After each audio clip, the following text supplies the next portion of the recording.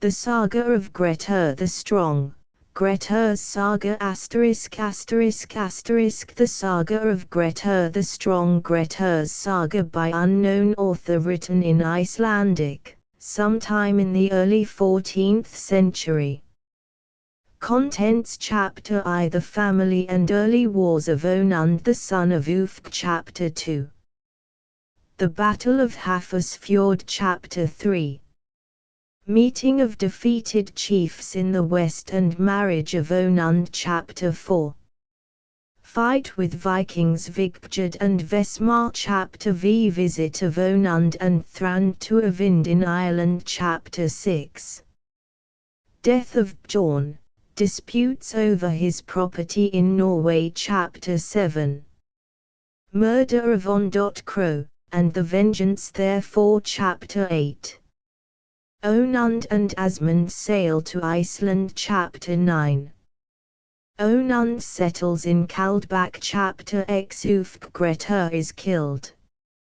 Visit of Onund to Aud. The Chapter 11, Death of Onund, disputes between the sons of Onund and Avik. Chapter 12, Battle at Rifska. Chapter 13, Thorgrim settles at Björg and marries his son Asmund. Chapter 14, Asmund's children, Grettir's childhood. Chapter 15, Games at Midfjordvatn. Chapter 16, Grettir kills Skeggi and is outlawed for 3 years. Chapter 17, Grettir sails for Norway and is wrecked on Haramarsi. Chapter 18, Adventure in the How of Kar the Old. Chapter 19, Berserks at Haramarsi. Chapter XX, Thorfinn's return, Grettir visits the north. Chapter XXI, Adventure with a bear. Chapter XXII, Grettir kills Bjorn and is summoned before Jarl Svein. Chapter 23, Grettir kills Jorandi. Chapter Xiv, Grettir kills Gunnar.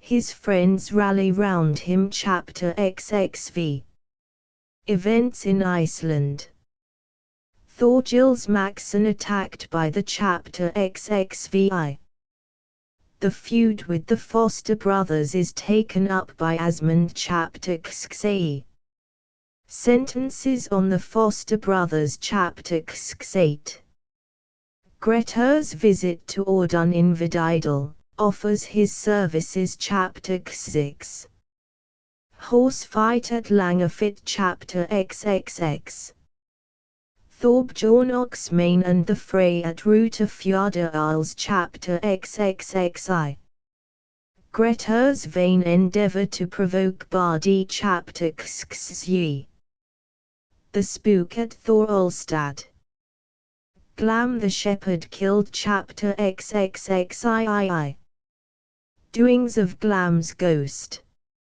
Awful condition of Vatnsdal. Chapter XXIV, Grettir visits his uncle Jokul. Chapter XXXV, The fight with Glam's ghost. Chapter XXXV, Thorbjorn Slowcoach at home. Chapter XXXVIII, Grettir sails for Norway and kills Thorbjorn Slowcoach. Chapter XXXVIII, Grettir fetches fire, the sons of Thora are burnt. Chapter XXXVI, Grettir appears before the king and fails to undergo the ordeal. Chapter XL, Adventure with the berserk snakehole. Chapter XLI, Thorstein Dromund's arms. Chapter XLII, Death of Asmund Longhair. Chapter XLII, The sons of Thora of Skard are slain by Atli and Grim. Chapter XLIV, Settlement of the feud at the Hunavatn Thing. Chapter XLV, Atli murdered by Thorbjorn Oxmane. Chapter XLVI, Sentence of outlawry passed upon Grettir at the Althing chapter Xlei. Grettir returns to Bjug, Svein and his horse chapter Xlate. Death of Thorbjorn Oxmane chapter Xlix. Grettir visits Thorstein Kugerson and Snorri Godi chapter L. Grettir winters with Thorgils at Reykjahola in company chapter Li. Grettir's case overborne at the Althing chapter Lii. Grettir is captured by farmers and released by Thorbjorg chapter Lii. Grettir winters in Ljaskoga with Thorstein Kugerson chapter Liv. Adventure with Lopt chapter LV. Grettir in the Arnevatn Heath.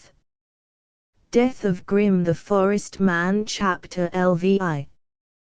Treachery and death of Thora Redbeard chapter LVII.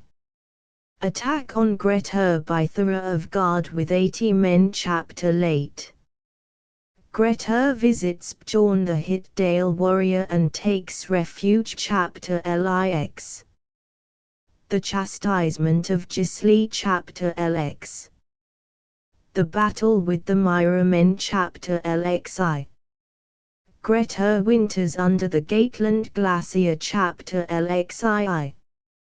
Hallmund is killed by a forest man named Grim chapter Lxit. Grettir's meeting with Thora on the Reykja Heath chapter Lxiv. Ghosts in Bardadal chapter Lxv. Adventure with a Trollwoman chapter Lxvi. Grettir slays a giant chapter Lxei. Visit to Gudmund the Mighty chapter Lxeit. Fight with Thorod the son of Snorri chapter Lxix. Grettir's last visit to Bjug and journey with Illugi to Drangi chapter Lxx. The people of Skagafjord chapter Lxxi. The Bondis claim their property in Drangi chapter Lxyi. Grettir visits the Thing at Hegrains chapter Lxxii. Visit of Thorbjorn Angle to Drangi chapter Lxiv. The fire goes out in Drangi chapter Lxxv. Grettir swims to the mainland for fire chapter Lxxv. Adventure of Herring in Drangi chapter Lxxei. Grettir's case before the Althing chapter Lxxeit. Thorbjorn's foster mother chapter Lxix. The spell takes effect chapter Lxxx. The spell continues to work chapter Lxxi. Thorbjorn again visits Drangi chapter Lxxi. The last battle, death of Grettir and Illugi chapter Lxxxii. Thorbjorn visits Grettir's mother at Bjug chapter Lxxiv. Thorbjorn is exiled at the Thing chapter Lxxxv. Thorbjorn goes to Norway and Constantinople chapter Lxxv. Grettir's death avenged by his brother Thorstein Dromund chapter Lxxei. The Lady Spies chapter Lxxeit. Adventures of Thorstein and Spies chapter Lxxix. The Ordeal chapter XC. Thorstein and Spies return to Norway chapter XCI. Absolution in Rome chapter XCII. The end of Thorstein and Spies chapter XIT. The testimony of Scylla the lawman chapter I. The family and early wars of Onund the son of Ufk. There was a man named Onund, the son of Ufk Clumsyfoot, who was the son of Ivar Horsetail. Onund was the brother of Gudbjorg, the mother of Gudbrand Nob, the father of Asta, the mother of King Olaf the Saint. His mother came from the uplands, while his father's relations were mostly in Rogaland and Hordaland. He was a great Viking and used to harry away in the west over the sea. He was accompanied on these expeditions by one Balki, the son of Blaing from Sotanes, and by Orm the Wealthy. Another comrade of theirs was named Hallvard. They had 5 ships, all well equipped. They plundered the Hebrides, reaching the Barra Isles, where there ruled a king named Kivel, who also had 5 ships. These they attacked. There was a fierce battle between them, in which Onund's men fought with the utmost bravery. After many had fallen on both sides, the battle ended with the king taking to flight with a single ship. The rest were captured by Onund's force, along with much booty. They stayed there for the winter, and spent the succeeding 3 summers harrying the coasts of Ireland and Scotland, after which they returned to Norway. Chapter 2. The Battle of Hafrsfjord. At that time Norway was very disturbed. Harald Shockhead, the son of Halfdan the Black, till then king of the uplands, was aiming at the supreme kingship. He went into the north and fought many battles there, in which he was always victorious. Then he marched harrying through the territories to the south, bringing them into subjection wherever he came. On reaching Hordland he was opposed by a motley multitude led by Kjotvi the Wealthy, Thorelongchin, and Soti and King Sulki from South Rogaland. Gurmund Swarthiskin was then away in the west, beyond the sea, so he was not present at the battle, although Hordland belonged to his dominion. Onund and his party had arrived that autumn from the western seas, and when Thora and Kjotvi heard of their landing they sent envoys to ask for their aid, promising to treat them with honor. They were very anxious for an opportunity of distinguishing themselves, so they joined Thora's forces, and declared that they would be in the thickest part of the battle. They met King Harald in a fjord in Rogaland called Hafrsfjord.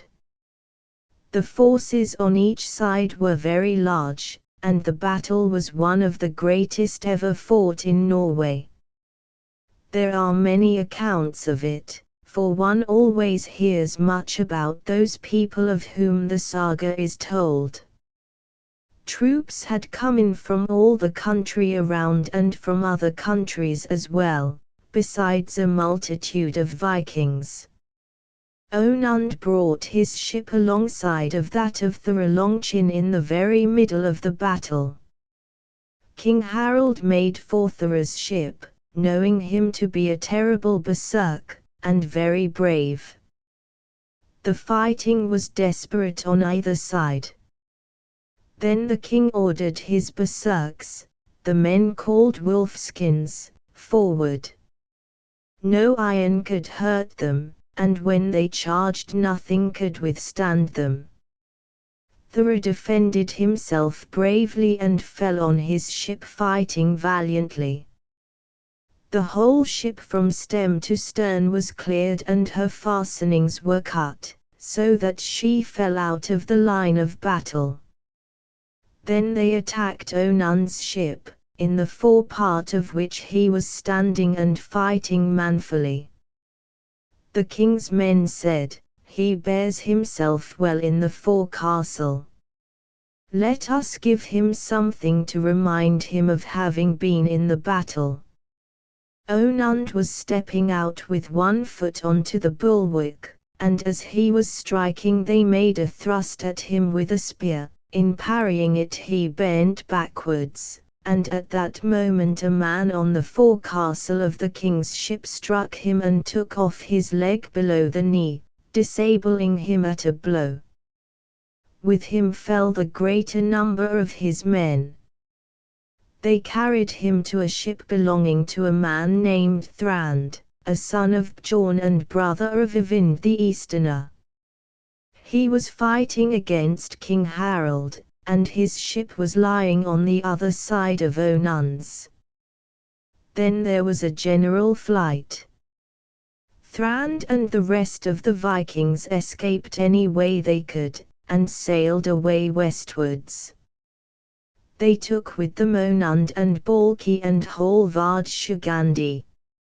Onund recovered and went about for the rest of his life with a wooden leg, wherefore he was called Onund Treefoot as long as he lived.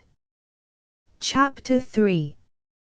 Meeting of defeated chiefs in the west and marriage of Onund. There were then in the western parts many distinguished men who had fled from their homes in Norway before King Harald, for he declared all who fought against him outlaws, and seized their property.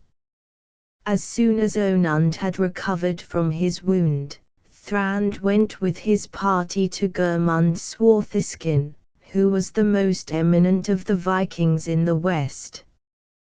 They asked him whether he was not going to try and regain his kingdom in Hordland, and offered to join him, hoping by this means to do something for their own properties, for Onund was very wealthy and his kindred very powerful.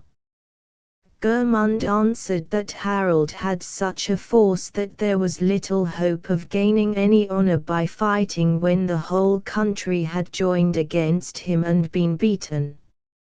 He had no mind, he said, to become the king's thrall, and to beg for that which he had once possessed in his own right. Seeing that he was no longer in the vigor of his youth, he preferred to find some other occupation. So Onund and his party returned to the southern islands, where they met many of their friends.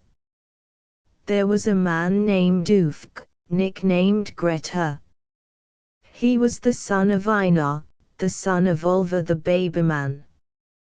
He was a brother of Olaf the Broad, the father of Thormod Shaft.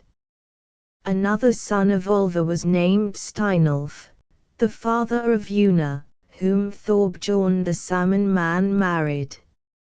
A third son of Olva was Steinmod, who was the father of Canal, the father of Alfdis of the Barra Isles. Canal's son was named Stimud. He was the father of Haldora, whom Alif, the son of Kittil the One-Handed, married. Ufk Grettir married Asni, the daughter of Vesta, the son of Haing. His sons were Asmund the Beardless and Asbjorn, and his daughters were named Aldis, Isa, and Asvor.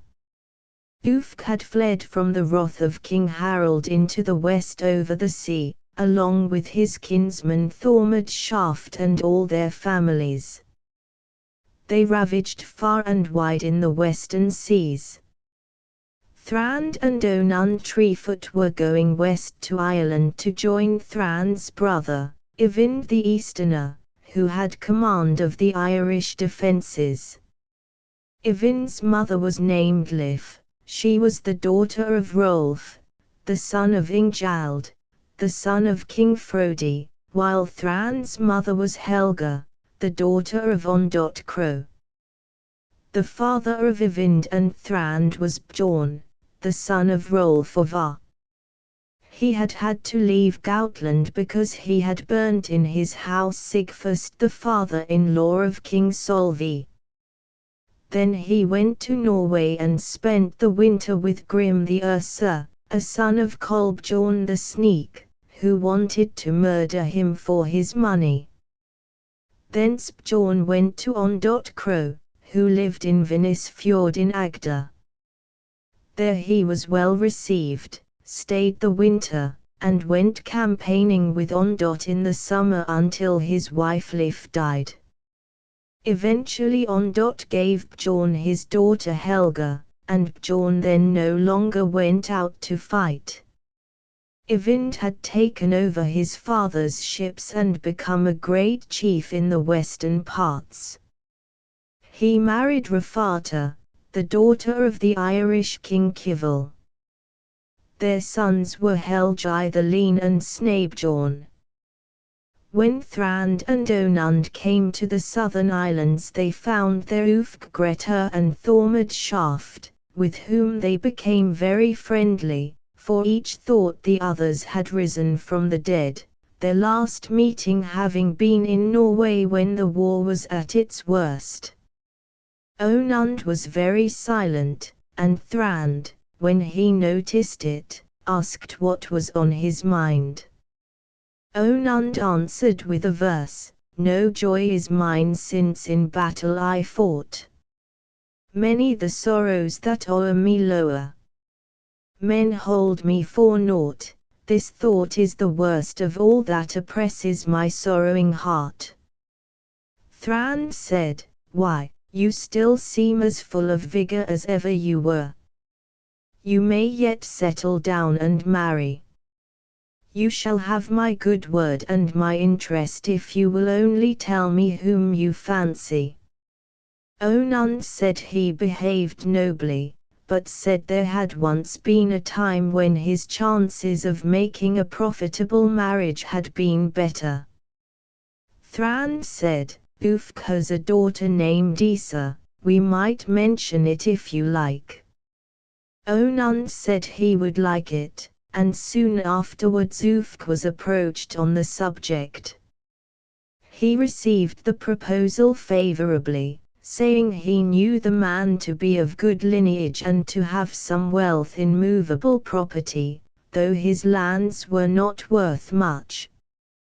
But he said, "I do not think he is very wise. Why, my daughter is quite a child." Thrand said that Onund was more vigorous than many a man whose legs were sounder. So with the aid of Thrand the terms were settled. Ulfk was to give his daughter a portion in cash, for neither would reckon anything for his lands in Norway. Soon afterwards Thrand was betrothed to the daughter of Thormod Shaft. Both the maids were to remain plighted for 3 years. Then they went on fighting expeditions in the summer, remaining in the Barra Isles during the winter. Chapter 4. Fight with Vikings. Vigbjord and Vesmar. There were 2 Vikings from the southern isles, named Vigbjord and Vesmar. They were abroad both summer and winter. They had 8 ships, and harried mostly round the coast of Ireland, where they did many an evil deed until Eyvind undertook the defence of the coast, when they retired to the Hebrides to harry there, and right into the Scotch firths. Thrand and Onund went out against them and learned that they had sailed to an island called Bot. Onund and Thrand followed them thither with 5 ships, and when the Vikings sighted them and saw how many there were, they thought their own force was sufficient, so they took to their arms and advanced to the attack. Onund ordered his ships to take up a position between 2 rocks where there was a deep but narrow channel, open to attack from one side only, and by not more than 5 ships at once. Onund was a very wily man. He sent his 5 ships forward into the channel so that, as there was plenty of sea room behind them, they could easily retire by merely backing their oars. One ship he brought under an island lying on their beam, and carried a great stone to a place on the front of the rock where it could not be seen from the enemy's ships. The Vikings came boldly on, thinking they had caught them in a trap. Vigbjord asked who they were that he had hemmed in. Thrand answered that he was a brother of Eyvind the Easterner, and the man with him was his comrade, Onund Treefoot. The Vikings laughed and said, "Trolls, take the rascal Treefoot and lay him even with the ground." Never yet did I see men go to battle who could not carry themselves. Onund said that could not be known until it was tried. Then the ships came together. There was a great battle in which both sides fought bravely. When the battle was thick, Onund ordered his ships to back their oars. The Vikings, seeing it, thought they were taking to flight, and pushed on with all their might, coming under the rock just at the moment when the party which had been dispatched for that purpose arrived. They launched upon the Vikings stones so huge that nothing could hold against them. A number of the Vikings were killed, and others were so injured that they could fight no more. Then the Vikings tried to escape, but could not, as their ships were in the narrowest part of the channel and were impeded both by the current and by the enemy's ships. Onund's men vigorously attacked the wing commanded by Vigbjud while Thrand engaged Vesmar, but effected little. When the men on Vigbjud's ship had been somewhat reduced, Onund's men, he himself with them, prepared to board her. On seeing that, Vigbjud spurred on his men resolutely. He turned against Onund, most of whose men gave way. Onund was a man of immense strength, and he bade his followers observe how it fared with them. They shoved a log under the stump of his leg, so that he stood pretty firm. The Viking dashed forward, reached Onund and hewed at him with his sword, which cut right through his shield and into the log beneath his leg, where it remained fixed. As Vigbjud bent down to pull his sword clear again, Onund dealt him a blow on his shoulder, severing his arm and disabling him.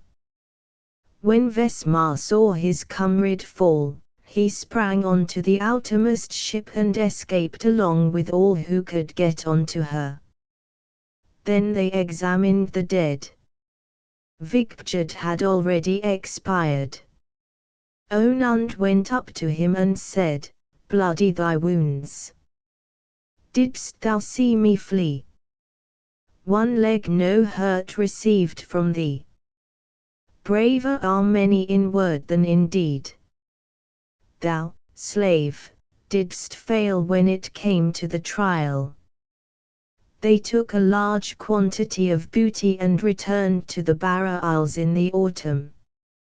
Chapter V Visit of Onund and Thrand to Eyvind in Ireland. The following summer they made ready for a voyage to the west, to Ireland.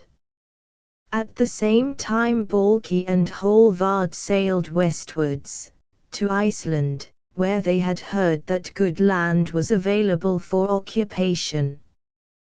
Bálki took up some land at Rutafjord, and had his abode in two places called Borkastad.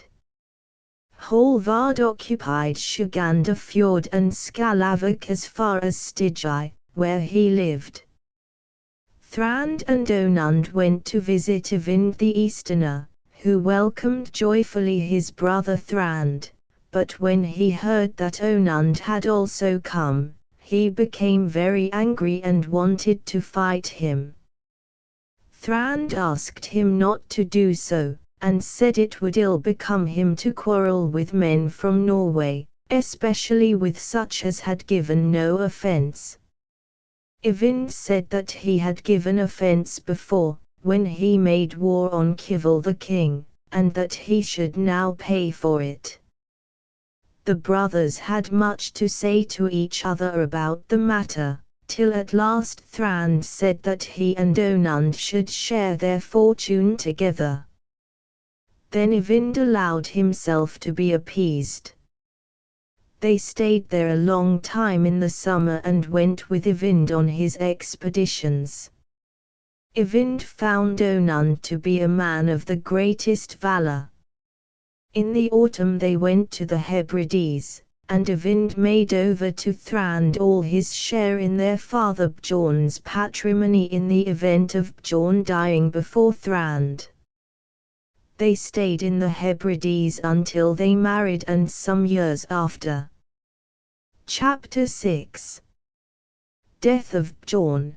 Disputes over his property in Norway. The next thing that happened was the death of Thrand's father Bjorn. When the news of it reached Grim the Æsir, he proceeded against Ondott and claimed Bjorn's estate. Ondott held Thrand to be the rightful heir of his father, but Grim contended that Thrand was away in the west. Bjorn, he said, came from Goutland, and the succession to the estate of all foreigners passed to the king. Ondott said that he would hold the property on behalf of Thrand, who was his daughter's son. Grim then departed, having effected nothing by his claim. Thrand, when he heard of his father's death, prepared to leave the Hebrides, and Onund Treefoot decided to go with him. Ulf Grettir and Thormod Shaft went to Iceland with all their belongings, landing at Ura in the south. They spent the first winter with Thorbjorn the Salmon Man, and then occupied Nupverjarup.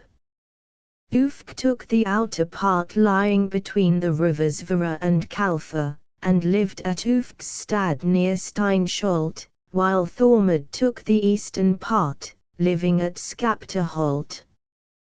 Thormod's daughters were named Thorvor and Thorv. The former afterwards became the mother of Thorod the Godi at Jalli, Thorv of Thorstein the Godi, the father of Bjani the Wise. We now return to Thrand and Onund, who sailed back from the west to Norway. A strong wind blew in their favor, so that they arrived at the house of Ondott before anyone knew of their journey. He welcomed Thrand and told him of the claim which Grim the Æsir had raised for Bjorn's estate. To my thinking, kinsman, he said, it is better that the property should go to you than to the king's thralls. It is a fortunate thing for you that no one knows of your having come here, for I expect that Grim will make an attack upon one or the other of us if he can. I should prefer if you would take over your property and stay in other countries. Thrand said that he would do so. He took over the property and prepared to leave Norway. Before leaving, he asked Onund Treefoot whether he would not come to Iceland. Onund said he wanted first to visit some of his relations and friends in the south. Then said Thrand, we must part. I should be glad if you would give my kinsman your support, for our enemies will certainly try to take revenge upon them when I am gone. I am going to Iceland, and I want you to come there too. Onund said he would come, and they parted with great friendship. Thrand went to Iceland, where he met with a welcome from Ulf and Thormod Shaft. He took up his dwelling at Thrandarholt to the west of Thjossa. Chapter 7. Murder of Ondott, and the vengeance. Therefore Onund went to Rogaland in the south and visited many of his relations and friends. He lived there in concealment with a man named Kolbian. He there learned that King Harald had taken all his property and given it into the charge of a man named Herka, one of his officials. Onund went by night to Herka's house and caught him at home. He was led to execution. Then Onund took possession of all the loose property which he found and burnt the building. That autumn Grim the Æsir murdered Ondott because he had not succeeded in getting the property for the king. Ondot's wife Sina carried off all their loose property that same night to a ship and escaped with her sons Asmund and Asgrim to her father Sivat.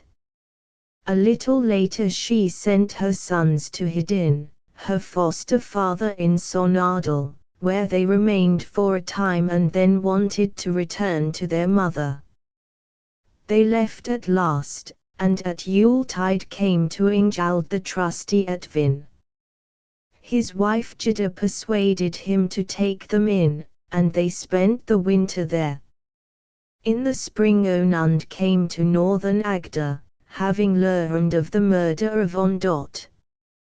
He met Sinai and asked her what assistance they would have of him. She said they were most anxious to punish Grim for the death of Ondott. So the sons were sent for, and when they met Onund Treefoot they all joined together and had Grim's doings closely watched. In the summer there was a beer brewing at Grim's for a Jarl named Audun, whom he had invited. When Onund and the sons of Ondott heard of it, they appeared at his house unexpectedly and set fire to it. Grim the Ursa and about 30 men were burnt in the house. They captured a quantity of valuables. Then Onund went into the forest, while the two brothers took the boat of their foster father Ingjald, rowed away and lay in hiding a little way off. Soon Jarl Audun appeared, on his way to the feast, as had been arranged, but on arriving he missed his host. So he collected his men around him and stayed there a few nights, quite unaware of Onund and his companions. He slept in a loft with 2 other men. Onund knew everything that was going on in the house and sent for the 2 brothers to come to him. On their arrival he asked them whether they preferred to keep watch on the house or to attack the Jarl. They chose to attack. They then battered the entrance of the loft with beams until the door gave way. Asmund seized the 2 men who were with the Jarl and threw them to the ground with such violence that they were well nigh killed. Asgrim rushed at the Jarl and demanded of him Wergild for his father, for he had been in league with Grim and took part in the attack when Ondott was murdered. The Jarl said he had no money about him and asked for time. Asgrim then placed the point of his spear against his breast and ordered him to pay up on the spot. Then the Jarl took a necklace from his neck and gave it to him with 3 gold rings and a velvet mantle.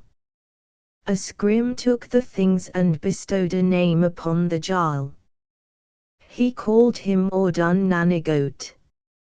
When the farmers and people about heard of the disturbances they all came out to help the Jarl. Onund had a large force with him, and there was a great battle in which many a good farmer and many a follower of the Jarl were slain. The brothers returned to Onund and reported what had occurred with the Jarl. Onund said it was a pity they had not killed him. It would, he said, have been something to make up for the losses which he had suffered from King Harald. They said the disgrace was far worse for the Jarl as it was, and they went off to Cernadal to Ikbiri, a landman there, who took them all in for the winter. At Yuletide they had a great drinking bout with a man named Holstein, nicknamed Stallion. Ike opened the feast and entertained them generously. Then it was Holstein's turn, and they began to quarrel. Holstein struck Ike with a deer's horn, for which Ike got no revenge, but had to go home with it, to the great annoyance of Ondott's sons. A little later Asgrim went to Holstein's house and gave him a severe wound. All the people who were present started up and attacked Asgrim. He defended himself vigorously and escaped in the dark, leaving them under the belief that they had killed him. Onund and Asmund, on hearing that Asgrim had been killed, were at a loss what they could do in the matter.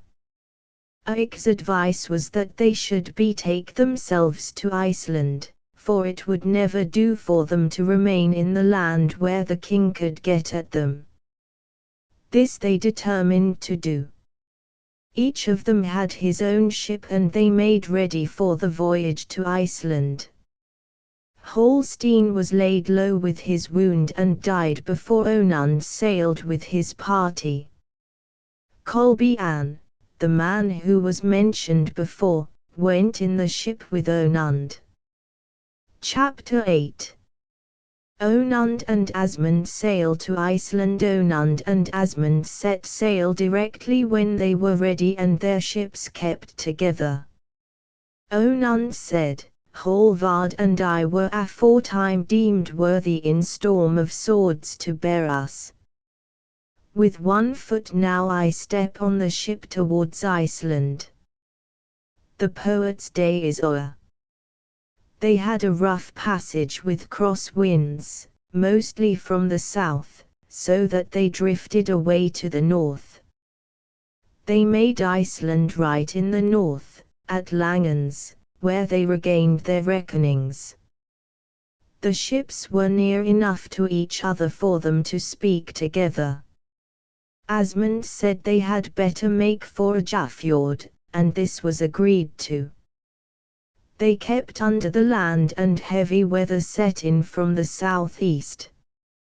Just as Onund was tacking, the yard was carried away, they lowered the sail and were driven out to sea.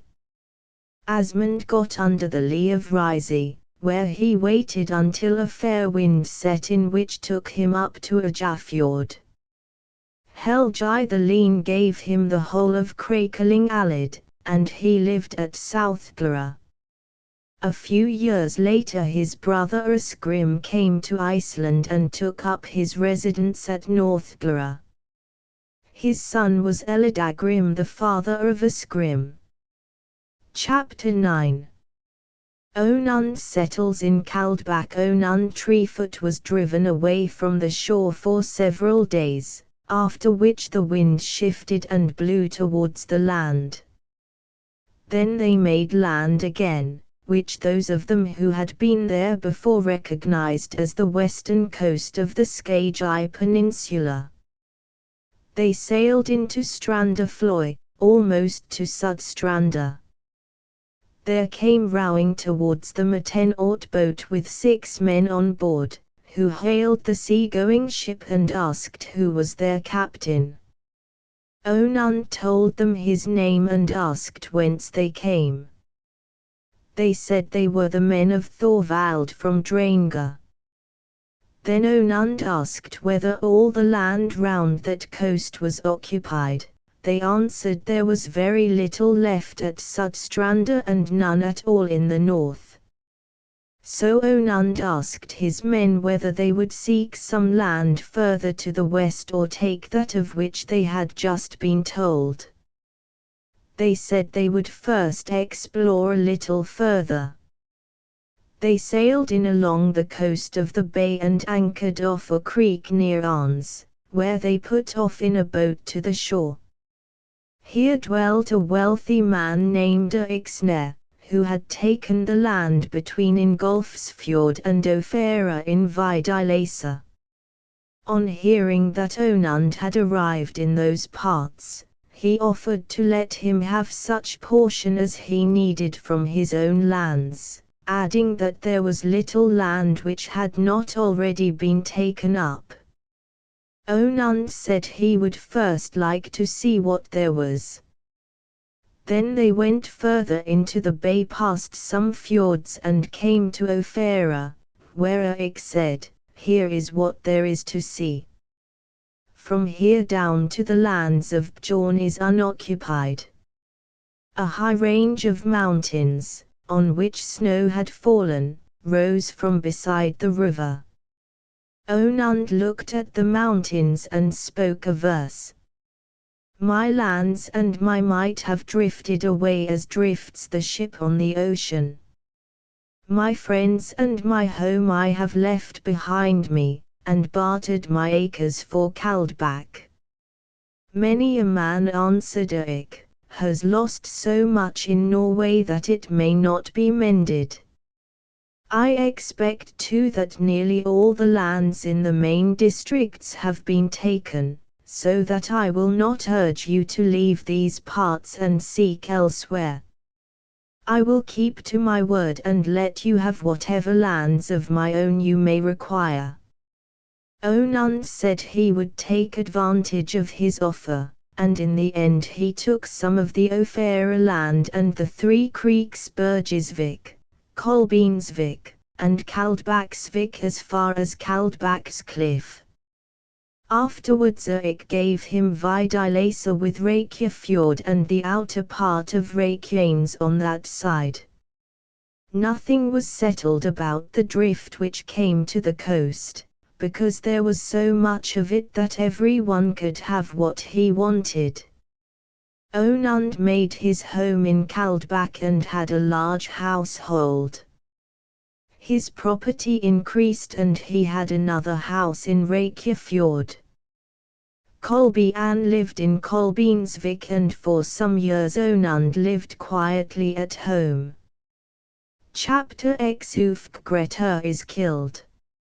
Visit of Onund to Aud. The deep-minded Onund was a man of such valor that few, even of those whose limbs were sound, could measure themselves against him.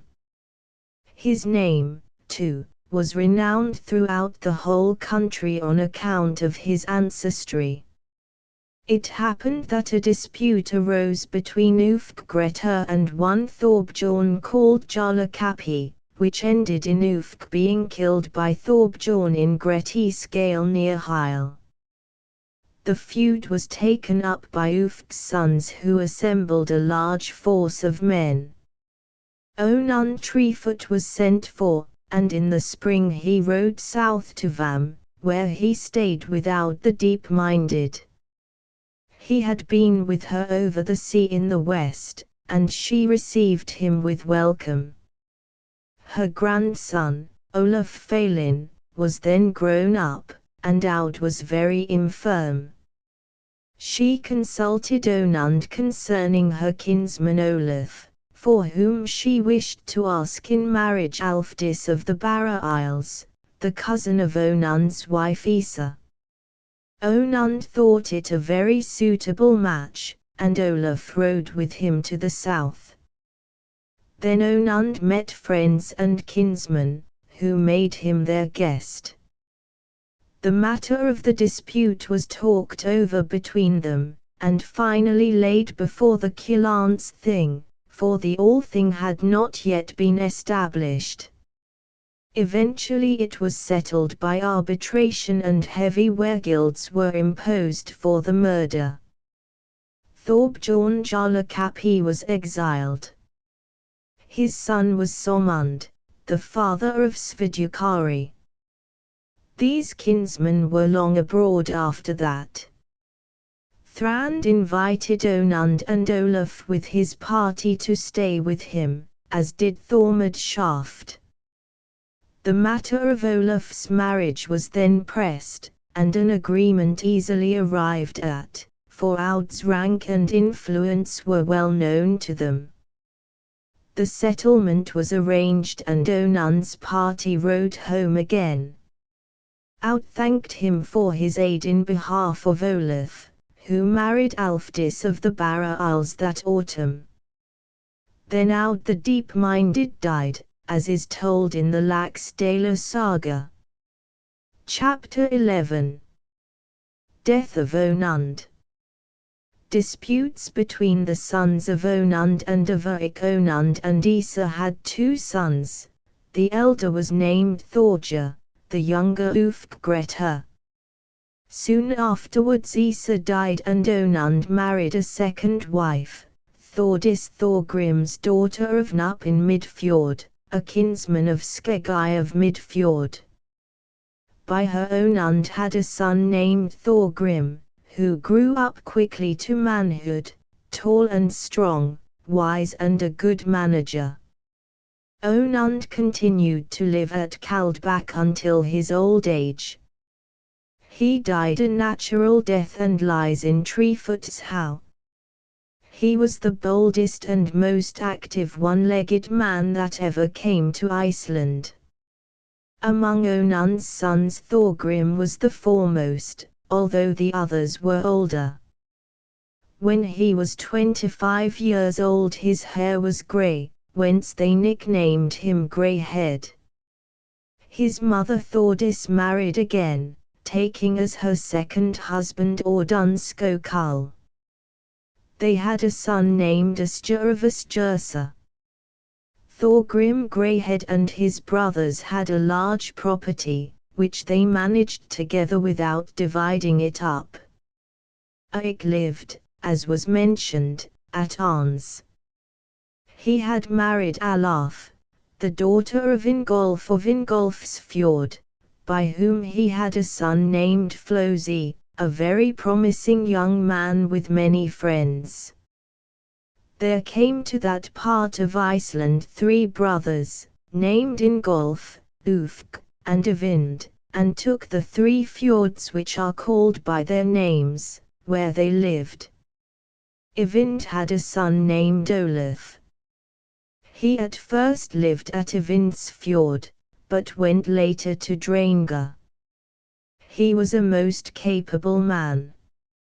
So long as their fathers were living no disputes arose among these men, but when Eirik was dead it occurred to Flosi that those of Kaldbak had no legal title to the lands which Eirik had given to Onund. Out of this serious dissensions arose between them. Thorgrim and his brothers continued in possession of the lands as before, but they would not join in games together.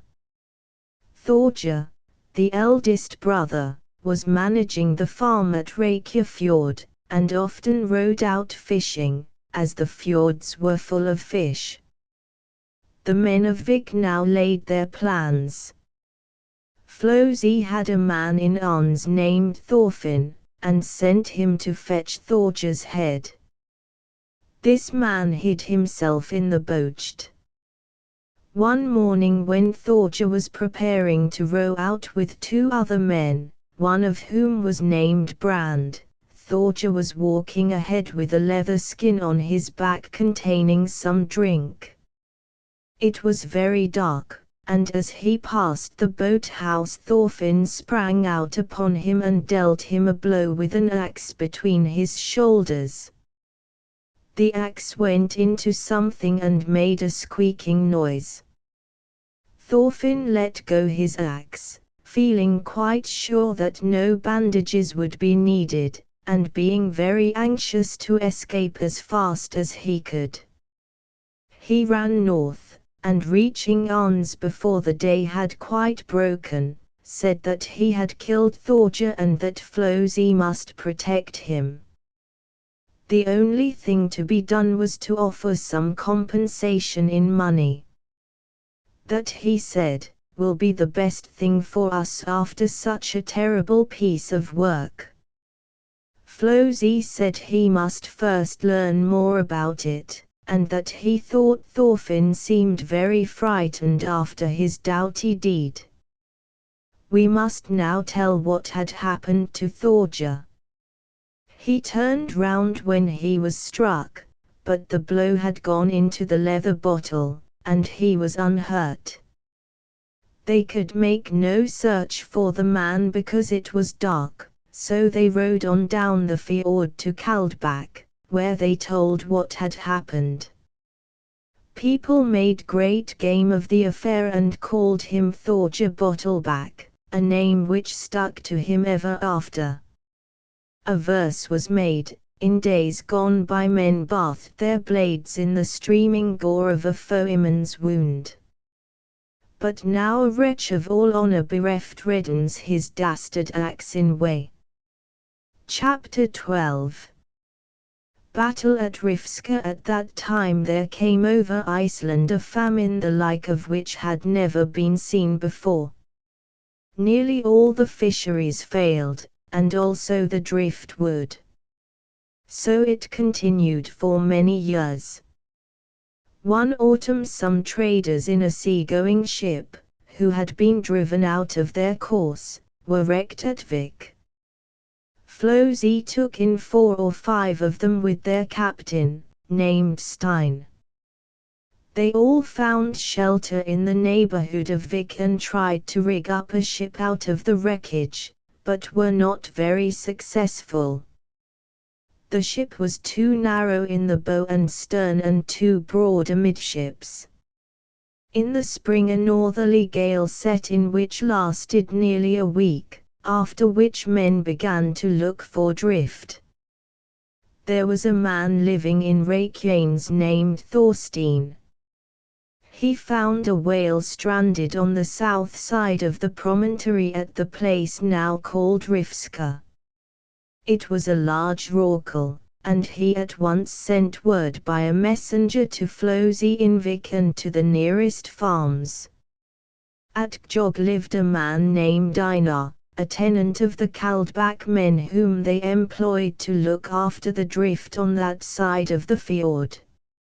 He got to know of the whale having been stranded and at once rowed across the fjord in his boat to Bergisvik, whence he sent a messenger to Kaldbak. When Thorgrim and his brother heard the news they got ready to go with all speed to the spot. There were 12 of them in a 10-oart boat, and 6 others, with Ivar and Lif, sons of Kolbian. All the farmers who could get away went to the whale. In the meantime Flosi had sent word to his kinsmen in the north at Ingolfsfjord and Ufsfjord and to Olaf the son of Eyvind who lived at Drangar. The first to arrive were Flosi and the men of Vik, who at once began to cut up the whale, carrying on shore the flesh as it was cut. At first there were about 20 men, but more came thronging in.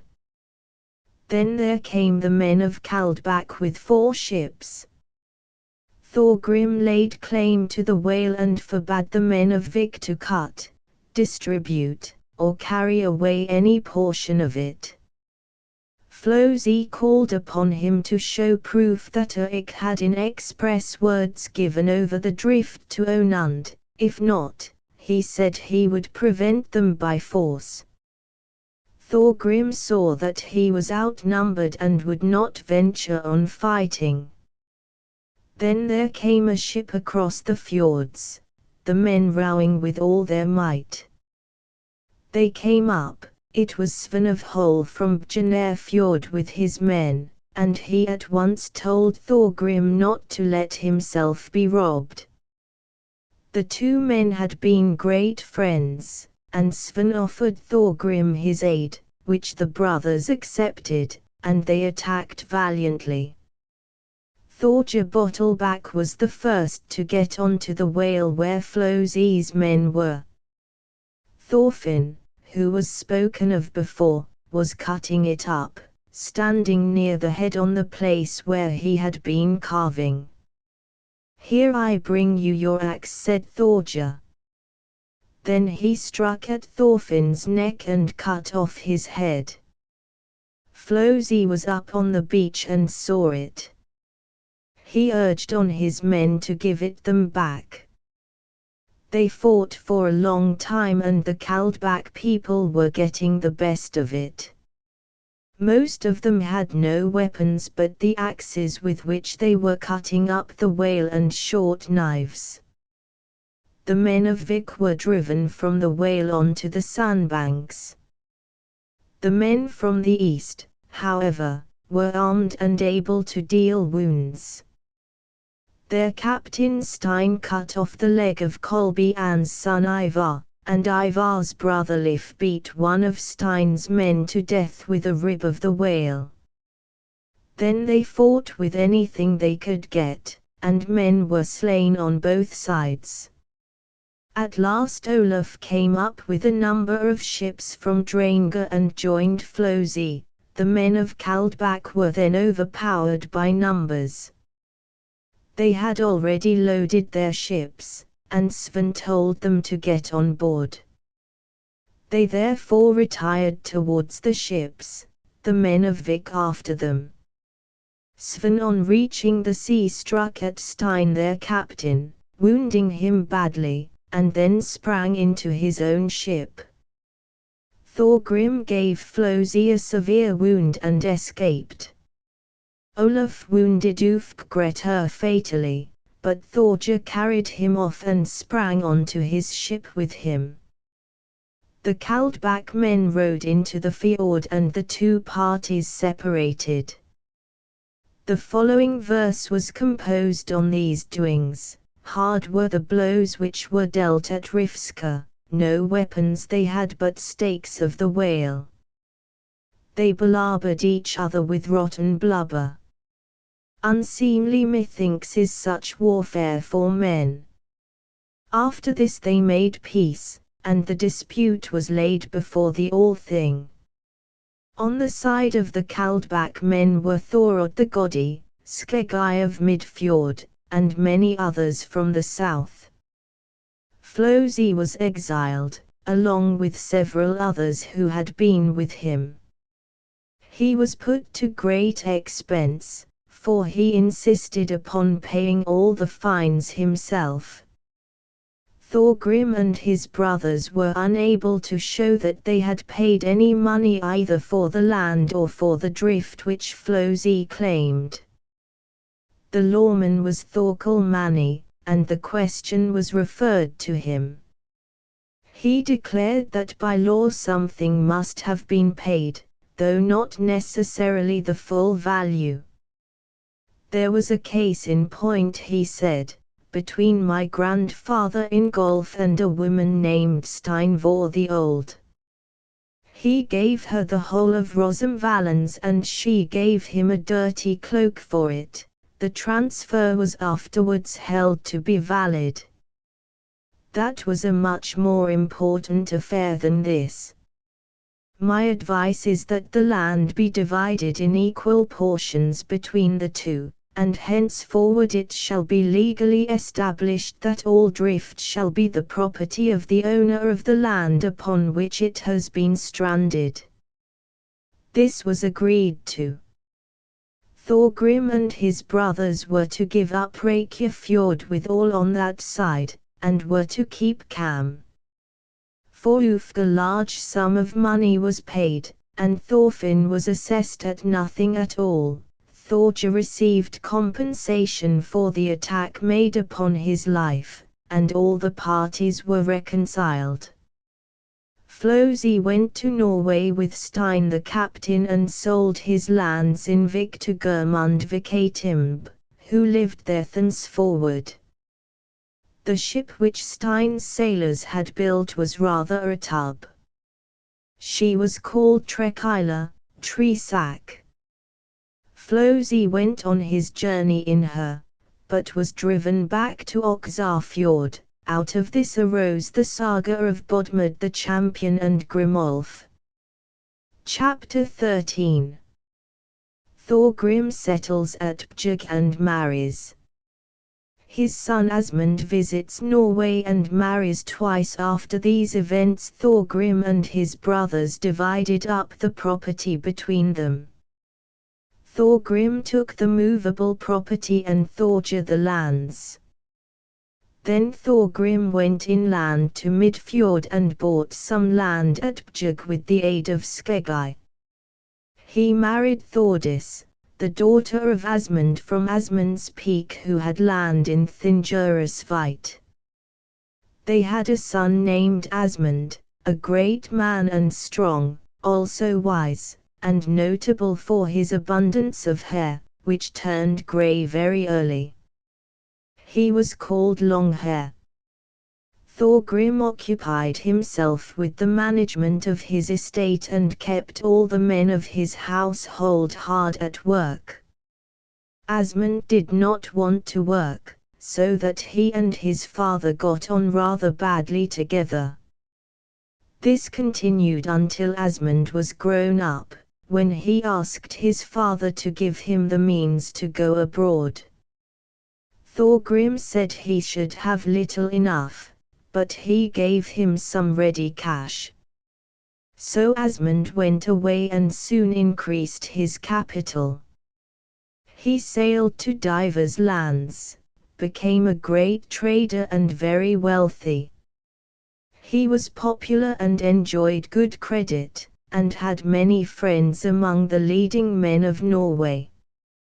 One autumn Asmund was in the east on a visit to a certain magnate named Thorstein.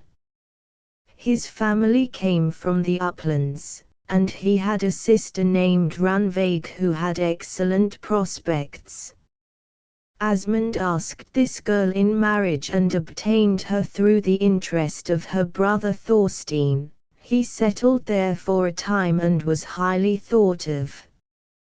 He and Ranveig had a son named Thorstein, who became a handsome man, strong, and with a powerful voice. He was very tall and rather sluggish in his movements, wherefore he was nicknamed Dromund. When young Thorstein was half grown up, his mother fell ill and died, and Asmund cared no more for Norway. Thorstein was taken over by his mother's relations along with his property, while Asmund went on voyages and became famous. Asmund came in his ship to Hunavane, where Thorkel Krafla was chief of the Vatnsdalers. On hearing of Asmund's arrival, Thorkel went to the ship and invited him to stay, and Asmund went to visit him in Marstad in Vatnsdal where he lived. Thorkel was a son of Thorgrim, the goddy of Cancer, and a man of great experience. This was soon after the arrival of Bishop Friedrich and Thorvald the son of Kodran, who were living at Lekemot when these events happened, preaching Christianity for the first time in the north of the island. Thorkel and many of his men received the prima signatio. Many things might be told of the dealings between the bishop's men and the northerners, which, however, do not belong to this saga. There was a girl named Asdis who was being brought up in Thorkel's house. She was a daughter of Bard the son of Jokal, the son of Ingemund the Old, the son of Thorstein, the son of Ketilraum. Her mother's name was Aldis, whom we have already heard of as the daughter of Ulf Grettir. Asdis was not betrothed as yet, and was a most desirable match, both on account of her connections and her wealth.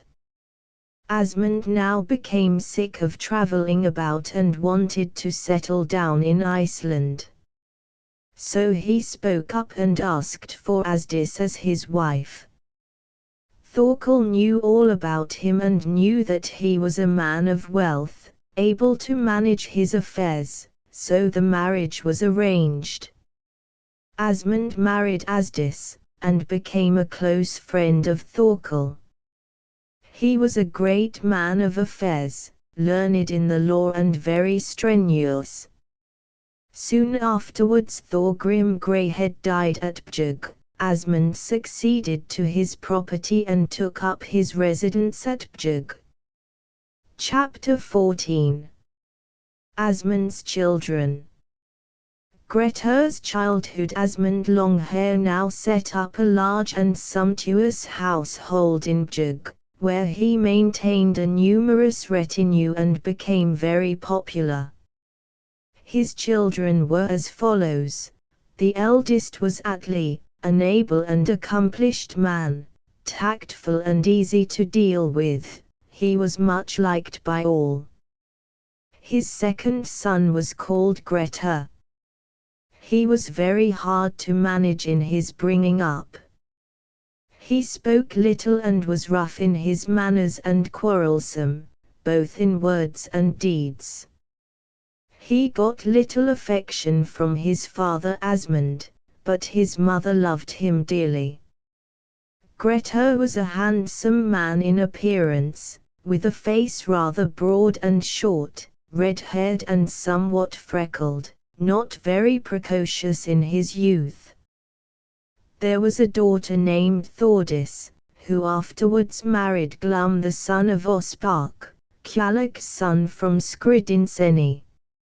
Another daughter was named Ranveig. She married Gamli the son of Thorol of Vinland, and they dwelt at Melar in Rutafjord and had a son named Grim. Glum and Thordis had a son named Ospark who fell into a dispute with Odd the son of Ufk, which is told of in the Saga of the Banded Men. Grettir grew up at Bjugg until he was 10 years old, when he began to develop a little. Asmund told him that he must do some work. Grettir said that would not suit him very well, but asked what he was to do. "You must mind the geese," said Asmund. "That is wretched work, only fit for an idiot," Grettir answered. "You do that properly," his father said, "and we shall get on better together." So Grettir went to mind the geese. There were 50 of them, and a number of goslings. Before long he began to find them troublesome, and the goslings would not come on quickly enough. This put him out, for he could never control his temper. Soon afterwards some wanderers found the goslings lying outside dead, and the geese with their wings broken. This was in the autumn. Asmund was very much annoyed and asked Grettir whether he had killed the birds. Grettir grinned and answered, "Always when winter is coming on I like to wring the goslings' necks. If among them there are geese I treat the creatures all alike." "You shan't twist any more of their necks," said Asmund. "The friend I warns his friend of ill," answered Grettir. "I will give you other work to do. He knoweth most who mosteth tried."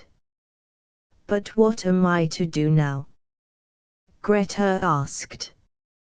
"You shall rub my back when I am sitting by the fire, as I am in the habit of having it done." "Warm work for the hands," he answered.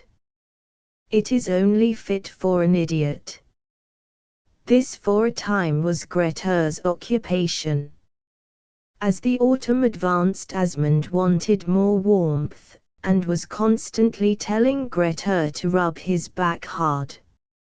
It was the custom in those days for people to have large rooms with long fires in them in their houses, where men sat by the fire in the evenings on benches, sleeping afterwards at the side away from the fires. By day the women carded their wool there.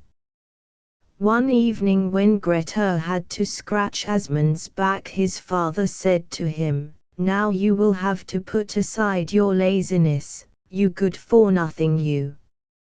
Grettir answered, "'Tis ill to rouse a hasty temper." "You are fit for nothing at all," said Asmund. Grettir saw some wood combs lying on one of the benches. He took up one of them and drew it along Asmund's back. Asmund sprang up and was going to thrash him with his stick, but he escaped. His mother came up and asked what they were fighting about. Grettir answered in a verse, "O lady, the giver of treasure, I see, has dire intent to burn my hands. With nails uncut I was stroking his back. Clearly I see the bird of wounds. His mother was much vexed with Grettir for what he had done and said he would not grow up very prudent. The affair did not improve the relations between Asmund and his son. Soon after this Asmund spoke to Grettir and told him to look after his horses. Grettir said that would be better than backfire warming. "You are to do what I tell you," said Asmund. "I have a dun mare with a dark stripe down her back whom I call Kiingorla. She is very knowing about the weather and about rain coming. When she refuses to graze, it never fails that a storm will follow. You are then to keep the horses under shelter in the stables, and when cold weather sets in, keep them to the north of the ridge. I hope you will perform this duty better than the two which I gave you before." Grettir said, "That is cold work, and fit for a man to do, but it seems to me rash to trust to the mare, when to my knowledge no one has done so before." So Grettir took to minding the horses, and went on until Yuletide was past, when very cold weather set in, with snow, so that grazing was difficult. He was very badly provided with clothes and little hardened to the weather. He began to feel it very cold, and Kiingorla always chose the windiest places whatever the weather was. She never came to the meadow early enough to get home before nightfall. Grettir then thought he would play a trick upon Kiingorla to pay her out for her wanderings. One morning early he came to the stables, opened the door and found Kiingorla standing in front of the manger. She had taken the whole of the fodder which had been given to all the horses for herself. Grettir jumped upon her back, with a sharp knife in his hand which he drew across her shoulder and along her back on both sides. The horse was fat and fresh. She shied back very frightened and kicked out till her hoofs rattled against the walls. Grettir fell off, but picked himself up and tried to mount her again. There was a sharp struggle, which ended in his shaving all the skin on her back down to her flank. Then he drove the horses out to the meadow. Kiingorla would not take a bite except off her back, and soon after noon she bolted off to the stables. Grettir locked the door and went home. Asmund asked him where the horses were. He said he had looked after them as usual. Asmund said there must be a storm close at hand if the horses would not stay out in such weather as there was then. Grettir said, "Many seem wise who are lacking in wit." The night passed and there was no storm. Grettir drove out the horses, but Kiingorla could not endure the pasture. Asmund thought it very strange that no change came in the weather. On the third morning he went himself to the horses, and on seeing Kiingorla he said, "Ill indeed have the horses fared in this beautiful weather. Thy back will not deceive me, my Blakela." "The likely may happen, also the unlikely," said Grettir. Asmund stroked the back of the horse and all her coat came off on his hand. He could not understand how she had got into that state and thought Grettir must have done it. Grettir grinned and said nothing. Asmund went home and became very abusive. He heard his wife say, "My son's watching of the horses must have prospered well." Then he spoke a verse, "He has cheated me sorely, and Kiingorla shorn." 'Tis the pride of a woman that urges her tongue. Artful he holds my commands in derision. Consider my verses, O wife of my heart. I do not know, she said, which seems to me the more perverse, for you to make him work, or for him always to get out of it in the same way. Now there shall be an end to it, said Asmund. He must have something worse than merely making good the damage. Let neither speak of it to the other, said Grettir, and so it remained. Asmund had Kiengorla killed. Many more childish pranks did Grettir play which are not told in the saga. He now began to grow very big, but men did not clearly know what strength he had because he had never been tried in wrestling. He kept making verses and ditties which were always a little ironical. He did not sleep in the common room and was generally very silent. Chapter 15. Games at Midfjordvatn. There were then a good many youths growing up in Midfjord. A certain Skaldtufr, whose home was in Torfastada, had a son named Bersi, an accomplished young man and a clever poet. Two brothers named Cormac and Thorgils lived at Mel and had with them a youth named Odd, who was dependent upon them, and was nicknamed Odd the Neediskald. Another was named Audun. He grew up in Ordunastad in Vididal, a pleasant good-natured youth and the strongest of his age in the north. Calf the son of Astur and his brother Thorvald lived at Astursa. Grettir's brother Atli was then growing to a man. He was most gracious in manners and universally liked. These youths used to play at ball together at Midfjord water. Those from Midfjord and from Vididal used to meet there, and there came many from Vestrop and Vatnsens with some from Rutafjord. Those who came from afar used to lodge there. Those who were about equal in the ball game were matched together, and generally they had much fun in the autumn. Grettir went to the sports when he was 14 years old at the request of his brother Atli. The parties were made up. Grettir was matched against Audun, the youth already mentioned, who was a few years the elder. Audun struck the ball over Grettir's head so that he could not reach it, and it bounded far away over the ice. Grettir lost his temper, thinking he had done it out of mischief, but he fetched the ball, brought it back and going up to Audun drove it straight into his forehead, so that the skin was broken.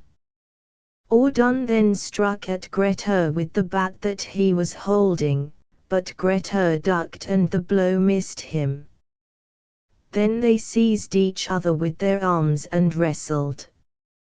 It was evident to the people around that Grettir was stronger than they had supposed, for Audun was very strong indeed of body.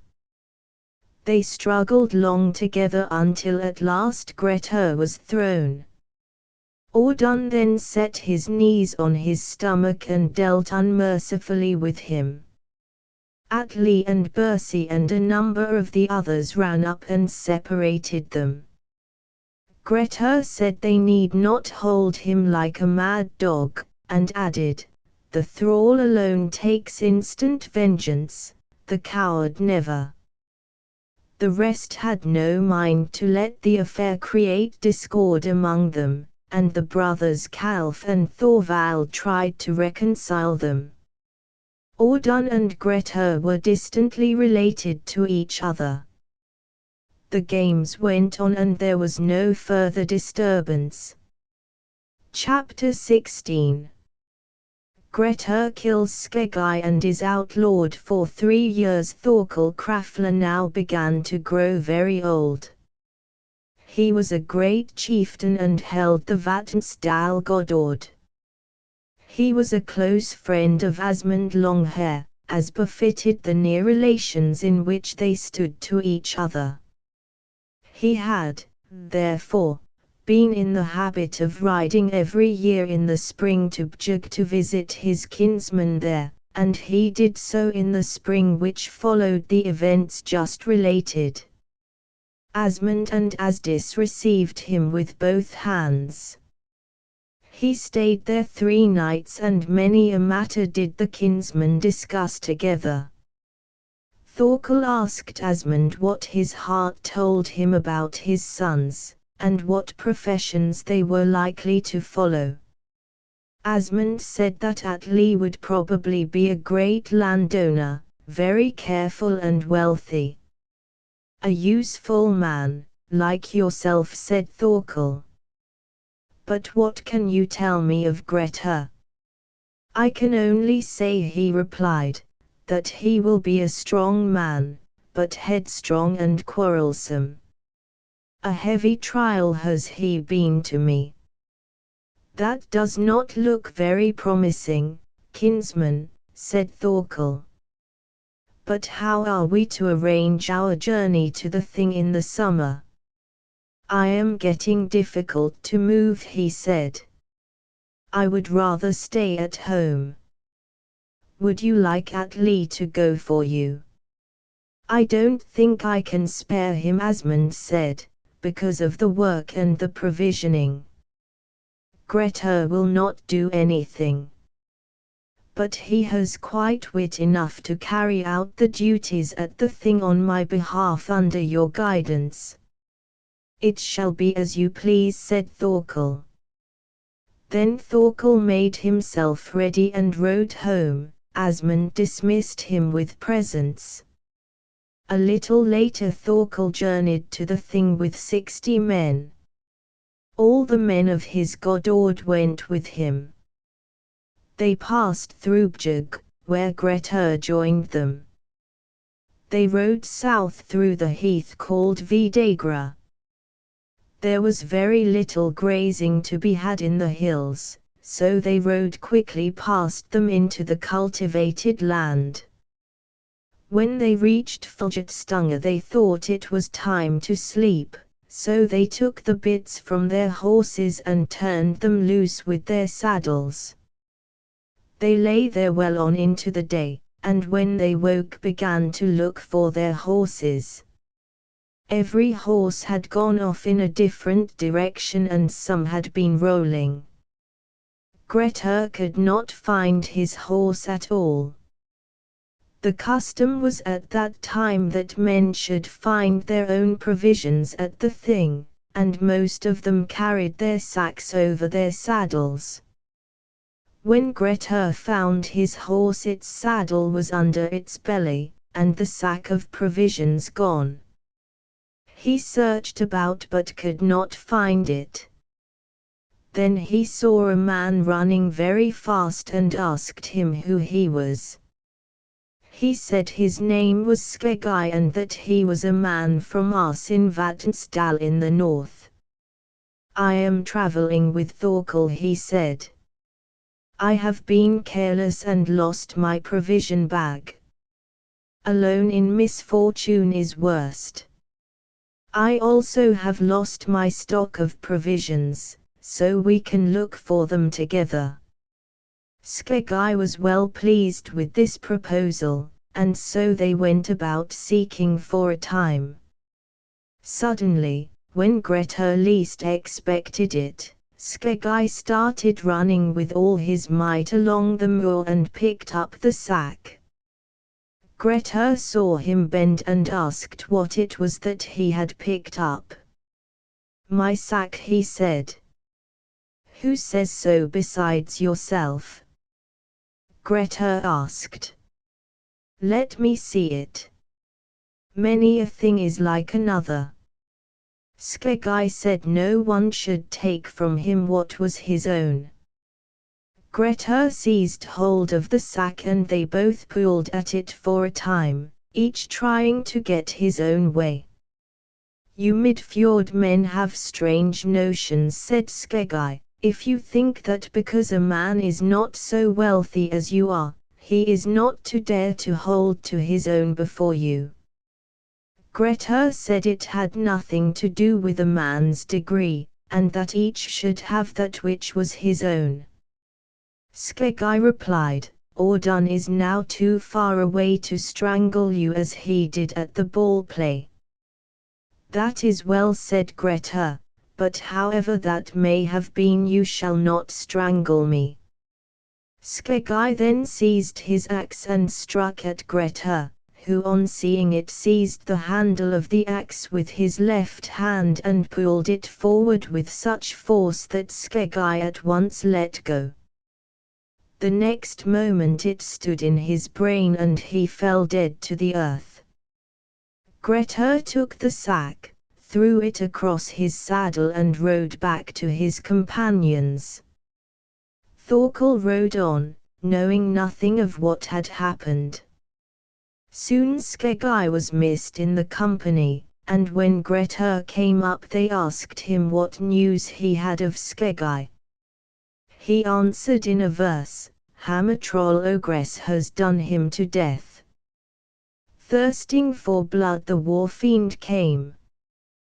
With hard-edged blades she gaped o'er his head, nor spared she his teeth. I saw it myself. Then Thorkel's men sprang up and said it was impossible that a troll should have taken the man in full daylight. Thorkel was silent for a moment. Then he said, there must be something more in it. Grettir must have killed him. What was it that really happened, Grettir? Grettir then told him all about their fight. Thorkel said, it is a most unfortunate occurrence, because Skeggi was entrusted to my service, and was a man of good family. I will take the matter upon myself and pay whatever compensation is adjudged. But a question of banishment does not lie with me. Now, Grettir, there are two things for you to choose between. Either you can go on to the thing with us and take the chance of what may happen there, or you can turn back and go home. Grettir decided to go on to the thing, and to the thing he went. The matter was taken up by the heirs of the man slain. Thorkel gave his hand to pay the compensation and Grettir was to be banished for 3 years.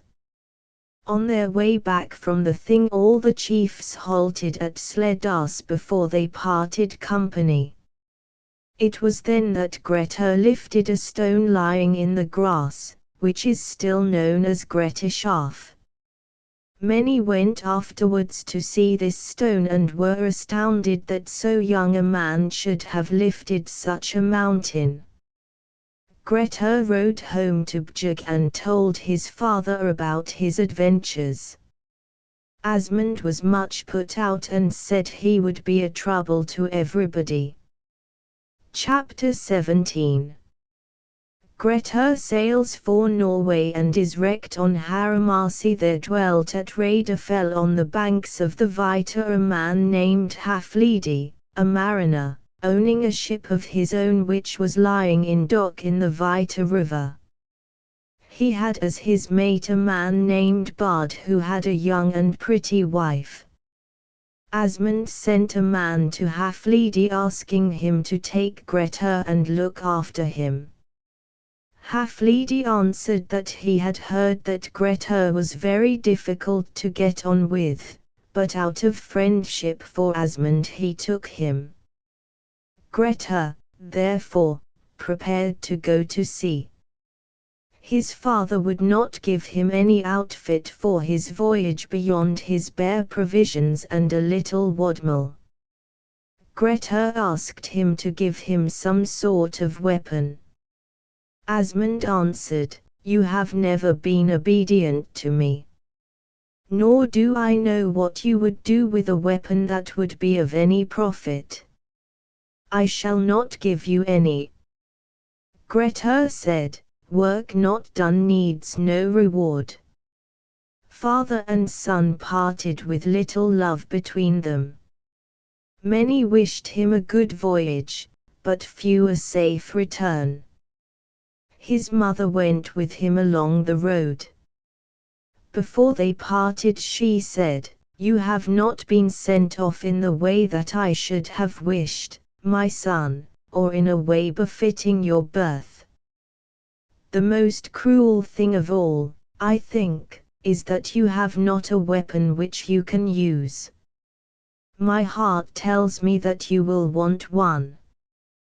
Then she took from under her mantle a sword all ready for use, a valuable possession. She said, "This was the sword of Jokal, my father's father, and of the ancient Vatnsdal men, in whose hands it was blessed with victory. I give it to you, use it well." Grettir thanked her warmly and said it would be more precious to him than any other possession, though of greater value. Then he went on his way, and Asdis wished him all possible happiness. He rode south over the heath and did not stop till he reached his ship. Haflidy received him well and asked him about his outfit for the voyage. Grettir spoke a verse, "O trimmer of sails, my father is wealthy, but poorly enough he sent me from home. My mother it was who gave me this sword. True is the saying, the mother is best." Haflidy said it was evident that she had most thought for him.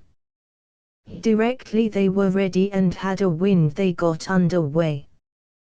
When they were out of shallow water they hoisted their sail. Grettir made himself a corner under the ship's boat, whence he refused to stir either to bail or to trim the sails or to do any work in the ship, as it was his duty to do equally with the other men, nor would he buy himself off. They sailed to the south, rounded Reykjanes and left the land behind them, when they met with stormy weather. The ship was rather leaky and became very uneasy in the gale. The crew were very much exhausted. Grettir only let fly satirical verses at them, which angered them sorely. One day when it was very stormy and very cold, the men called out to Grettir to get up and work. They said their claws were quite frozen. He answered, "'Twere well if every finger were froze on the hands of such a lubberly crew." They got no work out of him and liked him even worse than before, and said they would pay him out on his person for his squibs and his mutinous behavior. "You like better," they said, "to pat the belly of Bard the mate's wife than to bear a hand in the ship. But we don't mean to stand it." The weather grew steadily worse. They had to bail night and day, and they threatened Grettir. Haflidy, when he heard them, went up to Grettir and said, "I don't think your relations with the crew are very good. You are mutinous and make lampoons about them, and they threaten to pitch you overboard. This is most improper. Why cannot they mind their own business?" Grettir rejoined, "But I should like one or two to remain behind with me before I go overboard." "That is impossible," said Haflidy. "We shall never get on upon those terms. But I will make you a proposal about it." "What is that?" "The thing which annoys them is that you make lampoons about them. Now I suggest that you make a lampoon about me. Then, perhaps, they will become better disposed towards you." "About you I will never utter anything but good," said he. "I am not going to compare you with the sailors. but you might compose a verse which should at first appear foul, but on closer view prove to be fair. That he answered, I am quite equal to. Haflidy then went to the sailors and said, You have much toil, and it seems that you don't get on with Grettir. His lampoons, they answered, annoy us more than anything else. Then Haflidy, speaking loud, said, It will be the worse for him some day. Grettir, when he heard himself being denounced, spoke a verse, other the words that Haflidy spake when he dined on curds at Radafell. But now 2 meals a day he takes in the stead of the bay's mid-foreland shores. The sailors were very angry and said he should not lampoon Haflidy for nothing. Haflidy said, Grettir certainly deserves that you should take him down a little, but I am not going to risk my good name because of his ill temper and caprice. This is not the time to pay him out, when we are all in such danger. When you get on shore you can remember it if you like. Shall we not endure what you can endure? They said. Why should a lampoon hurt us more than it does you? Haflidy said so it should be, and after that they cared less about Grettir's lampoons. The voyage was long and fatiguing. The ship sprung a leak, and the men began to be worn out. The mate's young wife was in the habit of stitching Grettir's sleeves for him, and the men used to banter him about it. Haflidy went up to Grettir where he was lying and said, Arise from thy den. Deep furrows we plough. Remember the word thou didst speak to the fair. Thy garment she sewed, but now she commands that thou join in the toil while the land is afar. Grettir got up at once and said, I will rise, though the ship be heavily rolling. The woman is vexed that I sleep in my den. She will surely be wroth if here I abide while others are toiling at work that is mine. Then he hurried aft where they were bailing and asked what they wanted him to do. They said he would do little good. He replied, A man's help is something. Haflidy told them not to refuse his help. Maybe, he said, he is thinking of loosening his hands if he offers his services. In those days in sea-going ships there were no scuppers for bailing, they only had what is called bucket or pot bailing, a very troublesome and fatiguing process. There were 2 buckets, one of which went down while the other came up. The men told Grettir to take the buckets down, and said they would try what he could do. He said the less tried the better, and went below and filled his bucket.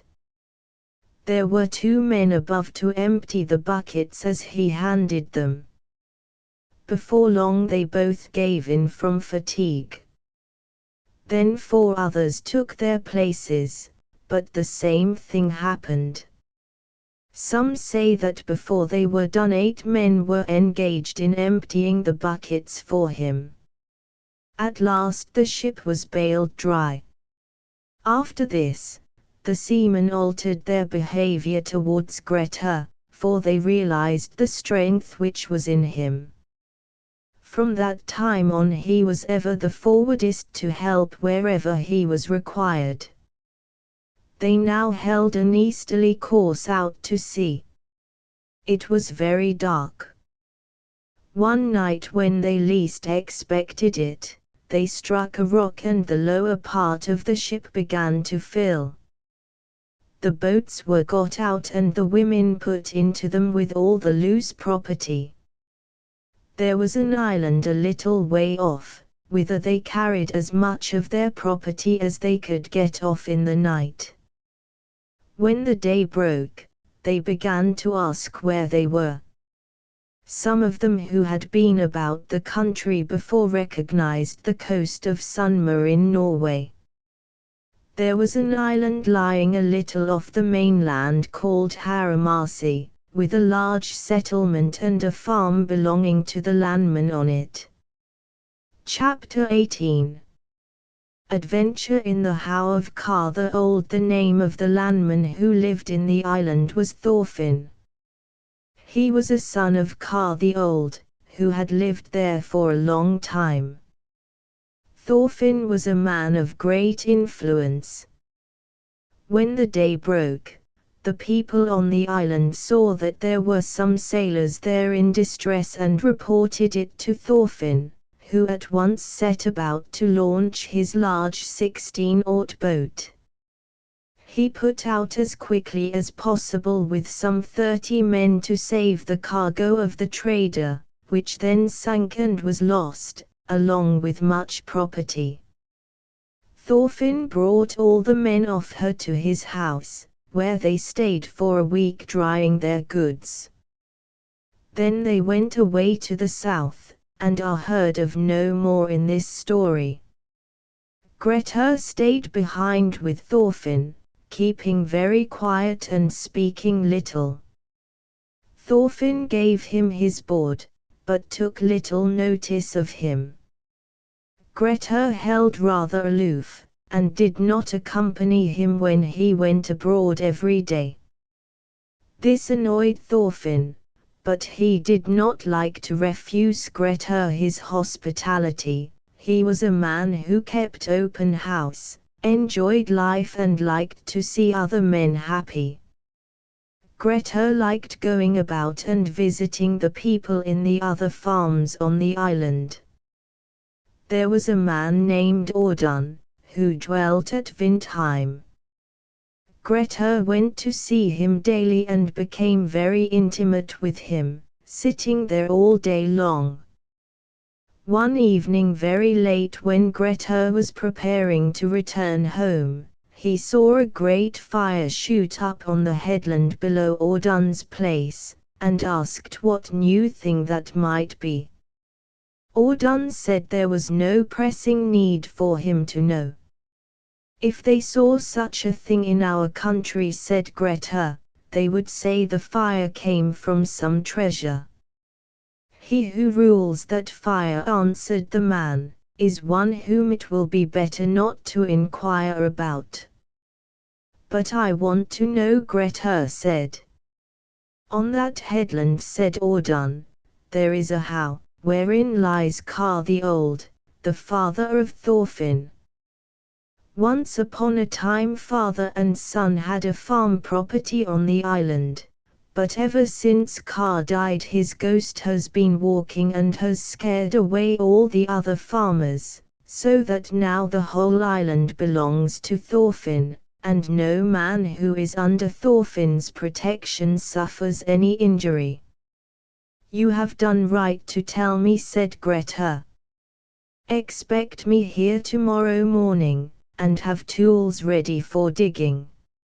I won't allow you to have anything to do with it, said Audun, because I know that it will bring Thorfinn's wrath down upon you.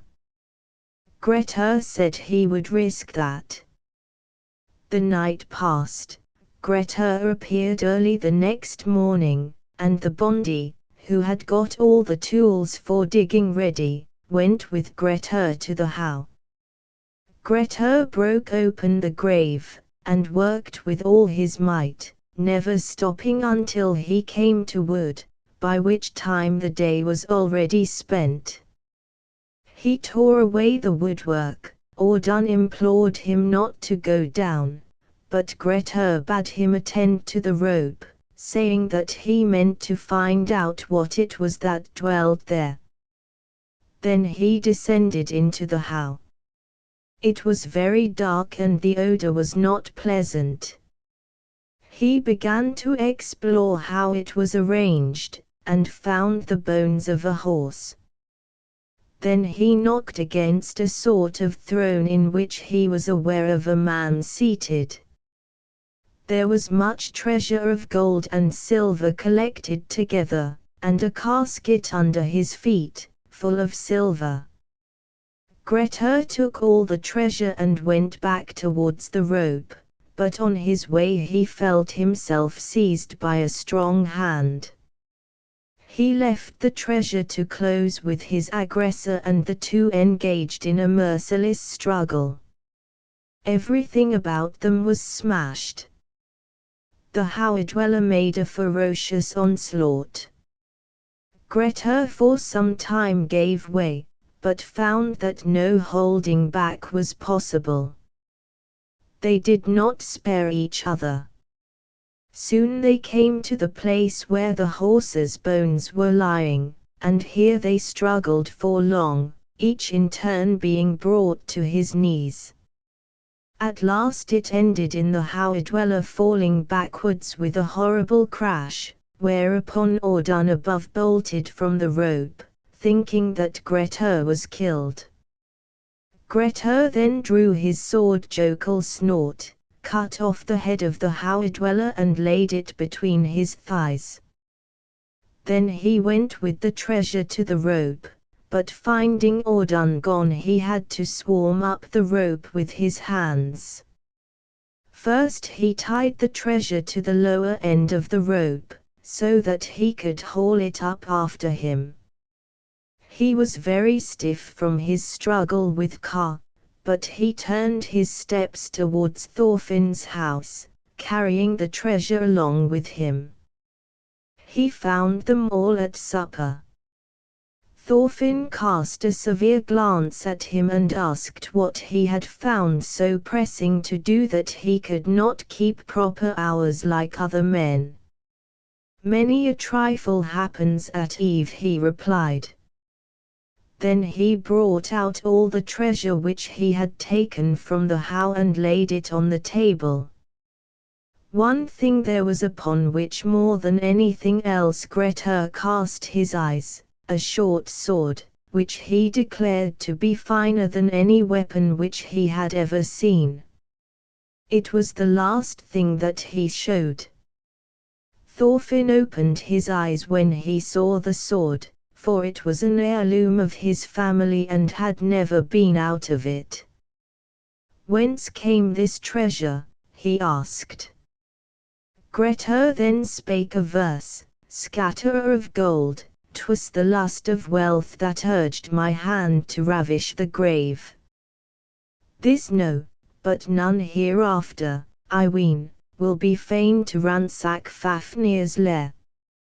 Thorfinn said, You don't seem to take it very seriously. No one ever before had any wish to break open the Howe.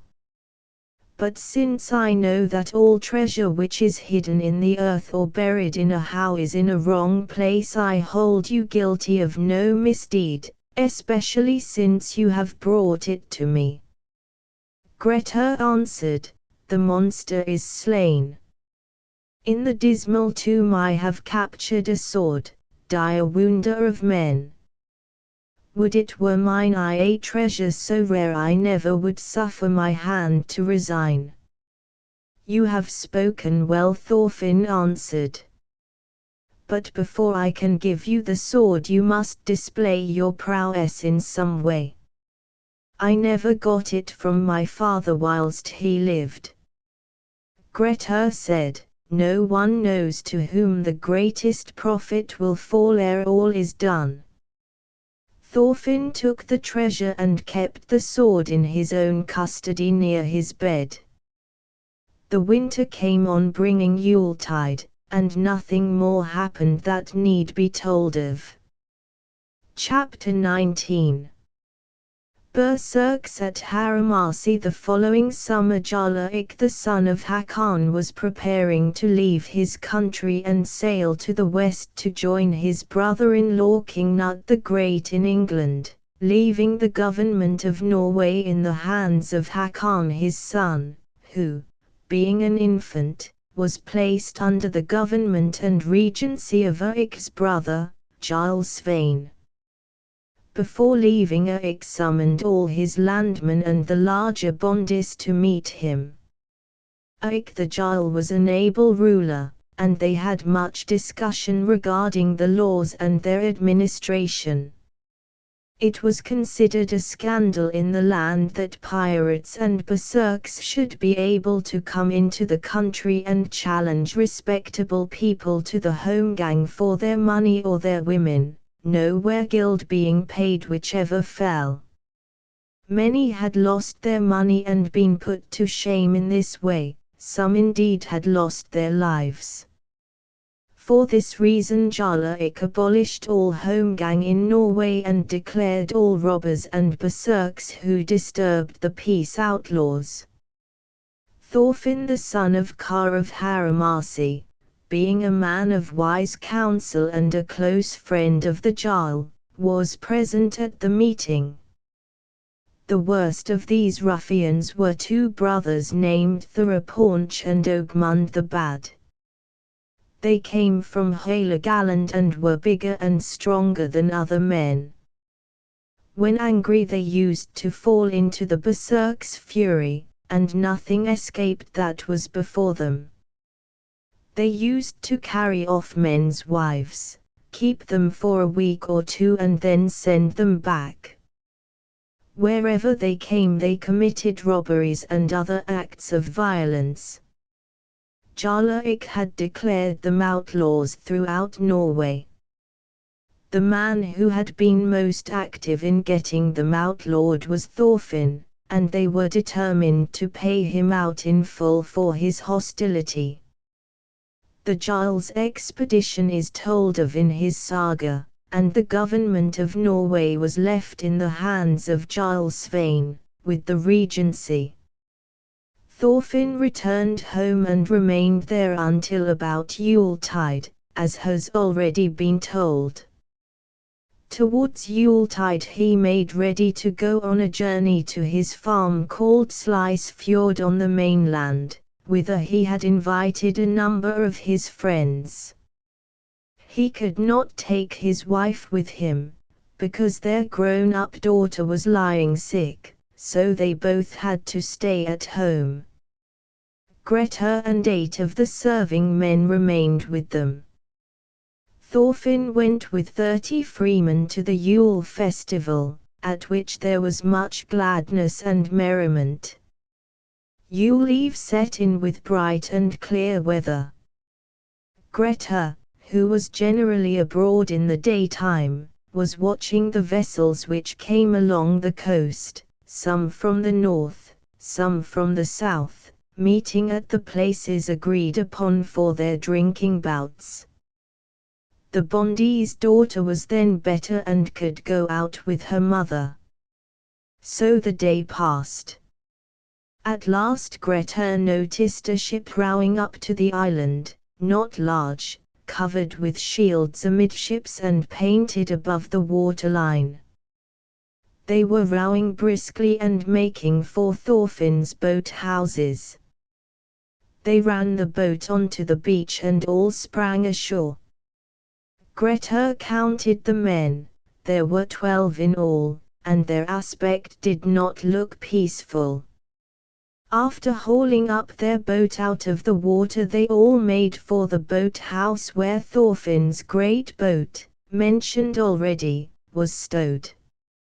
She always required 30 men to put her to sea, but the 12 shoved her along the beach at once. Then they brought their own boat into the boathouse. It was very evident to Grettir that they did not mean to wait for an invitation, so he went up to them, and greeting them in a friendly way asked who they were and who was their captain. The man whom he addressed answered him at once, saying his name was Thora, called Paunch. The others were his brother Ogmund with their companions. I think, he added, that your master Thorfinn has heard our names mentioned. But is he at home? You must be men who have luck, said Grettir. You have come most opportunely, if you are the people I take you for. The Bondi has gone from home with all his freedmen and will not be back until after Yule. The goodwife is at home with her daughter, and if I had any grudge to repay, I would come just as you do, for there is everything here which you want, ale to drink and other delights. Thora was silent while Grettir went on talking. Then he turned to Ogmund and said, "Has anything not happened as I said it would? I should not be sorry to punish Thorfinn for having got us outlawed. This man seems ready to tell us everything, we don't have to drag the words out of his mouth." "Everyone is master of his own words," said Grettir. "If you will come home with me I will give you what entertainment I can." They thanked him and said they would accept his invitation. When they reached the house, Grettir took Thora by the hand and led him into the hall. He was very talkative. The mistress was in the hall decorating it and putting all in order. On hearing what Grettir said, she came to the door and asked who it was that Grettir was welcoming so warmly. Grettir answered, "It will be advisable, mistress, to be civil to these men who have come. They are the Bondi Thora Paunch and his followers, and have come, all 12 of them, to spend Yuletide here. It is fortunate for us, for we have had little company till now." She said, "I don't call them Bondis, nor are they decent men, but arrant robbers and malefactors. I would gladly pay a large portion of my property for them not to have come just at this time. It is an ill return that you make to Thorfinn for having saved you from shipwreck and kept you this winter like a free man, destitute as you were. You would do better," said Grettir, "if you first took off the wet clothes from your guests instead of casting reproaches upon me. You will have plenty of time for that." Then Thora said, "Don't be angry, mistress. You shall lose nothing by your husband being away, for you shall have a man in his place and so shall your daughter and all the other women." "That is spoken like a man," said Grettir. "The women shall be quite contented with what they get." Then all the women fled and began to weep, being overcome by terror. Grettir said to the berserks, "Give me all the things which you want to lay aside, your weapons and your wet clothes, for the men will not obey us while they are frightened." Thora said he cared little for the women's whining. But he said, "We mean to treat you in a different way from the other men of the house. It seems to me that we may make a comrade of you." "See to that yourselves," said Grettir. "But I do not look upon all men alike." Then they laid aside most of their weapons. Grettir said, "I think now you had better sit down at the table and have some drink. You must be thirsty after your rowing." They said they were quite ready for a drink, but did not know where the cellar was. Grettir asked whether they would let him arrange for their entertainment, which they willingly agreed to. So Grettir went and fetched some ale which he gave them to drink. They were very tired and drank enormously. He kept them well plied with the strongest ale there was, and they sat there for a long time whilst he told them funny stories. There was a tremendous din amongst them all, and the servants had no wish to approach them. Thora said, "I never yet met with a stranger who treated me like this man. What reward shall we give you for all that you have done, Grettir?"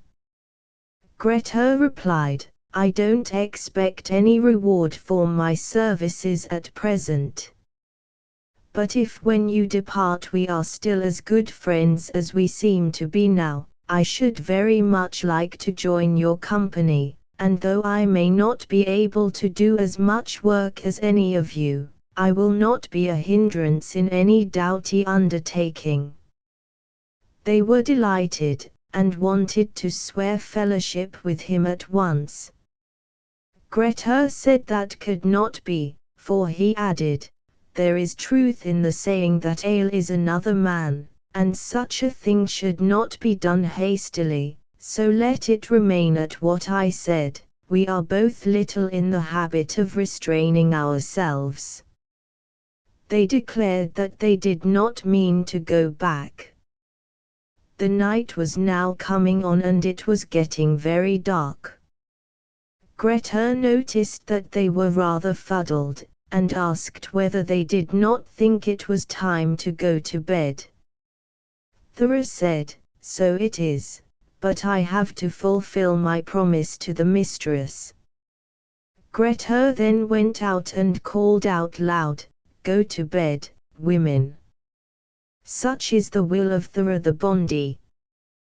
The women execrated him and could be heard howling like wolves. The berserks then left the room. Grettir said, let us go outside, I will show you the room in which Thorfinn keeps his clothes. They were agreeable and all went out to an enormous outhouse, which was very strongly built, and had a strong lock on the outer door. Adjoining it was a large and well-built privy, with only a wooden partition between it and the room of the outhouse, which was raised above the ground and had to be reached by steps. The berserks then began skylarking and pushing Grettir about. He fell down the inn steps, as if in sport, and in a moment was out of the house, had pulled the bolt, slammed the door to, and locked it. Thora and his mates thought at first that the door had swung to of itself, and paid little attention. They had a light with them by which Grettir had been showing them all Thorfinn's treasures, and they continued looking at them for some time. Grettir went off to the homestead, and on reaching the door cried out very loud, asking where the mistress was. She was silent, being afraid to answer. He said, here is rather good sport to be had. Are there any arms which are good for anything? There are arms, she said, but I don't know for what purpose you want them. We will talk about that afterwards, but now let each do what he can, it is the last chance. Now indeed were God in the dwelling, she said, if anything should happen to save us. Over Thorfinn's bed there hangs the great halberd which belonged to Kar the Old. There, too, is a helmet and a corslet and a good short sword. The weapons will not fail if your heart holds firm. Grettir took the helmet and spear, girt the sword about him and went quickly out. The mistress called to her men and bade them follow their brave champion. 4 of them rushed to their arms, but the other 4 durst not go near them. Meantime the berserks thought that Grettir was a long time away and began to suspect some treachery. They rushed to the door and found it locked. They strained at the woodwork till every timber groaned. At last they tore down the wooden partition and so gained the passage where the privy was, and thence the steps. Then the berserk's fury fell upon them and they howled like dogs. At that moment Grettir returned, and taking his halberd in both hands he thrust it right through Thora's body just as he was about to descend the steps. The blade was very long and broad.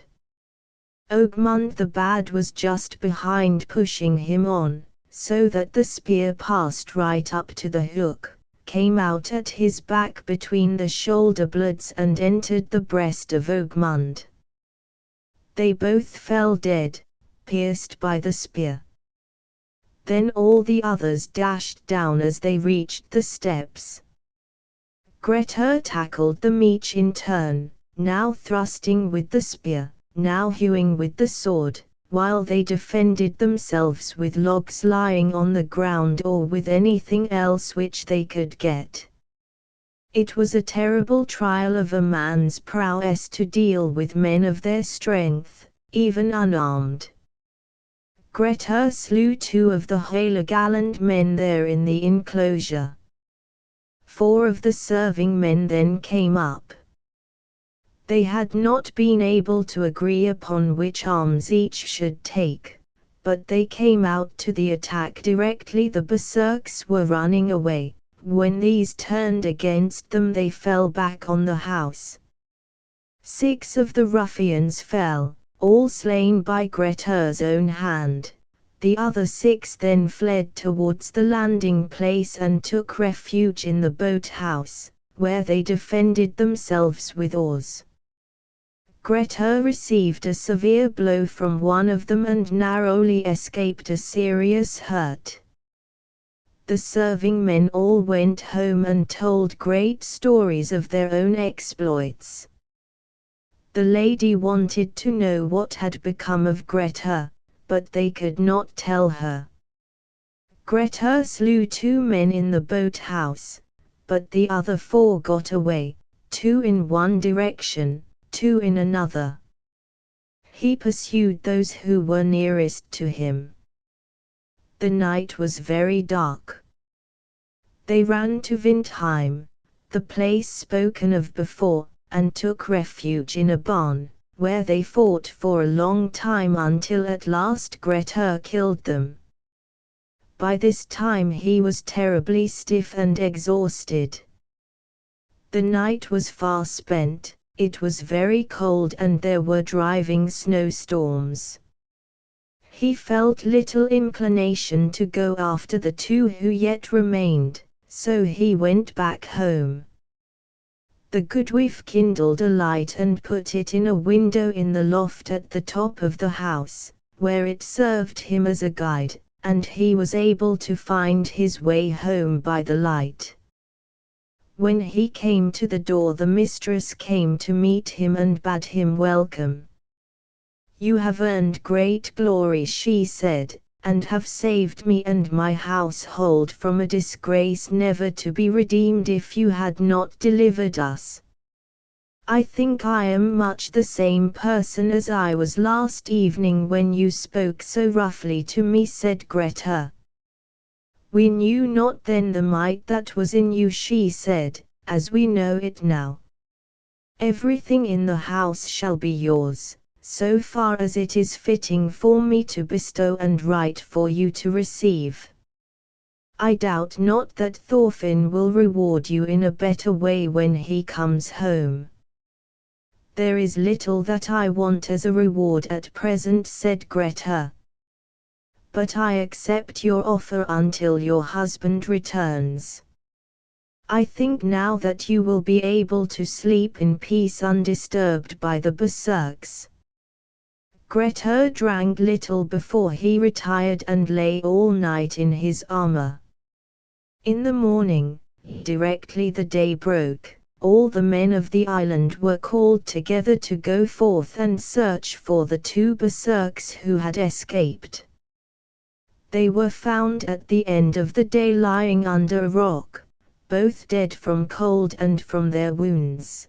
They were carried away and buried in a place on the shore beneath the tide, with some loose stones over them, after which the islanders returned home, feeling that they could live in peace.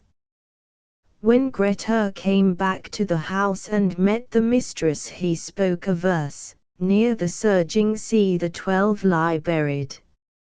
I stayed not my hand but slew them alone." Great lady! What deed that is wrought by a man shall be sung of as worthy if this be deemed small? She answered, Certainly you are very unlike any other man now living. She set him in the high seat and gave him the best of everything. So it remained until Thorfinn returned. Chapter XX. Thorfinn's return. Grettir visits the north. When Yuletide was past, Thorfinn made ready for his homeward journey and dismissed his many guests with gifts. He sailed with all his men and landed near the place where the boat houses were. They saw a ship lying on the sand which they at once recognized as his great boat. Thorfinn had heard nothing of the Vikings and told his men to put him on shore, for I suspect, he said, that they are not friends who have been at work here. Thorfinn was the first to land, and went straight to the boathouse, where he saw a craft which he knew at once to be that of the Berserks. He said to his men, I suspect that things have taken place here such that I would give the whole island and everything that is in it for them not to have happened. They asked how that was. Vikings have been here, men whom I know as the worst in all Norway, namely Thorpaunch and Ogmund the Bad. They will not have dealt gently with us. I mistrust that Icelander. Then he spoke many things to his men. Grettir was at home and detained the men from going down to the shore. He said he did not care if the Bondi got a little fright from what he saw. The goodwife asked his leave to go down, and he said she was mistress of her own ways, but that he was not going. So she hurried away to greet Thorfinn and embraced him joyfully. He was rejoiced to see her and said, God be praised that I see you well and my daughter too. But what has happened to you since I left? It has ended well, she said. But we were nigh to suffering a disgrace which could never have been wiped out, had not your winter guest aided us. Thorfinn said, Let us sit down and you shall tell me everything. Then she told him fully all that had happened, praising highly Grettir's courage and resourcefulness. Thorfinn was silent while she was speaking, and when she had finished he said, True indeed is the word, long shall a man be tried. But where is Grettir? He is at home in the hall, she answered. Then they went up to the house. Thorfinn went to Grettir and turned towards him and thanked him with the fairest words for his courageous conduct. I will say a word to you, he said, which few would say to their friend. I would it might happen that you should need the help of a man, for you to know whether I count for anything or not. I cannot repay what you have done for me as long as you are not in straits. You shall have in my house whatever you desire, and shall be in the highest honor in my household. Grettir thanked him and said he would have accepted his offer even if he had made it earlier. Grettir stayed there the rest of the winter in high favor with Thorfinn. The fame of his deeds spread through all Norway, especially in those parts where the Berserks had ravaged most mercilessly. In the spring Thorfinn asked him what he would like to do. He said he would go north to Vaga while the fair was on there. Thorfinn said that any money which he required should be at his service. Grettir said he did not want more just then than enough to pay for his living. Thorfinn said that was his due, and brought him to a ship, where he gave him the excellent short sword. Grettir kept it as long as he lived, it was a most precious possession. Thorfinn bade him come to him if ever he wanted any help. Grettir then travelled to Vaga, which was crowded with people. Many whom he had never set eyes on before greeted him warmly because of his exploit in killing the Vikings, and several of the leading men invited him to stay with them, but he preferred to return to his friend Thorfinn. So he took his passage in a trading ship belonging to one Thorkel, a man of some consideration in Salfdi in Halagaland. Grettir went to visit Thorkel in his home, where he received a hearty welcome and a very pressing invitation to stay there for the winter. Grettir accepted the invitation and stayed the winter with Thorkel, who treated him with great honor. Chapter XXI. Adventure with a Bear. There was a man named Bjorn who was then on a visit to Thorkel. He was of a somewhat violent character, of good family and related in some way to Thorkel. He was not generally liked, because he was too much given to talking against the men who were about Thorkel and drove many away from him. He and Grettir did not get on at all. Bjorn thought him of small account compared to himself. Grettir paid him little deference, and it became an open feud. Bjorn was a boisterous, swaggering man, and many of the younger men imitated him, loitering about outside in the evenings. It happened at the beginning of the winter that a savage brown bear broke out of its den and raged about, destroying men and cattle. Everyone declared that it had been provoked by the noise which Bjorn and his company made. The beast became most mischievous, attacking the flocks in the very face of the men themselves. Thorkel, being the wealthiest man of that part, suffered most. One day he called up his men to come with him and search out the bear's den. They found it in a cliff by the sea, where there was a cave under an overhanging rock, with a narrow path leading to the entrance. Below was a sheer precipice down to the beach, threatening certain death to anyone who stumbled. In this den the bear lay in the daytime, going abroad at night. Fences were of no avail against him, nor could the dogs do anything, so that all were in the utmost distress. Thorkel's kinsman Bjorn declared that the main thing was gained now that they had found the den. "Now we shall see," he said, "how the game will go with me and my namesake." Grettir pretended not to hear what he said. In the evenings, when the others retired to bed, Bjorn used generally to go out. One night he went to the bear's den and found the creature inside, growling horribly.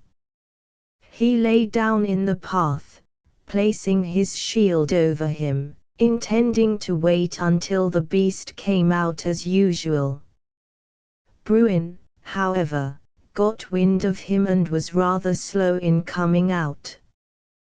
Bjorn got very sleepy where he was lying and could not keep awake. In the meantime out came the bear from his den and saw a man lying there. He clawed at him, dragged off his shield and threw it down the cliff. Bjorn woke up, not a little startled, took to his heels and ran off home, narrowly escaping the bear's clutches.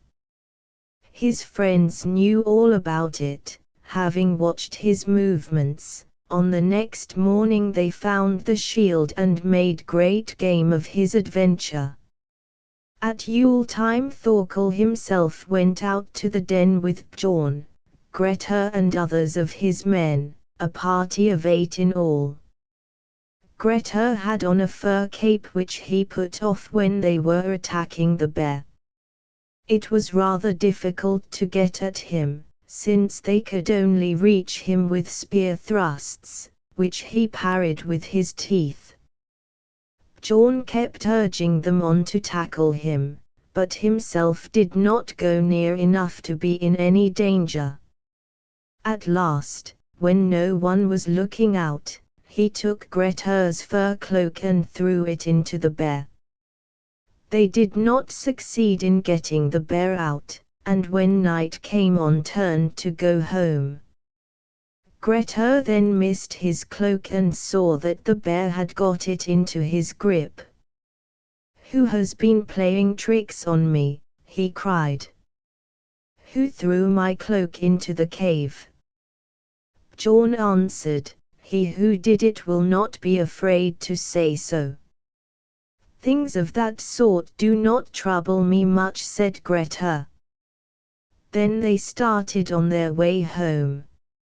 After they had gone a little way, Grettir's garter broke. Thorkel told them to wait for him, but Grettir said it was not necessary. Then Bjorn said, "There is no need to suppose that Grettir will run away from his cloak. He wants to have the honor of killing the beast all alone, and he will say that we 8 men went away. Then he would appear to be what he is said to be. He has been backward enough all day." "I don't know how you stand in that matter," said Thorkel. "You and he are not equal in valor, do not make any to do about him." Bjorn said that neither he nor Grettir should choose the words out of his mouth. There was a hill between them and Grettir, who had turned back along the footpath. Now he had no others to reckon with in making the attack. He drew his sword Jokulsnort and tied a loop round the handle which he passed over his wrist, because he thought that he could carry out his plans better if his hand were free. He went along the path. When the bear saw a man coming, he charged savagely, and struck at him with the paw that was on the side away from the precipice. Grettir aimed a blow at him with his sword and cut off his paw just above the claws. Then the creature tried to strike him with his sound paw, but to do so he had to drop on the stump, which was shorter than he expected, and over he fell into Grettir's embraces. Grettir seized the beast by the ears and held him off so that he could not bite. He always said that he considered this holding back the bear the greatest feat of strength that he ever performed. The beast struggled violently, the space was very narrow, and they both fell over the precipice. The bear, being the heavier, came down first on the beach. Grettir fell on the top of him, and the bear was badly mauled on the side that was down. Grettir got his sword, ran it into the heart of the bear and killed him. Then he went home, after fetching his cloak which was torn to pieces. He also took with him the bit of the paw which he had cut off. Thorkel was sitting and drinking when Grettir entered. They all laughed at the ragged cloak which he was wearing. Then he laid the piece of the paw upon the table. Thorkel said, "Where is my kinsman Bjorn? I never saw iron bite like that in your hands. Now I would like you to show Grettir some honor to make up for the shame which you cast upon him." Bjorn said that could wait, and that it mattered little to him whether Grettir was pleased or not. Grettir then spoke a verse: "Oft returned the watcher at night trembling home, but sound in limb. None ever saw me sit in the dusk at the cave, yet now I am home returned. It is true, said Bjorn, that you have fought well, and also true that our opinions differ. I suppose you think that your taunts hurt me. Thorkel said, I should be glad, Grettir, if you would not revenge yourself upon Bjorn. I will pay the full weregild of a man for you to be reconciled. Bjorn said he might invest his money better than in paying for that, and that it would be better for him and Grettir to go on bickering since each oak has that which it scrapes from the other. Thorkel said, but I ask you, Grettir, to do so much for my sake as not to attack Bjorn while you are both with me. That I promise, said Grettir. Bjorn said that he would walk without fear of Grettir wherever they met. Grettir grinned, and would accept no money on account of Bjorn. They stayed there the winter. Chapter XXII. Grettir kills Bjorn and is summoned before Jarl Svein in the spring. Grettir went north to Vaga with Thorkel's men. They parted with friendship. Bjorn went west to England in Thorkel's ship, of which he was master, staying there for the summer and transacting the business which Thorkel had entrusted to him.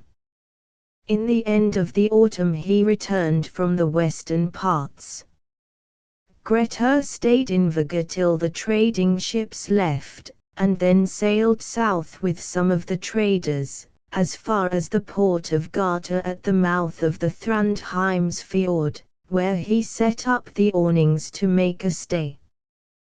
When they were settled down, a ship came up along the coast from the south, which they at once recognized as one of the ships from England. She made fast further out off the coast and her crew landed. Grettir went out with his companions to visit them. On their meeting, Grettir found Bjorn amongst the company and said, "It is well that we meet here, for now we can continue our former quarrel. I should like to try which of us is the better man." Bjorn said that was all past now, as far as he was concerned. But he said, "If there has been anything between us, I will pay you such compensation that you shall be satisfied." Grettir spoke a verse: "Time was when the bear was slain by my hand, my cloak in tatters was torn. A rascally knave was the cause of it all, but now he shall make me amends." Bjorn said that weightier matters than this had been settled by payment. Grettir said that few men had any reason to act maliciously towards him. He had accepted no money atonement, nor would he do so now, that if he had his way they should not both go away unhurt, and that if Bjorn refused to fight he would brand him as a coward. Bjorn saw that excuses would not avail him, so he took his arms and went out. They rushed at each other and fought. Soon Bjorn was wounded and then he fell dead to the ground. On seeing that, his men went on board their ship, sailed away to the north along the coast to Thorkel's place and told him what had happened. He said it had not come sooner than he expected. Directly afterwards he sailed to the south to Thrandheim, where he found Jarl Svein. Grettir, after slaying Bjorn, went to moor to his friend Thorfinn and told him exactly what had happened. Thorfinn received him in a most friendly way.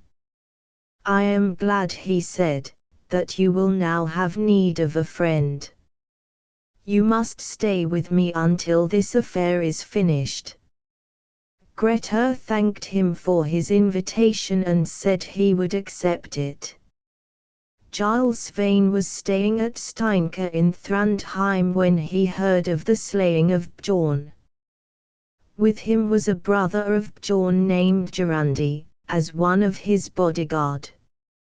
On hearing of Bjorn's death he became very angry and begged the Jarl for his support in the matter, which the Jarl promised that he should have. He sent messengers to Thorfinn to summon both him and Grettir to appear before him. Immediately on receiving the Jarl's commands they both made ready and came to Thrandheim. The Jarl held a council on the matter and ordered Jorandi to be present.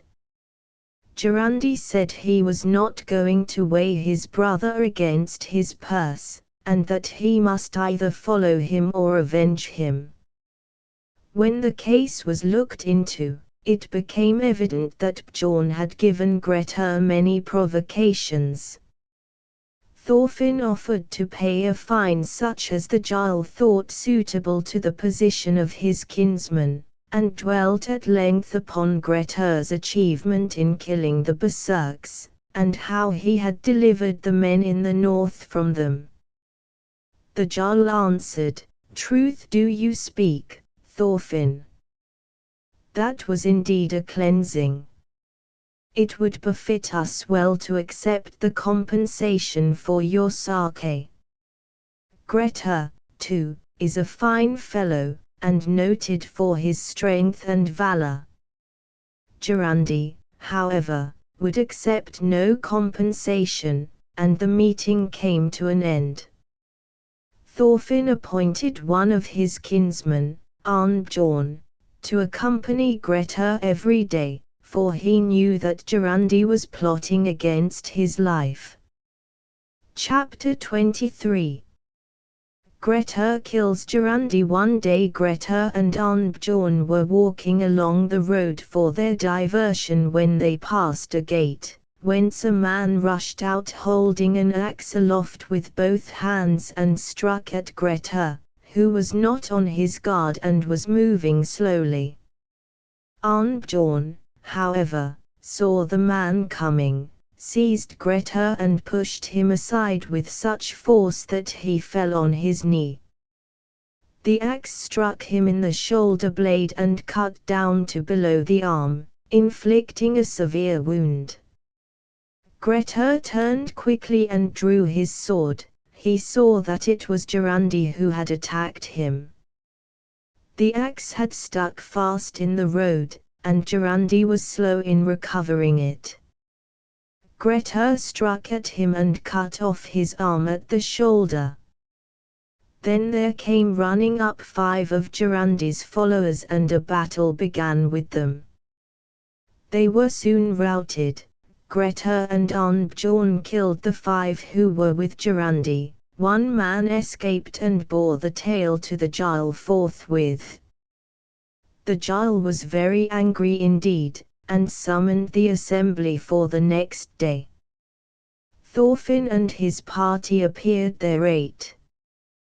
The Jarl brought a charge of manslaughter against Grettir, who admitted it and said that he had been obliged to defend himself.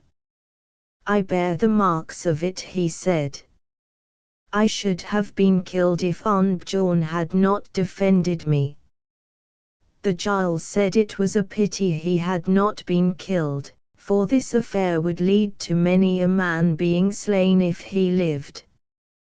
There had come to the Jarl's court Bersi the son of Skaltafra, Grettir's comrade and friend. He and Thorfinn stepped before the Jarl and begged for pardon for Grettir. They asked that the Jarl should decide the matter himself as he thought best, only that Grettir should have his life and the freedom of the country. The Jarl was averse to any terms being granted to him, but gave way to their entreaties. He granted immunity to Grettir until the spring, but not absolutely until Gunnar the brother of Bjorn and Jorandi should be present. Gunnar was a landed proprietor in Tunsberg.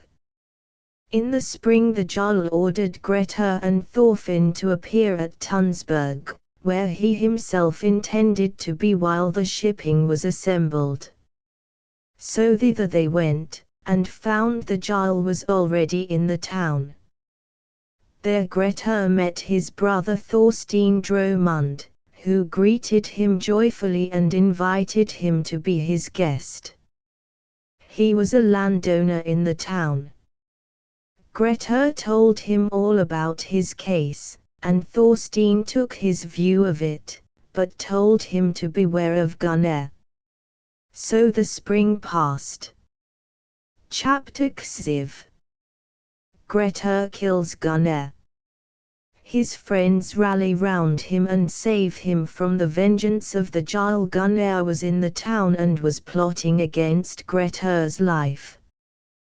Wherever he went, Gunnar dogged his steps wherever he found a chance of getting near him. One day Grettir was sitting in a booth and drinking, because he wanted to keep out of Gunnar's way. Suddenly there was a bang at the door, so hard that it broke in pieces, and in rushed 4 men armed and attacked Grettir. They were Gunnar with his followers. Grettir seized his arms which were hanging above his head and ran into a corner, where he defended himself, holding his shield before him, and hewing with his sword. They made little way against him. One blow he succeeded in delivering upon one of Gunnar's followers, who needed nothing more. Then Grettir advanced, driving them before him out of the booth, and killing another of them. Gunnar would fain have got away with his men, but on reaching the door he caught his foot on the doorstep, fell over and was not able to recover himself at once. He held his shield before him and retreated as Grettir pressed him hard. Then Grettir sprang onto the crossbenches near the door. Gunnar's hands and the shield were still inside the door, and Grettir struck down between him and the shield, cutting off both his hands at the wrist. He fell backwards out of the door, and Grettir gave him his death blow. Then the man who was behind him got on his feet and ran off at once to tell the Jarl what had happened. Svein was furious, and called the assembly to meet there and then in the town. When Thorfinn and Thorstein Dromund heard the news, they called all their followers and friends together and went to the meeting in force. The Jarl was very wroth, and it was no easy matter to get speech with him. Thorfinn was the first to come before the Jarl, and he said, "I have come to offer an honorable atonement for the man who has been slain by Grettir. The judgment shall remain with you alone if you but spare his life." The Jarl replied in great wrath, "It is too late to beg for Grettir's life, and you have no case that I can see. He has killed 3 brothers, one at the feet of the other, men of noble minds who would not weigh each other against their purses. Now, Thorfinn, it will not avail you to beg for Grettir. I will not do such a wrong in the land as to accept atonement for such a crime as this." Then Bersi the son of Skaltafur came up and begged the Jarl to accept blood money. "Grettir," he said, "is a man of high birth and is my good friend. I offer you what I possess.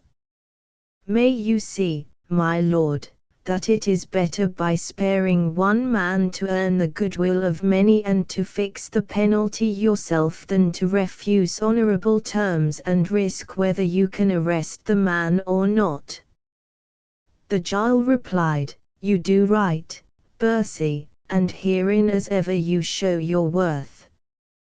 But I do not mean to break the laws of the land by granting life to a man who has forfeited it. Then Thorstein Dromund came forward, and he, too, offered blood money on behalf of Grettir, adding many fair words thereto. The Jarl asked what moved him to offer blood money for the man. Thorstein said Grettir was his brother. The Jarl said he had not known that. It shows a manly spirit in you, he said, that you want to help him.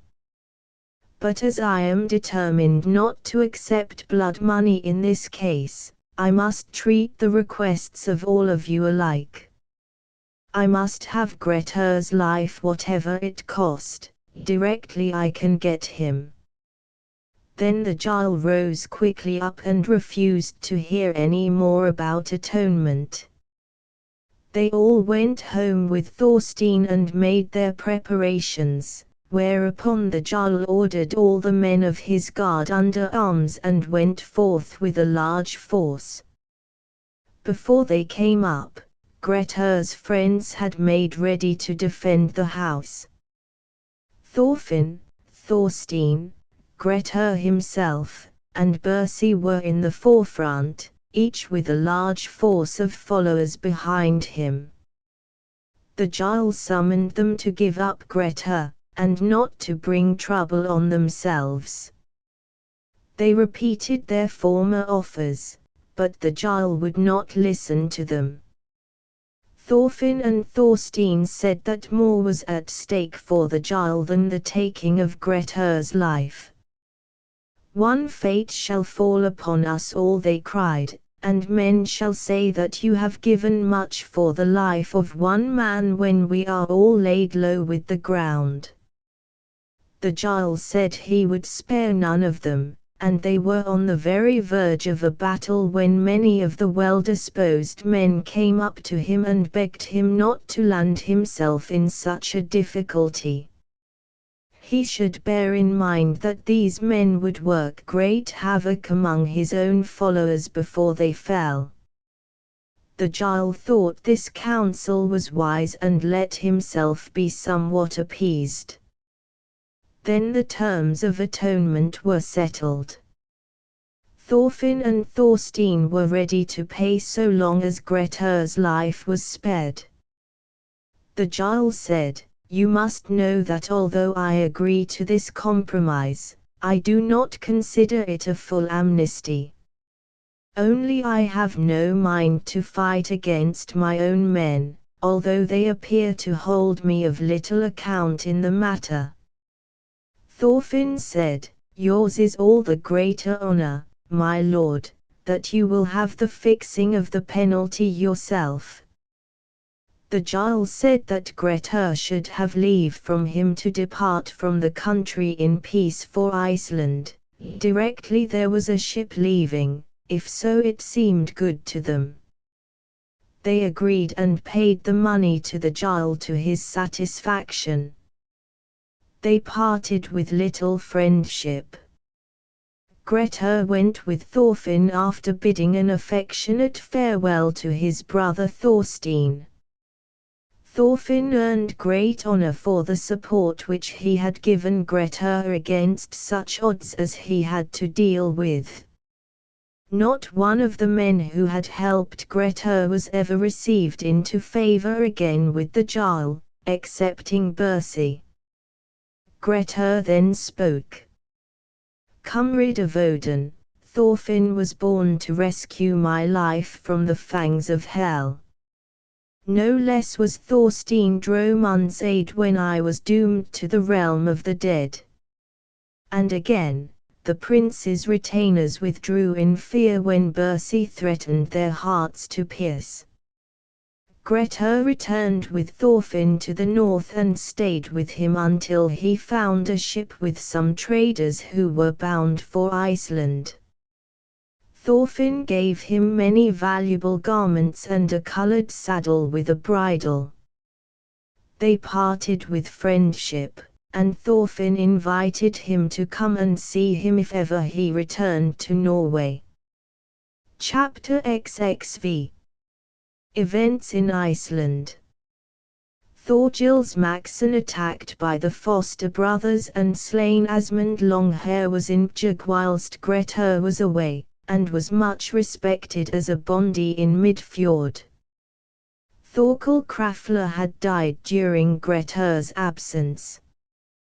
Thorvaldus Jason dwelt in Ars in Vatnsdal and was a great chief. He was the father of Dalla, who married Islif, afterwards bishop in Skalaholt. Asmund had great support from Thorvald in legal suits and in other matters. There grew up in Asmund's household a youth named Thorgils Maxson, a near kinsman of his. Thorgils was a strong man of his body and made much money under Asmund's guidance. He dwelt at Leekemot, on a property which Asmund had bought for him. Thorgils was a good manager and went to Stranda every year, where he obtained whales and other things. He was a man of great courage, and went as far as the eastern Almenninga. At that time the two foster brothers Thorger Havarsson and Thormod Kolbrauskald were very much to the front. They kept a boat, gathering what they wanted from the country around, and had not the reputation of dealing fairly. One summer Thorgils Maxson found a whale at the Almenninga and went out at once with his men to cut it up. When the two foster brothers heard of it they went there too, and at first it seemed as if matters would be settled peaceably. Thorgils proposed that they should share equally that part of the whale which was yet uncut, but they wanted to have all the uncut part or else to share the entire whale. Thorgils positively refused to give up any portion of what had already been cut. They began to use threats and at last took to their arms and fought. Thorger and Thorgils fought each of them desperately together without either prevailing. After a long and furious battle Thorgils fell slain by Thorger. In another place Thormod was fighting with the followers of Thorgils, and he overcame them, killing 3. Those who remained of Thorgils' party went off after he fell to Midfjord, taking his body with them and feeling that they had suffered a great loss. The foster brothers took possession of the whole whale. The affair is referred to in the memorial poem which Thormod composed upon Thorger. News of the death of his kinsman was brought to Asmund Longhair, on whom as nearest of kin the blood feud devolved. He went to the spot, called witnesses to testify to the wounds and brought the case before the Althing, which appeared to be the proper course in this case where the act had been committed in another quarter. Some time was passed over this. Chapter XXVI. The feud with the foster brothers is taken up by Asmund and Thorstein Kugason. There was a man named Thorstein. He was the son of Thorkel Kugi, the son of Thordjella, the son of Olaf Phalin, the son of Thorstein the Red, the son of Aud the Deep-Minded. Thorstein Kugason's mother was Thurid, daughter of Astur Hothead. Astur was the brother of Asmund Longhair's father. Thorstein Kugason was equally responsible in the blood feud over Thorgils' death with Asmund Longhair, who now sent for him. Thorstein was a great warrior and very masterful. He came at once to his kinsman Asmund and they had a talk together about the suit. Thorstein was for extreme measures. He said that no blood money should be accepted, that with their connections they were powerful enough to carry through a sentence of either banishment or death on the slayer. Asmund said he would support any measures whatever that he chose to adopt. They rode then north to Thorvald their kinsman and asked for his support, which he at once promised them. So the suit was begun against Thorge and Thormod. Thorstein then rode home to his dwelling at Ljeskoga in the Vam district. Skeggi in Vam also joined Thorstein. He was a son of Thorin Filsini, a son of Thord the Yeller. His mother was Frigerd, a daughter of Thord from Horfdi. They had a large following at the Althing and pressed their suit valiantly. Asmund and Thorvald rode from the north with 60 men, halting several days at Ljeskoga. Chapter XXI. Sentences on the foster brothers. There dwelt at Reykjahola a man named Thorgils, the son of Ari, the son of March, the son of Atli the Red, the son of Ulf Squinti, the first settler at Reykjanes. Thorgils' mother was Thorgerd, the daughter of Alf of Dala. Alf had another daughter named Thorelf, who was the mother of Thorge the son of Hvar. Thorge, therefore, had a very strong backing through his connections, for Thorgils was the most powerful chief in the Vestfirðing quarter. He was very open-handed and gave hospitality to any free man for as long as he would. There was consequently always a crowd at Reykjahola, and he lived in great grandeur. He was both kindly and wise. Thorge stayed with him in the winter and went to Stranda in the summer. After slaying Thorgils the son of Muk, Thorge went to Reykjahola and told Thorgils Arason what had happened. Thorgils told him his house was open to him. But he said, "They will press the matter vigorously, and I am most unwilling to involve myself in difficulties.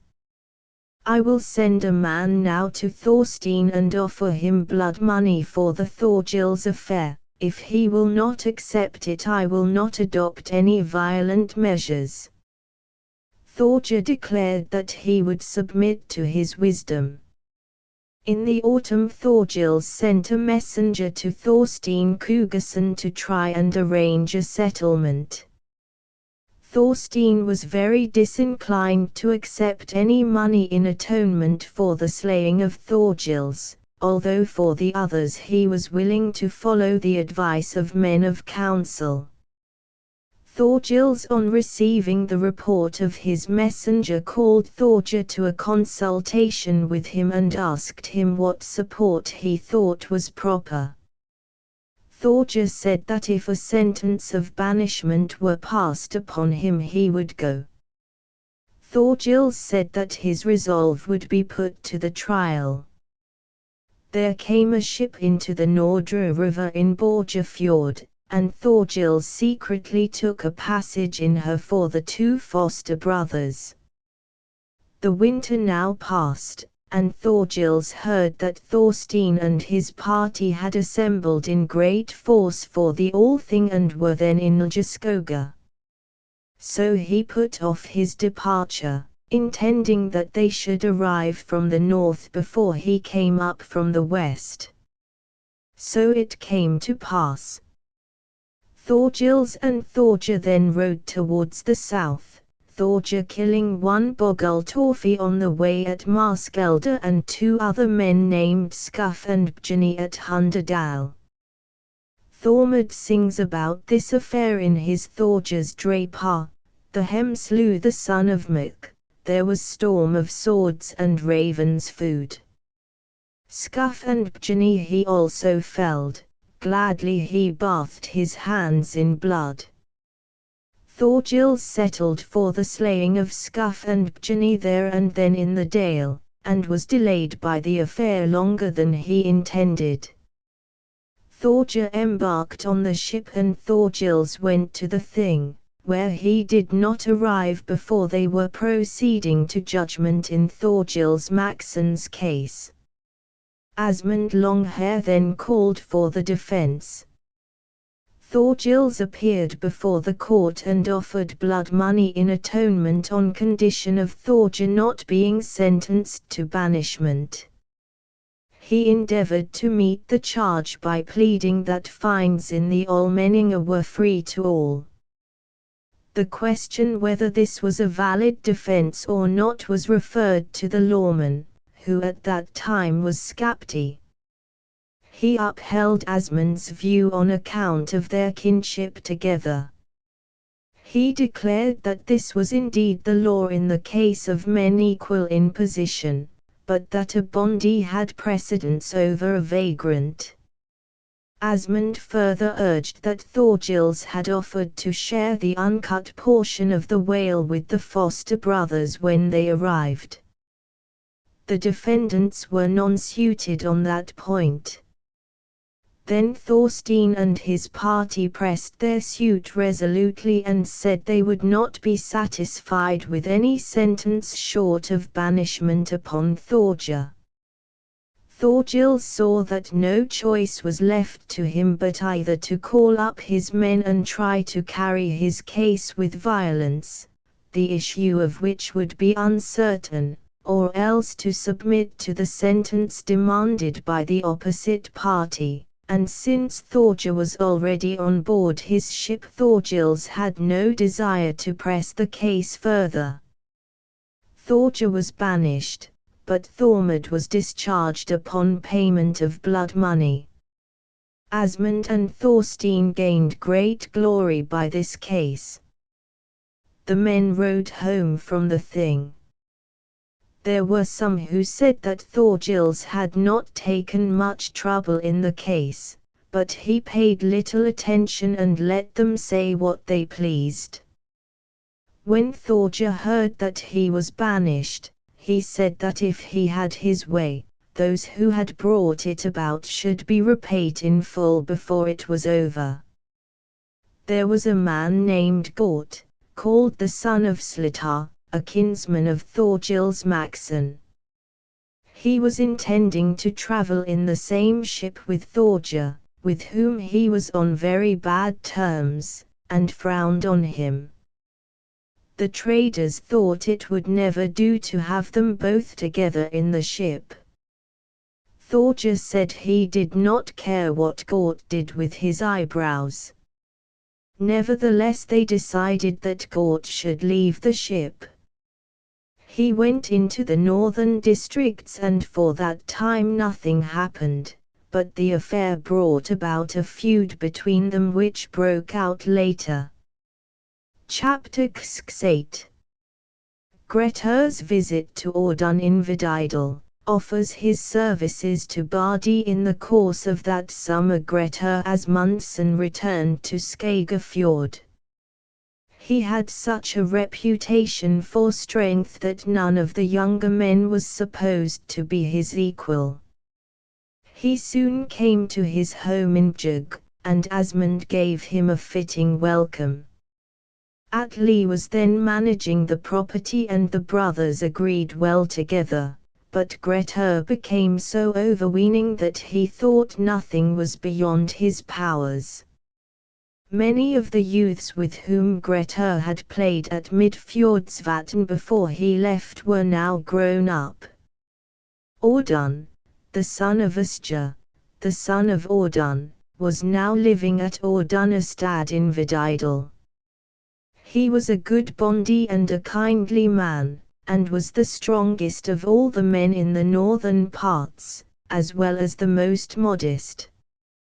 Grettir had not forgotten how he had seemingly been worsted by Audun at the ball play, as related above, and he was anxious to try which of them had gained most since. With this object he went at the beginning of the hay harvest to Audunastad. Grettir put on all his finery and rode with the coloured and richly ornamented saddle which Thorfinn had given him, on a splendid horse and in his best armour to Audun's place, where he arrived early in the day and knocked at the door.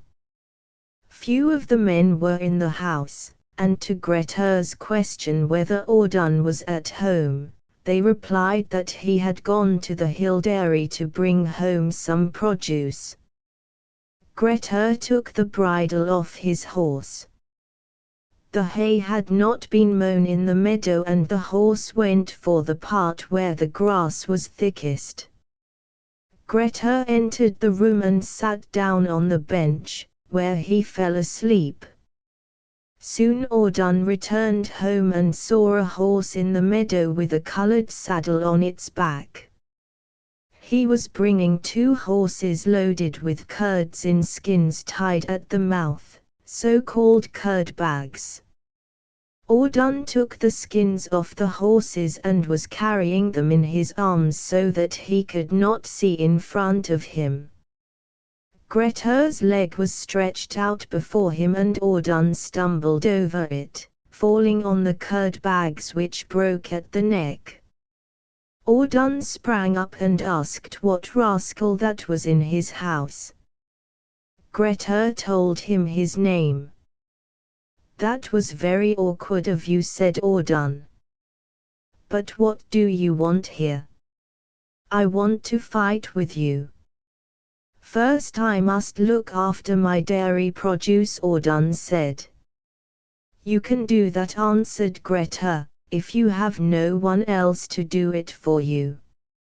Audun bent down, gathered up the skin and threw it right into Grettir's breast, telling him to take what he sent him. Grettir was all covered with curds, and felt more disgusted than at any wound which Audun could have given him. Then they went for each other and wrestled pretty smartly. Grettir rushed at him, but Audun escaped his grasp. He saw, however, that Grettir had gained upon him. They drove up and down the room, overthrowing everything that was near them. Neither of them spared himself, but Grettir had the advantage, and at last Audun fell, after tearing off all Grettir's weapons. They struggled hard and the din was terrific. Then there was a loud noise below. Grettir heard a man ride up to the house, get off his horse and come quickly inside. He saw a handsome man in a red jacket wearing a helmet. Hearing the commotion going on in the room where they were wrestling, he came in and asked what was in the room. Grettir told him his name, but who is it that wants to know, he asked. My name is Bardi, answered the stranger. Are you Bardi, the son of Gudmund from Aspjenauns? The same, he replied. But what are you after?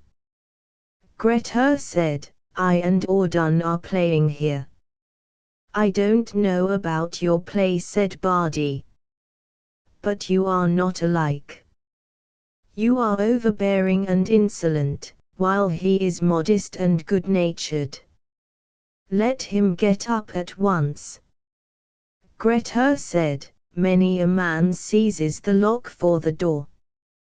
You would do better to avenge your brother Hall than to come between me and Audun when we are contending. I am always hearing that, said Bardi, and I don't know whether I shall ever obtain my vengeance. But I want you to leave Audun in peace, for he is a quiet man.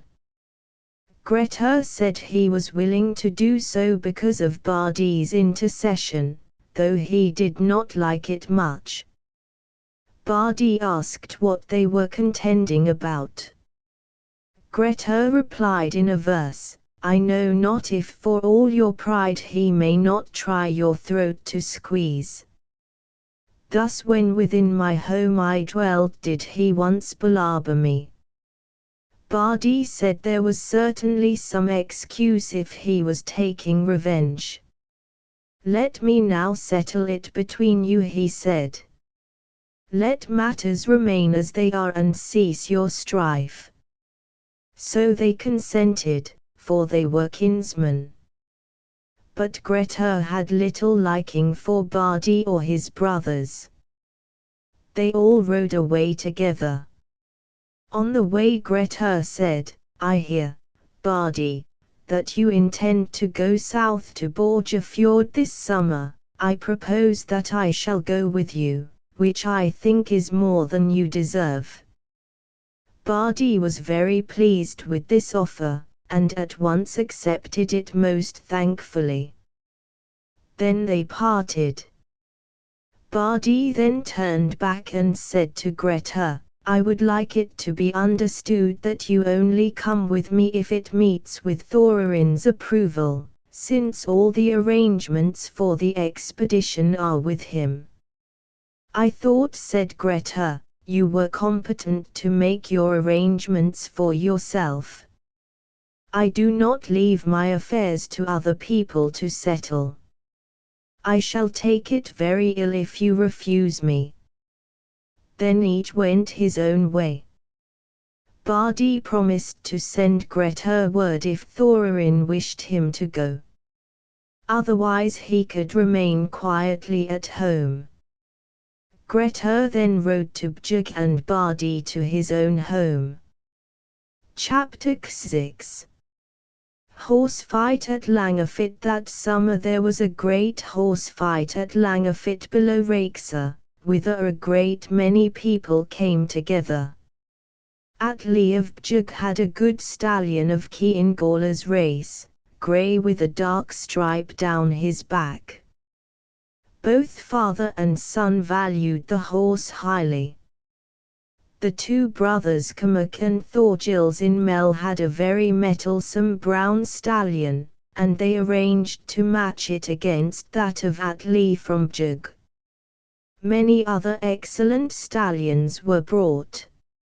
Odd the Needescald, Cammac's kinsman, had the charge of their horse on the day. He had grown into a strong man and had a high opinion of himself. He was surly and reckless. Grettir asked Atli who should have charge of his stallion. "That is not so clear to me," said Atli. "Would you like me to back him?" "Then you must keep very cool, kinsman," he said. "We have men to deal with who are rather overbearing. Let them pay for their bluster," he said, "if they cannot control it." The stallions were led out and the mares tethered together in the front on the bank of the river. There was a large pool just beyond the bank. The horses fought vigorously and there was excellent sport. Odd managed his horse pluckily and Grettir gave way before him, holding the tail of his horse with one hand and with the other the stick with which he pricked it on. Odd stood in the front by his horse, and one could not be sure that he was not pricking off Atli's horse from his own. Grettir pretended not to notice it. The horses then came near the river. Then Odd thrust with his pointed stick at Grettir and caught him in the shoulder blade which Grettir was turning towards him. He struck pretty hard, and the flesh swelled up, but Grettir was little hurt. At the same moment the horses reared. Grettir ducked beneath the flank of his horse and drove his stick into Odd's side with such violence that 3 of his ribs were broken and Odd fell into the pool with his horse and all the mares that were tethered there by the bank. Some people swam out and rescued them. There was great excitement about it. Cammac's men on one side and those of Bjugg on the other seized their arms, but the men of Rutafjord and Vatnsens came between them and parted them. They all went home in great wrath, but kept quiet for a time. Atli said very little, but Grettir rather swaggered and said that they should meet again if he had his way. Chapter XXX. Thorbjorn Oxmane and the Frey at Rutafjorda Isles. There was living in Thorodstad in Rutafjord a man named Thorbjorn. He was the son of Arna down in Os, the son of Thorod, who had settled in that side of Rutafjord which lies opposite to Baki.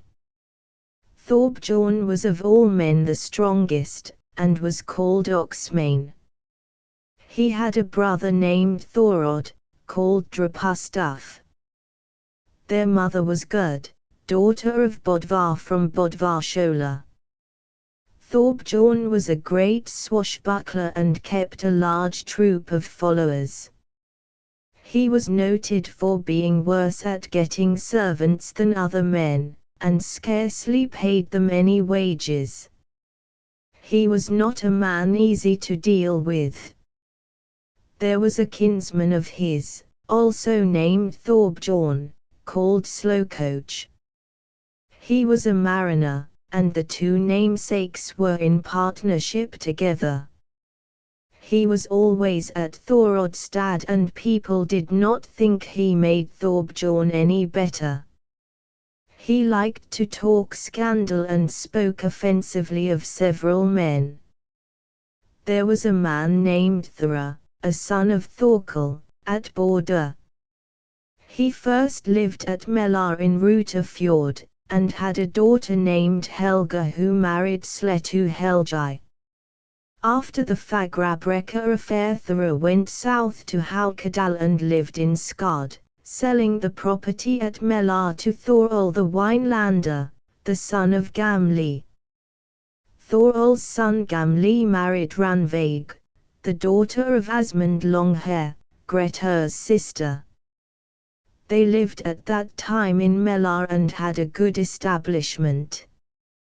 Thora of Skard had two sons, Gunnar and Thorger, both promising men, who took over the property from their father, but were always with Thorbjorn Oxmane, and became very overbearing. In the summer of that year Cormac and Thorgils rode with a kinsman of theirs named Nafi south to Nordradal on some business. Odd the Nidaskald had recovered from the hurts which he had received at the horse fight and was of the party. While they were south of the heath, Grettir was journeying from his home at Bjug with two of Atli's men. They rode to Burfell and then across the neck to Rutafjord, reaching Melar in the evening, where they spent 3 nights. Ranveig and Gamli gave Grettir a friendly reception and invited him to stay, but he wanted to return home. Then Grettir learned of Cormac's company having come from the south, and that they were staying at Tunga at night. He prepared to leave Melar at once, and Gamli offered to send some of his men with him. Gamli's brother Grim, who was very smart and active, and another rode with Grettir. The party, 5 in number, came to Rutafjorda Isles to the west of Burfell, where the great stone called Grettir Shaft lies. He struggled a long time with that stone, trying to lift it, and delayed his journey thereby until Cormac's party came up. Grettir went towards them and both alighted from their horses. Grettir said it would be more seemly for free men to set to work with all their might instead of fighting with sticks like tramps. Cormac told them to take up the challenge like men and to do their best. So they went for each other. Grettir was in front of his men and told them to see that nobody got behind him. They fought for a time and both were hurt. On the same day Thorbjorn Oxmane had ridden across the neck to Burfell, and as he returned with Thorbjorn Slowcoach, Gunnar and Thorger, the sons of Thora, and Thorod Drapustaf, he saw the fight going on. On coming up, Thorbjorn called upon his men to go between them, but they were struggling so furiously that nobody could get at them. Grettir was making a clean sweep of everything round him. Before him were the sons of Thora. He pushed them back and they both fell over. This made them furious, and the consequence was that Gunnar gave a blow to one of Atli's men which killed him. Thorbjorn, on seeing that, ordered them to separate, saying that he would give his support to whichever side obeyed him. By then 2 of Cormac's men had fallen. Grettir saw that it would scarcely do if Thorbjorn joined the opposite side, so he gave up the battle. All those who had fought were wounded. Grettir was much disgusted at their being separated, but both parties rode home and were not reconciled on this occasion. Thorbjorn Slowcoach made great game of all this, and the relations between the men of Bjugg and Thorbjorn Oxmane became strained in consequence, until at last there was a regular feud, which however broke out later. No compensation was offered to Atli for his man, and he went on as if he knew nothing of it. Grettir stayed at Bjugg till the V month. It is not known that he and Cormac ever met again, at least it is not mentioned anywhere. Chapter XXXI. Grettir's vain endeavour to provoke Bardi. Bardi the son of Gudmund and his brothers rode home to Aspjorn when they left Grettir. They were the sons of Gudmund the son of Somund. Somund's mother was Thorlaug, daughter of Semund the Southerner, the foster brother of Ingemund the Old. Bardi was a man of great distinction. Soon he went to see his foster father Thorin the Wise, who welcomed him and asked what help he had been able to obtain, for Bardi's journey had been arranged beforehand by them both.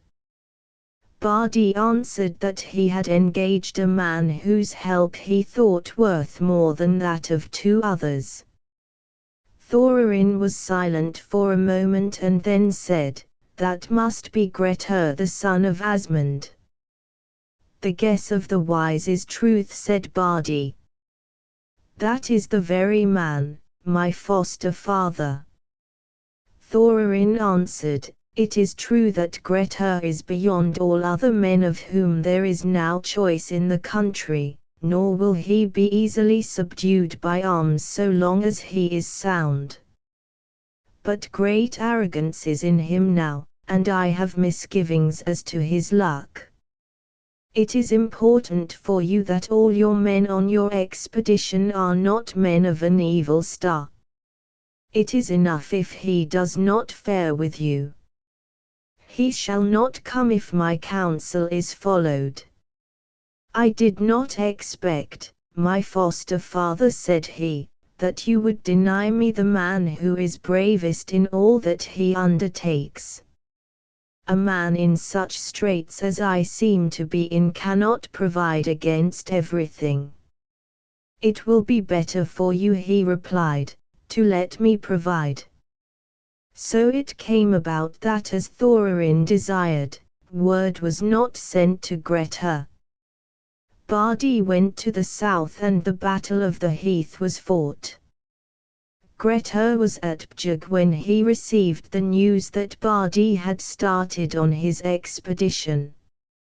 He was very angry that word had not been sent to him, and said it should not end there. He found out when they were expected back from the south, and rode off to Thoragenup, where he meant to lie in wait for Bardi and his men as they rode back. He left the homestead behind and remained at the cliffs. On that day rode Bardi back from the Battle of the Heath from Vidagra. There were 6 of them in his party, all sorely wounded. When they came to the homestead, Bardi said, "There is a man up there on the cliff, very tall and armed. Whom do you take him for?" They could not say who he was. Bardi said, "I believe it is Grettir, the son of Asmund. If it is, he will be wanting to meet us, for I expect he is little pleased at not having been with us. It seems to me that we are not in a very fit condition if he wants to annoy us. I will send home to Thoragin up for some men and not allow myself to be put out by his evil intentions." They said that was the best thing he could do, and it was done. Bardi's party rode on. Grettir watched where they were going and went there too. They met and greeted each other.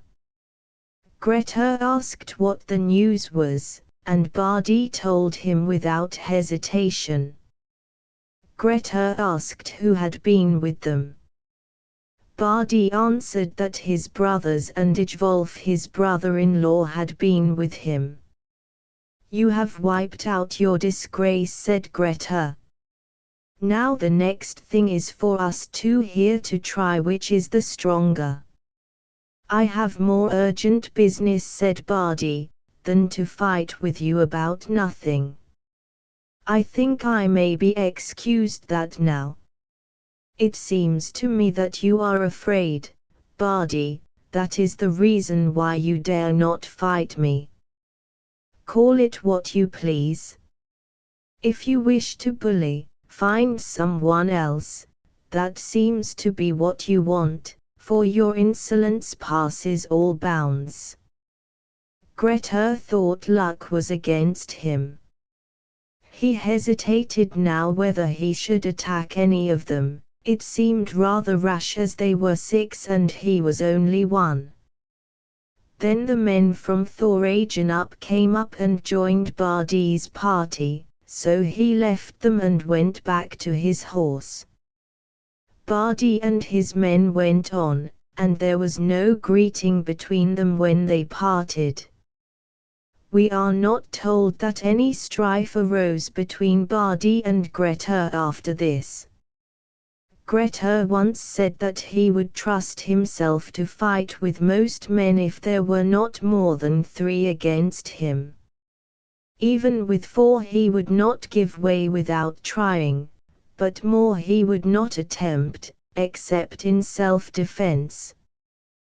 Thus he says in a verse, "O skilled in war, when 3 are before me I yet will endeavor to fight with them all. But more than 4 I dare not encounter in the clashing of arms, if the choice is with me." On leaving Bardi, Grettir returned to Bjugg, and was much aggrieved at finding nothing to try his strength on. He sought everywhere for something to fight with. Chapter XXX. The Spook at Thorolstad. Glam the shepherd killed by a fiend. His ghost walks. There was a man named Thorol living in Thorolstad in Forsaludal, up from Vatnsdal. He was the son of Grim, the son of Thorol, the son of Fridmund, who was the first settler in Forsaludal. Thorol's wife was named Gudrun. They had a son named Grim and a daughter named Thurid who were just grown up. Thorol was fairly wealthy, especially in livestock. His property in cattle exceeded that of any other man. He was not a chief, but an honest bondi nevertheless. He had great difficulty in getting a shepherd to suit him because the place was haunted. He consulted many men of experience as to what he should do, but nobody gave him any advice which was of any use. Thorol had good horses, and went every summer to the Thing. On one occasion at the Althing he went to the booth of the lawman Skapti the son of Thorod, who was a man of great knowledge and gave good counsel to those who consulted him. There was a great difference between Thorod the father and Skapti the son in one respect. Thorod possessed second sight, but was thought by some not to be straight, whereas Skapti gave to every man the advice which he thought would avail him, if he followed it exactly, and so earned the name of Father Betterer. So Thorol went to Skapti's booth, where Skapti, knowing that he was a man of wealth, received him graciously, and asked what the news was. "I want some good counsel from you," said Thorol. "I am little fit to give you counsel," he replied, "but what is it that you need?" "It is this: I have great difficulty in keeping my shepherds. Some get injured and others cannot finish their work. No one will come to me if he knows what he has to expect." Skapti answered, "There must be some evil spirit abroad if men are less willing to tend your flocks than those of other men. Now since you have come to me for counsel, I will get you a shepherd. His name is Glam, and he came from Silksdale in Sweden last summer. He is a big strong man, but not to everybody's mind." Thorol said that did not matter so long as he looked after the sheep properly. Skapti said there was not much chance of getting another if this man with all his strength and boldness should fail. Then Thorol departed. This happened towards the end of the thing. 2 of Thorol's horses were missing, and he went himself to look for them, which made people think he was not much of a man. He went up under Sledars and south along the hill called Omansfell. Then he saw a man coming down from Godaskog bringing some brushwood with a horse. They met and Thorol asked him his name. He said it was Glam. He was a big man with an extraordinary expression of countenance, large grey eyes and wolf-grey hair. Thorol was a little startled when he saw him, but soon found out that this was the man who had been sent to him. "What work can you do best?" he asked. Glam said it would suit him very well to mind sheep in the winter. "Will you mind my sheep?" Thorol asked. "Skapti has given you over to me.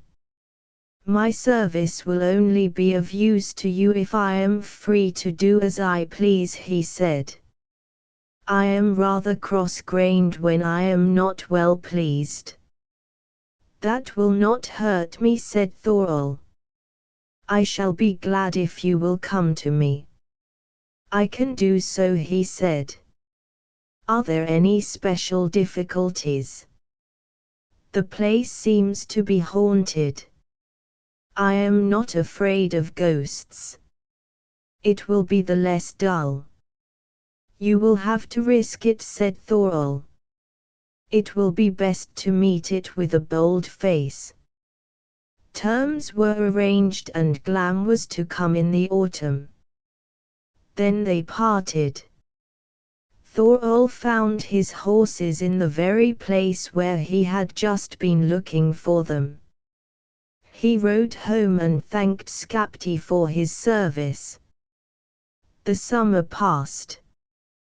Thorol heard nothing of his shepherd and no one knew anything about him, but at the appointed time he appeared at Thorolstad. Thorol treated him kindly, but all the rest of the household disliked him, especially the mistress. He commenced his work as shepherd, which gave him little trouble. He had a loud hoarse voice. The beasts all flocked together whenever he shouted at them. There was a church in the place, but Glam never went to it. He abstained from Mass, had no religion, and was stubborn and surly. Everyone hated him. So the time passed till the eve of Yuletide. Glam rose early and called for his meal. The mistress said, "It is not proper for Christian men to eat on this day, because tomorrow is the first day of Yule and it is our duty to fast today." "You have many superstitions," he said, "but I do not see that much comes of them. I do not know that men are any better off than when there was nothing of that kind. The ways of men seemed to me better when they were called heathen. I want my food and no foolery." "I am certain," she said, "that it will fare ill with you today if you commit this sin." Glam told her that she should bring his food, or that it would be the worse for her.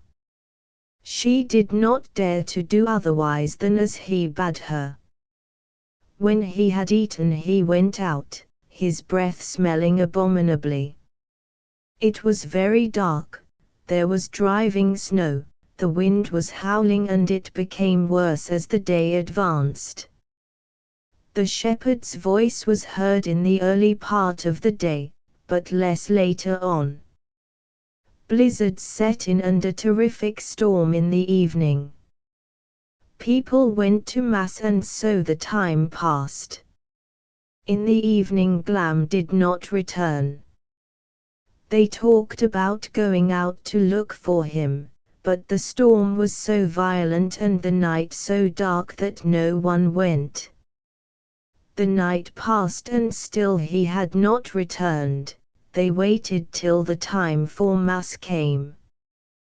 When it was full day some of the men set forth to search. They found the animals scattered everywhere in the snow and injured by the weather, some had strayed into the mountains. Then they came upon some well-marked tracks up above in the valley. The stones and earth were torn up all about as if there had been a violent tussle.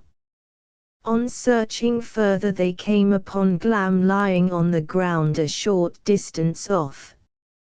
He was dead, his body was as black as hell and swollen to the size of an ox.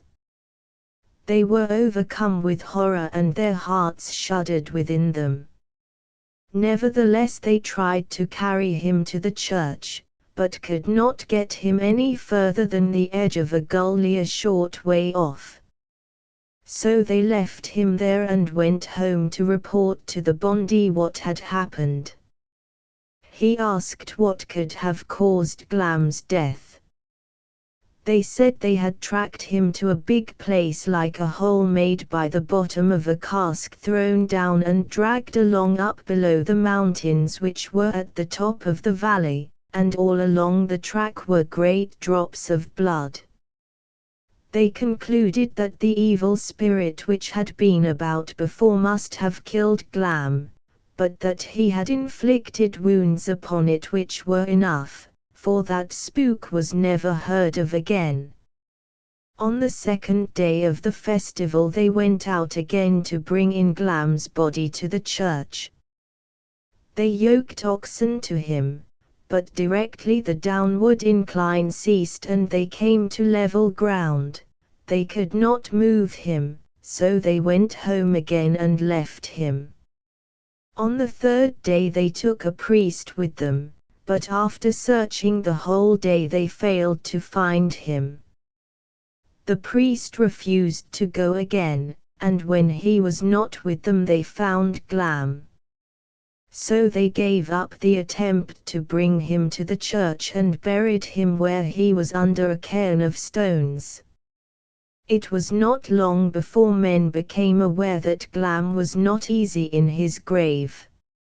Many men suffered severe injuries, Some who saw him were struck senseless and some lost their wits. Soon after the festival was over, men began to think they saw him about their houses. The panic was great and many left the neighborhood.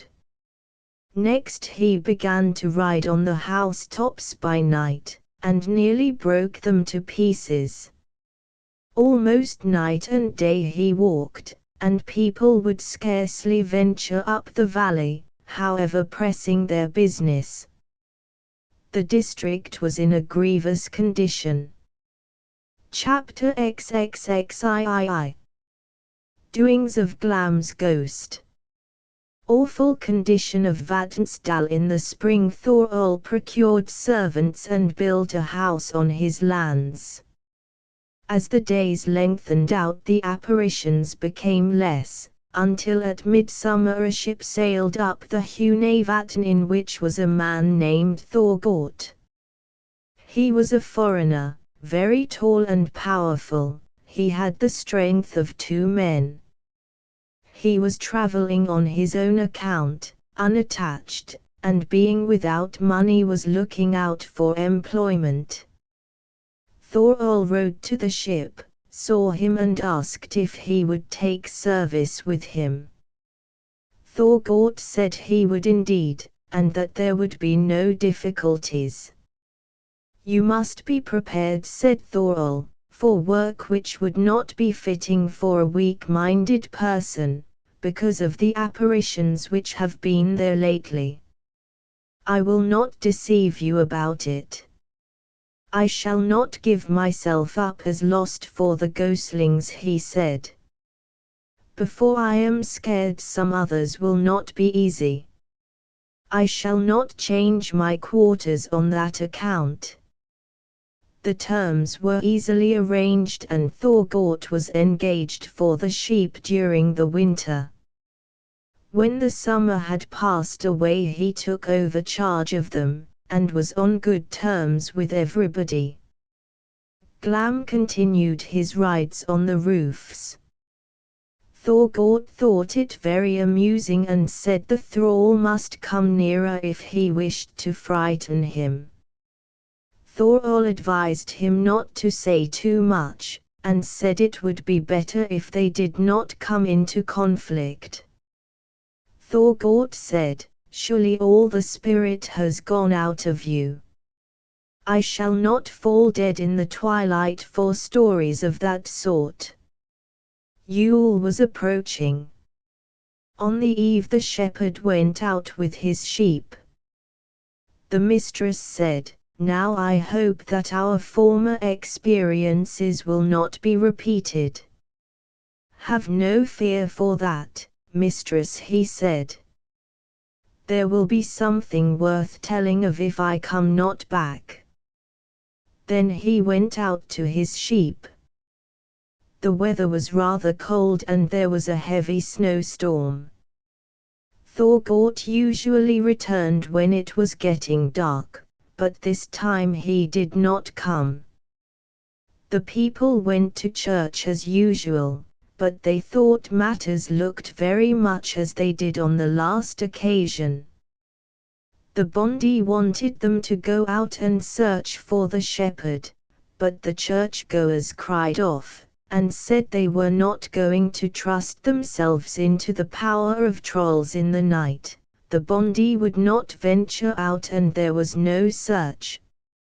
On Yule Day after their meal they went out to look for the shepherd, and first went to Glam's cairn, feeling sure that the shepherd's disappearance must be due to him. On approaching the cairn they saw an awful sight. There was the shepherd, his neck broken, and every bone in his body torn from its place. They carried him to the church and no one was molested by Thorgort. Glam became more rampageous than ever. He was so riotous that at last everybody fled from Thorolstad, excepting the Bondi and his wife. Thorol's cowherd had been a long time in his service and he had become attached to him, For this reason and because he was a careful herdsman, he did not want to part with him. The man was very old and thought it would be very troublesome to have to leave. He saw, too, that everything the Bondi possessed would be ruined if he did not stay to look after them.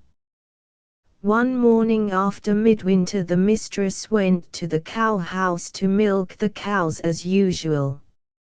It was then full day, for no one would venture out of doors till then, except the cowherd, who went directly it was light. She heard a great crash in the cow house and tremendous bellowing. She rushed in, shouting that something awful, she knew not what, was going on in the cow house. The Bondi went out and found the cattle all goring each other.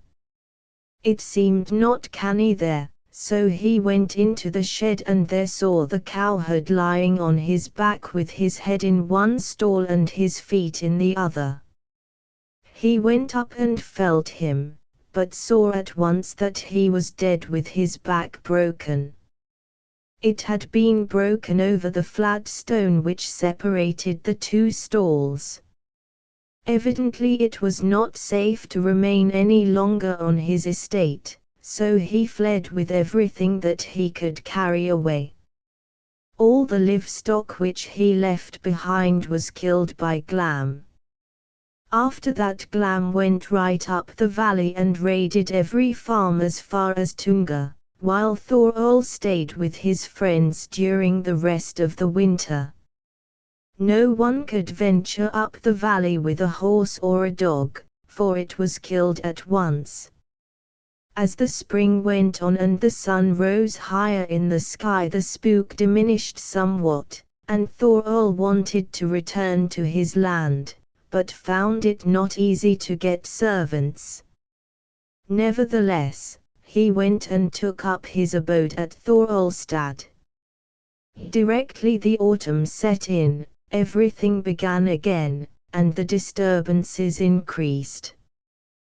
The person most attacked was the Bondi's daughter, who at last died of it.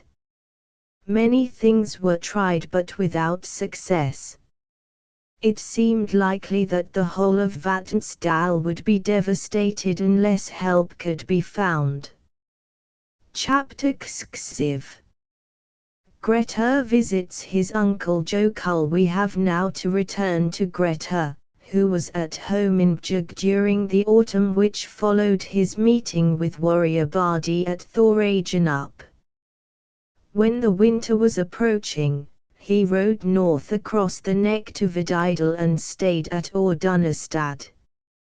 He and Ordun made friends again.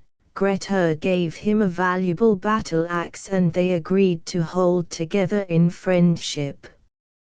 Ordun had long lived there, and had many connections. He had a son named Egil, who married Ulfhate, the daughter of Ejolf, the son of Gudmund. Their son Ejolf, who was killed at the Althing, was the father of Orin, the chaplain of Bishop Thorluk.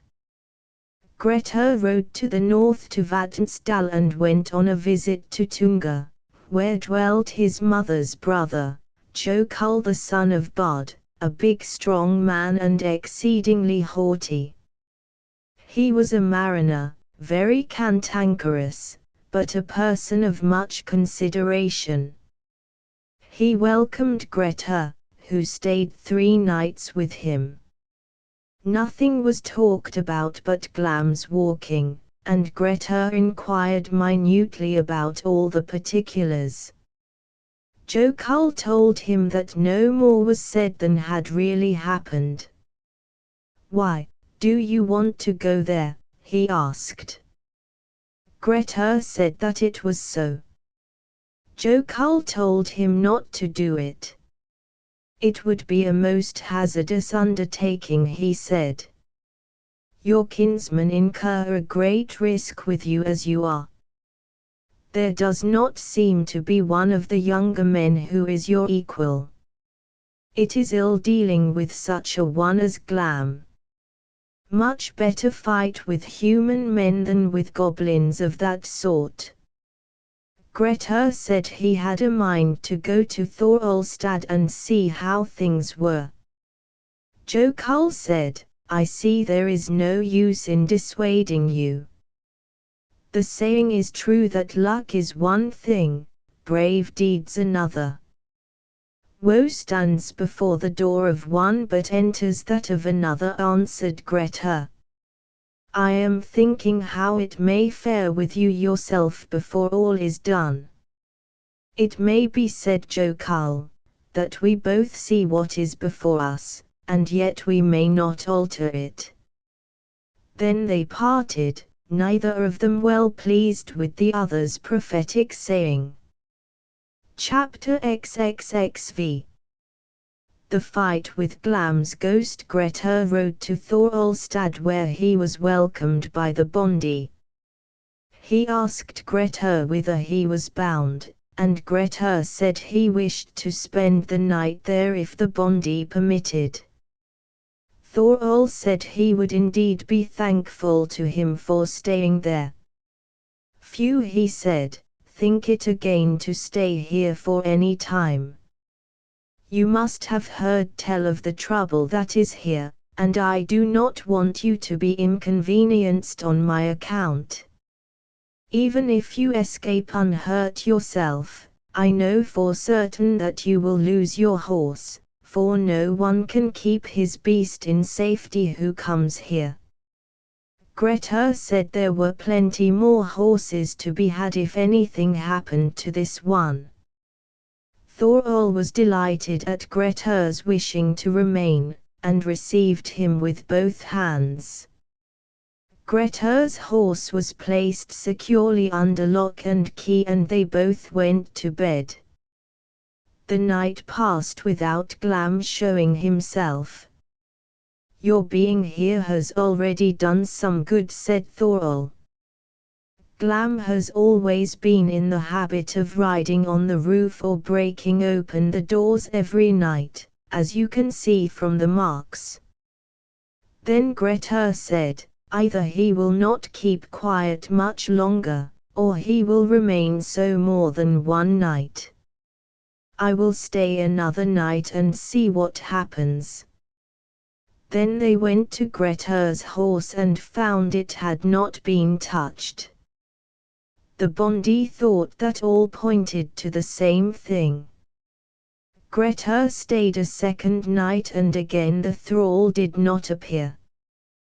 The Bondi became hopeful and went to see the horse. There he found the stable broken open, the horse dragged outside and every bone in his body broken. Thorol told Grettir what had occurred and advised him to look to himself, for he was a dead man if he waited for Glam.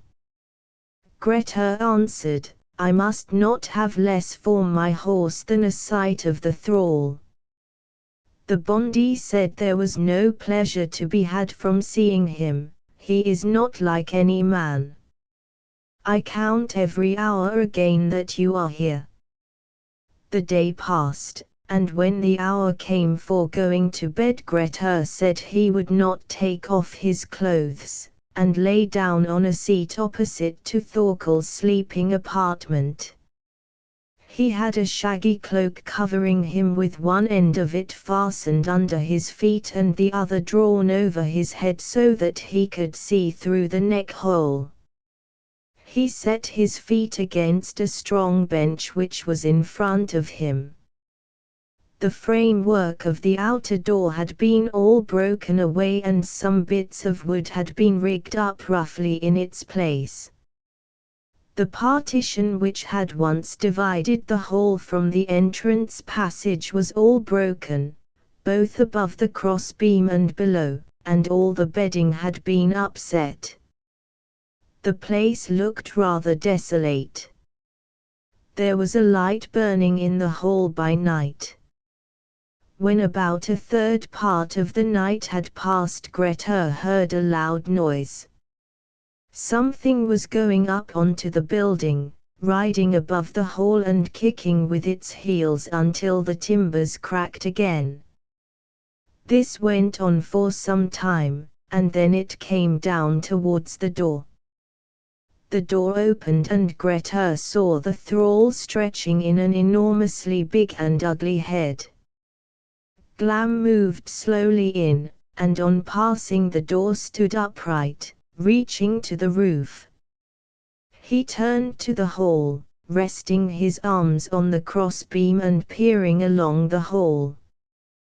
The Bondi uttered no sound, having heard quite enough of what had gone on outside. Grettir lay quite still and did not move. Glam saw a heap of something in the seat, came farther into the hole and seized the cloak tightly with his hand. Grettir pressed his foot against the plank and the cloak held firm. Glam tugged at it again still more violently, but it did not give way. A third time he pulled, this time with both hands and with such force that he pulled Grettir up out of the seat, and between them the cloak was torn in two. Glam looked at the bit which he held in his hand and wondered much who could pull like that against him. Suddenly Grettir sprang under his arms, seized him round the waist and squeezed his back with all his might, intending in that way to bring him down, but the thrall wrenched his arms till he staggered from the violence. Then Grettir fell back to another bench. The benches flew about and everything was shattered around them. Glam wanted to get out, but Grettir tried to prevent him by stemming his foot against anything he could find. Nevertheless Glam succeeded in getting him outside the hole. Then a terrific struggle began, the thrall trying to drag him out of the house, and Grettir saw that however hard he was to deal with in the house, he would be worse outside, so he strove with all his might to keep him from getting out. Then Glam made a desperate effort and gripped Grettir tightly towards him, forcing him to the porch. Grettir saw that he could not put up any resistance, and with a sudden movement he dashed into the thrall's arms and set both his feet against a stone which was fastened in the ground at the door. For that Glam was not prepared. Since he had been tugging to drag Grettir towards him, he reeled backwards and tumbled hind foremost out of the door, tearing away the lintel with his shoulder and shattering the roof, the rafters and the frozen thatch. Head over heels he fell out of the house and Grettir fell on top of him. The moon was shining very brightly outside, with light clouds passing over it and hiding it now and again. At the moment when Glam fell the moon shone forth, and Glam turned his eyes up towards it. Grettir himself has related that that sight was the only one which ever made him tremble. What with fatigue and all else that he had endured, when he saw the horrible rolling of Glam's eyes his heart sank so utterly that he had not strength to draw his sword, but lay there well nigh betwixt life and death. Glam possessed more malignant power than most fiends, for he now spoke in this wise: "You have expended much energy, Grettir, in your search for me. Nor is that to be wondered at, if you should have little joy thereof. And now I tell you that you shall possess only half the strength and firmness of heart that were decreed to you if you had not striven with me. The might which was yours till now I am not able to take away, but it is in my power to ordain that never shall you grow stronger than you are now. Nevertheless your might is sufficient, as many shall find to their cost." Hitherto you have earned fame through your deeds, but henceforward there shall fall upon you exile and battle. Your deeds shall turn to evil and your guardian spirit shall forsake you. You will be outlawed and your lot shall be to dwell ever alone. And this I lay upon you, that these eyes of mine shall be ever before your vision. You will find it hard to live alone, and at last it shall drag you to death. When the thrall had spoken, the faintness which had come over Grettir left him. He drew his short sword, cut off Glam's head and laid it between his thighs. Then the Bondi came out, having put on his clothes while Glam was speaking, but he did not venture to come near until he was dead. Thorol praised God and thanked Grettir warmly for having laid this unclean spirit. Then they set to work and burned Glam to cold cinders, bound the ashes in a skin and buried them in a place far away from the haunts of man or beast. Then they went home, the day having nearly broken.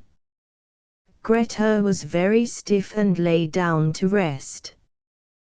Thorol sent for some men from the next farms and let them know how things had fared. They all realized the importance of Grettir's deed when they heard of it. All agreed that in the whole countryside for strength and courage and enterprise there was not the equal of Grettir the son of Asmund. Thorol bade a kindly farewell to Grettir and dismissed him with a present of a fine horse and proper clothes, for all that he had been wearing were torn to pieces. They parted in friendship. Grettir rode to us in Vatnsdal and was welcomed by Thorvald, who asked him all about his encounter with Glam. Grettir told him everything and said that never had his strength been put to trial as it had been in their long struggle. Thorvald told him to conduct himself discreetly. If he did so he might prosper, but otherwise he would surely come to disaster. Grettir said that his temper had not improved, that he had even less discretion than before, and was more impatient of being crossed. In one thing a great change had come over him. He had become so frightened of the dark that he dared not go anywhere alone at night. Apparitions of every kind came before him. It has since passed into an expression, and men speak of Glam's eyes or Glam visions when things appear otherwise than as they are. Having accomplished his undertaking, Grettir rode back to Bjugg and spent the winter at home. Chapter XXV. Thorbjorn Slowcoach at home. Thorbjorn Oxmane gave a great feast in the autumn at which many were assembled, whilst Grettir was in the north in Vatnsdal. Thorbjorn Slowcoach was there and many things were talked about. The Rutafjord people inquired about Grettir's adventure on the ridge in the summer. Thorbjorn Oxmane praised Grettir's conduct, and said that Cormac would have had the worst of it if no one had come to part them.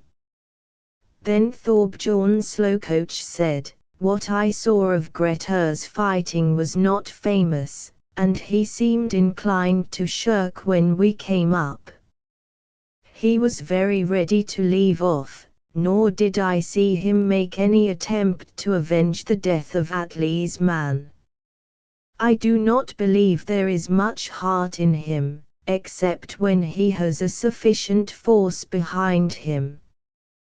Thorbjorn went on jeering at him in this way.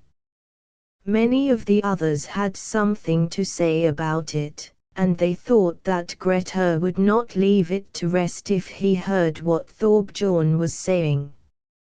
Nothing more happened at the festivities. They all went home, and there was a good deal of ill will between them all that winter, though no one took any action. Nothing more happened that winter. Chapter XXVIII. Grettir sails for Norway and kills Thorbjorn Slowcoach early in the spring.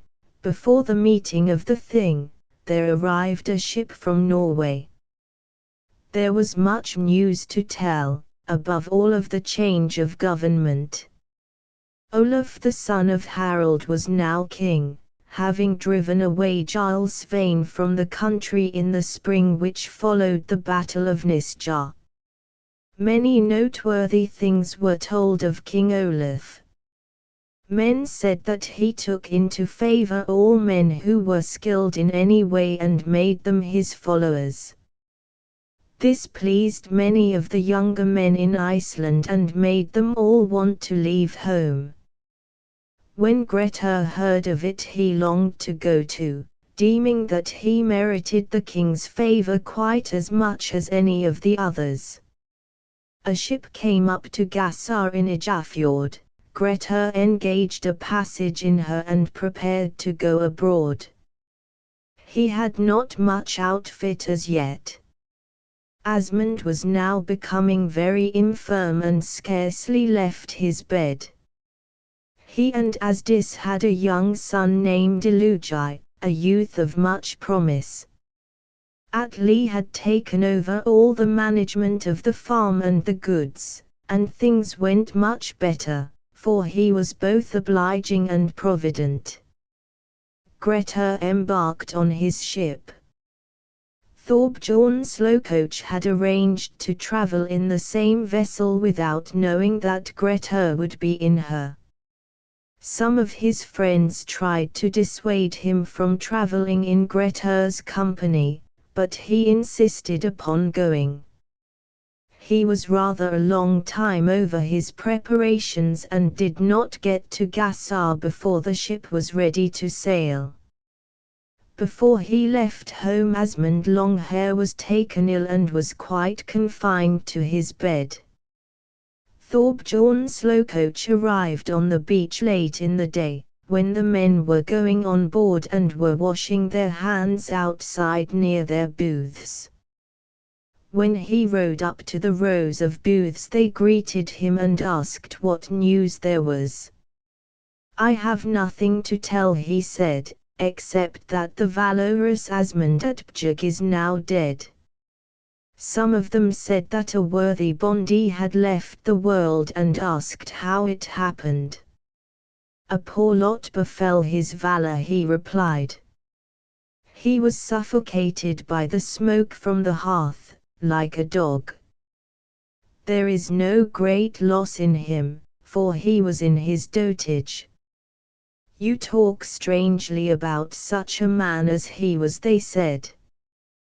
"Grettir would not be much pleased if he heard you." "I can endure Grettir's wrath," he said. "He must bear his axe higher than he did at Rutafjorda Isles if he wishes to frighten me." Grettir heard every word that Thorbjorn said, but took no notice as long as he was speaking. When he had finished Grettir said, "I prophesy, Slowcoach, that you will not die of the smoke from the hearth, and yet perhaps you will not die of old age either. It is strange conduct to say shameful things of innocent men." Thorbjorn said, "I have nothing to unsay. I never thought you would fire up like this on the day when we got you out of the hands of the men of Mel who were belabering you like an ox's head." Then Grettir spoke a verse: "Too long is the tongue of the spanner of bows. Full often he suffers the vengeance due." Slowcoach, I tell thee that many a man has paid for less shameful speech with his life. Thorbjorn said his life was neither more nor less in danger than it was before. "My prophecies are not generally long-lived," said Grettir, "nor shall this one be. Defend yourself if you will, you never will have better occasion for it than now." Grettir then struck at him. He tried to parry the blow with his arm, but it struck him above the wrist and glanced off onto his neck so that his head flew off. The sailors declared it was a splendid stroke, and that such were the men for the king. No one would grieve, they said, because a man so quarrelsome and scurrilous as Thorbjorn had been killed. Soon after this they got under way and towards the end of the summer reached the south coast of Norway, about Hordaland, where they learned that King Olaf was in the north at Thrandheim. Grettir took a passage thither with some traders intending to seek audience of the king. Chapter 8. Grettir fetches fire.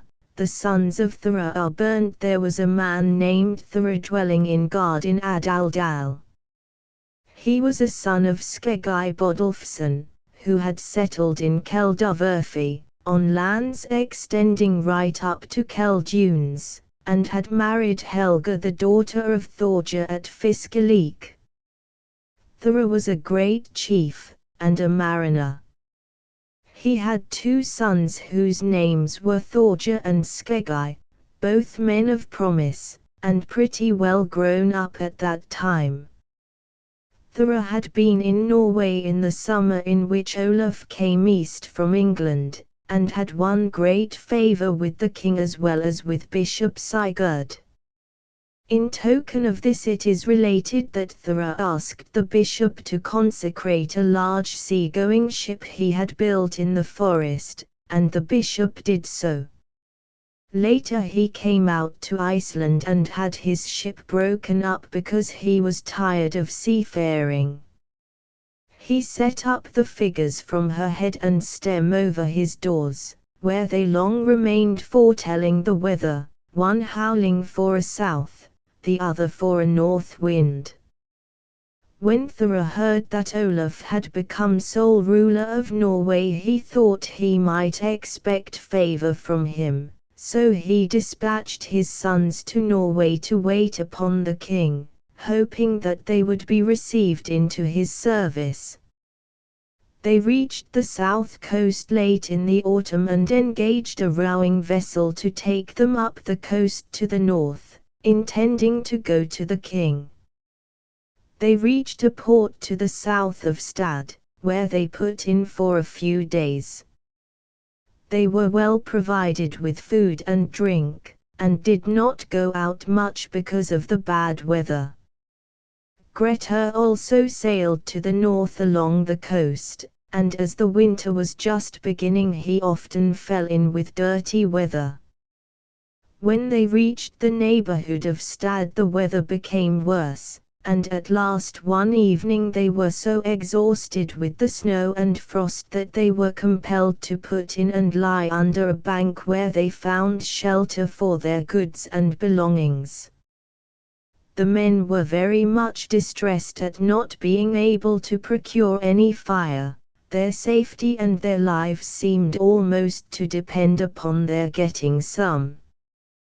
They lay there in a pitiful condition all the evening, and as night came on they saw a large fire on the other side of the channel which they were in. When Grettir's companions saw the fire they began talking and saying that he who could get some of it would be a happy man.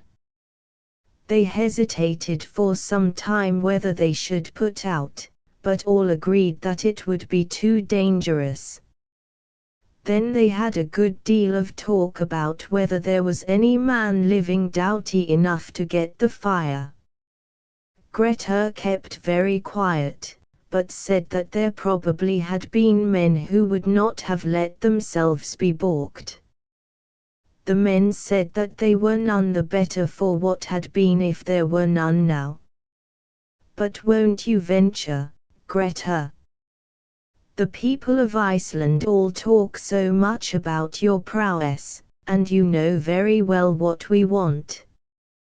Grettir said, It does not seem to me such a great thing to get the fire, but I do not know whether you will reward it any better than he requires who does it."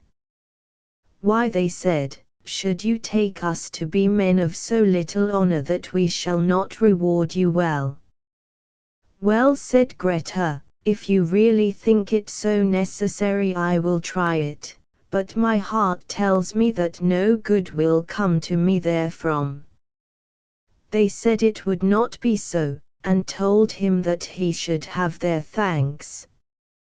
Then Grettir threw off his clothes and got ready to go into the water.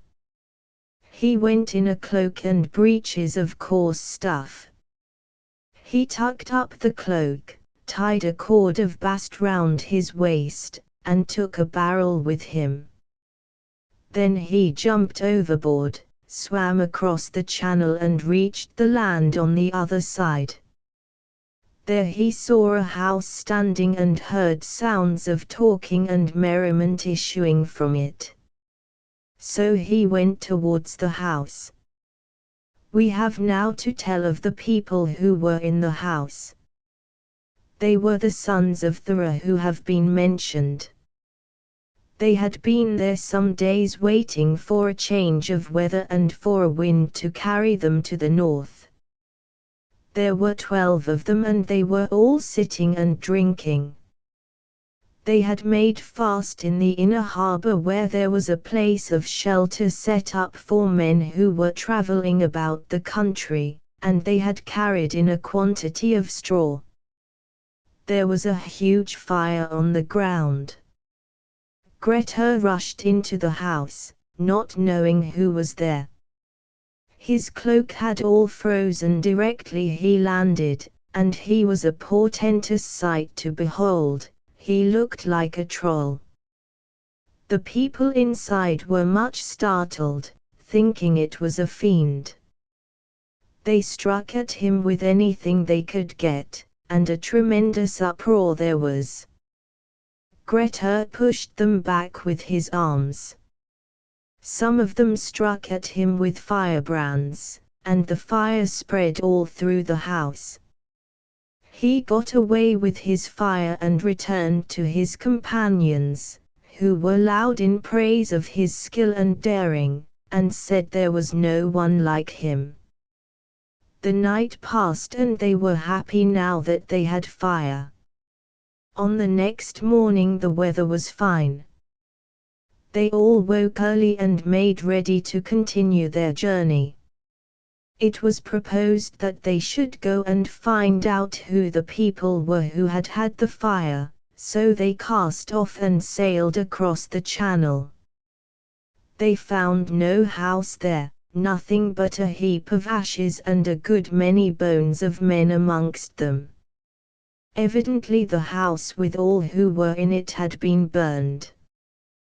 They asked whether Grettir had done it, and declared it was an abominable deed. Grettir said that what he expected had come to pass, and that he was ill rewarded for getting the fire for them. He said it was thankless work to help such miserable beings as they were. He suffered much annoyance in consequence, for wherever the traders went they told that Grettir had burned the men in the house.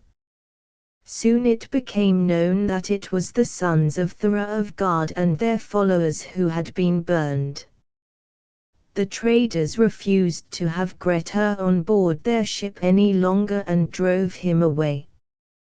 He was so abhorred that scarcely anyone would do him a service. His case seemed hopeless, and his only desire was at any cost to appear before the king. So he went north to Thrandheim where the king was, and had heard the whole story before Grettir came, for many had been busy in slandering him. Grettir waited several days in the town before he was able to appear before the king. Chapter 6. Grettir appears before the king and fails to undergo the ordeal. One day when the king was sitting in judgment, Grettir came before him and saluted him respectfully. The king looked at him and said, "Are you Grettir the Strong?" "So I have been called," he replied, "and I have come here in the hope of obtaining deliverance from the slanders which are being spread about me, and to say that I did not do this deed." The king said, "You are worthy enough, but I know not what fortune you will have in defending yourself. It is quite possible that you did not intend to burn the men in the house."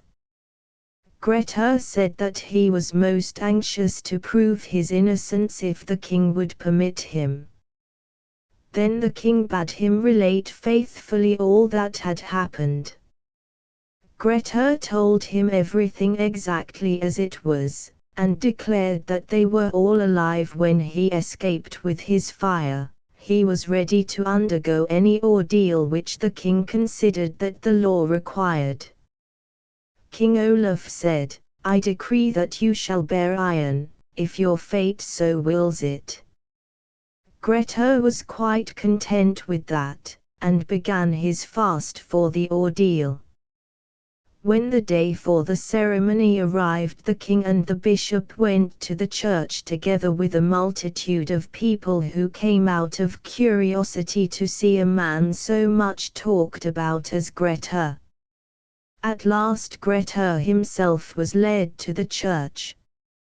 When he entered, many looked at him and remarked that he excelled most men in strength and stature.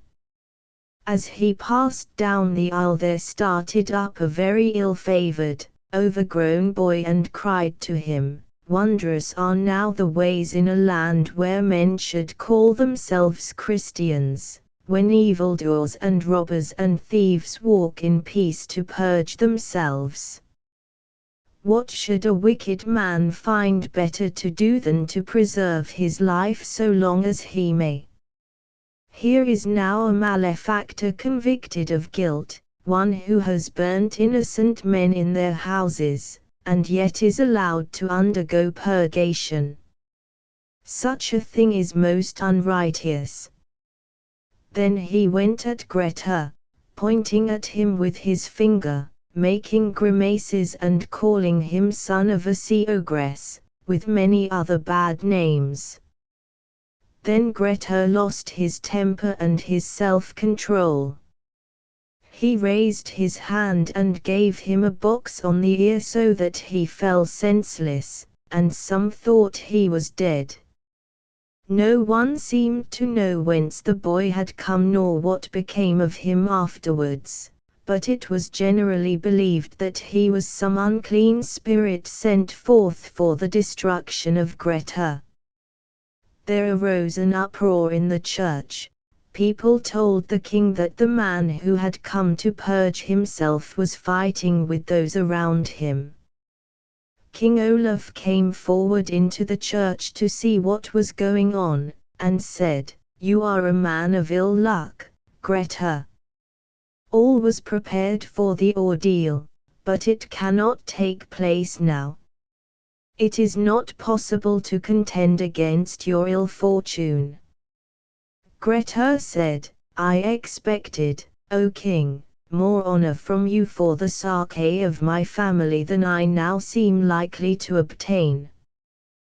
Then he told again the story as he had done before of what had taken place with the men.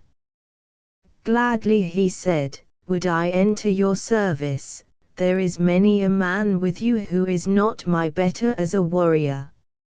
"I know," said the king, "that few are your equals in strength and courage, but your luck is too bad for you to remain with me. You have my leave to depart in peace whithersoever you will for the winter, and then in the summer you may return to Iceland, where you are destined to lay your bones. First I should like to clear myself of the charge of burning, if I may," said Grettir, "for I did not do it intentionally." Very likely it is so, said the king, but since the purgation has come to naught through your impatience, you cannot clear yourself further than you have done. Impetuosity always leads to evil.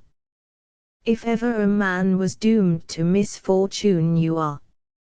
After that Grettir remained for a time in the town, but he got nothing more out of Olaf. Then he went to the south, intending after that to go east to Tunsberg to find his brother Thorstein Dromund.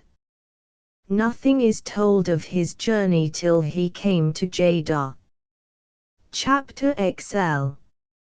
Adventure with the Berserk Snækoll. At Yule, Grettir came to a bondie named Einar, a man of wealth who had a wife and a marriageable daughter named Jorid. She was a beautiful maiden and was considered an excellent match. Einar invited Grettir to stay over Yule, and he accepted. It was no uncommon thing throughout Norway that robbers and other ruffians came down from the forest and challenged men to fight for their women, or carried off their property with violence if there was not sufficient force in the house to protect them. One day at Yuletide there came a whole party of these miscreants to Einar's house. Their leader was a great berserk named Snækoll. He challenged Einar to hand over his daughter to him or else to defend her, if he felt himself man enough to do so. Now the bondie was no longer young, and no fighter. He felt that he was in a great difficulty, and asked Grettir privately what help he would give him, seeing that he was held to be so famous a man. Grettir advised him to consent only to what was not dishonorable. The berserk was sitting on his horse wearing his helmet, the chin piece of which was not fastened. He held before him a shield bound with iron and looked terribly threatening. He said to the bondie, "You had better choose quickly, either one thing or the other. What does that big fellow standing beside you say? Would he not like to play with me himself?" "One of us is as good as the other," said Grettir, "neither of us is very active. All the more afraid will you be to fight with me if I get angry." "That will be seen when it is tried," said Grettir. The berserk thought they were trying to get off by talking. He began to howl and to bite the rim of his shield. He held the shield up to his mouth and scowled over its upper edge like a madman. Grettir stepped quickly across the ground, and when he got even with the berserk's horse he kicked the shield with his foot from below with such force that it struck his mouth, breaking the upper jaw, and the lower jaw fell down onto his chest.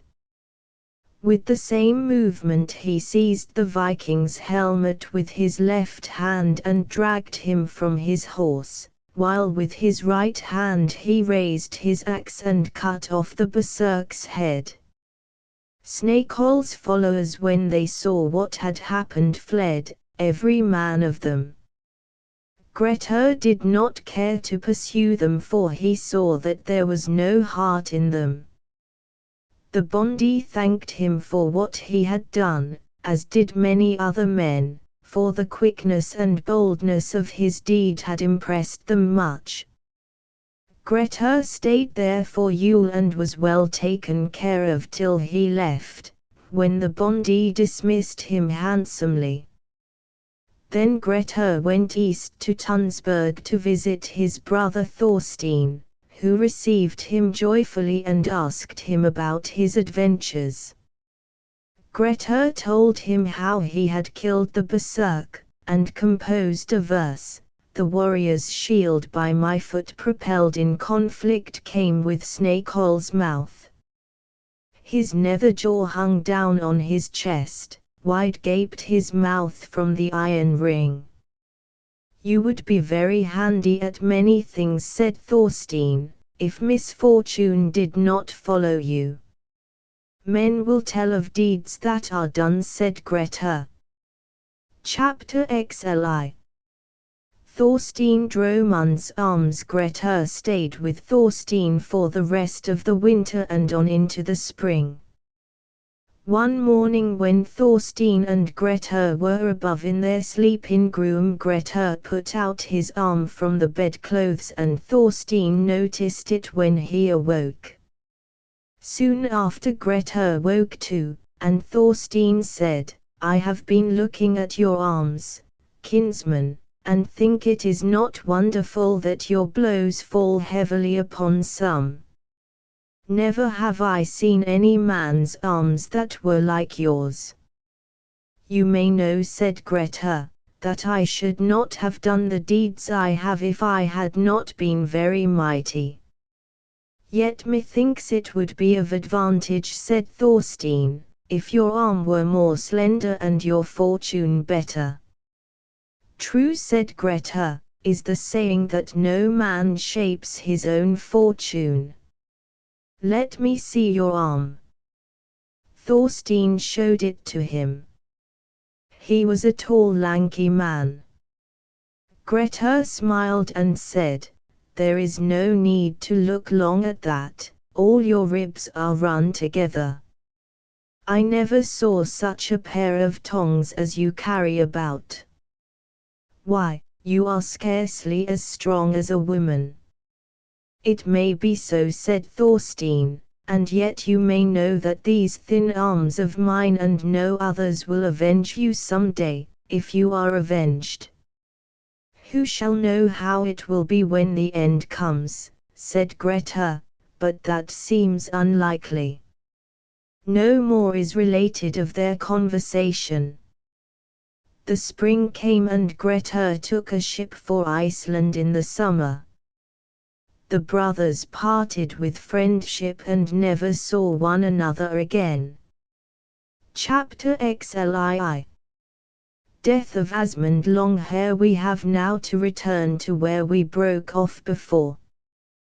Thorbjorn Oxmane, when he heard of the death of Thorbjorn Slowcoach, flew into a violent passion and said he wished that more men might deal blows in other people's houses.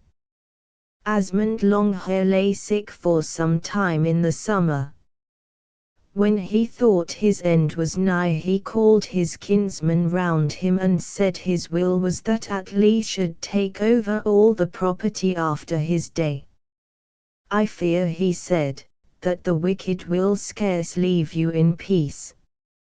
And I wish all my kinsmen to support him to the best of their power. Of Grettir I can say nothing, for his condition seems to me like a rolling wheel. Strong though he is, I fear he will have more dealing with trouble than with kinsmen's support. And Illugi, though young now, shall become a man of valiant deeds if he remain unscathed." When Asmund had settled everything with his sons according to his wish, his sickness grew upon him. He died soon after and was buried at Bjugg, where he had had a church built. All felt his loss deeply. Atli became a great bondi and kept a large establishment. He was a great dealer in household provisions. Towards the end of the summer he went to Snæfellsnes to get dried fish. He drove several horses with him and rode from home to Mellar in Ruta Fjord to his brother-in-law, Gamli. Then Grim, the son of Thorol, Gamli's brother, made ready to accompany him along with another man. They rode west by way of Haukedalsgard and the road which leads out to the Ness, where they bought much fish and carried it away on 7 horses. When all was ready they turned homewards. Chapter XLII. The sons of Thora of Skard are slain by Atli and Grim. Thorbjorn Oxmane heard of Atli and Grim having left home just when Gunnar and Thorja, the sons of Thora of Skard, were with him. Thorbjorn was jealous of Atli's popularity and egged on the two brothers, the sons of Thora, to lie in wait for him as he returned from Snæfellsnes. They rode home to Skard and waited there for Atli returning with his loads. They could see the party from their house as they passed Skard, and made ready quickly to pursue them with their servants. Atli on seeing them ordered his horses to be unloaded. Perhaps he said, "They want to offer me compensation for my man whom Gunnar slew last summer. We will not be the first to attack, but if they begin fighting us we will defend ourselves." Then they came up and at once sprang off their horses. Atli greeted them and asked what news there was, and whether Gunnar desired to offer him some compensation for his servant. Gunnar answered, "You men of Jug, you deserve something else than that I should pay compensation for him with my goods. Thorbjorn whom Grettir slew is worth a higher atonement than he." "I have not to answer for that," said Atli, "nor are you the representative of Thorbjorn." Gunnar said it would have to be so nevertheless. And now he cried, "Let us go for them and profit by Grettir being away." There were 8 of them, and they set upon Atli's 6. Atli led on his men and drew the sword Jokelsnort which Grettir had given him. Thorja cried, "Good men are alike in many things. High did Grettir bear his sword last summer en route to Fjordarls." Atli answered, "He is more accustomed to deeds of strength than I am." Then they fought. Gunnar made a resolute attack on Atli, and fought fiercely. After they had battled for a time Atli said, "There is nothing to be gained by each of us killing the other's followers. The simplest course would be for us to play together, for I have never fought with weapons before." Gunnar, however, would not have it. Atli bade his servants look to the packs, and he would see what the others would do. He made such a vigorous onslaught that Gunnar's men fell back, and he killed 2 of them. Then he turned upon Gunnar himself and struck a blow that severed his shield right across below the handle, and the sword struck his leg below the knee. Then with another rapid blow he killed him. In the meantime Grim, the son of Thorol, was engaging Thorja, and a long tussle there was, both of them being men of great valor. When Thorja saw his brother Gunnar fall he wanted to get away, but Grim pressed upon him and pursued him until at last his foot tripped and he fell forward. Then Grim struck him with an axe between the shoulders, inflicting a deep wound. To the 3 followers who were left they gave quarter. Then they bound up their wounds, reloaded the packs onto the horses and went home, giving information of the battle.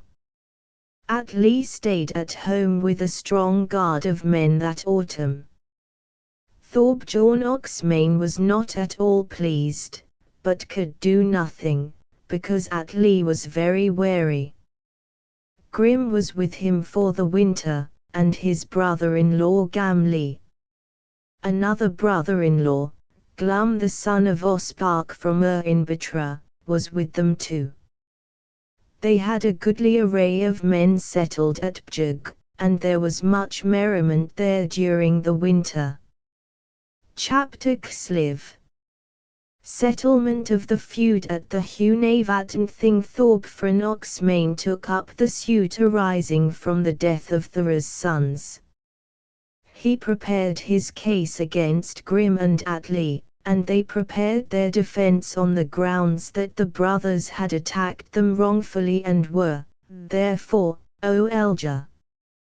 The case was brought before the Hunavatn and both sides appeared in force. Atli had many connections, and was, therefore, strongly supported. Then those who were friends of both came forward and tried to effect a reconciliation. They urged that Atli was a man of good position and peacefully disposed, though fearless enough when driven into a strait. Thorbjorn felt that no other honorable course was open to him but to agree to a reconciliation. Atli made it a condition that there should be no sentence of banishment either from the district or the country. Then men were appointed to arbitrate, Thorvaldus Gerson on behalf of Atli, and Solvi the Proud on behalf of Thorbjorn. This Solvi was a son of Asprand, the son of Thorbrand, the son of Harald Ring, who had settled in Vatnsnes, taking land as far as Ambatara to the west, and to the east up to the Vara and across to Bjagaus and the whole side of Bjorg as far as the sea. Solvi was a person of much display, but a man of sense, and therefore Thorbjorn chose him as his arbitrator. The decree of the arbitrators was that half penalties should be paid for Thor's sons and half should be remitted on account of the wrongful attack which they made and their designs on Atli's life. The slaying of Atli's man at Rutafjordarls should be set off against the two of theirs who had been killed. Grim the son of Thorol was banished from his district and the penalties were to be paid by Atli. Atli was satisfied with this award, but Thorbjorn was not. They parted nominally reconciled, but Thorbjorn let drop some words to the effect that it was not over yet if all happened as he desired. Atli rode home from the thing after thanking Thorvald for his assistance. Grim the son of Thorol betook himself to the south to Borgafjord and dwelt at Gilsbacki, where he was known as a worthy bondi. Chapter XLV.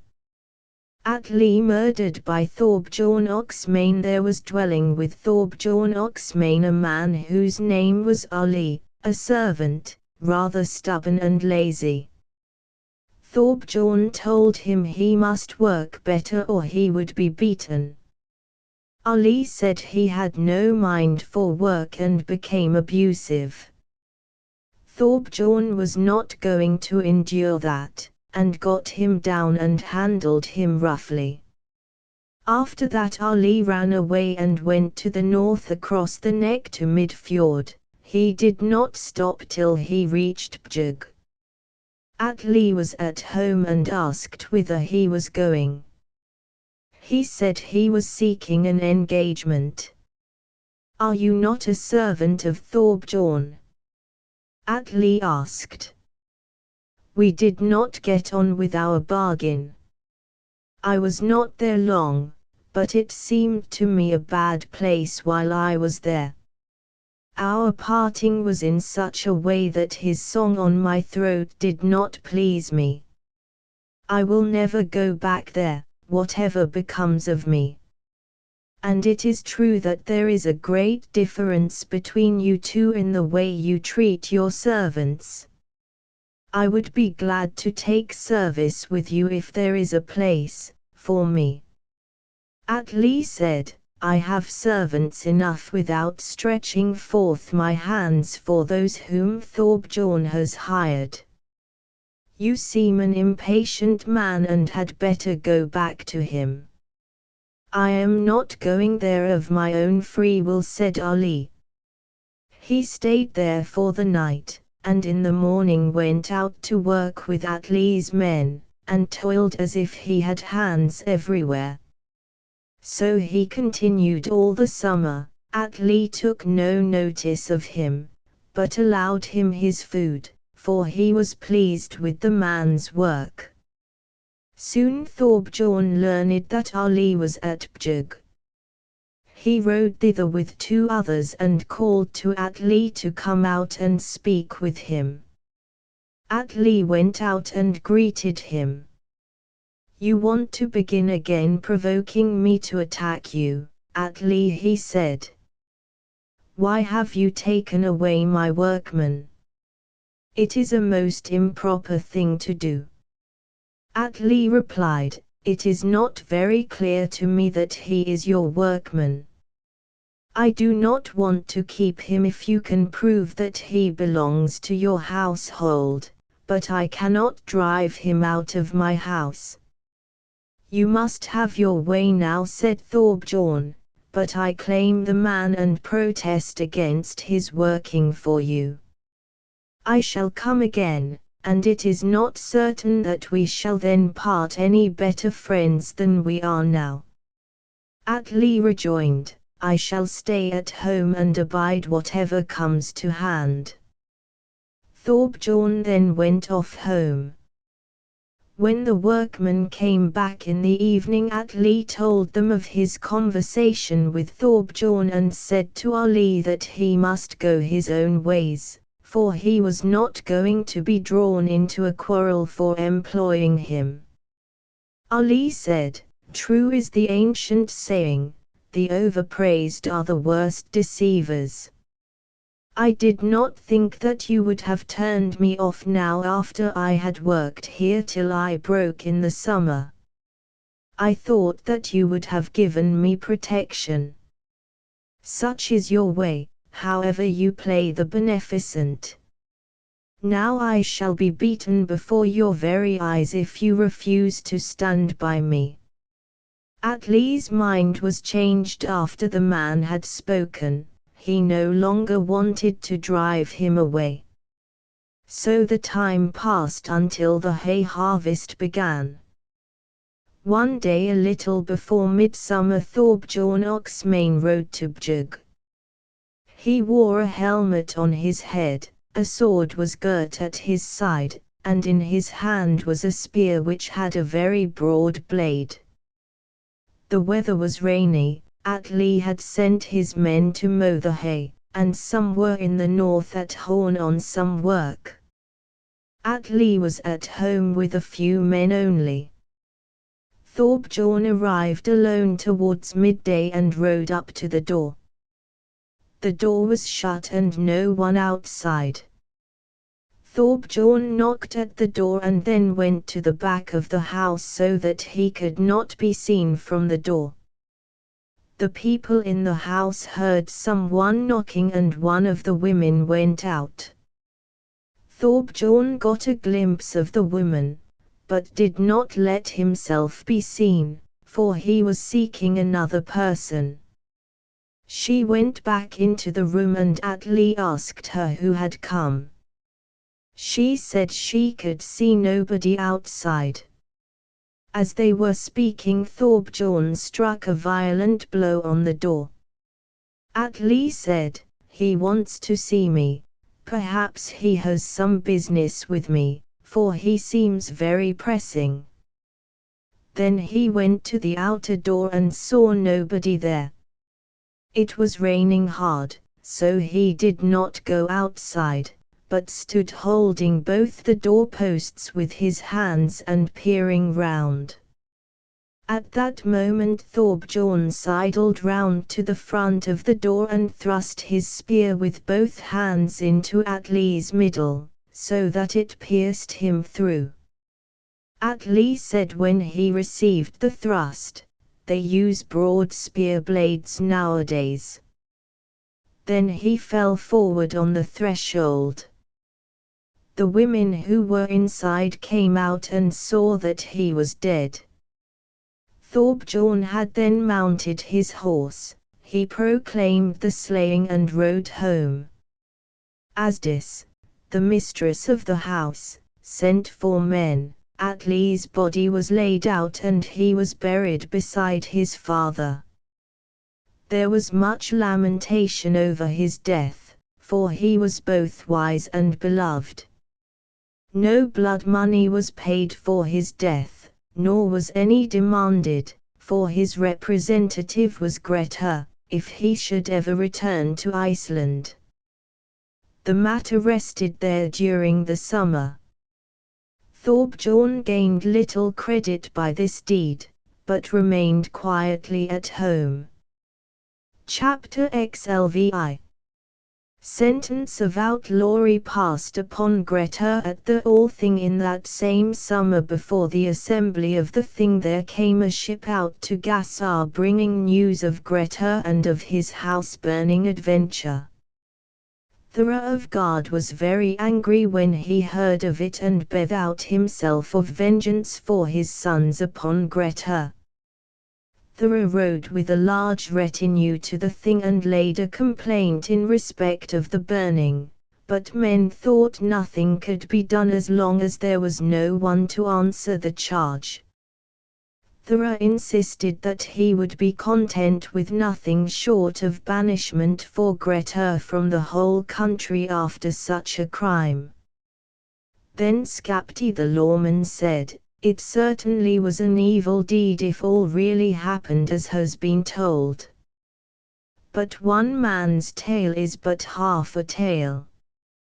Most people try and manage not to improve a story if there is more than one version of it. I hold that no judgment should be passed for Grettir's banishment without further proceedings." Thora was a notable person and possessed great influence in the district. Many powerful men were his friends. He pressed his suit so strongly that nothing could be done to save Grettir.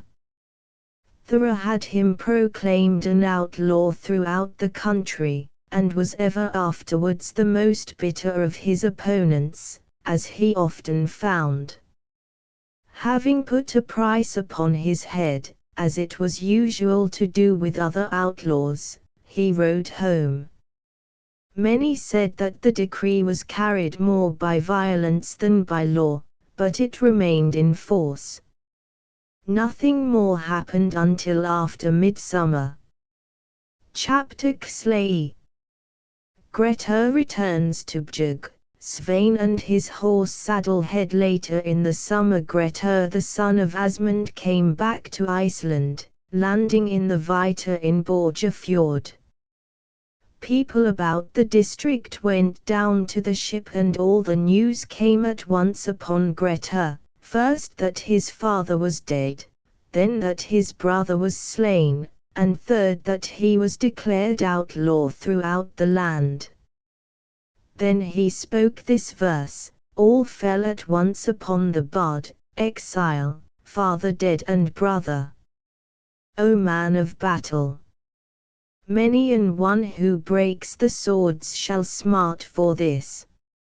It is told that Grettir changed his manner no whit for these tidings, but was just as merry as before. He remained on board his ship for a time because he could not get a horse to suit him. There was a man named Svein who dwelt at Baki up from Things. He was a good bondy and a merry companion. He often composed verses which it was a delight to listen to. He had a brown mare, the swiftest of horses, which he called Saddlehead. Once Grettir left Vela in the night because he did not wish the traders to know of it. He got a black cape and put it over his clothes to conceal himself. He went up past Things to Baki, by which time it was light.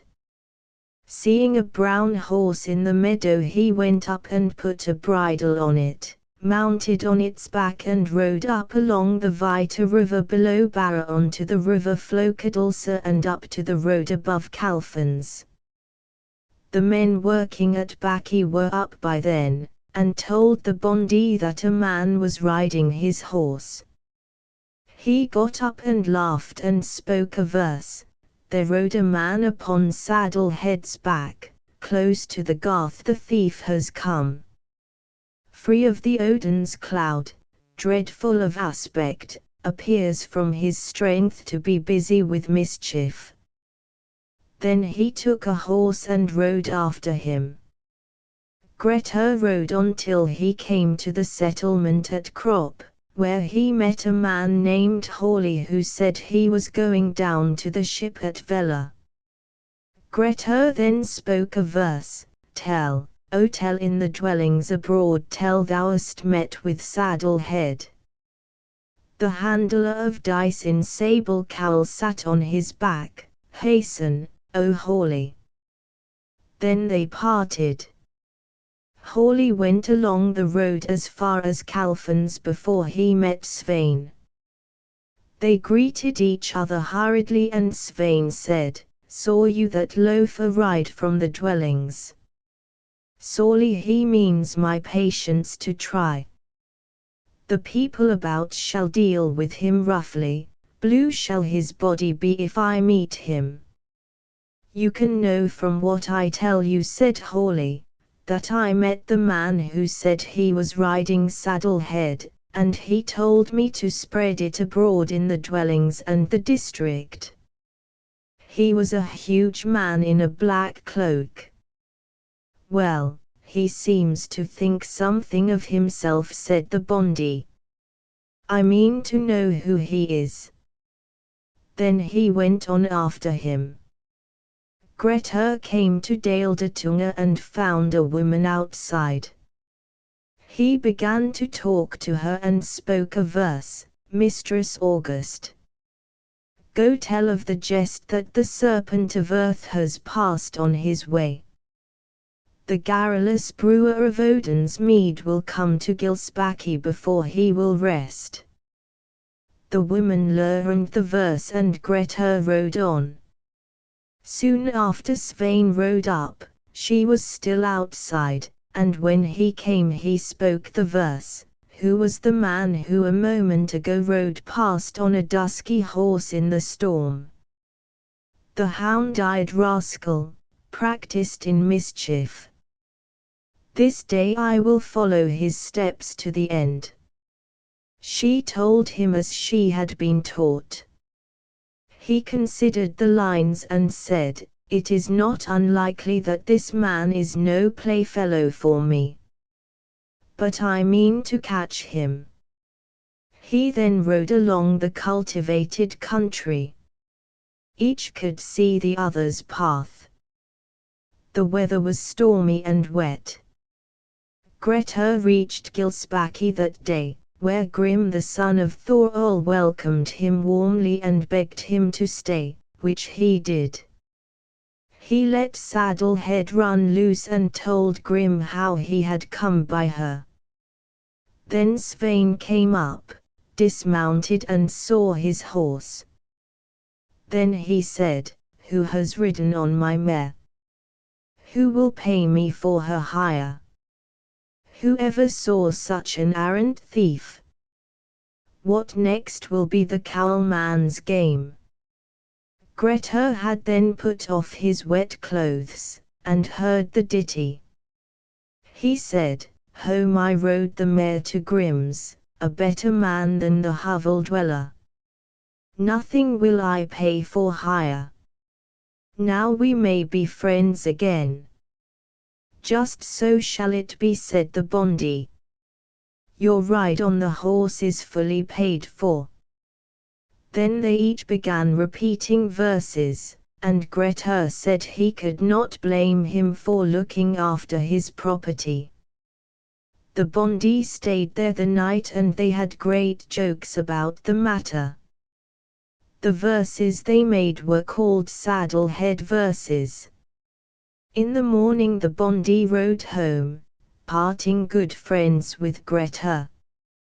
Grim told Grettir of many things that had been done in Midfjord in the north during his absence, and that no blood money had been paid for Atli.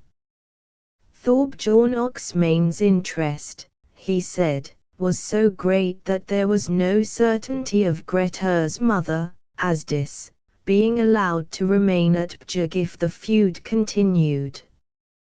Grettir stayed but a few nights with Grim, for he did not want it to become known that he was about to travel north across the heath.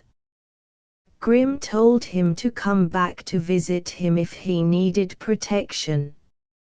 Yet he said, "I would gladly avoid the penalty of being outlawed for harboring you."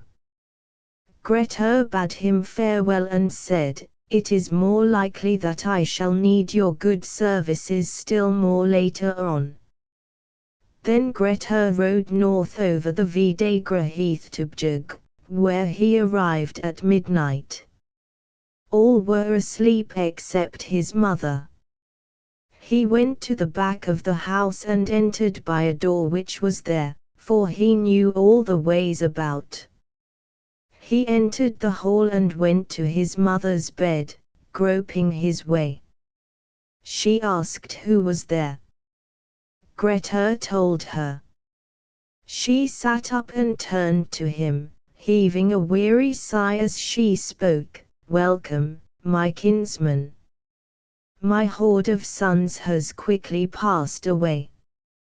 He is killed who was most needful to me. You have been declared an outlaw and a criminal. My third is so young that he can do nothing." "It is an ancient saying," said Grettir, "that one evil is mended by a worse one. There is more in the heart of man than money can buy. Atli may yet be avenged. As for me, there will be some who think they have had enough in their dealings with me." She said that was not unlikely. Grettir stayed there for a time, but few knew of it, and he obtained news of the movements of the men of the district. It was not known then that he had come to Midfjord. He learned that Thorbjorn Oxmane was at home with few men. This was after the hay harvest. Chapter Slate.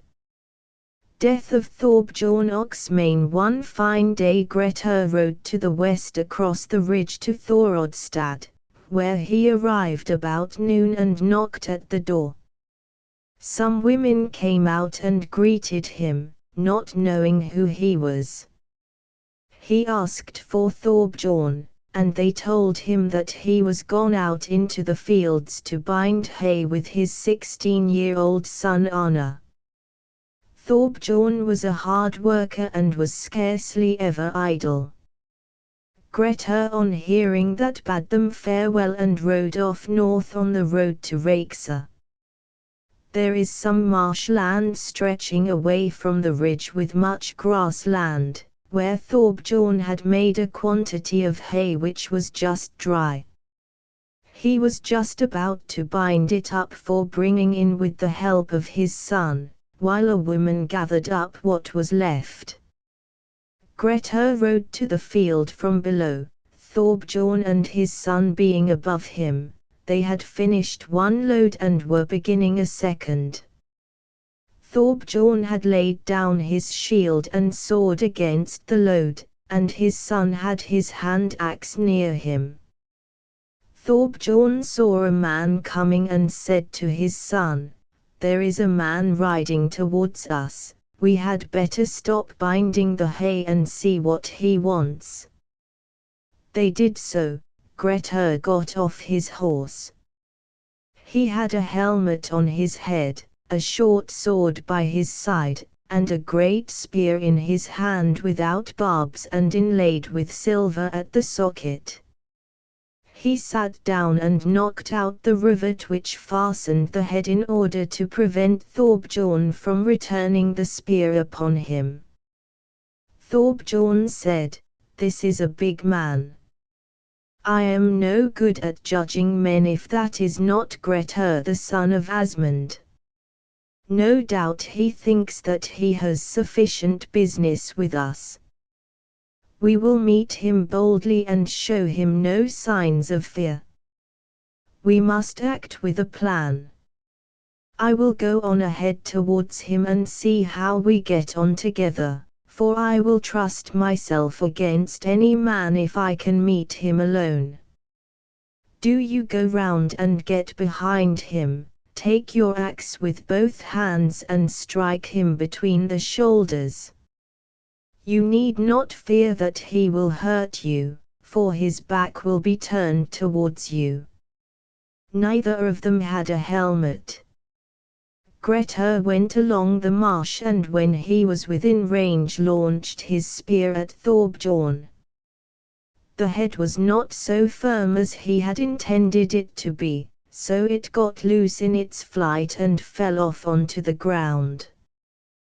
Thorbjorn took his shield, held it before him, drew his sword and turned against Grettir directly he recognized him. Grettir drew his sword, and, turning round a little, saw the boy behind him, so he kept continually on the move. When he saw that the boy was within reach he raised his sword aloft and struck Arna's head with the back of it such a blow that the skull broke and he died. Then Thorbjorn rushed upon Grettir and struck at him, but he parried it with the buckler in his left hand and struck with his sword a blow which severed Thorbjorn's shield in two and went into his head, reaching the brain. Thorbjorn fell dead. Grettir gave him no more wounds. He searched for the spearhead but could not find it. He got onto his horse, rode to Rexer and proclaimed the slaying. The woman who was out in the field with them witnessed the battle. She ran home terrified and told the news that Thorbjorn and his son were killed. The people at home were much taken aback, for no one was aware of Grettir's arrival. They sent to the next homestead for men, who came in plenty and carried the body to the church. The blood feud then fell to Thorodrupustuf, who at once called out his men. Grettir rode home to Bjugg and told his mother what had happened. She was very glad and said he had now shown his kinship to the Vatnsdal race. And yet she said, "This is the root and the beginning of your outlawry. For certain I know that your dwelling here will not be for long by reason of Thorbjorn's kinsmen, and now they may know that they have the means of annoying you." Grettir then spoke a verse, Atli's death was unatoned, fully now the debt is paid. Asdis said it was true, but I know not what counsel you now mean to take. Grettir said he meant now to visit his friends and kinsmen in the western regions, and that she should have no unpleasantness on his account. Then he made ready to go, and parted with much affection from his mother.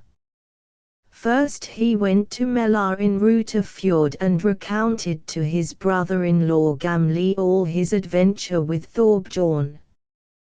Gamli begged him to betake himself away from Rutafjord while the kinsmen of Thorbjorn were abroad with their men, and said they would support him in the suit about Atli's slaying to the best of their power. Then Grettir rode to the west across the Laxidal heath and did not stop before he reached Ljaskoga, where he stayed some time in the autumn with Thorstein Kugerson. Chapter 6. Grettir visits Thorstein Kugerson and Snorri Godi Thorodrupustuf now made inquiries who it was who had killed Thorbjorn and his son. They went to Rexer, where they were told that Grettir had proclaimed the slaying.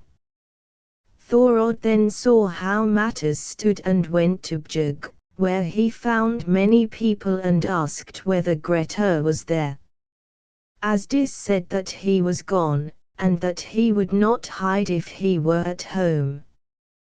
You can be well content to leave things as they are. The vengeance for Atli was not excessive, if it be reckoned up. No one asked what I had to suffer then, and now it were well for it to rest. Then they rode home, and it seemed as if there were nothing to be done. The spear which Grettir had lost was never found until within the memory of men now living. It was found in the later days of Sturla the lawman, the son of Thord, in the very marsh where Thorbjorn fell, now called Spearmarsh. This is the proof that he was killed there and not in Midfjords, as has been elsewhere asserted. Thorbjorn's kinsmen learned of Grettir's being in Ljeskoga and called together their men with the purpose of going there. Gamli heard of this at Melar and sent word to Thorstein and Grettir of their approach. Thorstein sent Grettir on to Tunga to Snorri the Godi, with whom he was then at peace, and advised Grettir to ask for his protection, and if it were refused to go west to Thorgils the son of Ari in Reykjahola, who will surely take you in for the winter. Stay there in the western fjords until the affair is settled. Grettir said he would follow his counsel. He rode to Tunga where he found Snorri and asked to be taken in.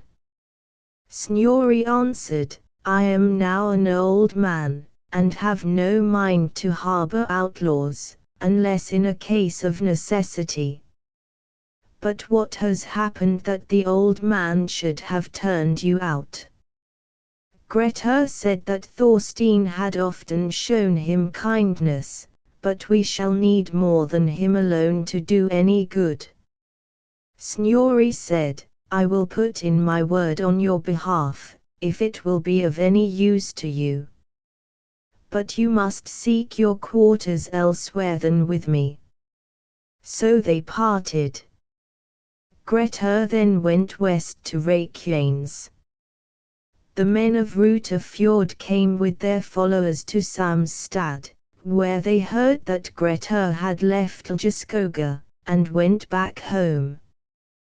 Chapter L. Grettir winters with Thorgils at Reykjahola in company with the foster brothers. Grettir came to Reykjahola towards the beginning of the winter and asked Thorgils to let him stay the winter with him. Thorgils said he was welcome to his entertainment, like other free men, but he said, we do not pay much attention to the preparation of the food. Grettir said that would not trouble him. There is another little difficulty, Thorgils continued. Some men are expected here who are a little hot-headed, namely, the foster brothers Thorge and Thormod. I do not know how it will suit you to be together with them. They shall always have entertainment here whenever they wish for it. You may stay here if you will, but I will not have any of you behaving ill to the others. Grettir said that he would not be the first to raise a quarrel with any man, more especially since the Bondi had expressed his wish to him. Soon after the foster brothers came up. Thorge and Grettir did not take very kindly to one another, but Thormod behaved with propriety. Thorgils said to them what he had said to Grettir, and so great was the deference paid to him that none of them spoke an improper word to the other, although they did not always think alike. In this way the first part of the winter was passed.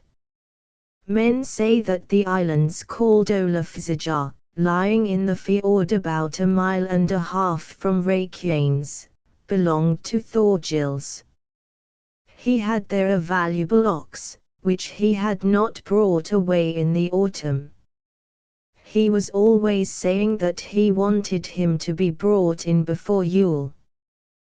One day the foster brothers prepared to go and fetch the ox, but wanted a third man to help them. Grettir offered to go with them and they were very glad to have him. So the three set out in a 10-oared boat. The weather was cold and the wind from the north. The boat was lying at Valshorsholm. When they left, the wind had freshened a little. They reached the island and caught the ox. Grettir asked whether they preferred to ship the ox or to hold the boat, for there was a high surf running on the shore. They told him to hold the boat. He stood by her middle on the side away from the land, the sea reaching right up to beneath his shoulders, but he held the boat firmly so that she could not drift. Thorgerd took the ox by the stern and Thormod by the head, and so they hove him into the boat. Then they started heading for the bay, Thormod taking the bow oars with Thorgerd amidships and Grettir in the stern. By the time they reached Hafraklet, the wind was very high. Thorgerd said, "The stern is slackening." Grettir said, "The stern will not be left behind if the rowing amidships is all right." Thorgerd then bent his back to the oars and pulled so violently that both the rowlocks carried away. He said, "Pull on, Grettir, whilst I mend the rowlocks." Grettir pulled vigorously whilst Thorgerd mended the rowlocks. But when Thorgerd was about to take over the oars again, they were so damaged that on Grettir giving them a shake on the goon whale they broke. Thormod said it would be better to row less and not to break the ship. Then Grettir took 2 spars which were on board, bored 2 holes in the goon whale, and rowed so energetically that every timber creaked. As the boat was well found and the men in good condition, they reached Valshorsholm. Grettir asked whether they would go on home with the ox or whether they would beach the boat. They preferred to beach the boat, and they did so with all the water that was in her all frozen. Grettir got off the ox, which was very stiff in its limbs and very fat and tired. When they got to Teitlingstad it could go no more. The foster brothers went home, for none of them would help the other at his job. Thorgils asked after Grettir. They told him how they had parted, and he sent men out to him. When they came below Hellashola, they saw a man coming towards them with an ox on his back. It was Grettir carrying the ox. They all admired his great feat, but Thorgerd became rather jealous of Grettir's strength. One day soon after Yule, Grettir went out alone to bathe. Thorgerd knew of it and said to Thormod, "Let us go out now and see what Grettir does if I attack him as he comes out of the water." "I don't care to do that," Thormod said, "and I do not think you will get any good from him." "I mean to go," Thorgerd said. He went down to the bank, carrying his axe aloft. Grettir was just coming out of the water, and when they met, Thorgerd said, "Is it true, Grettir, that you once said you would not run away from any single person?" "I don't know whether I did," Grettir said, "but I have scarcely run away from you." Thorgerd raised his axe. In a moment Grettir ran at him and brought him over with a heavy fall. Thorgerd said to Thormod, "Are you going to stand there while this devil knocks me down?" Thormod then got Grettir by the leg and tried to drag him off Thorgerd but could not. He was wearing a short sword, and was just about to draw it when Thorgils came up and told them to behave themselves and not to fight with Grettir. They did as he bade and made out that it was all play. They had no more strife, so far as has been told, and men thought Thorgils blessed by fortune in having been able to pacify men of such violent tempers. When the spring set in they all departed. Grettir went on to Thorskafjord. When someone asked him how he liked his entertainment at Reykjahola, he answered, "Our fare was such that I enjoyed my food very much, when I could get it." Then he went west over the heath. Chapter Lee. Grettir's case overborne at the Althing. Thorgils, the son of Ari, rode to the Thing with a large following. All the magnates were there from all parts of the country, and he soon met with Skapti the lawman and had some talk with him. Skapti said, "Is it true, Thorgils, that you have been giving winter entertainment to 3 of the most unruly men in the country, all 3 of them outlaws, and that you kept order so well that none of them did any harm to the other?" Thorgils said it was true. Skapti said, "Well, I think it shows what authority you possess. But how did their characters appear to you? Who is the most valorous among them?" "They are all entirely valiant," he answered, "but of 2 of them I will not say that they never fear, only there is a difference. Thormod fears God, and is a man of great piety, and Grettir fears the dark.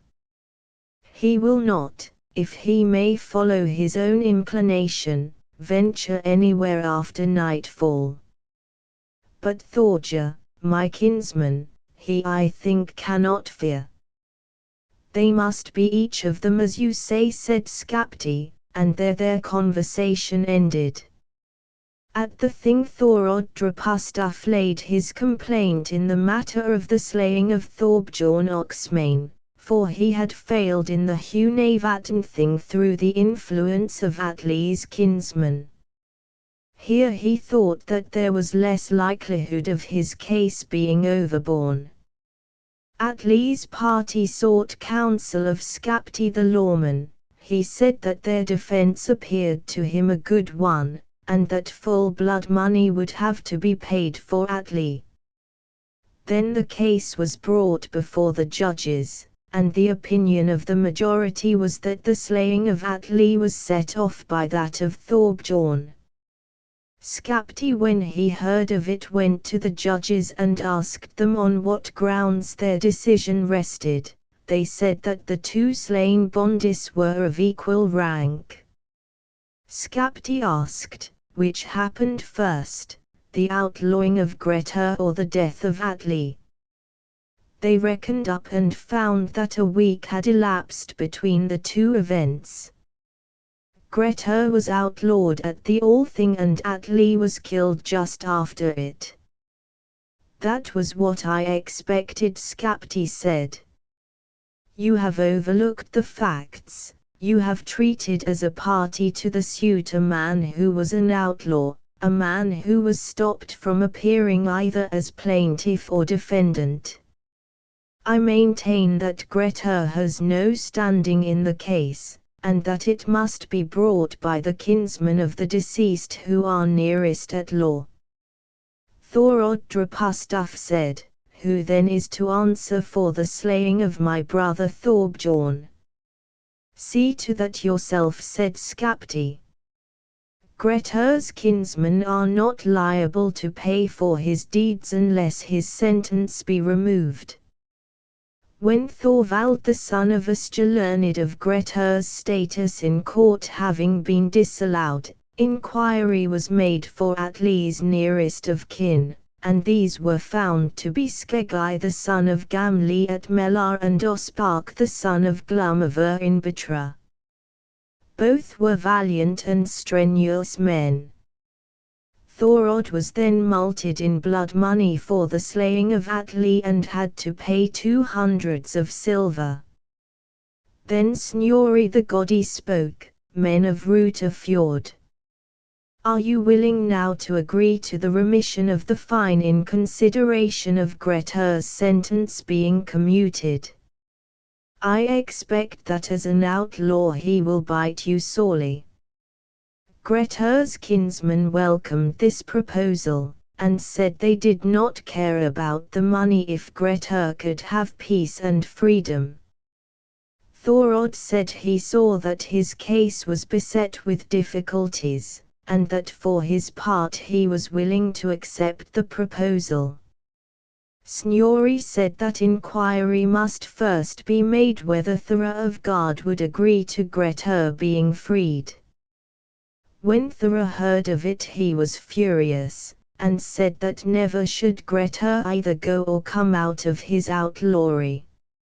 So far from consenting to his being amnested, he would put a higher price upon his head than was put upon any other outlaw. When they knew that he would take it so ill, nothing more was said about the amnesty. Ospark and Skeggi took the money that was paid and kept it, while Thorod Drapustaf got no compensation for his brother Thorbjorn.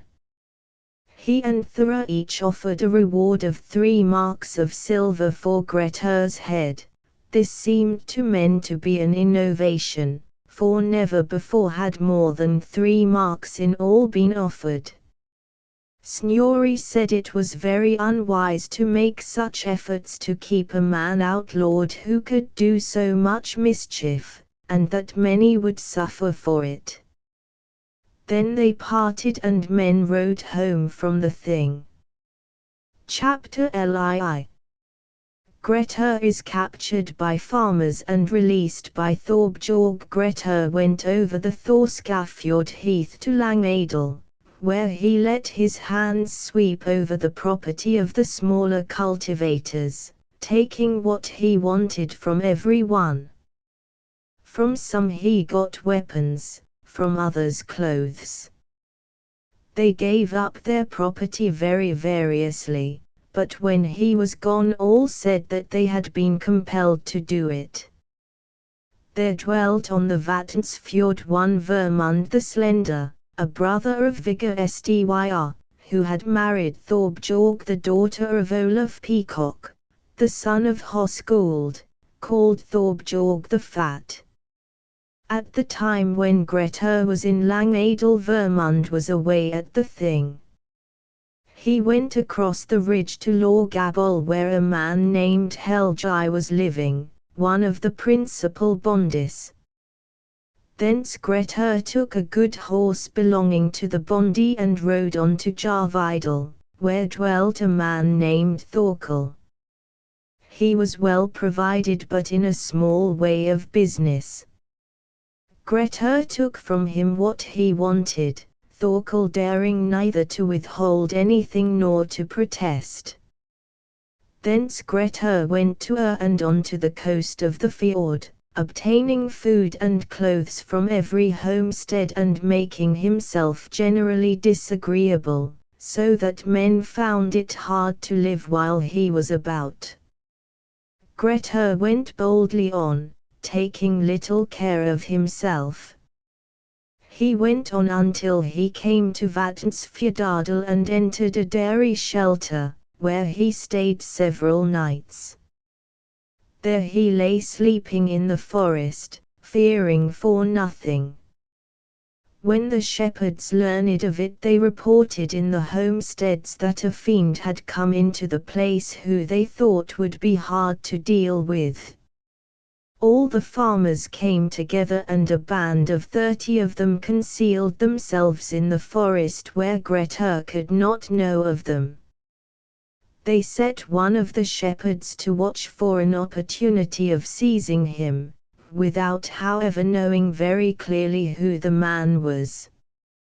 One day when Grettir was lying asleep, the farmers came up to him.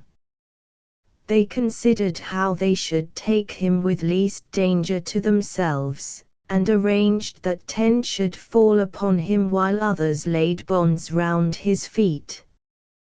They threw themselves onto him, but Grettir struggled so violently that he threw them all off and came down on his hands and knees. Then they threw ropes round his feet. Grettir kicked 2 of them in the ears and they fell senseless. One came on after the other, long and hard he struggled, but at last they succeeded in getting him down and binding him. Then they began to ask themselves what they were going to do with him. They asked Helgi of Lorgabol to take him over and look after him until Vermund returned from the thing. He said, "I have something better to do than to keep my men guarding him. I have labor enough with my lands, and he shall not come in my way." Then they asked Thorkel of Jarvidal to take him and said he had sufficient means. He objected strongly and said he had no accommodation for him. "I lie at home with my wife, far from other men. You shall not bring your basket to me." Then you, Thorolfur, they said, you take Grettir and look after him well while the thing lasts, or else hand him on to the next farm, only be answerable for his not escaping. Give him over bound, just as you receive him. He said, "I am not going to take Grettir. I have neither means nor money to keep him, nor was he captured on my property. So far as I can see, much more trouble than credit is to be got by taking him or having anything to do with him. He shall not enter my house." Each of the Bondis was asked, but all refused. Some witty person wrote a poem about these confabulations and called it Grettir's Faring, adding many jests of his own for the delectification of men. After parleying for a long time, they all came to an agreement that they would not throw away their luck, and set to work to raise a gallows there and then in the forest upon which Grettir should hang. Their delight over this proposal was uproarious. Then they saw 3 people riding along the valley from below, one of them in a dyed dress. They guessed that it must be Thorbjorg, the mistress of Vatnsfjord, on her way to the dairy, and so it was. Thorbjorg was a person of great magnificence, and tremendously wise. She was the leading personage of the district and managed everything when Vermund was away. She came up to where the crowd was gathered and was lifted from her horse. The Bondis saluted her respectfully. She said, "What is your meeting about? Who is this thick-necked man sitting there in bonds?" Grettir told his name and saluted her. "What has moved you, Grettir," she said, "to commit violence upon my thing men?" "I cannot overlook everything," he said. "I must be somewhere." "You are indeed unfortunate," she said, "that a pack of churls like these should have captured you and that none of them should have paid for it. What are you men going to do with him?" The Bondis said that they were going to hoist him onto a gallows for his misdeeds. She said, "It may be that Grettir has deserved it, but it will bring trouble upon you men of Isafjord if you take the life of a man so renowned and so highly connected as Grettir, ill-starred though he be. Now what will you do for your life, Grettir, if I give it to you? What do you wish me to do?" "You shall swear never to commit any violence here in Isafjord, nor shall you take revenge upon those who have had a hand in capturing you." Grettir said it should be as she desired, and he was released. He said it was the greatest effort of self-restraint that he ever made that he did not thrash the men who were there triumphing over him. Thorbjorg told him to come home with her and gave him a horse to ride on. So he went to Vatnsfjord and stayed there well cared for by the mistress until Vermund returned. She gained great renown from this deed through the district. Vermund was very much put out when he got home and asked why Grettir was there. Thorbjorg told him everything which had happened with the Isafjord men. "To what does he owe it that you gave him his life?" he asked. "Many reasons there were," she said. "The first is that you might be the more respected as a chief for having a wife who would dare to do such a thing. Next, his kinswoman Refna will surely say that I could not let him be slain, and thirdly, because he is in many respects a man of the highest worth." "You are a wise woman," he said, "in most things. I thank you for what you have done." Then he said to Grettir, "You have sold yourself very cheap, such a man of prowess as you are, to let yourself be taken by churls. This is what always happens to those who cannot control themselves." Grettir then spoke a verse: "Full was my cup in Isafjord when the old swine held me at ransom." "What were they going to do with you when they took you?" Vermund asked. "To Sagar's lot my neck was destined when noble Thorbjorg came upon them." "Would they have hanged you then if they had been left to themselves?" "My neck would soon have been in the noose, had she not wisely saved the bard." "Did she invite you to her home?" "She bade me home with her to fare. A steed she gave me, life and peace." "Great will your life be and troublous," said Vermund, "but now you have learned to beware of your foes. I cannot keep you here, for it would rouse the enmity of many powerful men against me. Your best way is to seek your kinsmen. There are not many who will be willing to take you in if they can do anything else, nor are you one who will easily follow the will of another man." Grettir remained for a time in Vatnsfjord and went thence to the western fjords and tried several of the leading men there, but something always happened to prevent their taking him in. Chapter LII. Grettir winters in Ljeskoga with Thorstein Kugerson. During the autumn Grettir returned to the south and did not stop till he came to his kinsman Thorstein Kugerson in Ljeskoga, who welcomed him.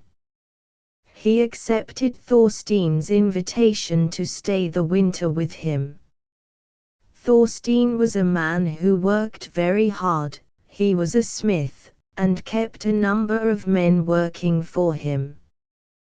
Grettir was not one for hard work, so that their dispositions did not agree very well.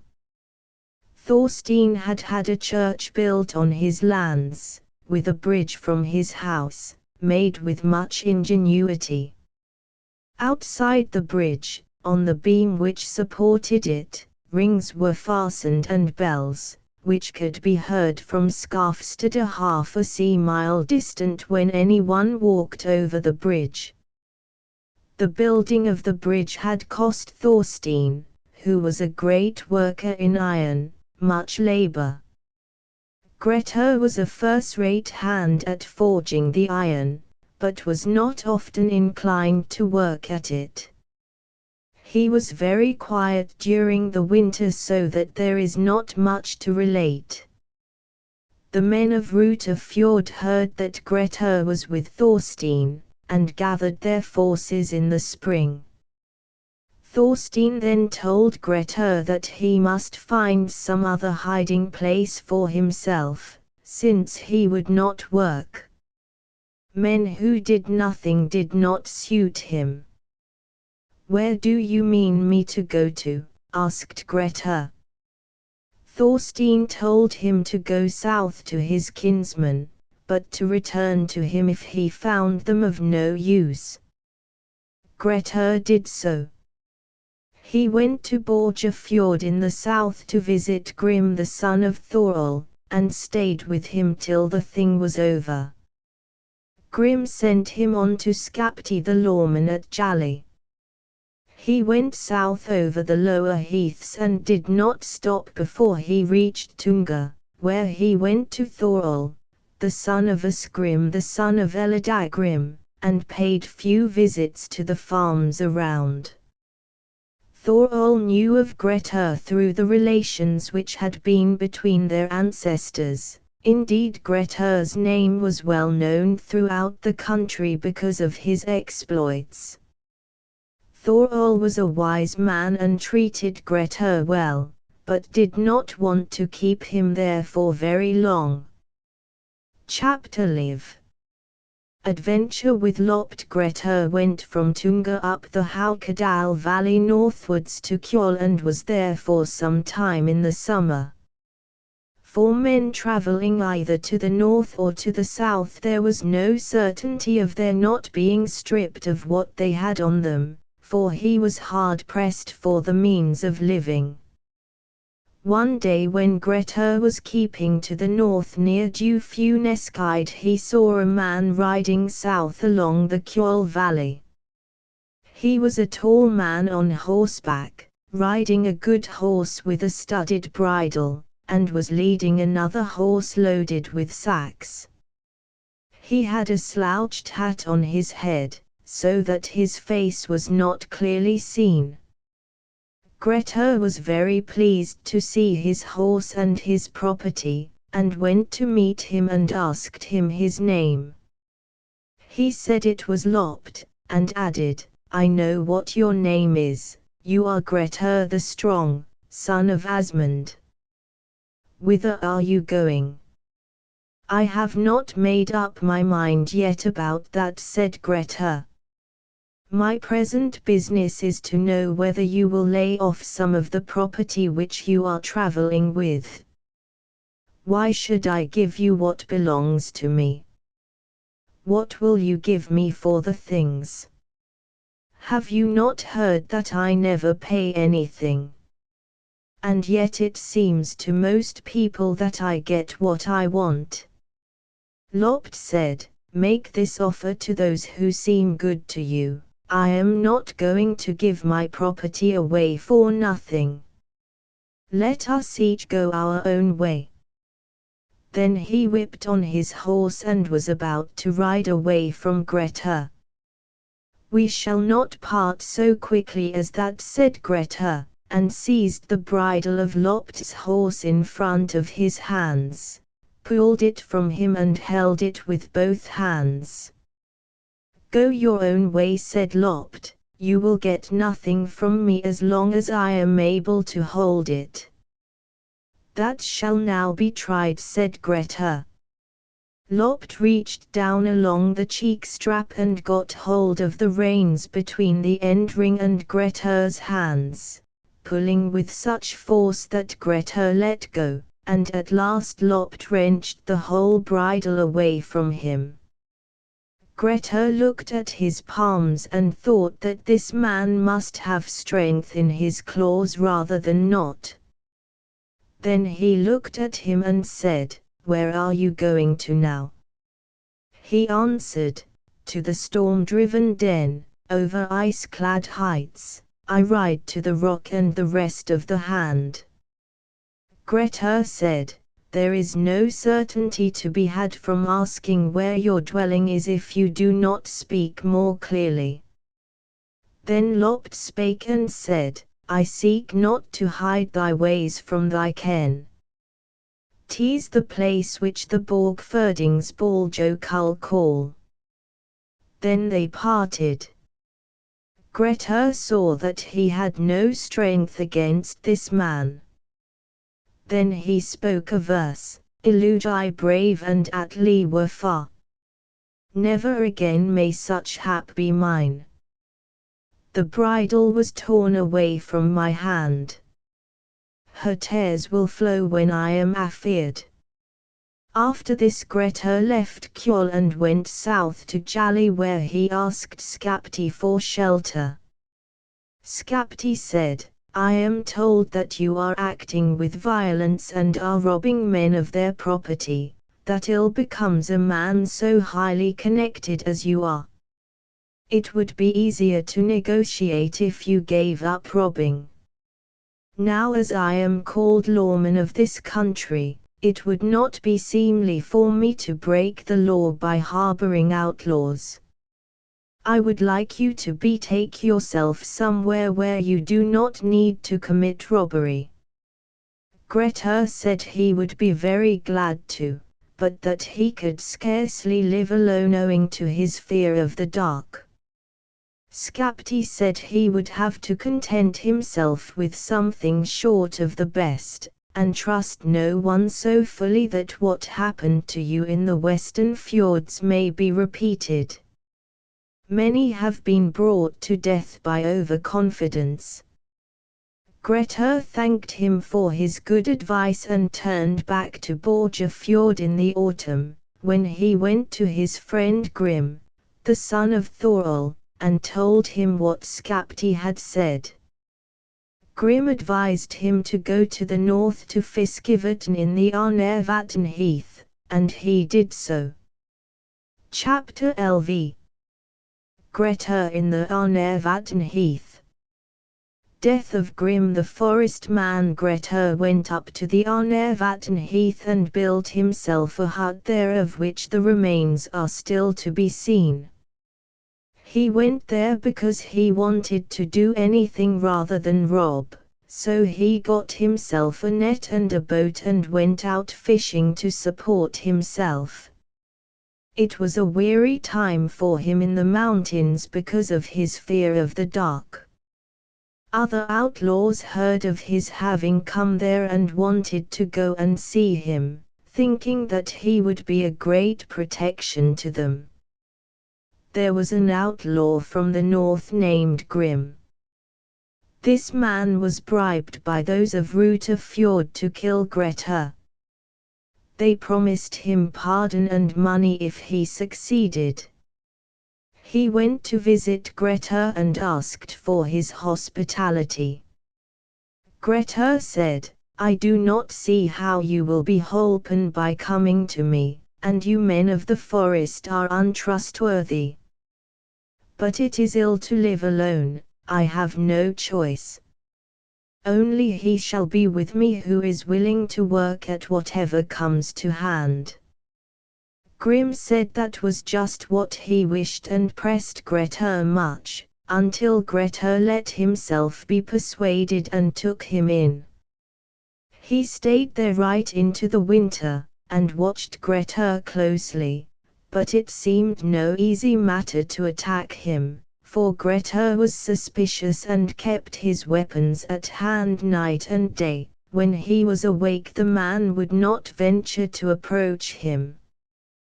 One morning Grim came home from fishing and went into the hut stamping with his feet and wanting to know whether Grettir was asleep. Grettir lay still and did not move.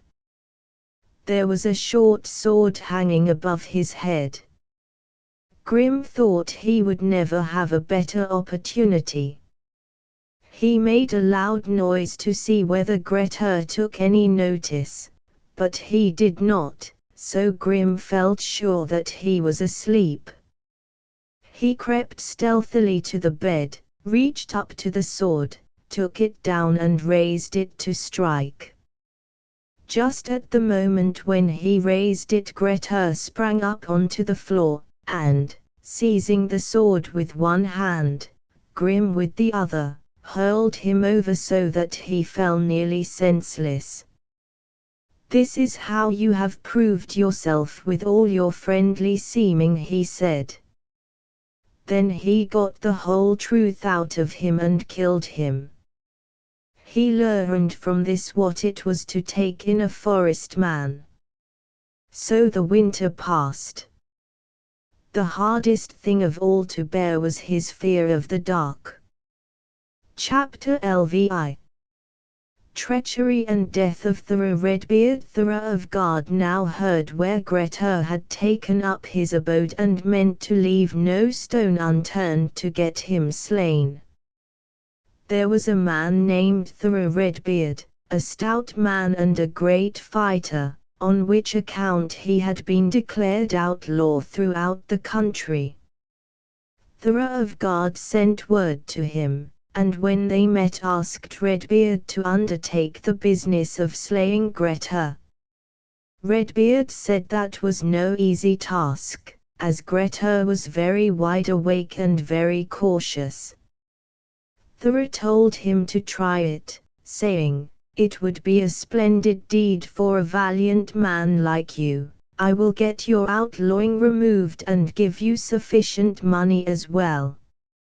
So Redbeard agreed, and Thora told him how he should go to work to deal with Grettir. Redbeard then went away into the east in order that Grettir might not suspect where he came from.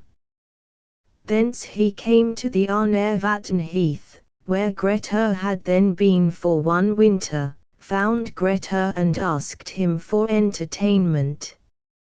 He said, "I cannot allow people to play with me again as the man did who came here last autumn, pretending to be very friendly.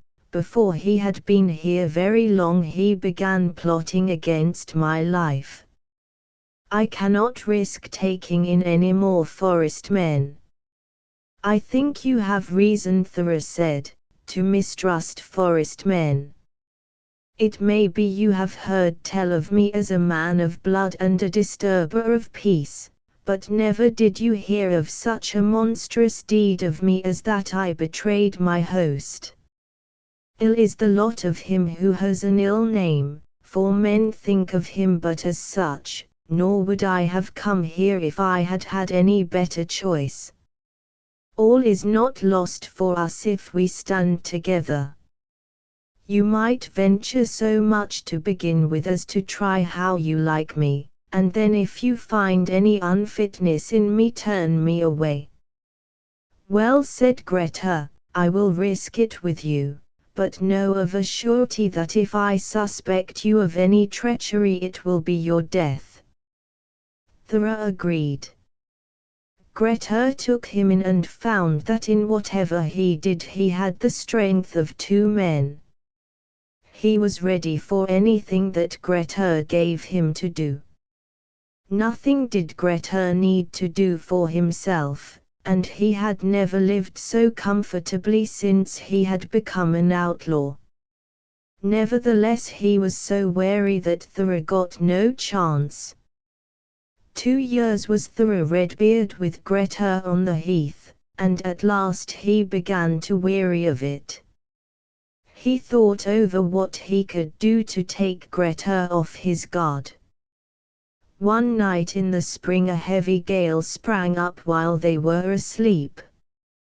Grettir awoke and asked where their boat was. Thora sprang up, ran to the boat, broke her all in pieces, and threw the fragments about so that it looked as if the storm had wrecked her. Then he returned to the hut and said aloud, "You have had bad luck, my friend. Our boat is all broken in pieces and the nets are lying far out in the lake." "Get them back then," said Grettir. "It seems to me to be your doing that the boat is smashed." "Of all things which I can do," said Thora, "swimming is that which suits me least. In almost anything else I think I can hold my own with any ordinary man. You know very well that I have been no burden to you since I came here, nor would I ask you to do this if I were able to do it myself." Grettir then arose, took his arms and went to the lake. There was a point of land running out into the lake with a large bay on the further side of it. The water was deep up to the shore. Grettir said, "Swim out to the nets and let me see what you are able to do." "I told you before," Thora said, "that I cannot swim. I do not know now where all your boldness and daring are gone to." "I could get the nets," he said, "but betray me not if I trust you." "Do not think such shameful and monstrous things of me," said Thora. "You will prove yourself what you are," Grettir said. Then he threw off his clothes and his weapons and swam out to the nets. He gathered them together, returned to the shore and cast them up onto the bank. Just as he was about to land, Thora quickly seized his short sword and drew it. He ran towards Grettir as he stepped onto the bank and aimed a blow at him. Grettir threw himself down backwards into the water and sank like a stone. Thora stood by the shore intending to guard it until he came up. Grettir swam beneath the water, keeping close to the bank so that Thora could not see him, and so reached the bay behind him, where he landed without letting himself be seen. The first Thora knew of it was when Grettir lifted him up over his head and dashed him down with such violence that the sword fell out of his hand. Grettir got possession of it and without speaking a word cut off his head. So his life ended. After that Grettir refused to take in any forest men, and yet he could not live alone. Chapter LVII. Attack on Grettir by Thora of Gard with 80 men repulsed with the aid of Hallmund at the Althing. Thora of Gard learned of Thora Redbeard having been killed. It was evident that the matter was not so easy to deal with. He now determined to ride from the Thing in a westerly direction through the lower heath, and with the aid of about 80 men whom he had with him to take Grettir's life. Grim the son of Thorol heard of his plans and sent word to Grettir, bidding him beware of himself. Grettir therefore continued closely to watch the movements of men who came and went. One day he saw a number of men coming in the direction of his place of dwelling. He went into a gorge between two rocks, but did not go right away because he did not see the whole of the troop.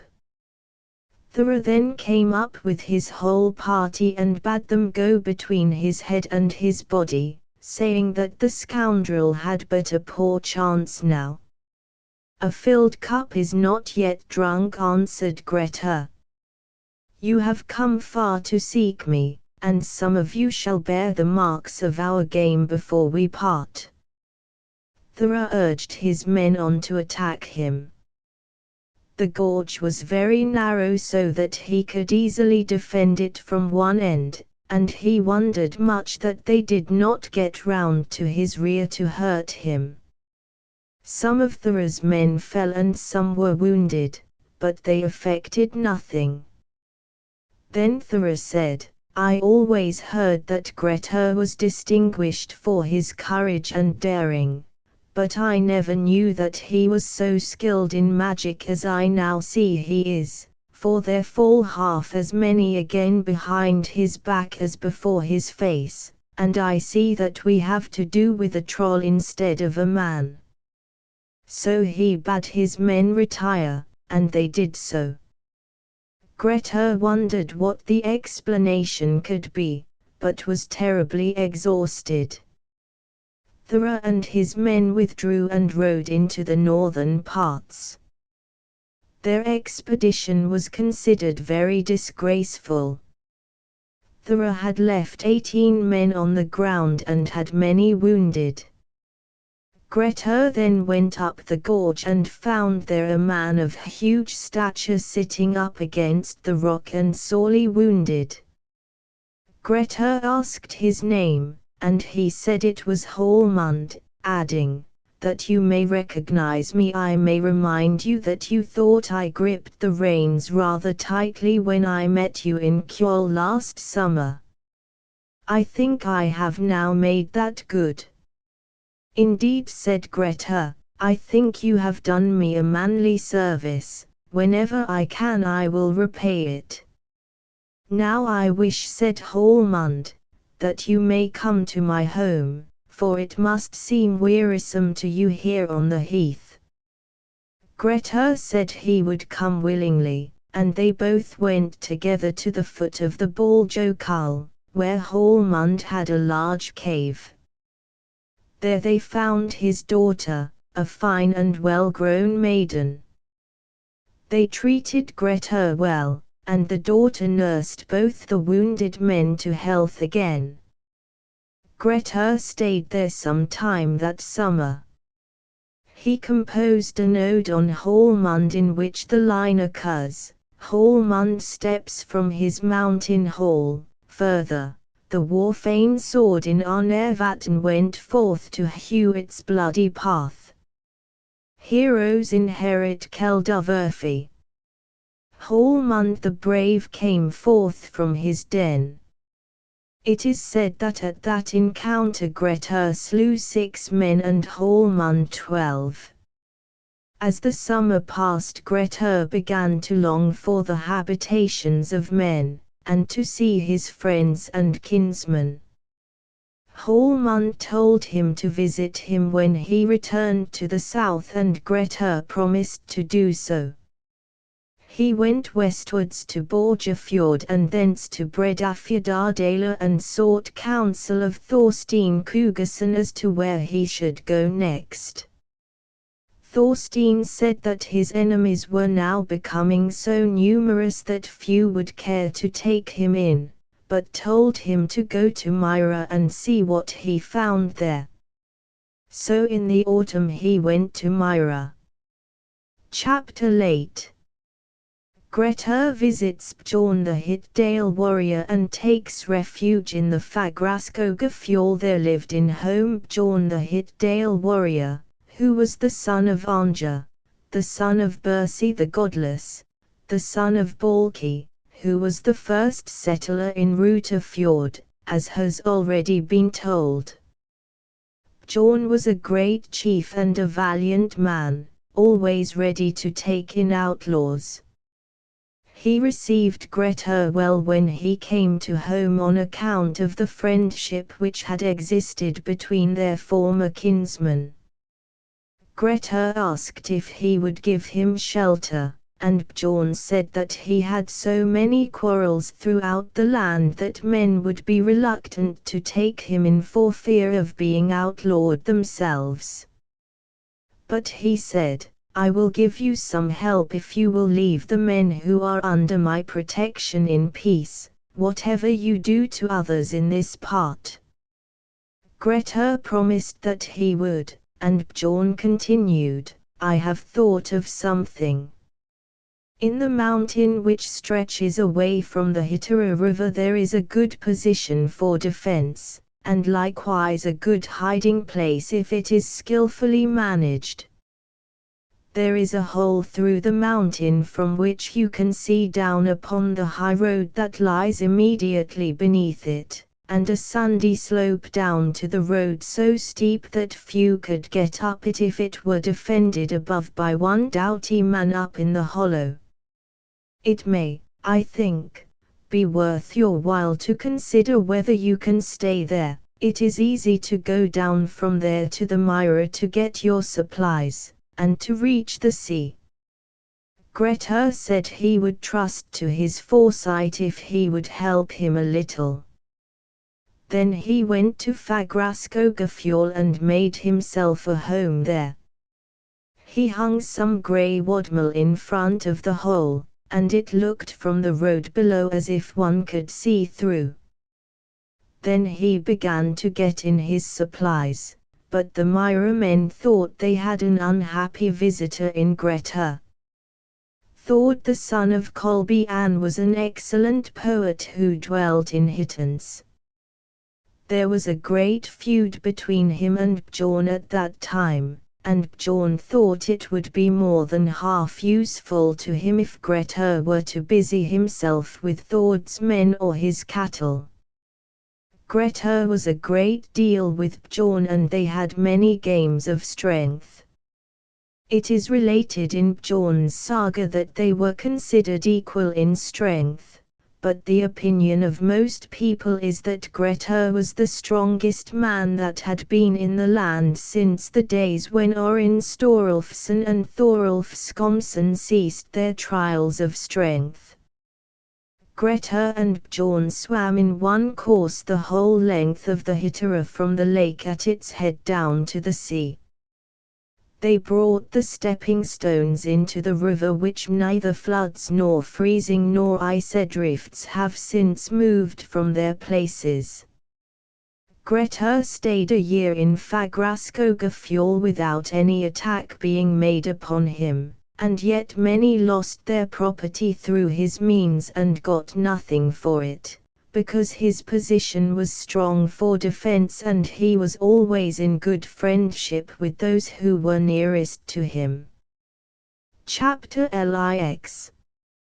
The chastisement of Gisli. There was a man named Gisli. He was the son of that Thorstein whom Snorri the Godi had caused to be slain. He was a big strong man, very ostentatious in his dress and in his armor, a man with a high opinion of himself and very boastful.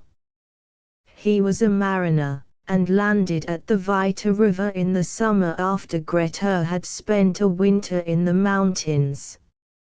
Thord the son of Kolbian rode to his ship and was welcomed by Gisli, who offered him of his wares whatever he cared to have. Thord accepted his offer and they began to have some talk together. Gisli asked, "Is it true what I hear that you are in difficulty how to rid yourself of a forest man who is doing you much hurt?" "We have made no attempt yet," said Thord, "because a great many think he is difficult to reach, and have found it so. It seems likely that you will have trouble with Bjorn, unless you drive him away. All the worse it is that I must be too far away next winter to give you any help. It is better for you to know of him only by hearsay." "Don't talk to me about Grettir," said Gisli. "I have been in much greater straits in my campaigns with King Nut the Mighty and in the western seas, where I was always considered to have held my own. Only let me come within reach of him and I will trust myself and my armor." Thord answered that he should not do it for nothing if he killed Grettir. There is more money on his head than on that of any other outlaw. First there were 6 marks of silver. This sum Uthra of Gard added 3 more, and men think that he who wins it will have had enough trouble. "Everything will be attempted for money," said Gisli, "especially with us traders. But we must keep quiet about what we have been saying, for Grettir will be more on his guard if he hears that you have taken me into your counsels. I intend next winter to be at Oldarig. Is there any hiding place of his on my way there? He will not be prepared for this, and I shall not take many men with me to attack him." Thord approved of his proposal. He rode home soon after and kept very quiet about it. And now was proved what has often been said, that, off in the woods is a listener nigh. Men who were friends of Bjorn in Hittedal overheard their conversation and reported it accurately to him. Bjorn told Grettir of it when they met, and said now he should see how to encounter him. It would be no bad joke, he said, if you were to injure him in some way without killing him if you can. Grettir grinned but said little. Towards the time of gathering in the cattle, Grettir went down to Fleischerwerfi to get some sheep and got 4 wethers. The Bondis heard of his having come and went after him. They came up just at about the moment when he reached the foot of his mountain and wanted to drive the sheep away from him. But they would not attack him with weapons. There were 6 of them and they stood across his path to bar his way. He was concerned about his sheep, got angry, seized 3 of them and threw them down the hill so that they lay senseless. The others, when they saw it, went at him, but rather half-heartedly. Grettir took the sheep, fastened them together by the horns, threw 2 over each shoulder and carried them off. Then he went up into his den. The Bondis turned back feeling they had had the worst of it, and were more discontented with their lot than ever. Gisli stayed with his ship that autumn until she was ready to be hauled up.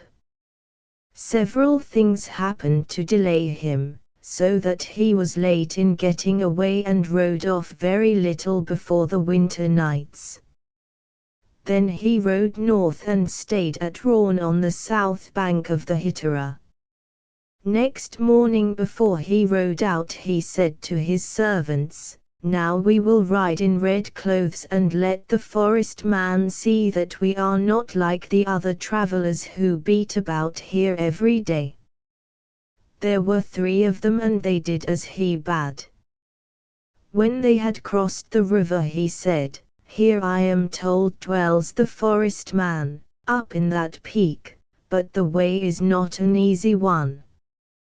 Would it not please him to come to us and see our array?" They said this was always his habit. That morning Grettir had got up early. The weather was cold, it was freezing and some snow had fallen, but very little. He saw 3 men riding from the south across the Hittera, and the light shone from their apparel and from their enamelled shields. It occurred to Grettir who it might be, and he thought he would relieve them of some of their accoutrements. He was very curious to meet a man who went about so ostentatiously. So he took his weapons and hurried down the hillside. Gisli, when he heard the clattering of the stones, said, "A man, rather tall, is coming down the hill and wants to meet us. Let us act boldly and we shall have good sport." His men said that this fellow had great confidence in himself to run into their hands, but that he who asked should have. Then they got off their horses. Grettir came up to them and laid hold of a bag of clothes which Gisli had behind him on his saddle, saying, "I must have this, I often stoop to little things." Gisli said, "You shall not, do not you know with whom you have to do?" Grettir said, "No, that is not so clear to me. Nor do I make much difference between one man and another since I claim so little." "Maybe it seems little to you," said Gisli, "but I would sooner part with 30 ells of wadmal. It seems that extortion is your way. Go for him, boys. Let us see what he can do." They obeyed.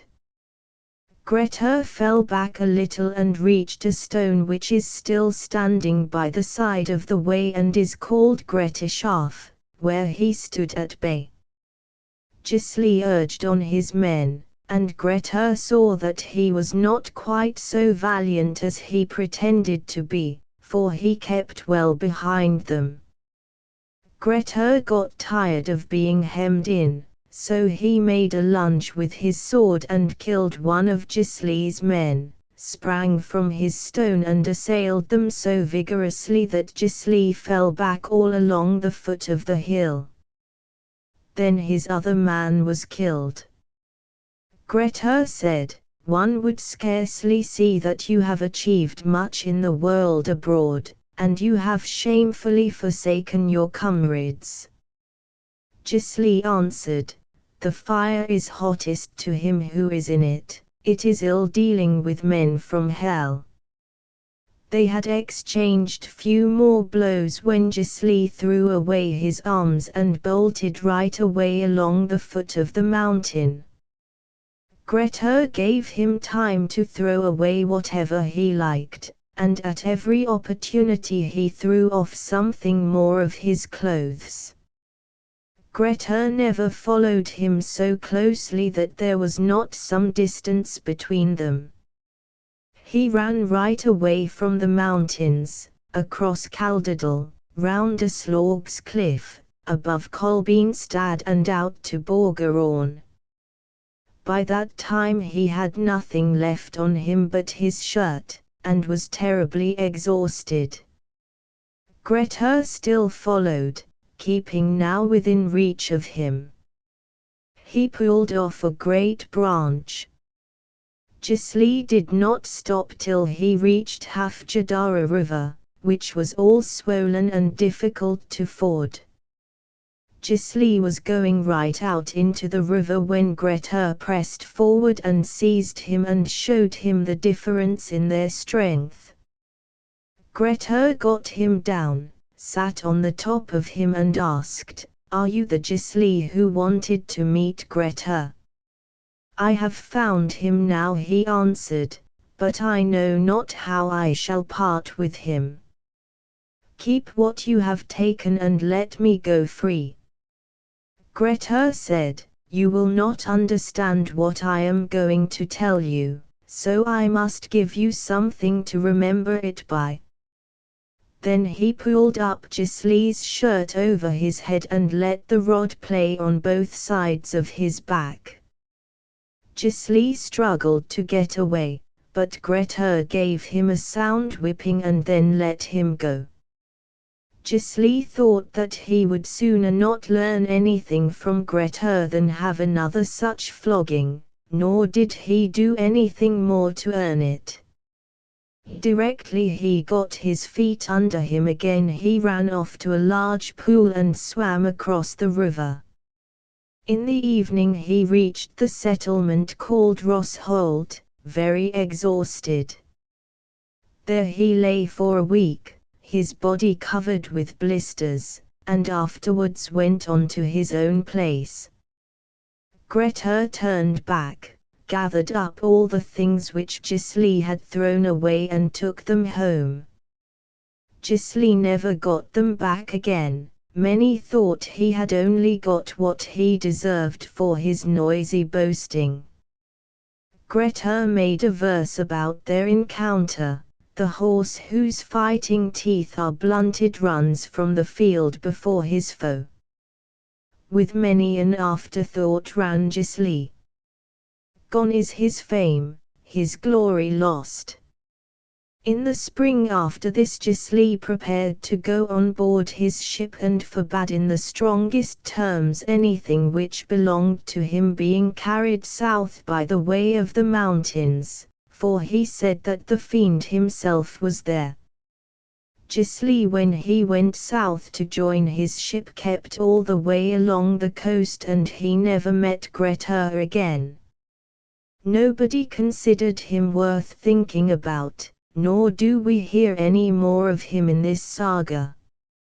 Grettir's relations with Thord the son of Kolbian became worse than ever, and Thord tried every means to get Grettir driven away or killed. Chapter LX.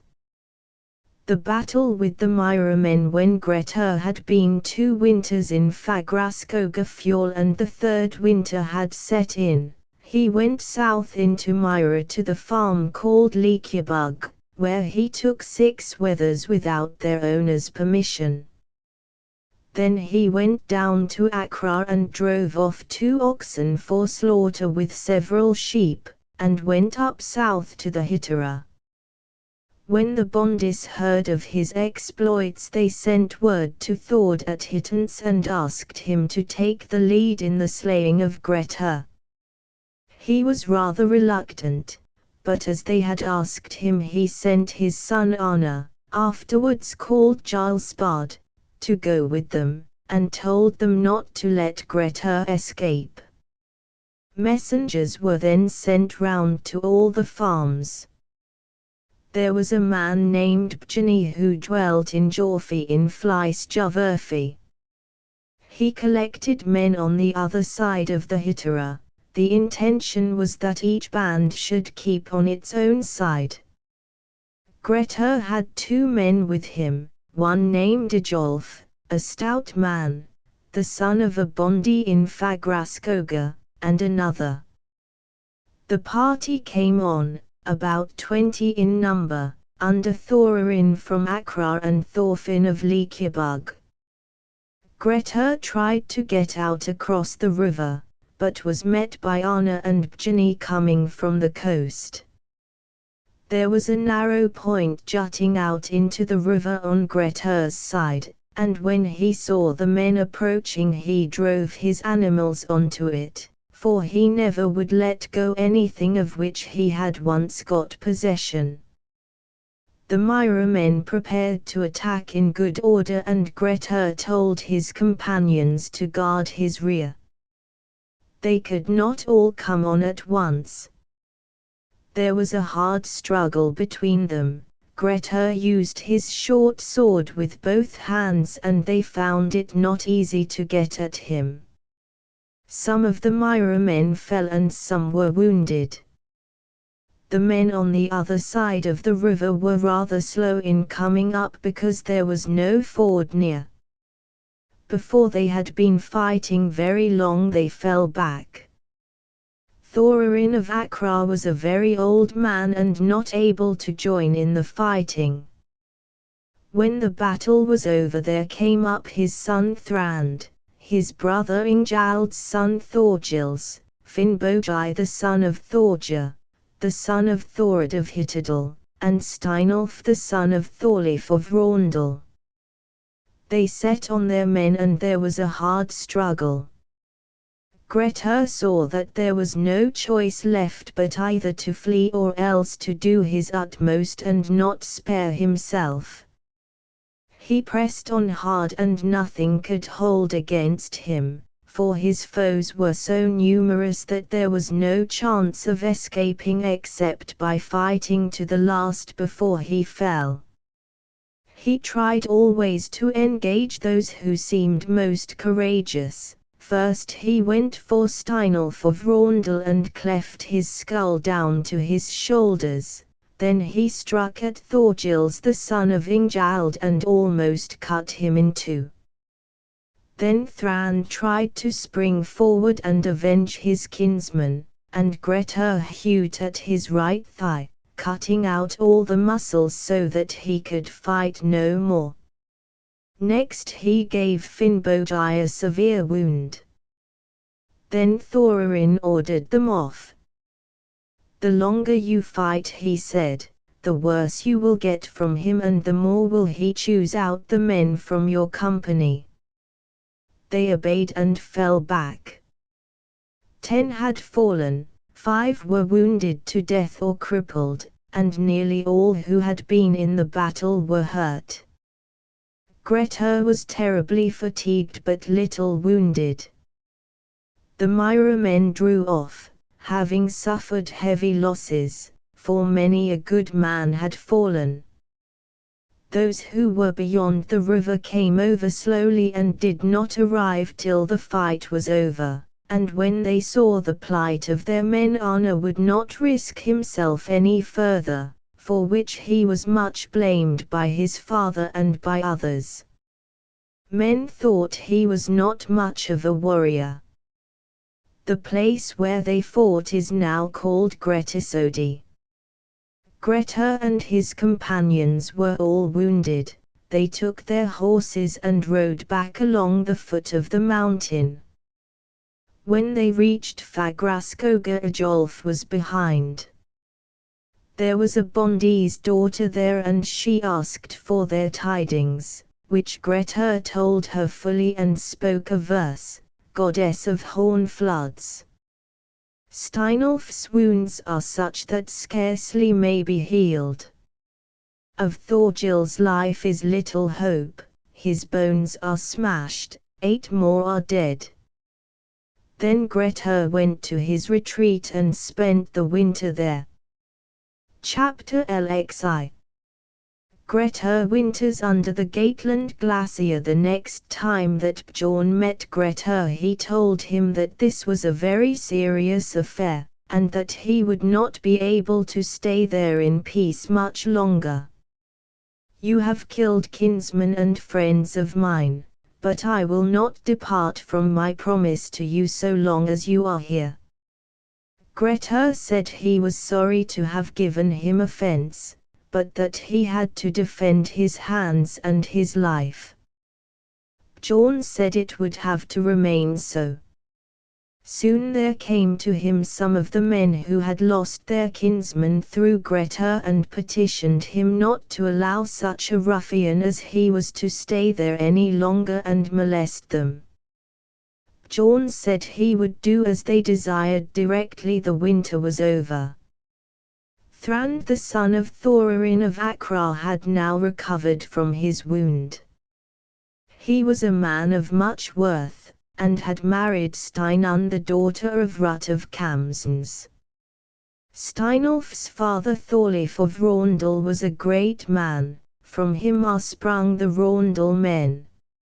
No more meetings are told of between Grettir and the Myra men while he was in the mountains. Bjorn continued in friendship with him, but some of Bjorn's other friends fell away from him because of his allowing Grettir to remain there, for they were annoyed at getting no compensation for the slaying of their kinsmen. When the thing assembled, Grettir left the Myra district and went to Borgafjord, where he visited Grim the son of Thorol and sought counsel of him where he should move to next.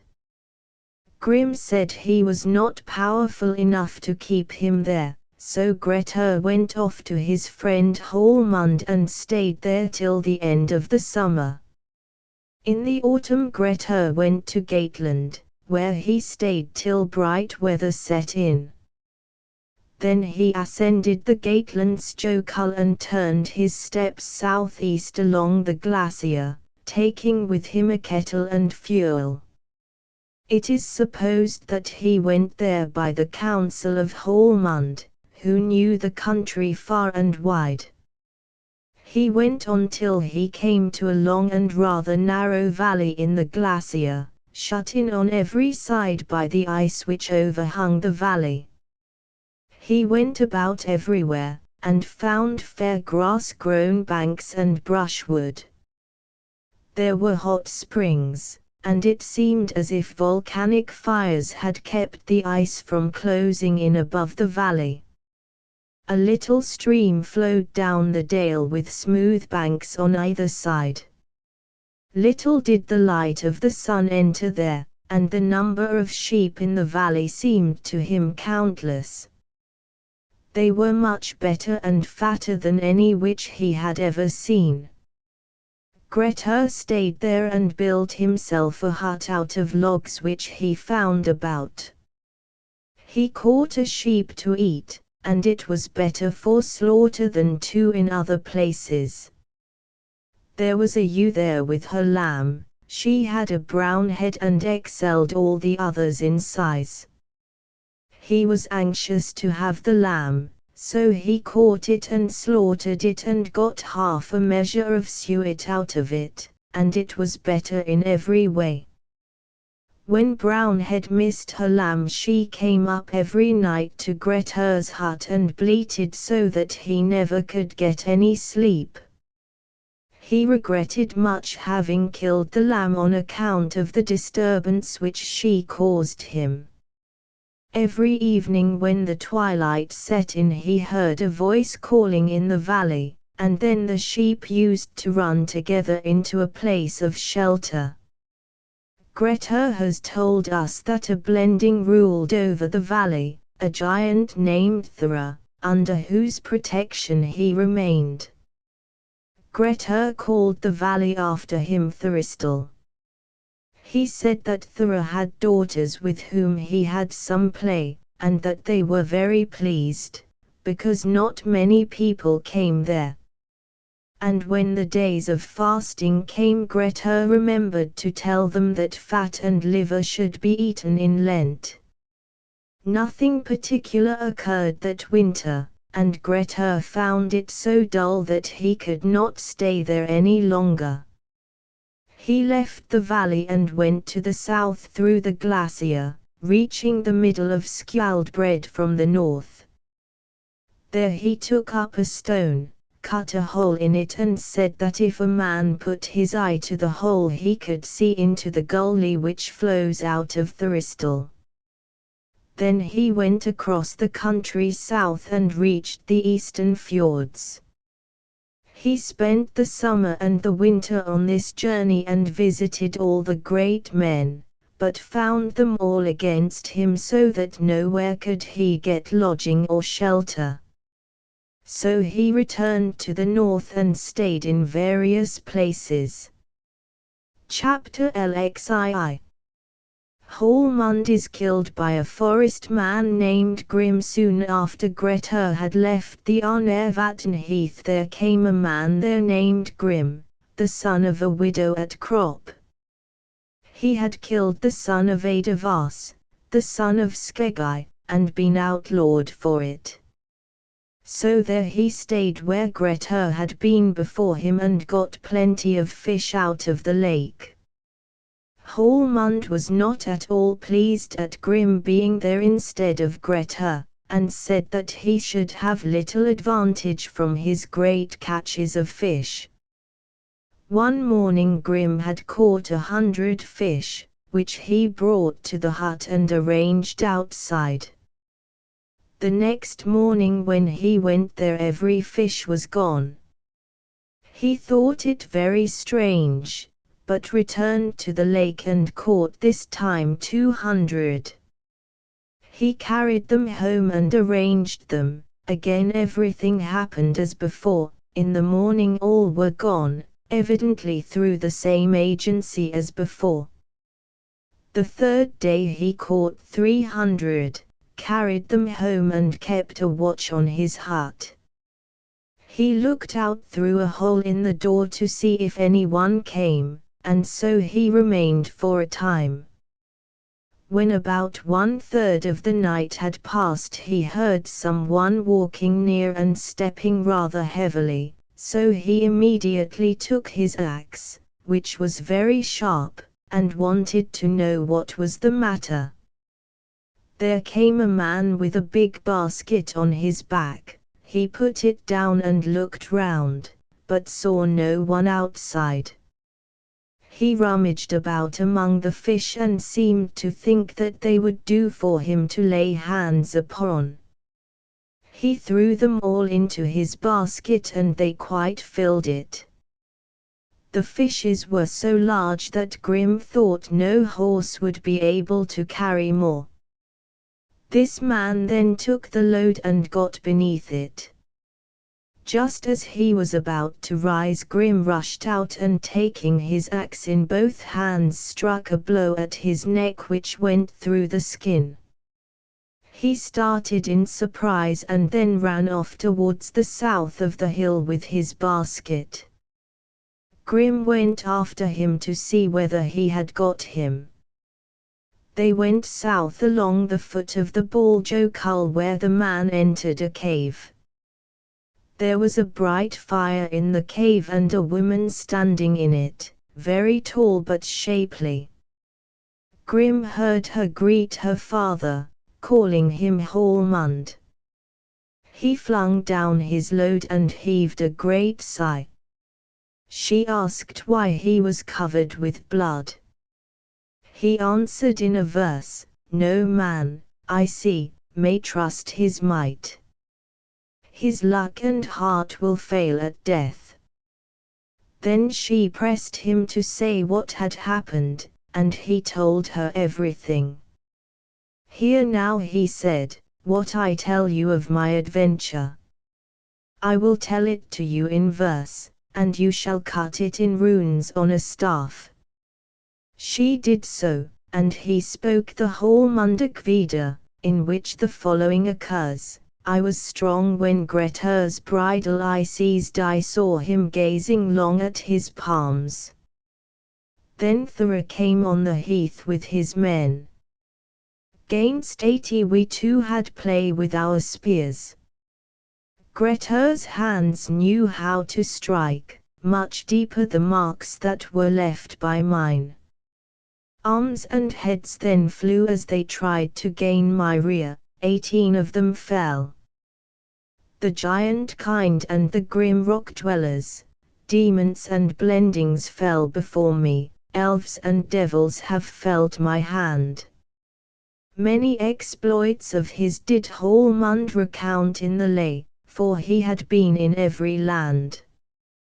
The daughter said, that man was not going to let his catch slip away from him. It was only to be expected, for you treated him very badly. But who is going to avenge you? It is not certain that anybody will, but I think that Grettir would avenge me if he were able. It will not be easy to go against this man's luck, he is destined to great things." Then as the lay continued his strength began to fail. Hallmund died almost at the moment when he finished the song. She grieved much for him and wept sorely. Then Grim came forward and bade her be comforted. All, he said, must depart when their fate calls. It was partly his own fault, for I could not look on and see myself robbed. She said he might speak much about that, the unjust man prospers ill. She was somewhat cheered by the talk with him. Grim stayed several nights in the cave and learned the lay, all went well with them. Grim was in the Arnarvatn heath all the winter after Hallmund's death. Afterwards Thorkel the son of Ejolf came to the heath and fought with him. The meeting ended by Grim having Thorkel's life in his power, but he would not kill him. Thorkel then took him in, sent him abroad and supplied him with means. Each was considered to have acted generously towards the other. Grim became a great traveller and there is a long saga about him. Chaptulxit. Grettir's meeting with Thora on the Rakia heath. We now return to Grettir, who came from the eastern fjords, travelling in disguise and hiding his head because he did not wish to meet Thora. That summer he spent in Modrudal Heath and other places. For a time too he was on Rakia Heath. Thora heard of his being on Rakia Heath, gathered his men and rode thither, determined not to let him escape. Grettir scarcely knew of their plans before they came upon him. He was in a hilled area little off the road with another man, and when they saw the troop they had to lay their plans quickly. Grettir said they should make their horses lie down inside the house, and they did so. Thora rode forward across the heath in a northerly direction, missed the place, did not find Grettir and turned back home. When the troop had ridden round to the west, Grettir said, "They will not be pleased with their expedition if they do not meet me. You stay and mind the horses while I go after them.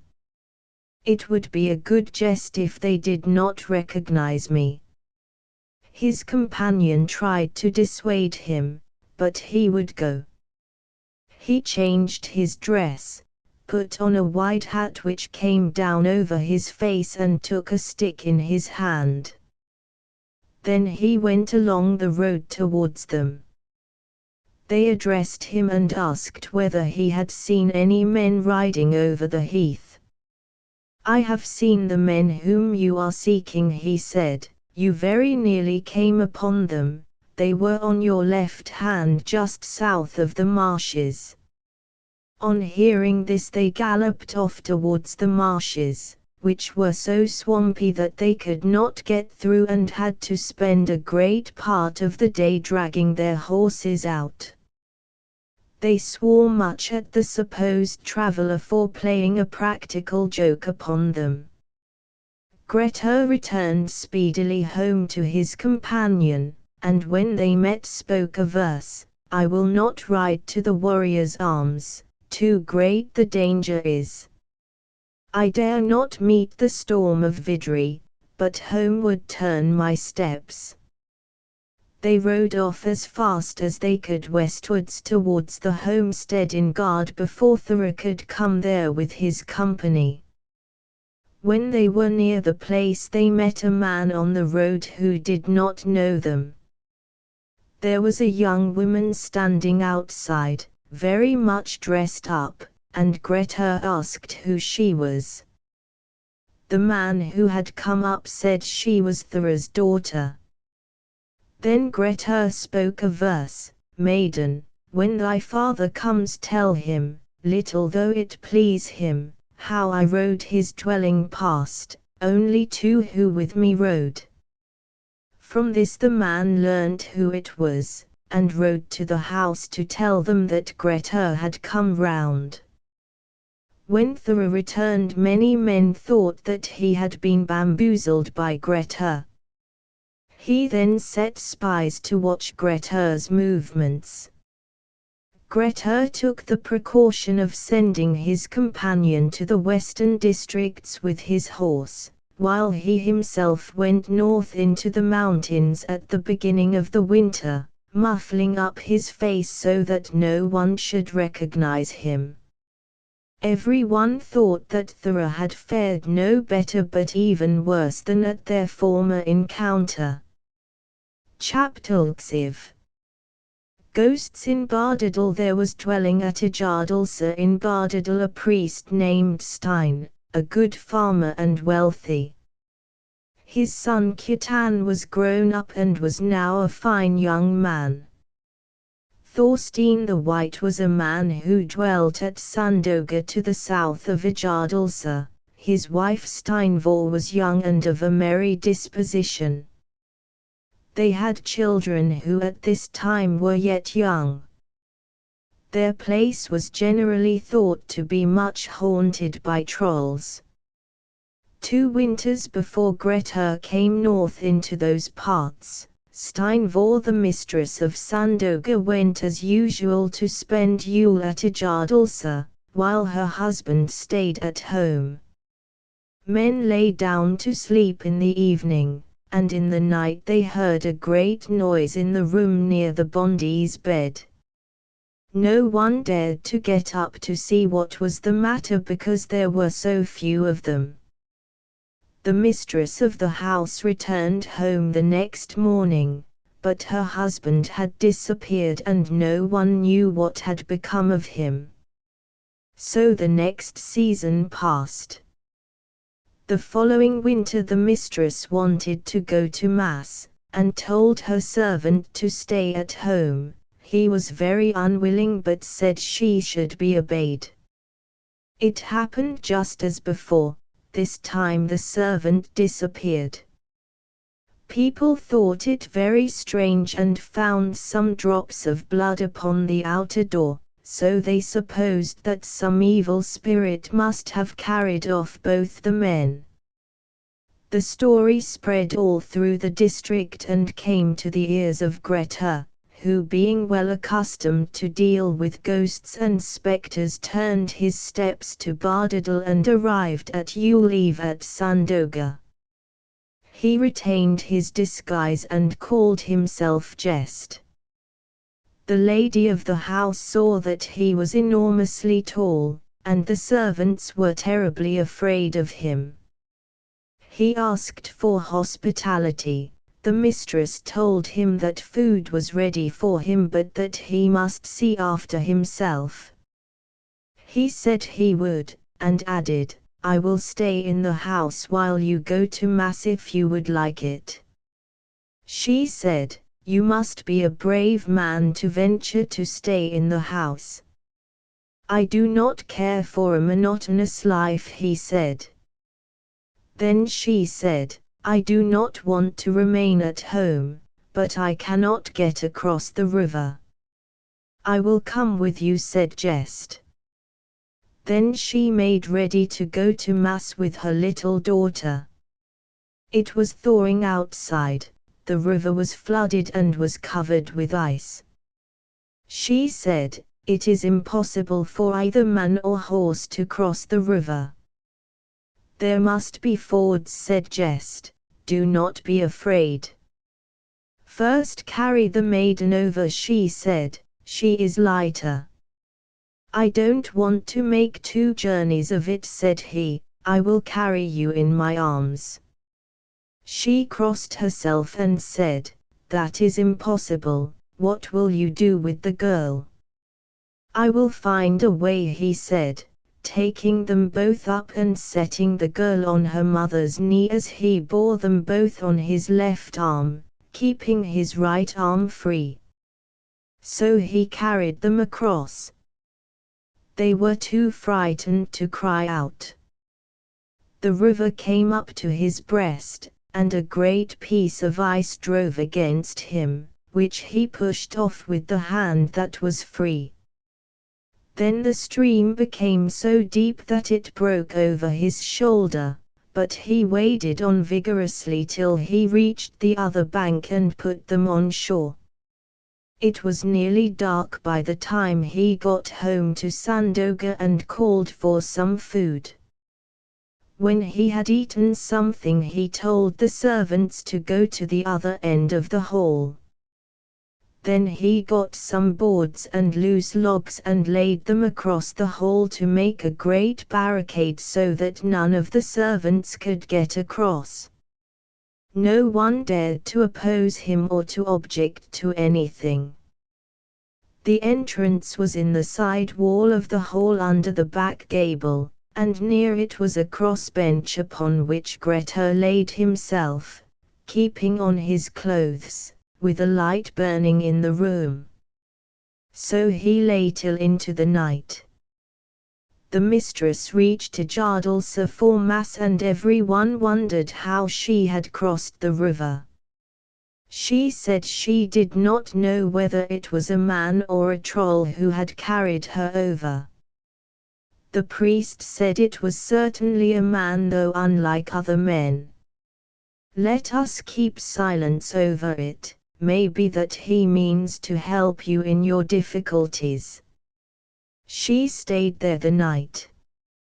Chapter LXV. Adventure with a Trollwoman. We return now to tell of Jest. Towards midnight he heard a loud noise outside, and very soon there walked a huge troll wife into the room. She carried a trough in one hand and a rather large cutlass in the other. She looked round the room as she entered, and on seeing Jest lying there she rushed at him. He started up and attacked her furiously. They fought long together. She was the stronger, but he evaded her skillfully. Everything near them and the paneling of the back wall were broken to pieces. She dragged him through the hall door out to the porch, where he resisted vigorously.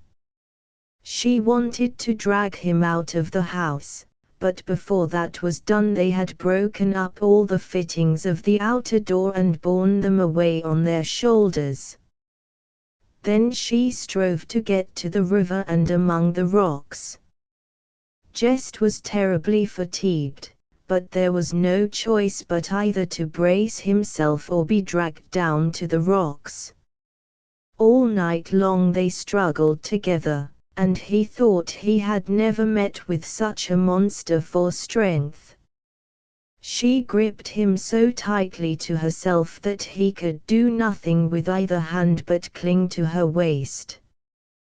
When at last they reached a rock by the river, he swung the monster round and got his right hand loose. Then he quickly seized the short sword which he was wearing, drew it and struck at the troll's right shoulder, cutting off her right arm and releasing himself. She sprang among the rocks and disappeared in the waterfall. Gest, very stiff and tired, lay long by the rock. At daylight he went home and lay down on his bed, blue and swollen all over. When the lady of the house came home she found the place rather in disorder. She went to Gest and asked him what had happened, and why everything was broken to pieces. He told her everything just as it had happened. She thought it a matter of great moment and asked him who he was. He told her the truth, said that he wished to see a priest and asked her to send for one. She did so. Stein came to Sandoga and soon learned that it was Grettir the son of Asmund who had come there under the name of Gest. The priest asked him what he thought had become of the men who had disappeared. Grettir said he thought that they must have gone among the rocks. The priest said he could not believe his word unless he gave some evidence of it. Grettir said that later it would be known, and the priest went home. Grettir lay many days in his bed and the lady did all she could for him. Thus Yuletide passed. Grettir himself declared that the trollwoman sprang among the rocks when she was wounded, but the men of Bardadal say that the day dawned upon her while they were wrestling, that when he cut off her arm she broke, and that she is still standing there on the mountain in the likeness of a woman. The dwellers in the valley kept Grettir there in hiding. One day that winter after Yule Grettir went to Ajardalsa and met the priest, to whom he said, "I see, priest, that you have little belief in what I say. Now I wish you to come with me to the river and to see what probability there is in it." The priest did so. When they reached the falls they saw a cave up under the rock. The cliff was there so abrupt that no one could climb it, and nearly 10 fathoms down to the water. They had a rope with them. The priest said, "It is quite impossible for anyone to get down to that." Grettir answered, "It is certainly possible, and men of high mettle are those who would feel themselves happiest there. I want to see what there is in the fall. Do you mind the rope?" The priest said he could do so if he chose. He drove a stake into the ground and laid stones against it. Chapter LXVI. Grettir slays a giant. Grettir now fastened a stone in a loop at the end of the rope, and lowered it from above into the water. "Which way do you mean to go?" asked the priest. "I don't mean to be bound when I come into the fall," Grettir said. "So my mind tells me." Then he prepared to go, He had few clothes on and only a short sword, no other arms. He jumped from a rock and got down to the fall. The priest saw the soles of his feet, but after that did not know what had become of him. Grettir dived beneath the fall. It was very difficult swimming because of the currents, and he had to dive to the bottom to get behind the fall. There was a rock where he came up, and a great cave under the fall in front of which the water poured. He went into the cave, where there was a large fire burning and a horrible great giant most fearful to behold sitting before it. On Grettir entering, the giant sprang up, seized a pike and struck at him, for he could both strike and thrust with it. It had a wooden shaft and was of the kind called heptizarchs. Grettir struck back with his sword and cut through the shaft. Then the giant tried to reach up backwards to a sword which was hanging in the cave, and at that moment Grettir struck at him and cut open his lower breast and stomach so that all his entrails fell out into the river and floated down the stream. The priest who was sitting by the rope saw some debris being carried down all covered with blood and lost his head, making sure that Grettir was killed.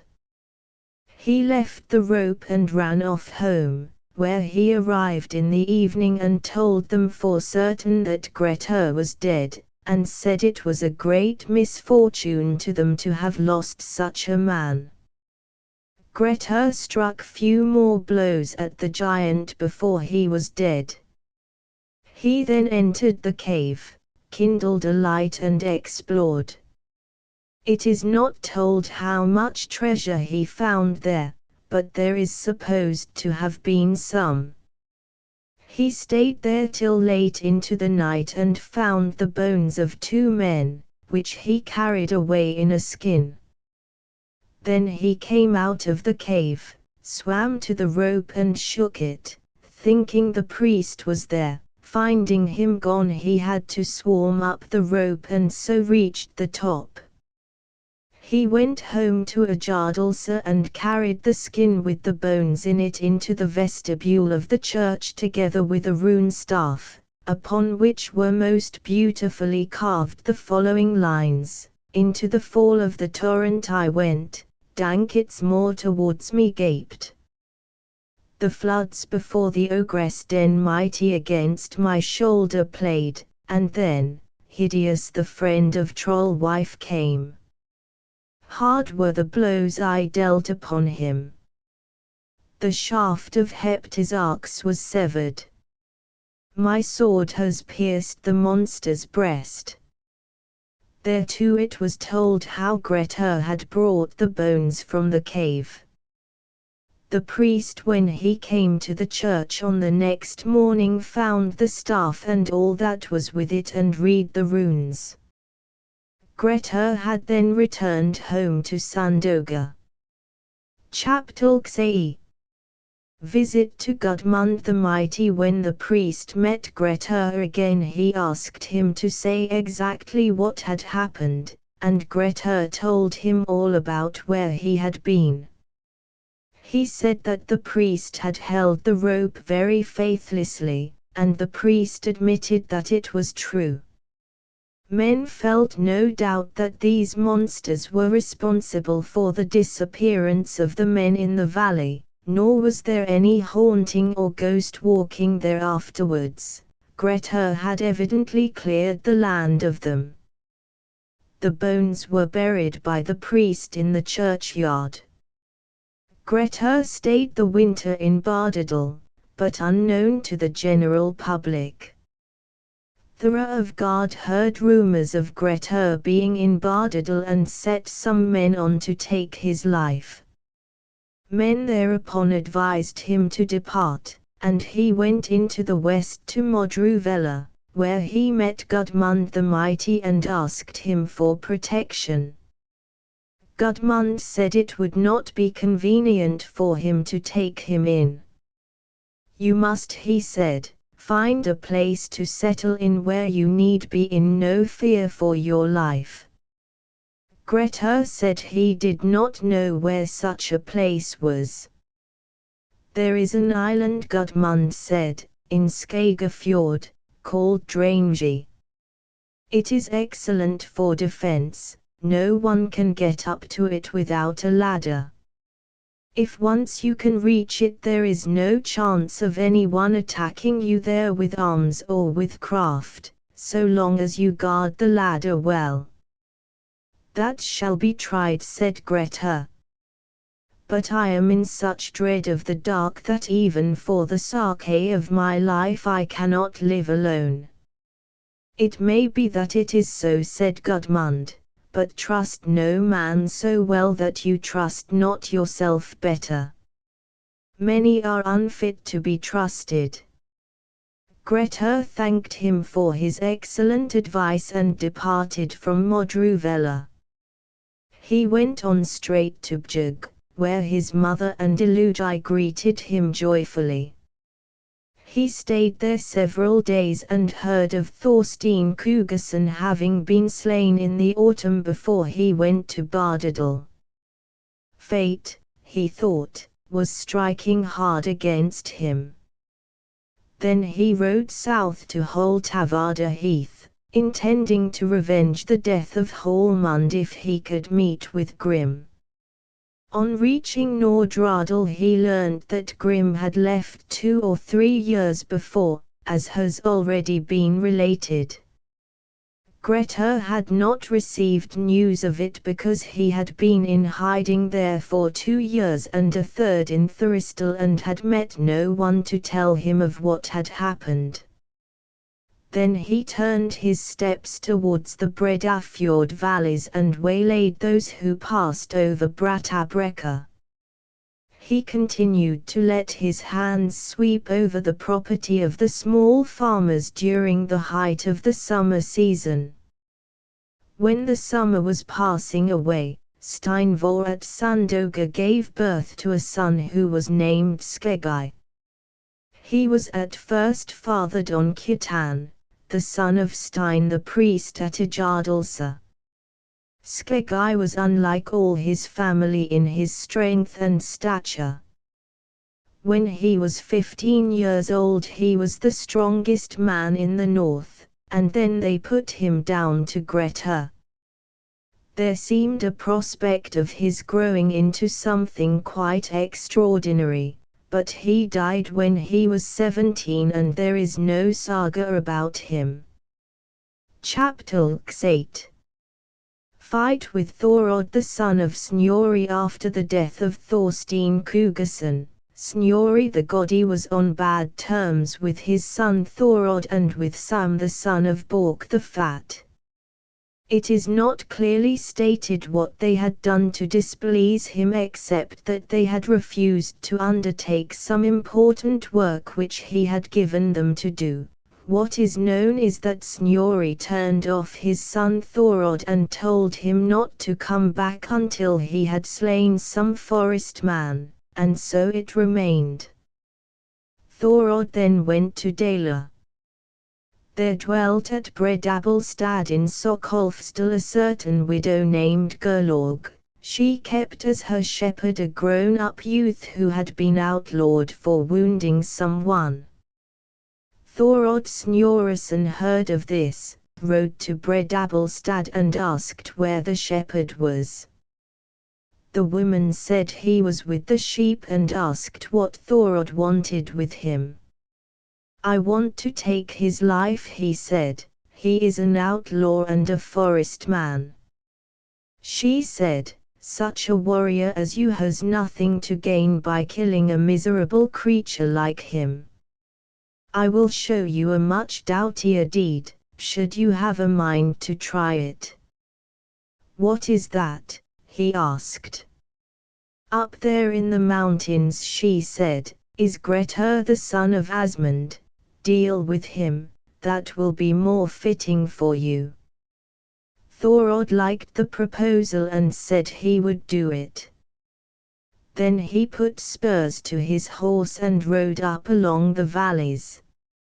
On reaching the hills below the Ostra River he saw a light-colored horse saddled, with a big man in armor, and at once directed his steps towards them. Grettir hailed him and asked who he was. Thorod told his name and asked, "Why do you not rather ask my business than my name?"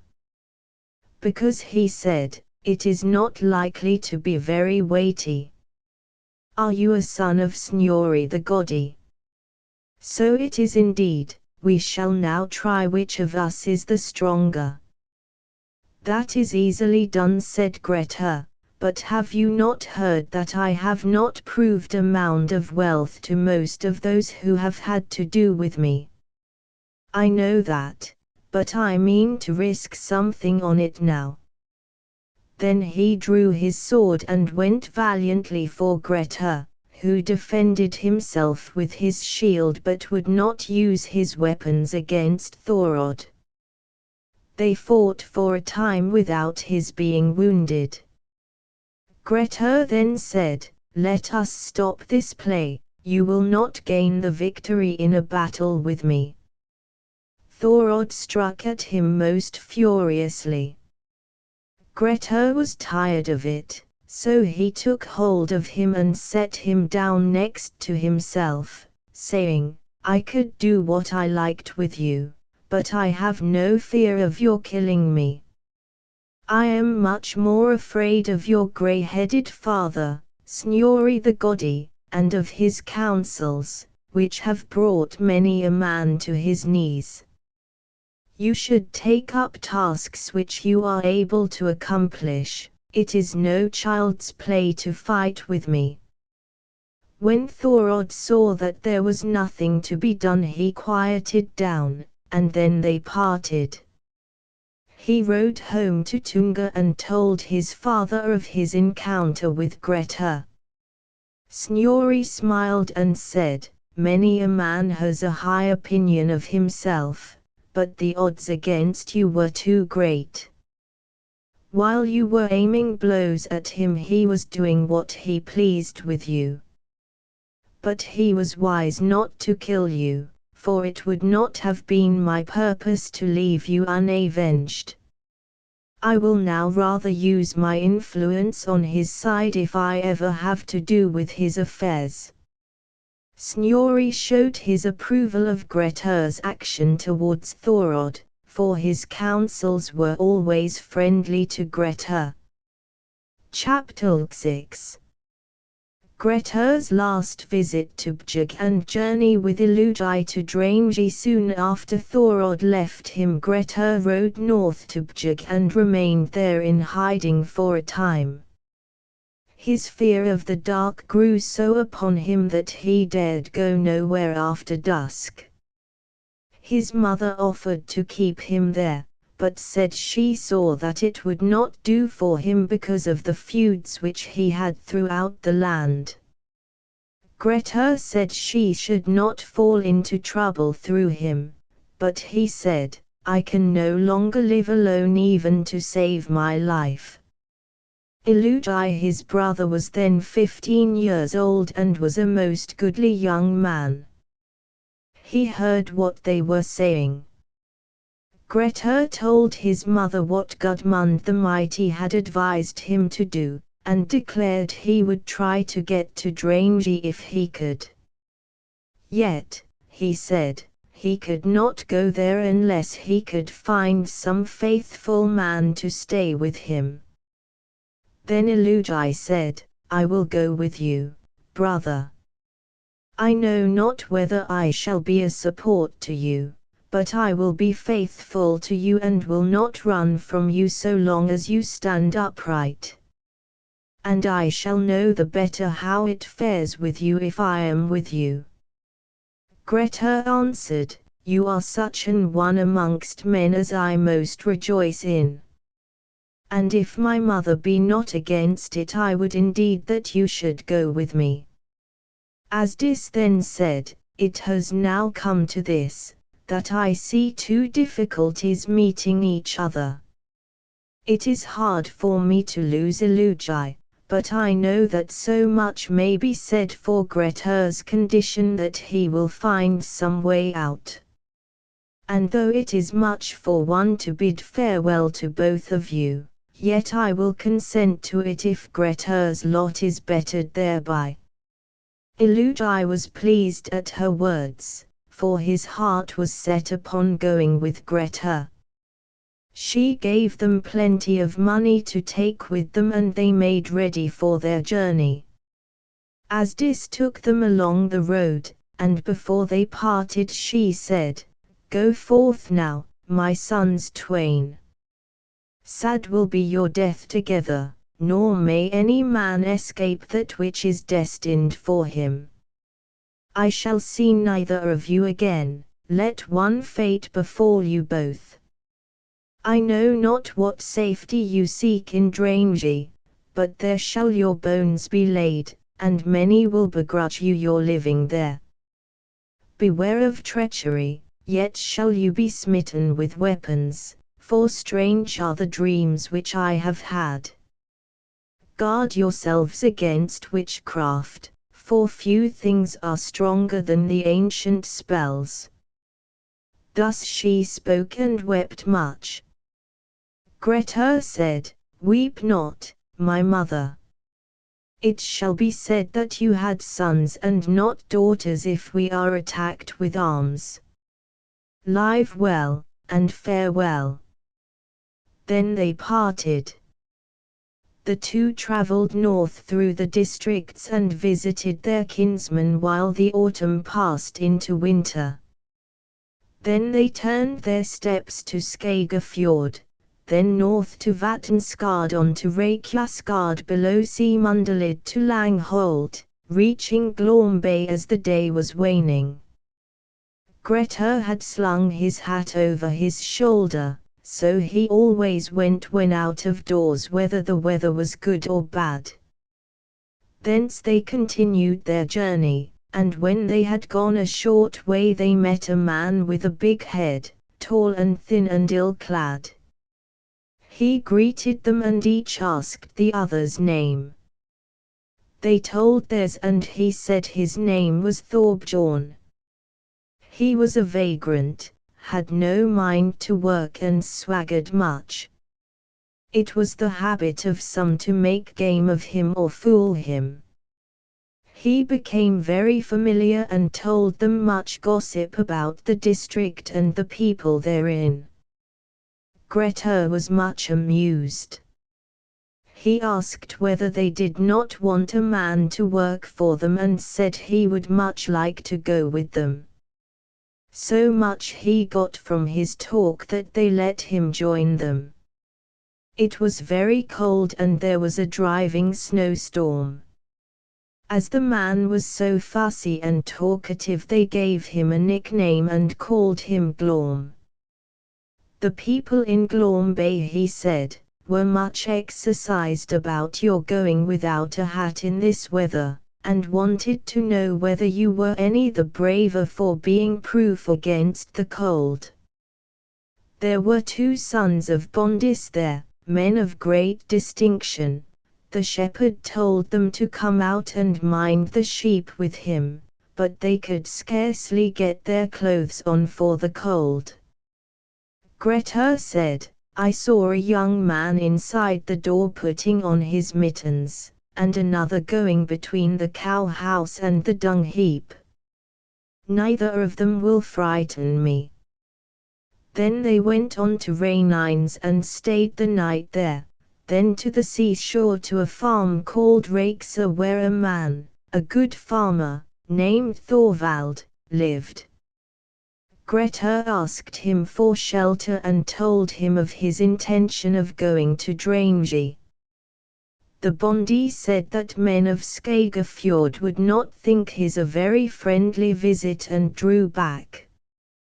Then Grettir took the purse of money which his mother had given him and gave it to the Bondi. The man's brows unbent when he saw the money, and he told 3 of his servants to take them out in the night by the moonlight. From Raksa is the shortest distance to the island, about 1 sea mile.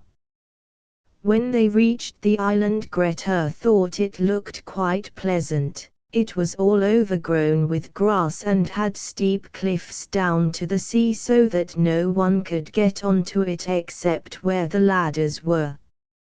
If the upper ladder was pulled up, it was impossible for anyone to get onto the island. There was also a large crag full of sea birds in the summer, and there were 80 sheep in the island belonging to the Bondis, mostly rams and ewes, which were meant for slaughter. There Grettir quietly settled down. He had been 15 or 16 years an outlaw, so Sturla the son of Thord has recorded. Chapter LXX. The people of Skagafjord. When Grettir came to Drangi, the following chiefs were in Skagafjord. Hjalti lived at Horf in Hjaltadal, the son of Thord, the son of Hjalti, the son of Thord Scalp. He was a great chief, very distinguished and very popular.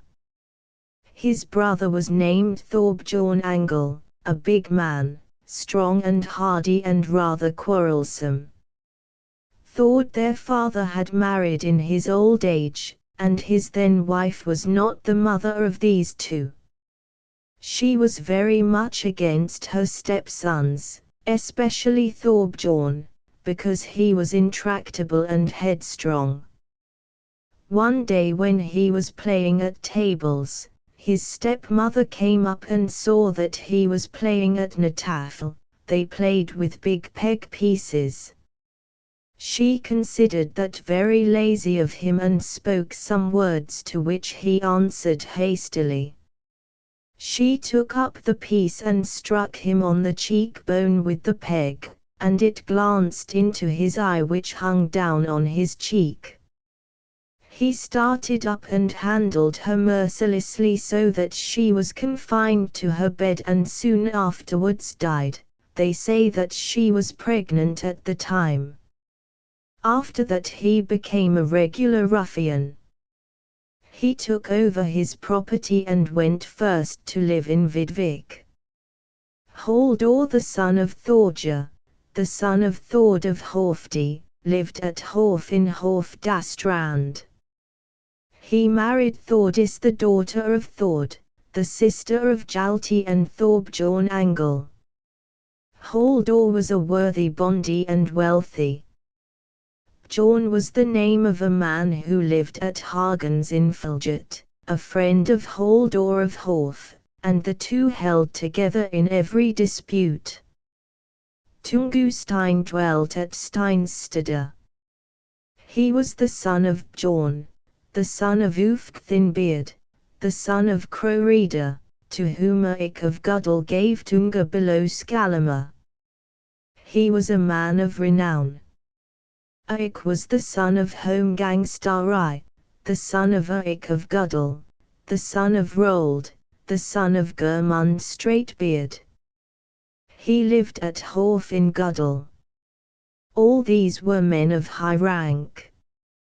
2 brothers dwelt at a place called Breda in Sletalid, both named Thord. They were very strong men, but peaceable. All the men now named had a share in Drangi. It is said that the island was owned by no fewer than 20 men, and none of them would part with his share to the others. The largest share belonged to the sons of Thord, since they were the richest. Chapter LXXI. The Bondis claim their property in Drangi. Midwinter was past, and the Bondis prepared to bring in their animals from the island for slaughter. They manned a boat and each had a man of his own on board, some 2. When they reached the island they saw men on it moving about. They thought it very strange, but supposed that someone had been wrecked and had gone on shore there. So they rowed to where the ladders were. The people on the shore pulled the ladders up. This seemed very strange behavior, and they hailed the men and asked who they were. Grettir told his name and those of his companions. The bondis asked who had taken them out to the island. Grettir answered, "He brought me out who took me here, and had hands, and was more my friend than yours." The bondis said, "Let us take our animals and come to the land with us. You shall have freely whatever you have taken of our property." Grettir said, "That is a good offer, but each of us shall have that which he has got. I may tell you at once that hence I go not, unless I am dead or dragged away, nor will I let go that which my hands have taken." The bondis said no more, but thought that most unhappy visitors had come to Drangi. They offered money and made many fair promises, but Grettir refused them all, and so they had to return home much disgusted, having accomplished nothing. They told all the people of the district of the wolves who had come into the island. This had come upon them unawares and nothing could be done. They talked it over that winter but could think of no way of getting Grettir out of the island. Chapter XY. Grettir visits the thing at Hegranes. The time passed on until the spring, when men assembled at the Hegranes thing. They came in great numbers from all the districts under its jurisdiction, and stayed there a long time, both palavering and merrymaking, for there were many who loved merriment in the country round. When Grettir heard that everybody had gone to the thing, he laid a plan with his friends, for he was always on good terms with those who were nearest to him, and for them he spared nothing which he was able to get. He said he would go to the land to get supplies, and that Illugi and Glorm should remain behind.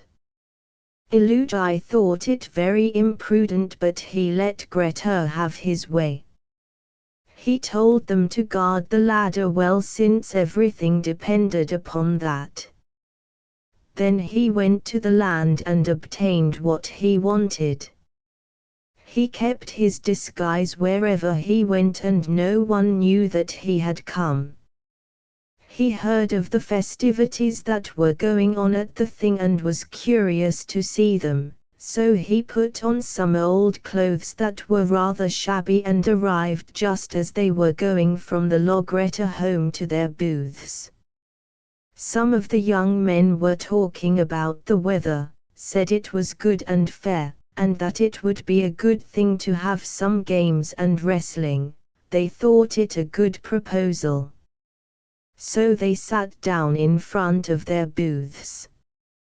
The foremost men in the games were the sons of Thord. Thorbjorn was very uppish and was arranging everything himself for the sports. Everyone had to do as he bade, and he took them each by the shoulders and pushed them into the field. The wrestling was begun by the less strong ones in pairs, and there was great sport. When most of them had wrestled except the strongest, there was much talk as to who should tackle the two Thords mentioned above, and there was no one who would do it. They went round inviting men to wrestle, but the more they asked, the more their invitation was declined. Thorbjorn looked round and saw a big man sitting there, but could not clearly see his face. He seized hold of him and gave a violent tug, but the man sat still and did not move. Thorbjorn said, "Nobody has held so firm against me today as you." But who is this fellow? My name is Jest. Thorbjorn said, you will be wanting to play with us. You are a welcome guest. Things may change quickly, he said. I cannot join in your games for I have no knowledge of them. Many of them said that they would take it kindly of him if he, a stranger, would play a little with the men. He asked what they wanted him to do, and they asked him to wrestle with someone. He said he had given up wrestling, though he once used to take pleasure in it.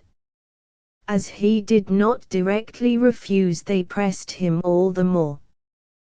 Well, he said, if you want to drag me in, you must do one thing for me and grant me peace here at the thing until I reach my home. They all shouted and said they would gladly do that. The man who was foremost in urging that peace should be given was one Half the son of Thorin, the son of Half, the son of Thordnap, who had settled in the land between Stifler in Fulgert and Tungwa. He lived at Napstad and was a man of many words. He spoke in favor of the peace with great authority and said, hereby do I declare peace between all men, in particular between this man here seated who is named Jest and all Godord's men, full bondis, all men of war and bearers of arms, all other men of this district of the Hegrains thing whencesoever they have come, both named and unnamed. I declare peace and full immunity in behoof of this newcomer to us unknown, Jest Yclept, for the practice of games, wrestling and all kinds of sport, while abiding here, and during his journey home, whether he sail or whether he travel, whether by land or whether by sea. He shall have peace in all places, named and unnamed, for such time as he needeth to reach his home in safety, by our faith confirmed. And I establish this peace on the part of ourselves and of our kinsmen, our friends and belongings, alike of women and of men, bondsmen and thralls, youths and adults. Be there any truce breaker who shall violate this peace and defile this faith, so be he rejected of God and expelled from the community of righteous men, be he cast out from heaven and from the fellowship of the holy, let him have no part amongst mankind and become an outcast from society.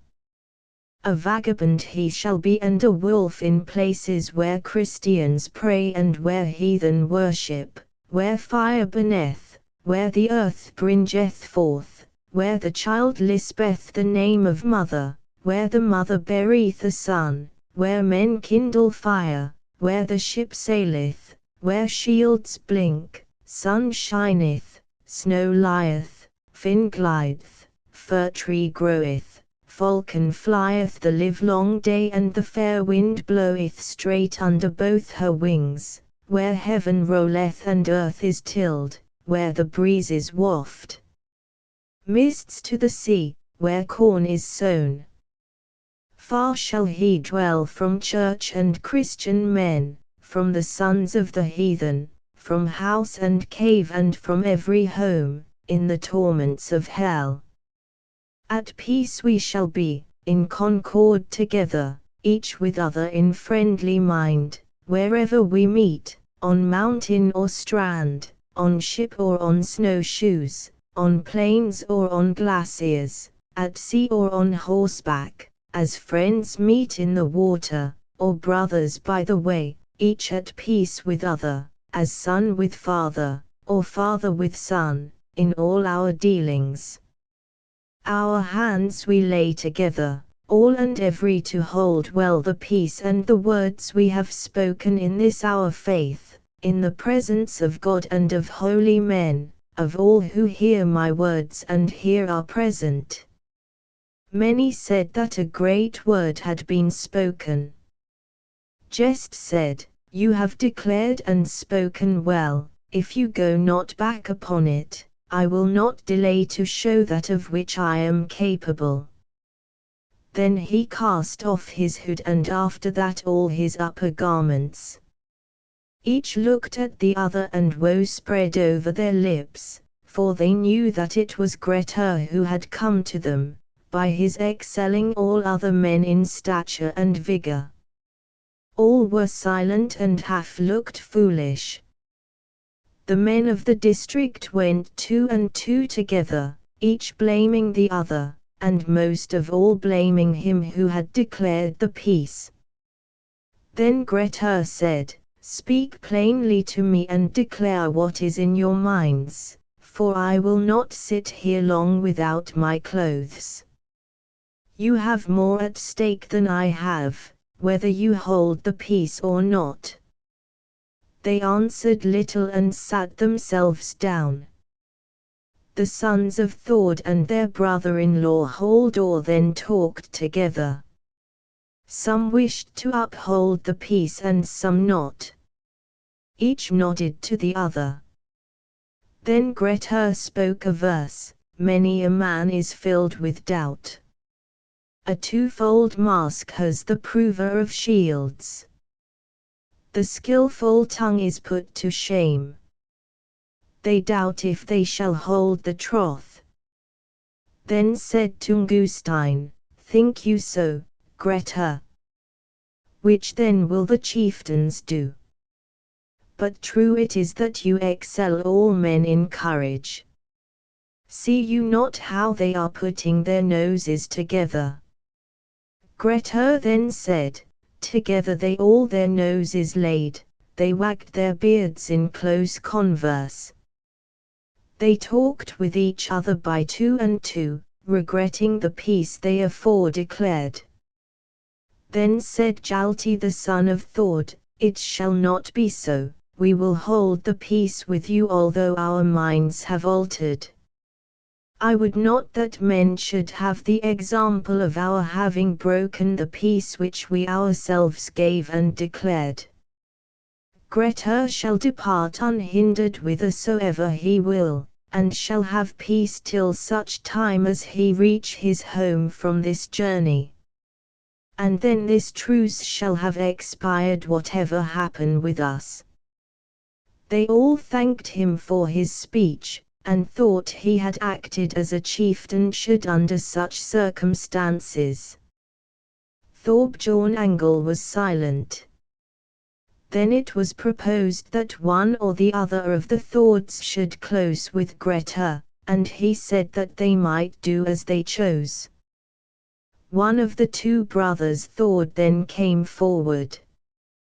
Grettir stood upright before him and Thord went for him with all his might, but Grettir never moved from his place. Then Grettir stretched over across his back and seizing his breeches tripped up his foot and cast him backwards over his head so that he fell heavily upon his shoulders.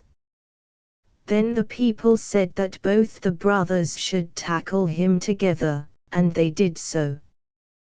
There arose a mighty tussle, each in turn having the advantage, although Grettir always had one of them down. Now one, now the other was brought to his knees or met with a reverse. So fiercely they gripped that all of them were bruised and bloody. Everybody thought it splendid sport, and when they ceased thanked them for their wrestling. Those that were sitting near judged that the two together were no stronger than Grettir alone, although each had the strength of two strong men. They were so equal that when they strove together neither gained the advantage. Grettir did not stay long at the thing. The Bondis asked him to give up the island, but this he refused to do, and they accomplished nothing. Grettir returned to Drangi where Illugi rejoiced much at seeing him again. They stayed there in peace and Grettir told them of his journeys, so the summer passed. All thought the men of Skagafjord had acted most honorably in upholding their peace, and from this may be seen what trusty men lived in those days, after all that Grettir had done against them. The less wealthy ones among the Bondis began to talk amongst themselves and say that there was little profit in keeping a small share of the island, and now offered to sell their holdings to the sons of Thord, but Hjalti said he did not want to buy them. The Bondis stipulated that anyone who wanted to buy a share should either kill Grettir or get him away. Thorbjorn Angle said that he was ready to take the lead, and would spare no pains to attack Grettir if they would pay him for it. Hjalti his brother resigned to him his share of the island because Thorbjorn was the more violent and was unpopular. Several other Bondis did the same, so that Thorbjorn Angle got a large part of the island at a small price, but he bound himself to get Grettir away. Chapter LXXIII Visit of Thorbjorn Angle to Drangi. At the end of the summer, Thorbjorn Angle went with a boat fully manned to Drangi. Grettir and his party came forward on the cliff and they talked together. Thorbjorn begged Grettir to do so much for his asking as to quit the island. Grettir said there was not much hope of that. Thorbjorn said, "It may be that I can give you some assistance which will make it worth your while to do this. Many of the Bondis have now given up the shares which they had in the island to me." Grettir said, "Now for the very reason that you have just told me, because you own the greater part of the island, I am determined never to go hence. We may now divide the cabbage. It is true that I thought it irksome to have the whole of Skagafjord against me, but now neither need spare the other, since neither is suffocated with the love of his fellows. You may as well put off your journeys hither, for the matter is settled so far as I am concerned. All abide their time," he said, "and you abide evil." "I must risk that," he said. And so they parted. Thorbjorn returned home again. Chapter LXIV The fire goes out in Drangi. Grettir had, it is said, been 2 years in Drangi, and they had slaughtered nearly all the sheep. One ram, it is told, they allowed to live. It was grey below and had large horns. They had much sport with it, for it was very tame and would stand outside and follow them wherever they went. It came to the hut in the evening and rubbed its horns against the door. They lived very comfortably, having plenty to eat from the birds on the island and their eggs, nor had they much trouble in gathering wood for fire. Grettir always employed the man to collect the drift, and there were often logs cast ashore there which he brought home for fuel. The brothers had no need to work beyond going to the cliffs, which they did whenever they chose. The thrall began to get very slack at his work. He grumbled much and was less careful than before. It was his duty to mind the fire every night, and Grettir bade him be very careful of it as they had no boat with them. One night it came to pass that the fire went out. Grettir was very angry and said it would only be right that Glorm should have a hiding. The thrall said he had a very poor life of it to have to lie there in exile and be ill-treated and beaten if anything went wrong. Grettir asked Illugi what was to be done, and he said he could think of nothing else but to wait until a ship brought them some fire. Grettir said that would be a very doubtful chance to wait for. I will venture it, he said, and see whether I can reach the land. That is a desperate measure, said Illugi. We shall be done for if you miscarry. I shall not drown in the channel, he said.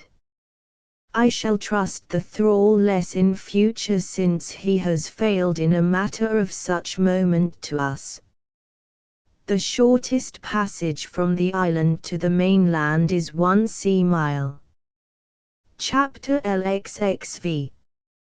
Grettir swims to the mainland for fire. Grettir then prepared for his swim. He wore a cloak of coarse material with breeches and had his fingers webbed. The weather was fine. He left the island towards the evening. Illugi thought his journey was hopeless. Grettir had the current with him and it was calm as he swam towards the fjord. He smote the water bravely and reached Reykjanes after sunset. He went into the settlement at Reyksa, bathed in the night in a warm spring, and then entered the hall, where it was very hot and a little smoky from the fire which had been burning there all day. He was very tired and slept soundly, lying on right into the day. When it was a little way on in the morning, the servants rose, and the first to enter the room were 2 women, the maid with the bondi's daughter. Grettir was asleep, and his clothes had all fallen off onto the floor. They saw a man lying there and recognized him. The maid said, "As I wish for salvation, sister, here is Grettir the son of Asmund come. He really is large about the upper part of his body, and is lying bare. But he seems to me unusually small below. It is not at all in keeping with the rest of him." The bondi's daughter said, "How can you let your tongue run on so? You are more than half a fool. Hold your tongue."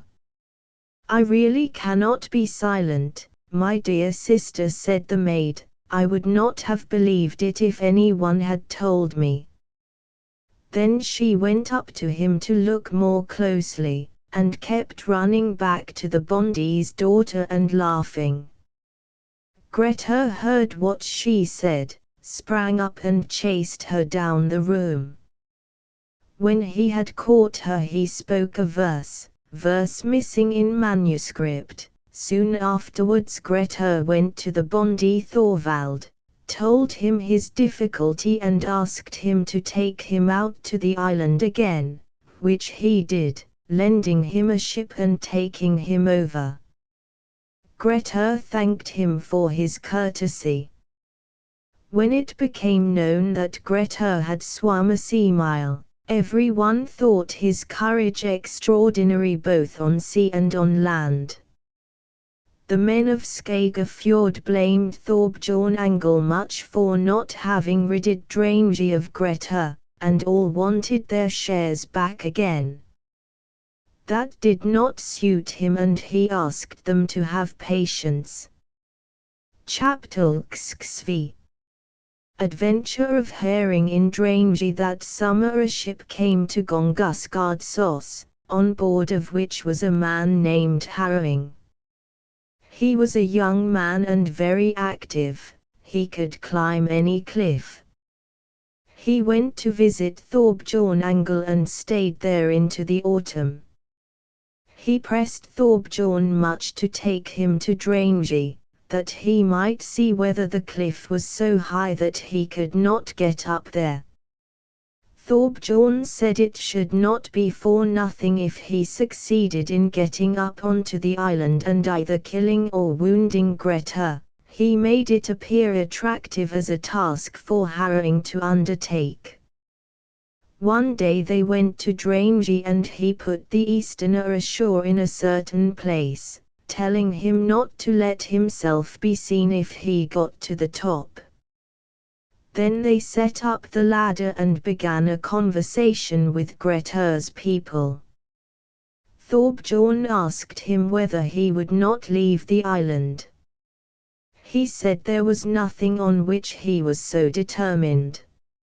"You have played much with us," said Thorbjorn, "and we do not seem likely to have our revenge, but you have not much fear for yourself." Thus they disputed for long, but came to no agreement. We have now to tell of harrowing. He climbed all about on the cliffs and got to the top in a place which no other man ever reached before or since. On reaching the top he saw the two brothers standing with their backs turned to him. He hoped in a short time to win money and glory from both. They had no inkling of his being there, and thought that nobody could get up except where the ladders were. Grettir was occupied with Thorbjorn's men, and there was no lack of derisive words on both sides. Then Illugi looked round and saw a man coming towards them, already quite close. He said, "Here is a man coming towards us with his axe in the air. He has a rather hostile appearance." "You deal with him," said Grettir, "while I look after the ladder." Illugi then advanced against the Easterner, who on seeing him turned and ran about all over the island. Illugi chased him to the furthest end of the island. On reaching the edge he leaped down and broke every bone in his body, thus his life ended. The place where he perished was afterwards called Harrowing Sleep. Illugi returned and Grettir asked him how he had parted with his man. "He would not trust me to manage for him," he said. "He broke his neck over the cliff. The Bondis may pray for him as for a dead man." When Angle heard that he told his men to shove off. "I have now been twice to meet Grettir," he said. "I may come a third time, and if then I return no wiser than I am now, it is likely that they may stay in Drangi, so far as I am concerned. But methinks Grettir will not be there so long in the future as he has been in the past." They then returned home, and this journey seemed even worse than the one before. Grettir stayed in Drangi and saw no more of Thorbjorn that winter. Skapti the lawman died during the winter, whereby Grettir suffered a great loss, for he had promised to press for a removal of his sentence when he had been 20 years an outlaw, and the events just related were in the 19th year. In the spring died Snorri the Godi, and much more happened during this winter season which does not belong to our saga. Chapter Grettir's case before the Althing. That summer at the Althing Grettir's friends spoke much about his outlawry, and some held that his term was fulfilled when he had completed any portion of the 20th year. This was disputed by the opposite party, who declared that he had committed many acts deserving of outlawry since, and that, therefore, his sentence ought to be all the longer. A new lawman had been appointed, Stein the son of Thorgest, the son of Stein the far traveller, the son of Thora autumn mist. The mother of Stein the lawman was Anra, the daughter of Thord the Yeller. He was a wise man, and was asked for his opinion. He told them to make a search to find out whether this was the 20th year of his outlawry, and they did so. Then Thora of Gard went to work to put every possible difficulty in the way, and found out that Grettir had spent 1 year of the time in Iceland, during which he must be held to have been free of his outlawry.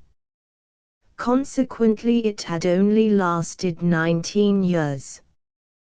The lawman declared that no man could be outlawed for longer than 20 years in all, even though he committed an outlaw's acts during that time. But before that he would allow no man to be freed. Thus the endeavor to remove his sentence broke down for the moment, but there seemed a certainty of his being freed in the following summer. The men of Skagafjord were little pleased at the prospect of Grettir being freed, and they told Thorbjorn Angle that he must do one of the two, resign his holding in the island or kill Grettir. He was in great straits, for he saw no way of killing Grettir, and yet he wanted to keep the island. He tried everything he could think of to get the better of Grettir by force or by fraud or in any other way that he could. Chapter 8. Thorbjorn's foster mother. Thorbjorn Angle had a foster mother named Thurid. She was very old and of little use to mankind, but she had been very skilled in witchcraft and magic when she was young and the people were heathen. Now she seemed to have lost it all. Still, although the land was Christian, many sparks of heathendom remained. It was not forbidden by the law of the land to sacrifice or perform other heathen rites in private. Only the one who performed them openly was sentenced to the minor exile. Now it happened to many, as it is said, the hand turns to its wonted skill, and that which we have learned in youth is always most familiar to us. So Thorbjorn Angle, baffled in all his plans, turned for help to the quarter where it would have been least looked for most people, namely, to his foster mother, and asked her what she could do for him. She replied, "Now it seems to me to have come to this, as the saying is, many go to the goat house to get wool. What would I less than to think myself above the other men of the country, and then to be as nothing when it comes to the trial? I see not that it fares worse with me than with you, even though I scarce rise from my bed. If you will have my counsel, then I must have my way in all that is done." He consented, and said that she had long given him counsel for his good. The double month of the summer was now approaching. One fine day the old woman said to Angle, "The weather is now calm and bright, I will that you go to Drangi and pick a quarrel with Grettir. I will go with you and learn what caution is in his words. I shall have some surety when I see how far they are prospering, and then I will speak over them such words as I please." Angle said, "Let us not go to Drangi. It is always worse in my mind when I leave that place than when I arrive." The woman said, "I will not help you if you will not let me do as I like. Far be that from me, my foster mother.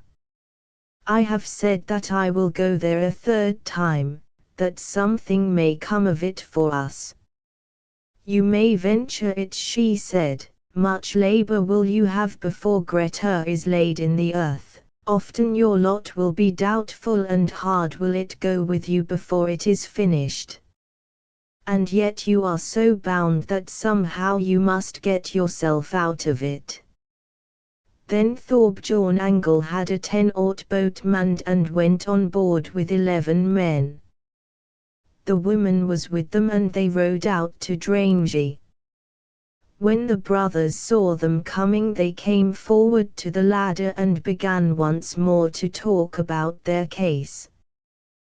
Thorbjorn said he had come once more to hear their answer whether Grettir would leave the place. He said he would treat the destruction of his property and Grettir's stay there as a light thing, provided they parted in peace. Grettir said he had no intention of coming to any terms about his going away. "I have often told you," he said, "that there is no use in talking to me about it. You may do whatever you please, I mean to stay here and abide what happens." Thorbjorn saw that his end would not be gained this time, and said, "I knew very well with what men of hell I had to do. It is most likely that some days will pass before I come here again." "It would not hurt me if you never came at all," said Grettir. The woman was lying in the stern sheets covered up with clothes. Then she began to stir and said, "These men are brave and unfortunate. There is much difference between you. You offer them good and they refuse everything. There are few more certain tokens of evil than not to know how to accept the good. Now I say this of you, Grettir, that you be deprived of health, of all good luck and fortune, of all protection and counsel, ever the more the longer you live. I wish that your days may be less happy in the future than they have been in the past." When Grettir heard that he started violently and said, "What fiend is that in the ship with them?" Illugi said, "I think that must be the old woman, Thorbjorn's foster mother." "Curse the hag," he said. "I could have thought of nothing worse. Nothing that was ever said startled me more than her words, and I know that some evil will befall me from her and her spells. She shall have something to remind her of her visit here." Then he took up an enormous stone and threw it down into the boat. It fell into the heap of clothes. Thorbjorn had not thought that any man could throw so far. A loud scream was heard, for the stone had struck her thigh and broken it. Illugi said, "I wish you had not done that." "Do not blame me for it," said Grettir. "I fear it has been just too little. One old woman would not have been too great a price for us two. How will she pay for us?" "That will be a small sum for the pair of us." Thorbjorn then returned home. No greeting passed between them when he left. He spoke to the old woman and said, "It has happened as I expected. Little credit has the journey to the island brought you. You have been injured for the rest of your life, and we have no more honor than we had before. We have to endure unatoned one insult after another." She answered, "This is the beginning of their destruction. I say that from this time onwards they will go downwards. I care not whether I live or not, if I do not have vengeance for the injury they have done me." "You seem to be in high spirits, foster mother," he said. Then they arrived home.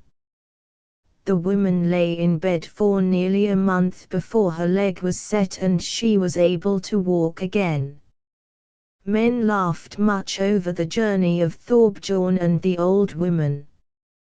Little luck had come from the meetings with Grettir, first at the peace declaration at the Thing, next when Harring was killed, and now the third time when the woman's thigh was broken, while nothing had been done on their side. Thorbjorn Angle suffered much from their talk. Chapter 6. The spell takes effect. The autumn passed and but 3 weeks remained till the winter. The old woman asked to be driven to the seashore. Thorbjorn asked what she was going to do. A small thing only, she said, yet may be the signal of greater things to come. They did as she asked them. When they reached the shore, she hobbled on by the sea as if directed to a spot where lay a great stump of a tree as large as a man could bear on his shoulder. She looked at it and bade them turn it over before her. The other side looked as if it had been burned and smoothed. She had a small flat surface cut on its smooth side. Then she took a knife, cut runes upon it, reddened them with her blood and muttered some spells over it. After that she walked backwards against the sun round it, and spoke many potent words. Then she made them push the tree into the sea, and said it should go to Drangi and that Grettir should suffer hurt from it. Then she went back to Vidvik. Thorbjorn said he did not know what would come of it. The woman said he would know more clearly some day. The wind was towards the land up the fjord, but the woman's stump drifted against the wind, and not more slowly than would have been expected. Grettir was sitting in Drangi with his companions very comfortably, as has been told. On the day following that on which the old woman had cast her spells upon the tree, they went down from the hill to look for firewood. When they got to the western side of the island, they found a great stump stranded there. "Here is a fine log for fuel," cried Illugi, "let us carry it home." Grettir gave it a kick with his foot and said, "An ill tree and ill scent. We must find other wood for the fire." He pushed it out into the sea and told Illugi to beware of carrying it home, for it was sent for their destruction. Then they returned to their hut and said nothing about the tree to the thrall. The next day they found the tree again, nearer to the ladder than on the day before. Grettir put it back into the sea and said he would never carry it home. That night passed and dirty weather set in with rain, so that they did not care to go out and told Glorm to fetch fuel. He grumbled very much and declared it was cruel to make him plague himself to death in every kind of weather. He descended the ladder and found there the woman's log. He thought himself lucky, labored home with it to the hut and threw it down with a great noise which Grettir heard. "Glorm has got something, I must go out and see what it is," he said, and went out, taking his wood-cutting axe with him. "Let your cutting up of it be no worse than my carrying of it home," said Glorm. Grettir was irritated with the thrall. He used his axe with both hands and did not notice what tree it was. Directly the axe touched the tree, it turned flat and glanced off into Grettir's right leg. It entered above his right knee and pierced to the bone, making a severe wound. Grettir turned to the tree and said, "He who meant me evil has prevailed, it will not end with this. This is the very log which I twice rejected. 2 disasters have you now brought about, Glorm. First you let our fire go out, and now you have brought in this tree of ill fortune. A third mistake will be the death of you and of us all." Illugi then bound the wound. It bled little. Grettir slept well that night and 3 days passed without its paining him. When they opened the bandages, the flesh had grown together and the wound was almost healed. Illugi said, I do not think that you will suffer very long with this wound. That would be well said, Grettir. It has happened strangely however it ends, but my mind tells me otherwise. Chapter LXXX. The spell continues to work. One evening they all went to bed, and about midnight Grettir began to toss about. Illugi asked him why he was so restless.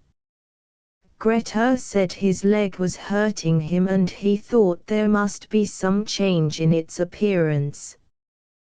They fetched a light, unbound the wound and found it swollen and blue as coal. It had opened again and was much worse than at first. He had much pain after that and could not keep quiet, nor would any sleep come to his eyes. Grettir said, "We must be prepared for it. This illness of mine is not for nothing, there is witchcraft in it. The old woman has meant to punish me for the stone which I threw at her." Illugi said, "I told you that no good would come of that old woman." "It will be all the same in the end," said Grettir, and spoke a verse. "Often when men have threatened my life I have known to defend it against the foe, but now 'tis a woman has done me to death. Truly the spells of the wicked are mighty. Now we must be on the watch, Thorbjorn Angle will not leave it to end here. You, Glorm, must in future guard the ladder every day and pull it up in the evening. Do this trustily, for much depends thereon. If you betray us your end will be a short one." Glorm promised most faithfully. The weather now became severe. A northeasterly wind set in and it was very cold. Every evening Grettir asked if the ladder was drawn in. "Are we now to look for men?" said Glorm. "Is any man so anxious to take your life that he will lose his own for it? This weather is much worse than impossible. Your warlike mood seems to have left you utterly if you think that everything is coming to kill you. You will always bear yourself worse than either of us," said Grettir, "whatever happens. But now you must mind the ladder however unwilling you may be." They drove him out every morning, much to his disgust. The pain of the wound increased, and the whole leg was swollen. The thigh began to fester both above and below the wound, which spread all round, and Grettir thought he was likely to die. Illugi sat with him night and day, paying no heed to anything else. They were now in the 2nd week of his illness. Chapter LXXI. Thorbjorn again visits Strangi. Thorbjorn Angle was now at home in Vidvik, much put out at not having been able to overcome Grettir. When about a week had passed from the day when the old woman had bewitched the log, she came to speak with Thorbjorn and asked whether he did not mean to visit Grettir. He said there was nothing about which he was more determined. "But do you wish to meet him, foster mother?" he asked. "I have no intention of meeting him," she said. "I have sent him my greeting, which I expect he has received. But I advise you to set off at once and go quickly to see him, otherwise it will not be your fate to overcome him." He replied, "I have made so many inglorious journeys there that I am not going again. This weather is reason enough, it would not be possible, however pressing it were. You are indeed without counsel if you see not through these whiles. Now, I will advise you. First go and collect men, ride to your brother-in-law Halldor in Horth and get help from him. Is it too wild a thing to suppose that I may have to do with this breeze that is now playing? Thorbjorn thought it might be that the woman saw further than he supposed, so he sent through the country for men. Answer came very quickly that none of those who had given up their shares would do anything to help him. They said that both the island and the Grettir affair were Thorbjorn's. Tungustein gave him 2 men, Chalti his brother 3, Aikingudal sent him 1. Of his own he had 6.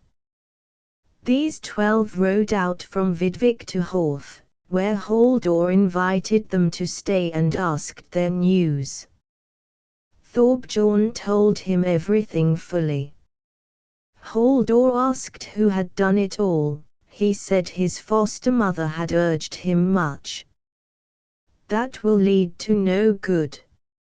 She is a sorceress, and sorcery is now forbidden. I cannot overlook everything, said Thorbjorn. I am determined that it shall now be brought to an end somehow. But how shall I go to work to get onto the island?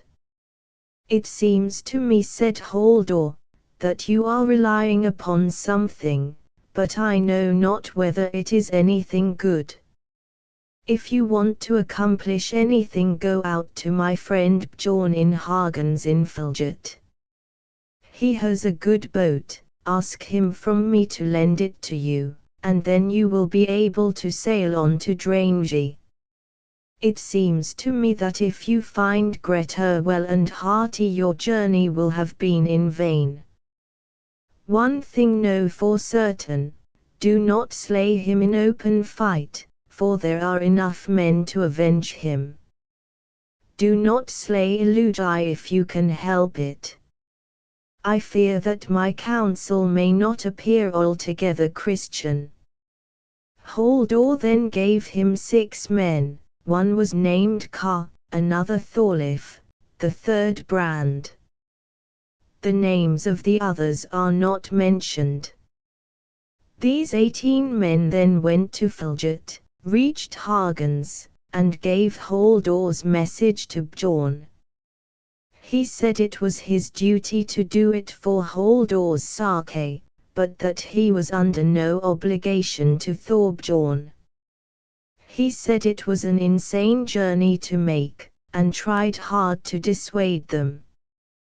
They answered that they could not turn back, so they went down to the sea and launched the boat, which was ready with all her gear in the boathouse. Then they made ready to sail. All those who were standing on the shore thought it impossible to cross. They hoisted the sail and the boat was soon under way, far out in the fjord. When they got right out to sea, the weather quieted and was no longer too heavy. In the evening, as it was getting dark, they reached Drangi. Chapter XXI. The last battle, death of Grettir and Illugi. It has now to be told how Grettir became so ill that he could not stand on his feet. Illugi sat with him and Glorm had to hold watch. He still continued to object, and said they might think their lives were going to fall out of them, but there was no reason for it. He went out, but most unwillingly. When he came to the ladder, he said to himself that there was no need to draw it up. He felt very sleepy, lay down and slept all day, and did not wake until Thorbjorn reached the island. They saw then that the ladder was not drawn up. Thorbjorn said, "The situation has changed from what it used to be.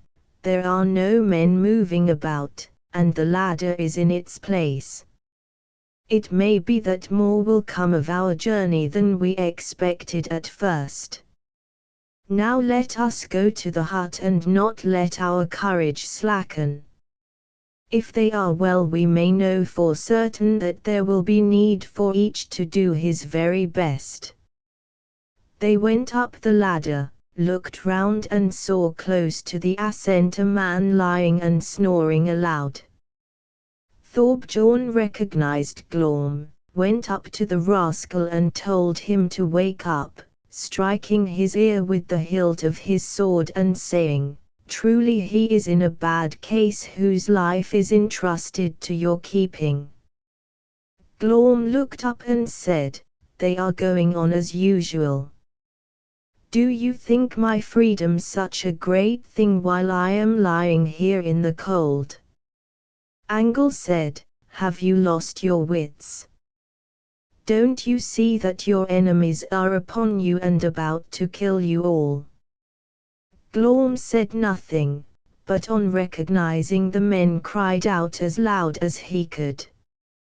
"Do one thing or the other," said Angle. "Either be silent this moment and tell me all about your household, or be killed."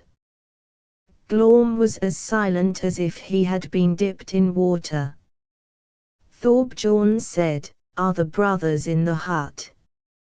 Why are they not about?" "That would not be so easy," said Glorm, "for Grettir is sick and nigh to death and Illugi is sitting with him." Thorbjorn asked about his condition, and what had happened. Then Glorm told him all about Grettir's wound. Angle laughed and said, "True is the ancient saying that old friends are the last to break away, and also this, that it is ill to have a thrall for your friend, such a one as you, Glorm. You have shamefully betrayed your liege lord, though there was little good in him." Then the others cast reproaches at him for his villainy. They beat him almost helpless and left him lying there. Then they went on to the hut and knocked violently at the door. Illugi said, "Grabily one is knocking at the door, brother." "He is knocking rather loud," said Grettir, most unmercifully. Then the door broke in pieces. Illugi rushed to his arms and defended the door so that they could not get in. They assailed it long, but could get nothing in but the points of their spears, all of which Illugi severed from their shafts. Seeing that they could do nothing, they sprang onto the roof and began to break it in. Then Grettir got onto his feet, seized a spear and thrust it between the rafters. It struck Haldor's man from Horf, and went right through him. Angle told them to go to work warily and be careful of themselves. "We shall only overcome them," he said, "if we act with caution." Then they laid open the end of one of the timbers and bore upon it until it broke. Grettir was unable to rise from his knees, but he seized the sword Karsnort at the moment when they all sprang in from the roof, and a mighty fray began. Grettir struck with his sword at Vikar, a man of Hjalti the son of Thord, reaching his left shoulder as he sprang from the roof. It passed across his shoulder, out under his right arm, and cut him right in two. His body fell in two parts on the top of Grettir and prevented him from recovering his sword as quickly as he wished, so that Thorbjorn Angle was able to wound him severely between the shoulders. Grettir said, "Bare is his back who has no brother." Illugi threw his shield before Grettir and defended him so valiantly that all men praised his prowess.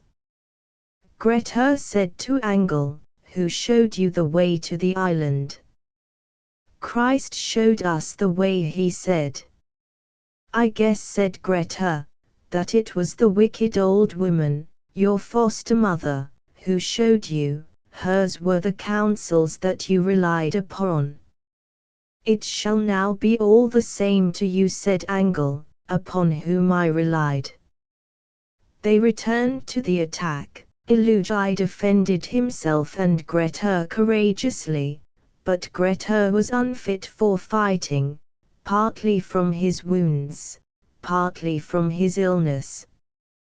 Angle then ordered them to bear Illugi down with their shields, saying he had never met with his like amongst older men than he. They did so, and pressed upon him with a wall of armor against which resistance was impossible. They took him prisoner and kept him. He had wounded most of those who were attacking him and killed 3. Then they went for Grettir, who had fallen forward on his face. There was no resistance in him, for he was already dead from his wounded leg, his thigh was all mortified up to the rectum. Many more wounds they gave him, but little or no blood flowed. When they thought he was quite dead, Angle took hold of his sword, saying he had borne it long enough, but Grettir's fingers were so tightly locked around the hilt that he could not loosen them. Many tried before they gave it up, 8 of them in turn, but all failed. Angle then said, "Why should we spare a forest man? Lay his hand upon the log." They did so, and he hewed off the hand at the wrist. Then the fingers straightened and were loosed from the hilt. Angle took his sword in both hands and hewed at Grettir's head. So mighty was the blow that the sword could not hold against it, and a piece was broken out of the edge. When asked why he spoilt a good weapon, he replied, "It will be more easily known if there be any question." They said this was unnecessary, as the man was dead before. "I will do more," he said, and struck 2 or 3 blows at Grettir's neck before he took off his head. Then he said, "Now I know for certain that Grettir is dead, a great man of war have we laid even with the earth. We will take his head with us, for I have no wish to lose the money which was put upon it. There shall not be any doubt that it was I who slew Grettir." They said he might do as he pleased, but they felt much disgusted, and thought his conduct contemptible. Then Angle said to Illugi, "It is a great pity that a man so valiant as you should have committed such a folly as to cast in your lot with this outlaw and follow his evil ways, at last to die unatoned." Illugi answered, "When the all thing is over next summer you shall know who are outlawed.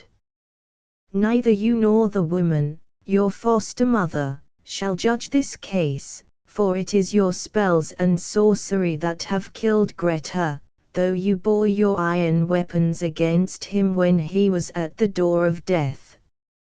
Many a base deed did you do over and above your witchcraft." Angle said, "You speak bravely, but it shall not be so. I will show how I value you by sparing your life if you will swear by your honor to take no vengeance upon any person who has been with us on this occasion." "I might have thought of it," he said, "if Grettir had been able to defend himself or if you had killed him in honorable battle. But now you need not hope that I will try to save my life by becoming a poltroon like you. I tell you at once that if I live no man shall be more burdensome to you than I. Long will it be before I forget how you have dealt with Grettir, far sooner will I choose to die." Then Thorbjorn consulted with his companions whether they should allow Illugi to live. They said he should decide their doings himself, as he was the leader of the expedition. Angle said he was not going to have a man threatening his head who would not promise to hold faith. When Illugi knew that they intended to slay him, he laughed and said, "Now you have resolved upon that which was nearest to my heart." When the day broke, they led him to the eastern side of the island and there slew him. All praised his courage, and said there was no man of his years who was like him. They buried both the brothers in the island, but took Grettir's head with all weapons and clothes which had any value away with them. His good sword Angle would not allow to come amongst the spoils for division, but bore it long himself. They took Glorm with them, still complaining and resisting. The weather had calmed down in the night, and in the morning they rode to the mainland. Angle sailed for the most convenient place, and sent the ship on to Bjorn. When they came near to Osland, Glorm became so obstreperous that they refused to carry him any further and slew him there where he was, crying as loud as he could until he was killed. Angle went home to Vidvik and considered that on this journey he had been successful. They laid Grettir's head in salt and put it for the winter in the outhouse called Grettisper in Vidvik. Angle was much blamed for this affair when men came to know that Grettir had been overcome by sorcery. He remained quietly at home till after Yule. Then he went to seek Thora in Gard and told him of the slayings, adding that he considered that he had a right to the money which had been put on Grettir's head. Thora said that he would not deny that he had brought about Grettir's sentence. "I have often suffered wrong from him, but I would not to take his life have become an evildoer as you have done. I will not pay the money to you, for you seem to me as one who will be doomed to death for magic and witchcraft."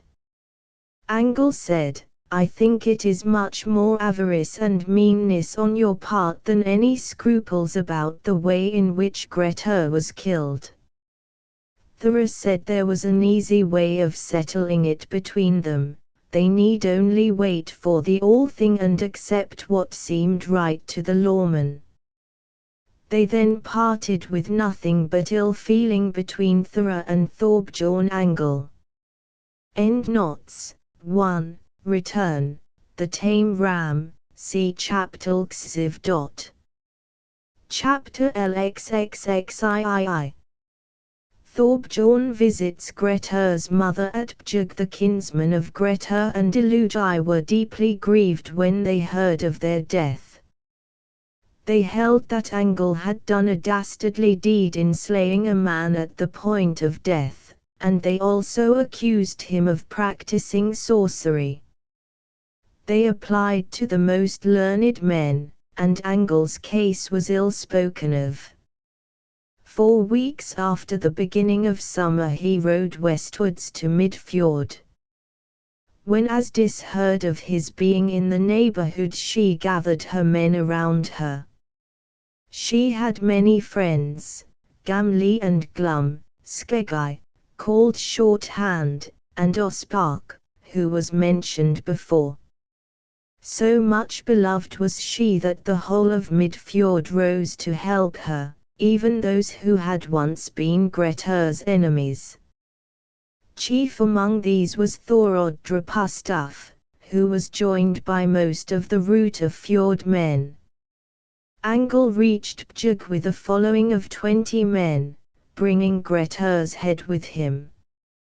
All those who had promised their support had not yet come in. Angle's party entered the room with the head and set it on the floor. The mistress of the house was there and several others. No greeting passed between them. Angle spoke a verse, "Grettir's head I bring thee here." Weep for the red-haired hero, lady. On the floor it lies, 'twere rotten by this, but I laid it in salt. Great glory is mine. She sat silent while he spoke his verse, then she said, the swine would have fled like sheep from the fox if Grettir had stood there hearty and strong. Shame on the deeds that were done in the north. Little the glory you gain from my lay. Many said it was small wonder that she had brave sons, so brave was she herself before the insults which she had received. Ospark was outside and was talking with those of Angel's men who had not gone in. He asked about the fray, and they all praised Illugi for the defense that he had made. They also told of Grettir's firm grip on his sword after he was dead, and the men thought it marvelous. Then a number of men were seen riding from the west. They were the friends of Asdis with Gamli and Skeggi, who had come from Melar.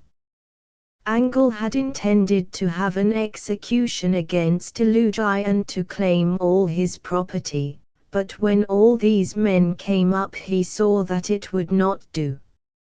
Ospark and Gamli were very forward in wanting to fight with Angel, but the wiser heads told them to get the advice of their kinsman Thorvald and other chiefs, and said that the more men of knowledge occupied themselves with the affair the worse it would be for Angel. Through their intervention Angel got away and took with him Grettir's head, which he intended to produce at the All-Thing. He rode home thinking that matters were going badly for him, for nearly all the chiefs in the land were either relations or connections of Grettir and Illugi. That summer Skeggi Shorthand married the daughter of Thorodrupustuf, who then took part in the case on the side of Grettir's kinsman. Chapter Xiv. Thorbjorn is exiled at the Thing. Men now rode to the Thing. Angel's party was smaller than he had expected, because the matter had come to be badly spoken of. Halldor asked whether they were to take Grettir's head with them to the All-Thing. Angel said he meant to take it. That is an ill-advised thing to do, said Halldor. There are quite enough men against you as it is, without your doing such a thing as that to reawaken their grief. They were then on the road, and meant to ride south by sand, so Angel let him take the head and bury it in a sand hill, which is now called Grettisthöf. The Thing was very full. Angel brought forward his case, making the most of his own deeds. He told them how he had killed the forest man on whose head the highest price had been laid, and he claimed the money. Thora replied as before. Then the lawman was asked for his opinion. He said that he wished to hear whether any countercharge was made, by which Angel should forfeit the outlaw money. If not, the money offered for Grettir's head must be paid. Then Thorvald the son of Astur asked Shorthand to bring the case before the court, and he declared a first summons against Thorbjorn Angel for witchcraft and sorcery through which Grettir had met with his death, and a second for having killed a man who was half dead, crimes which he said were punishable with outlawry. There was a great division of parties, but those who supported Thorbjorn were few. It went very unexpectedly for him, for Thorvald and his son-in-law Islif held that to do a man to death by sorcery was a crime worthy of death. Finally, by the Council of Wise Men sentence was passed that Thorbjorn was to leave Iceland that summer and not to return during the lifetime of any of the men concerned in the case on the side of Illugi and Grettir. It was enacted as a law that all sorcerers should be outlawed. When Thorbjorn saw what his fate was going to be, he got away from the thing, for Grettir's friends were making preparations to attack him. None of the money that was set upon Grettir's head did he get. Stein the lawman would not allow it because of his dishonorable conduct, nor was any blood money paid for the men who had fallen on his side in Drangi. They were set off against Illugi, an arrangement, however, with which Illugi's kinsmen were not at all pleased. Men rode home from the thing, and all the feuds which had arisen on Grettir's account were now at an end. Skeggi the son of Gamli, son-in-law of Thorodrepustaf and sister's son of Grettir, went north to Skagafjord with the assistance of Thorvaldus Gerson and of his son-in-law Islif, who afterwards became Bishop of Skalaholt. After obtaining the consent of the whole community, he took ship and went to Drangi, where he found the bodies of Grettir and Illugi and brought them to Reyksa in Reykjastrand and buried them in the church. Testimony of Grettir lying there is in the fact that in the days of the Sturlungs, when the church at Reyksa was moved to another place, Grettir's bones were dug up, and were found to be enormously big and strong. Illugi was buried later on the north side of the church, and Grettir's head was buried in the church at his home in Bjug. Asdis remained in Bjug and was so beloved that no one molested her any more than they did while Grettir was an outlaw.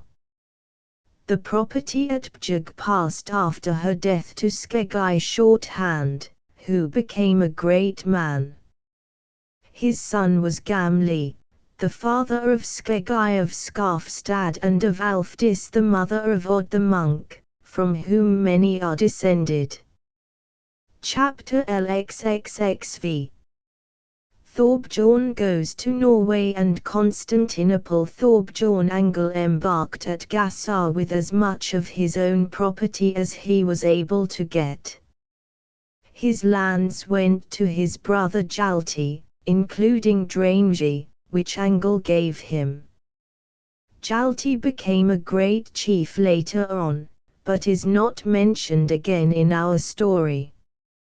Angle went to Norway and still made himself very important. He was supposed to have done a great deed of valor in slaying Grettir, and many who did not know how it really happened honored him accordingly, but there were some to whom Grettir's fame was known. He only told so much of the story as tended to his own glory, but whatever was less creditable to him he omitted.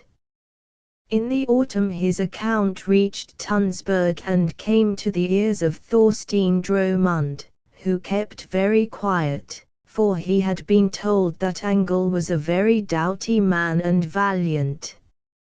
He remembered the talk which he had had with Grettir in days long past about his arms, and obtained news of Angle's movements. They were both in Norway that winter, but Thorbjorn was in the north and Thorstein in Tunsberg, so that they did not see each other. Angle knew, however, that Grettir had a brother in Norway, and did not feel very secure in a strange country, so he asked advice as to what he had better do. In those days many of the Norsemen used to go to Miklagard to take service. Thorbjorn thought it would suit him very well to go there and earn wealth and glory instead of staying in the northern parts where there were relations of Grettir. So he made ready to leave Norway, embarked, and did not stop until he reached Constantinople, and obtained service there. Endnotes. 2. Return, Constantinople. Chapter XXV. Grettir's death avenged by his brother Thorstein Dromund. Thorstein Dromund was a wealthy man and highly thought of. On hearing of Angel's departure to Constantinople, he handed over his property to his kinsman and followed him, dogging his movements as he went, without Angel knowing. He reached Constantinople very soon after Angel, intending at all costs to kill him. Neither knew of the other.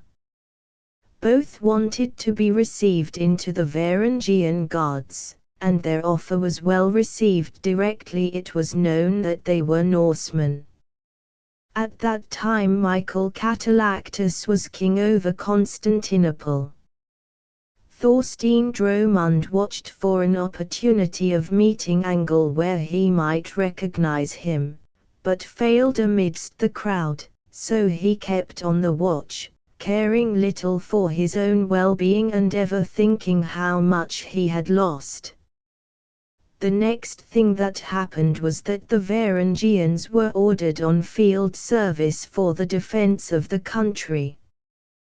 The custom and the law were that before they marched a review was held for the inspection of their weapons. This was done on the present occasion. On the day appointed for the review, all the Varangians and all who were marching with them had to appear and show their arms. Thorstein and Angel both presented themselves. Thorbjorn was the first to show his weapons, and he presented the sword Grettir Snort. As he showed it, all marveled and declared that it was indeed a noble weapon, but said it was a bad fault that a piece was out of the middle of the edge, and they asked how that had come about. Angel said that was a tale worth telling. "The first thing I must tell you," he said, "is that out in Iceland I slew a hero named Grettir the Strong. He was a tremendous warrior and so valorous that no one could succeed in killing him until I came. But as I was destined to be his slayer, I overcame him, although he was many times stronger than I am. I cut off his head with this sword and broke a piece out of the edge. Those who stood by said he must have had a hard skull, and they showed the sword round. From this Thorstein came to know which was Angel, and asked to be shown the sword with the others. Angel willingly showed it to him, for they were all praising his strength and courage, and he, having no notion of its being Thorstein or any relation of Grettir, thought he would do likewise. Dromund took the sword, at once raised it aloft and struck a blow at Angel. It came into his head with such force that it penetrated to his jaw, and Thorbjorn fell dead to the ground. Thereupon all the men became silent. The officer of the place put Thorstein under arrest and asked him why he had committed such a breach of discipline in the sanctity of the assembly. Thorstein said he was a brother of Grettir the Strong and that he had never been able to obtain his vengeance till that moment. Then many of them stood up for him and said there was much excuse for a man who had come such a long way to avenge his brother. The elders of the town thought that this might be true, but as there was no one present to bear out his word, they fell back upon their own law, which declared that any man who slew another should lose nothing else than his life. Judgment was quickly passed upon Thorstein, and it was rather hard. He was to sit in a dark chamber in a dungeon and there await his death unless someone came to pay a ransom for him. When he reached the dungeon he found a man who had been there a long time and was all but dead from misery. It was both foul and cold. Thorstein asked him, "How do you find your life?" "Most evil," he replied, "no one will help me, for I have no kinsman to pay a ransom." "There are many ways out of a difficulty," said Thorstein. "Let us be happy and do something to cheer ourselves." The man said he had no joy in anything. "We will try it," said Thorstein. Then he began to sing songs. He was such a singer that it would be hard to find his like, and he spared nothing. The dungeon was close to the public road and Thorstein sang so loud that it resounded from the walls. The man who before was half dead had much joy therefrom. In this way he sang every evening. Chapter The Lady Spies. There was a very distinguished lady in that town, the owner of a large establishment, very rich and highly born. Her name was Spies. Her husband's name was Sigurd. He too was wealthy, but of lower birth than she was. She had been married to him for his money. There was not much love between them, and the marriage was thought an unhappy one. She was very proud, and had much dignity.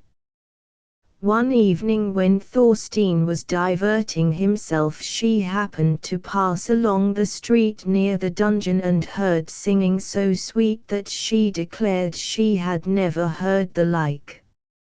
She was walking with several retainers, and told them to go in and find out who it was that had such a magnificent voice. They called out and asked who was there in such close confinement. Thorstein told his name. Spies said, "Are you as good at other things as you are at singing?" He said there was not much in that. "What have you done?" she asked, "that they should torture you here to death?" He said he had killed a man and avenged his brother, "But I have no witness to prove it," he said. "So I have been put here unless someone comes to release me, of which there seems little hope, since I have no relations here." "A great loss would it be if you were killed," she said. "Was your brother then a man of such renown, he whom you avenged?"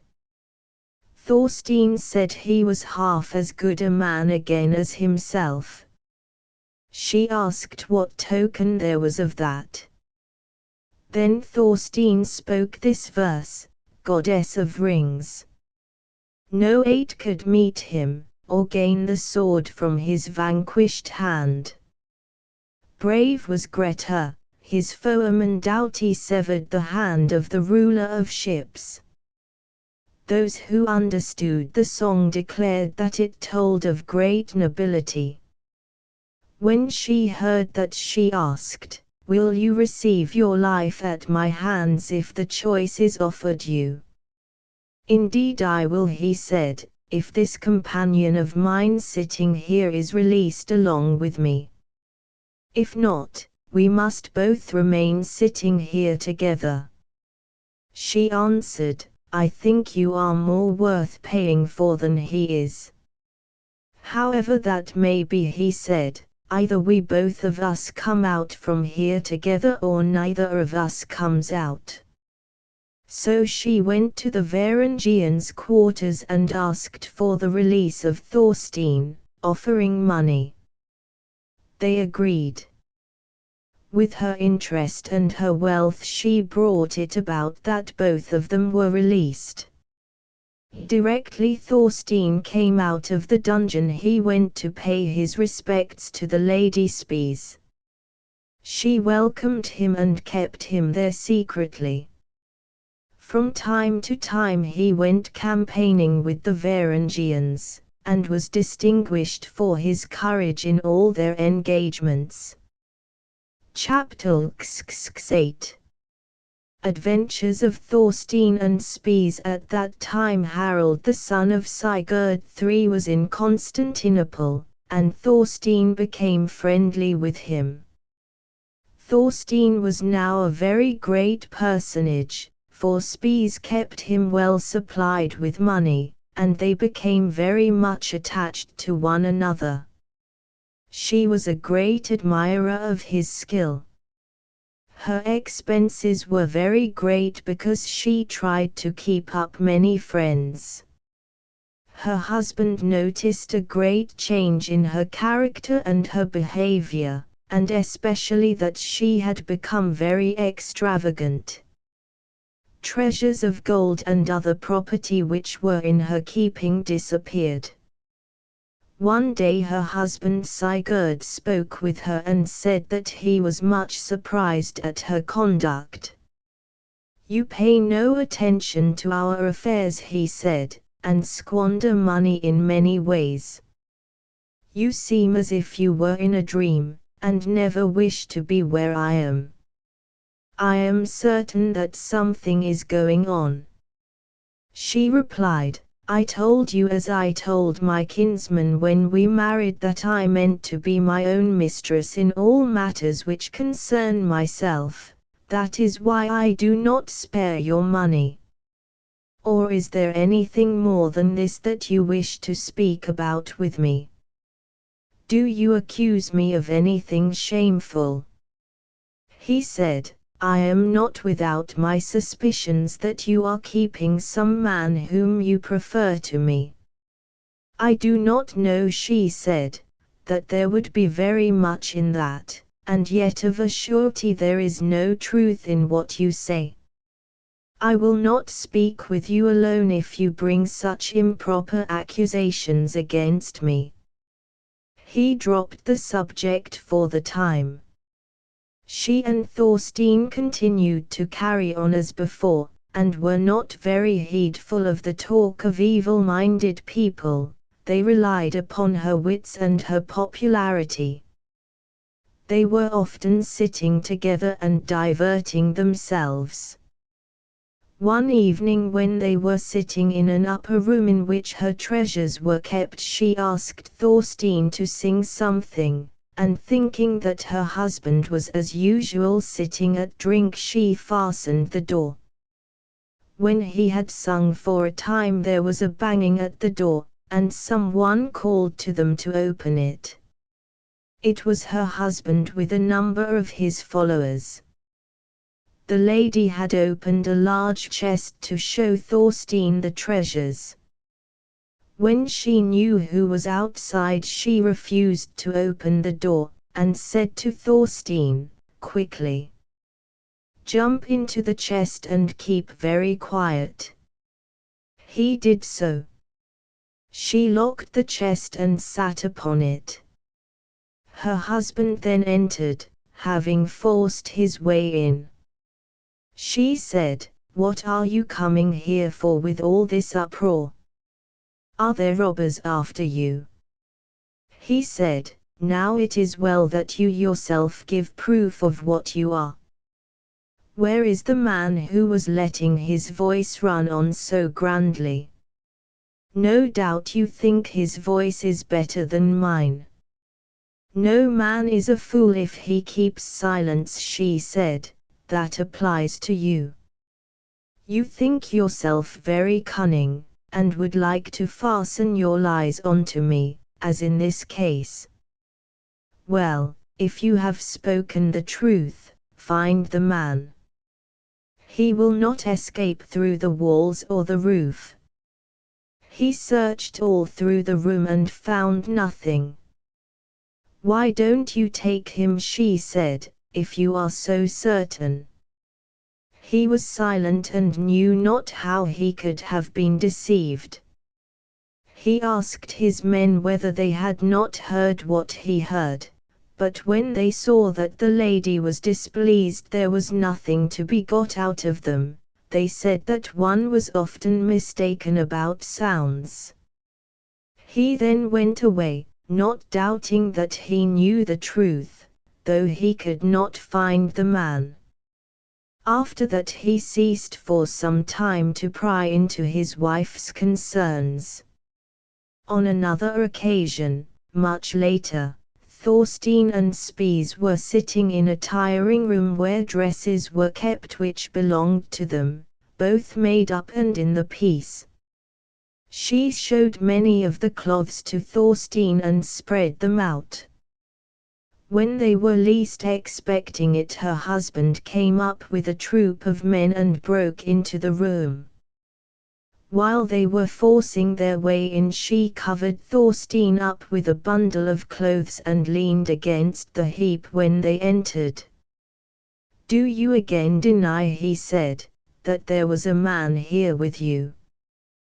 There are those present here now who saw you both." She told him not to be so violent. "You will not fail to catch him now," she said. "Only leave me in peace and do not push me about." They searched the room, but finding nothing had to give it up. It is always good to have better proofs than people suppose. It was only to be expected that you would not find what was not there. "Now, my husband, will you admit your folly and free me from this slanderous accusation?" "By no means will I free you," he said, "for I know that what I have accused you of is true, and it will cost you an effort to free yourself of the charge." She said she was quite ready to do that, and therewith they parted. After this Thorstein remained entirely with the Varangians. Men say that he acted by the advice of Harald the son of Sigurd, and it is thought that they would not have got out of it as they did if they had not made use of him and his wits. After a time Sigurd gave out that he was about to go abroad on some business. His wife did not try to dissuade him. When he was gone, Thorstein came to Spies and they were always together. Her house was built on the very edge of the sea, and there were some of the rooms under which the sea flowed. Here it was that Spies and Thorstein always sat. There was a small trapdoor in the floor, known to no one but these two, and it was kept open in case of its being wanted in a hurry. Sigurd, it must be told, did not go away, but concealed himself so as to be able to watch his wife's doings.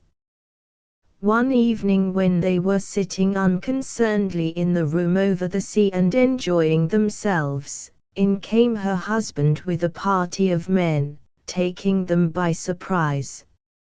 He had taken some of the men to the window of the room that they might see whether it was not as he had said.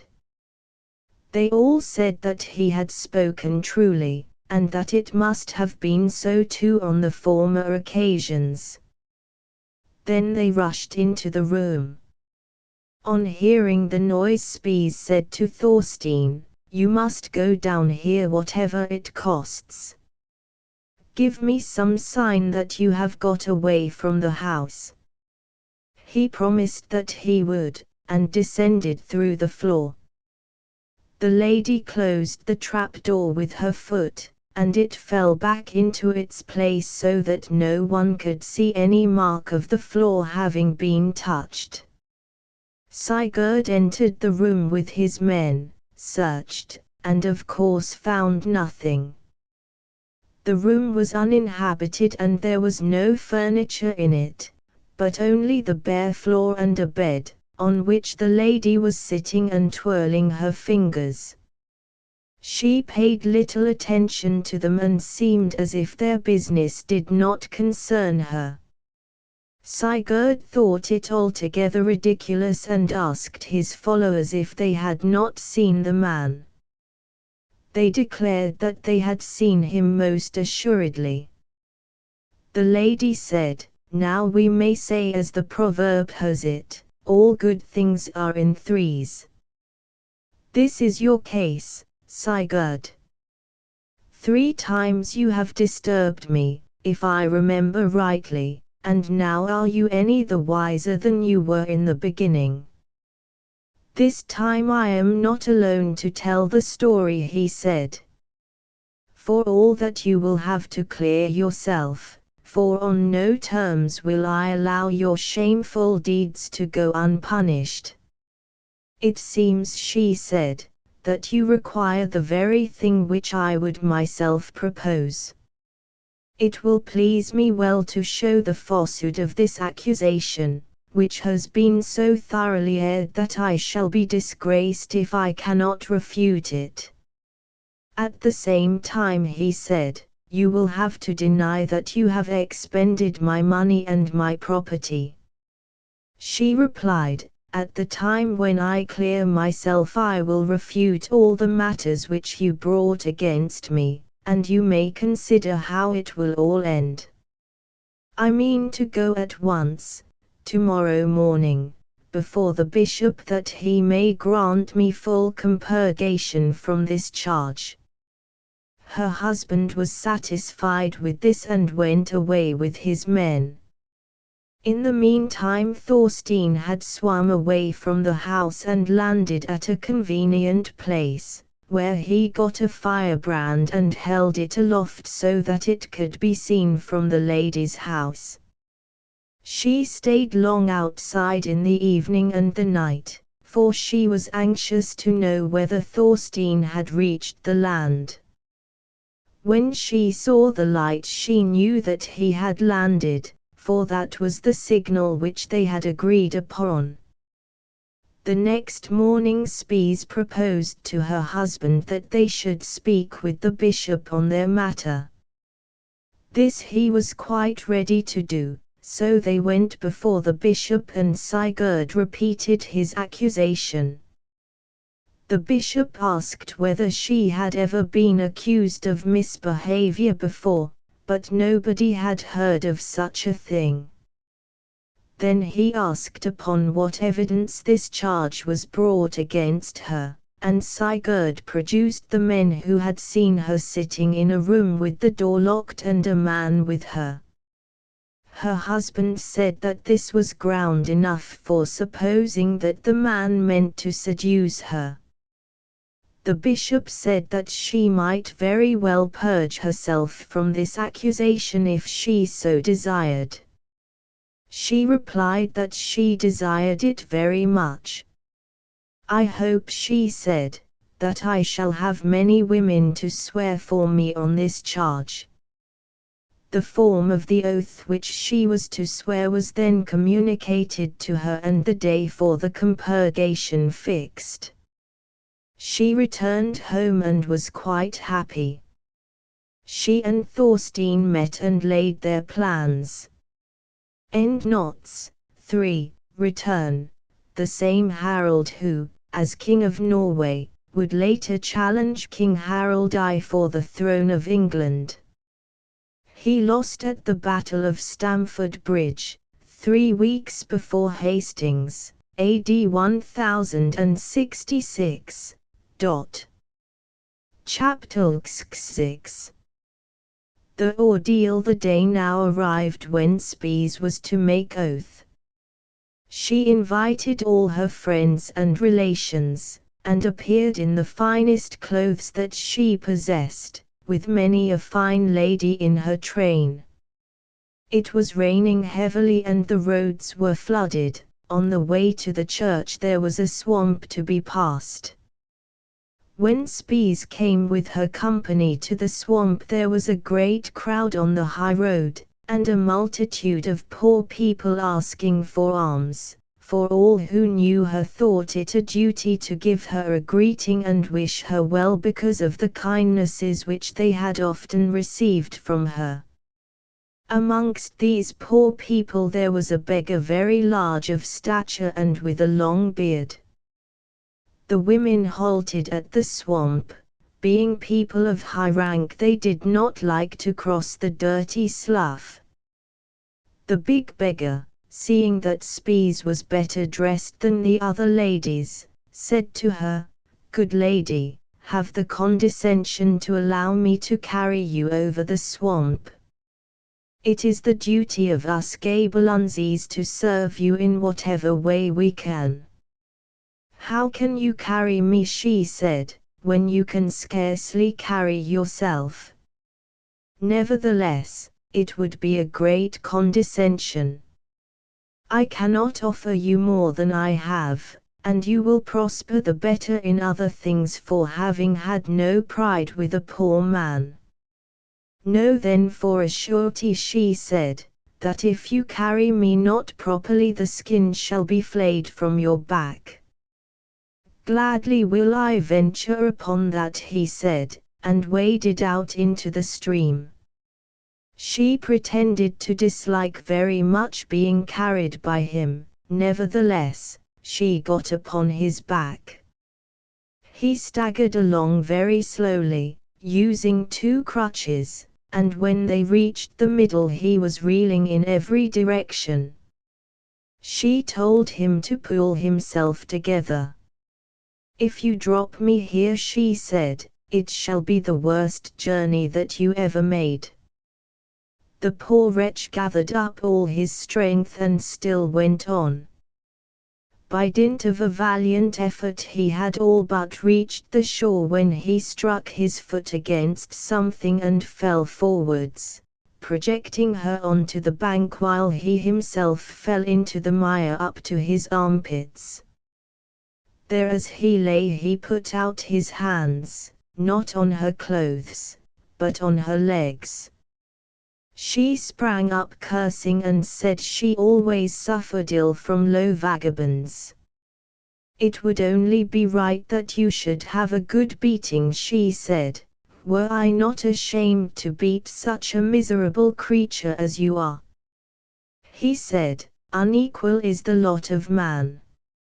I thought to earn some benefit and to receive alms from you, and you only give me abuse and insult without any reward." And he pretended to be very much disgusted.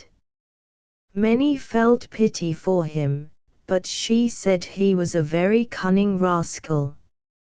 When they all began to beg for him she took out her purse, wherein was many a golden penny. She shook out the money, saying, "Take that, fellow. It would not be right that you should go unpaid for all my scoldings. You are now paid for what you have done." He gathered up the money and thanked her for her liberality. Spies then went to the church, which was full of people. Sigurd proceeded with energy and told her to clear herself of the charge which he had brought against her. "I pay no heed to your accusation," she said, "but I want to know what man it was whom you pretend to have seen in the room with me, because there is always some proper man near me. There is nothing to be ashamed of in that. But this I will swear, that to no man have I given money and that by no man has my body been defiled excepting by my husband and by that beggar, who put his muddy hands upon my leg today when I was carried over the ditch." Many then were satisfied and declared that her oath was perfectly good and that she was in no way disgraced by a man having touched her unwittingly. She said she had to tell the story just as it happened, and then she swore the oath in the words appointed for her. Many said that she would be observing the saying that nothing should be omitted from an oath. But she replied that wise men would hold that there was no cause for suspicion. Then her relations began to talk with her and said that it was a great insult to a woman of high birth that such lies should be told about her and go unpunished, for they said it was an offense punishable with death if a woman were proved to have been unfaithful to her husband. So Spies asked the bishop to divorce her from Sigurd, saying that she would not endure the lies which he had told. Her kinsmen supported her, and with their help her request was granted. Sigurd got little of the property and had to leave the country. So it happened as usual that the weaker had to bow, nor could he accomplish anything although the right was on his side. Spies took all the money and was held in high esteem, but when men came to consider her oath they thought it was not altogether above suspicion, and they concluded that very skillful men had composed the Latin formula for her. They ferreted out that the beggar who carried her was Thorstein Dromund.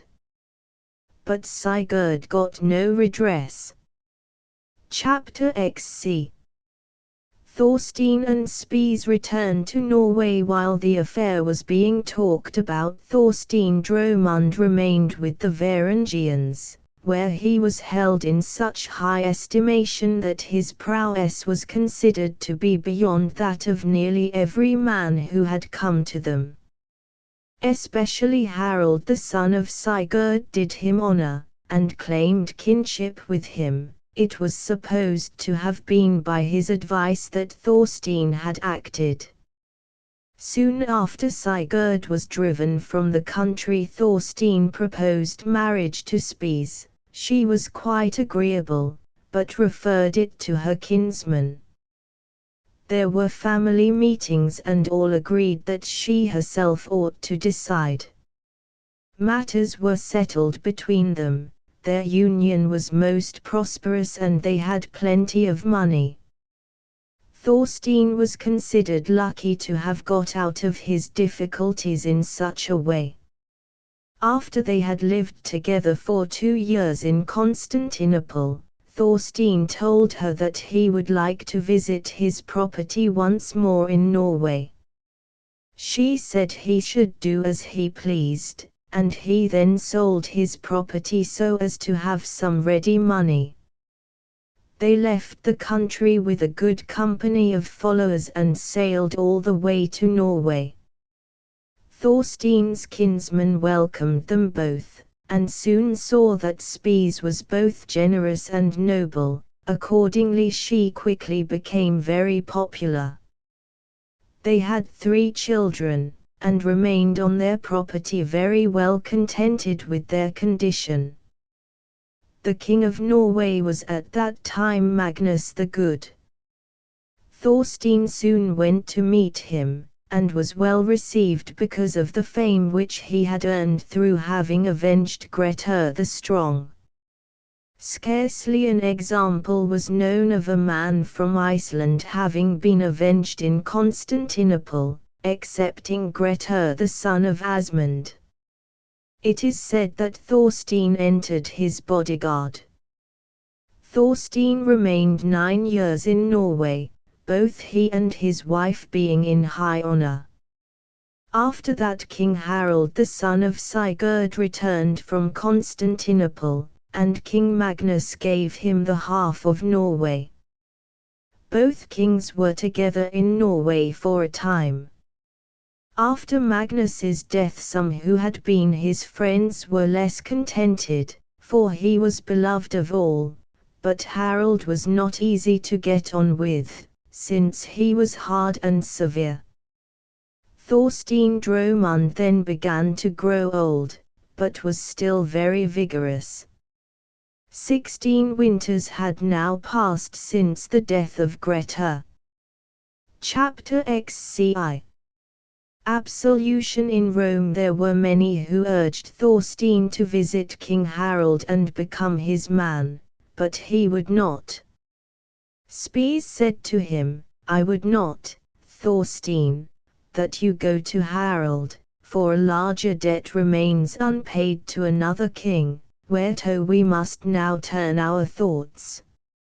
Our youth is now past, we are both becoming old, and we have lived more after our desires than after Christian doctrine or regard for righteousness. Now I know that neither kinsman nor wealth may pay this debt if we pay it not ourselves.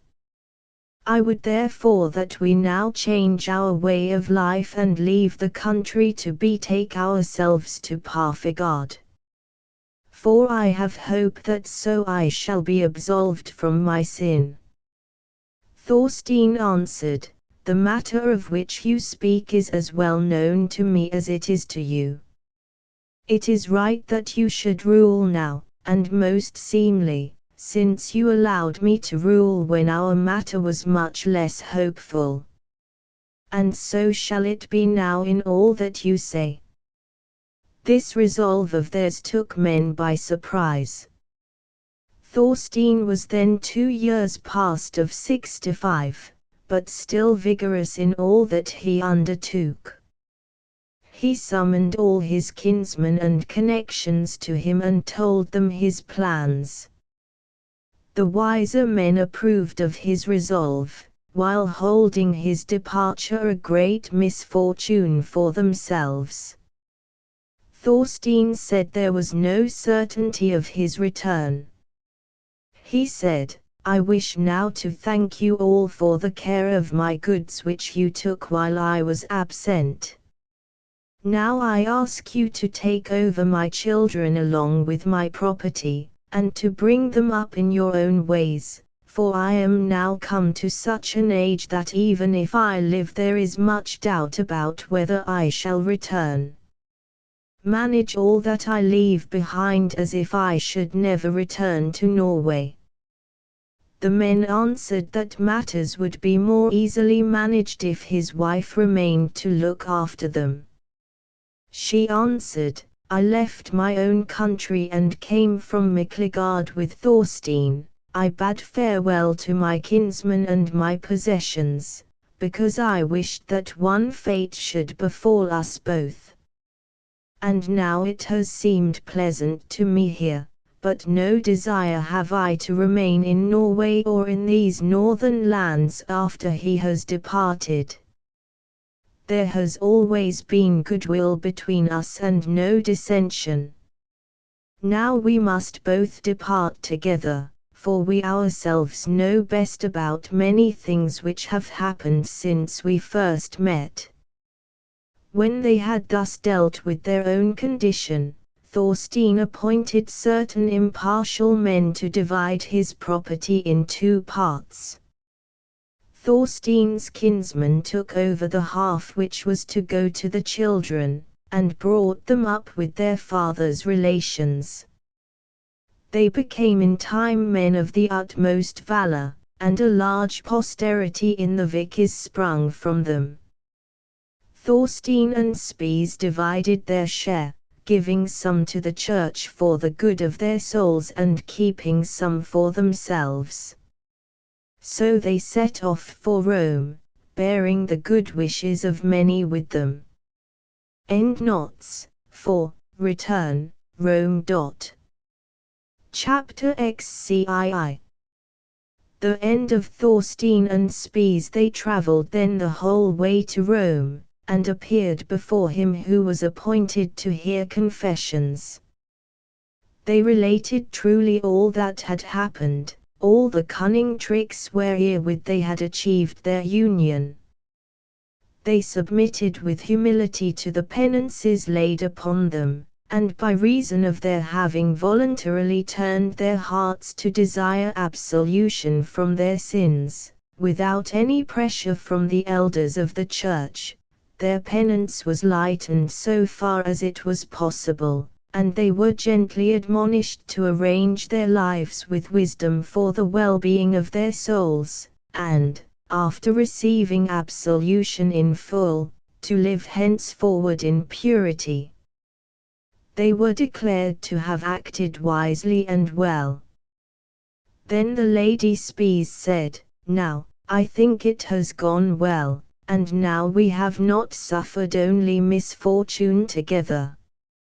It may be that foolish men will follow the example of our former lives. Let us now end in such way that we may be an example to the good. we will come to an agreement with some men skilled in building to erect for each of us a stone retreat. Thus may we atone for all the offenses which we have committed against God." So Thorstein advanced money to stonemasons and such other persons as might be needed, that they might not be without the means of subsistence. When these works were completed and all matters were settled, a fitting time was chosen for them to part company with each other, each to live alone, in order more surely to partake of the eternal life in another world. They remained each in their own retreat, living as long as it pleased God to spare them, and thus ending their lives. Most men consider Thorstein Dromund and Spies to have been most fortunate in escaping from the difficulties which they had fallen into. None of their children or posterity are mentioned as having come to Iceland. Chapter Xit. The testimony of Sturla the Lawman. Sturla the Lawman has declared that no outlaw was ever so distinguished as Grettir the Strong. For this he assigns 3 reasons. First, that he was the cleverest, inasmuch as he was the longest time an outlaw of any man without ever being captured, so long as he was sound in health. Secondly, that he was the strongest man in the land of his age, and better able than any other to deal with spectres and goblins.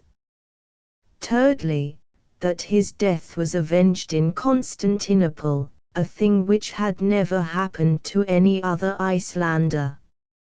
Further, he says that Thorstein Dromund was a man who had great luck in the latter part of his life.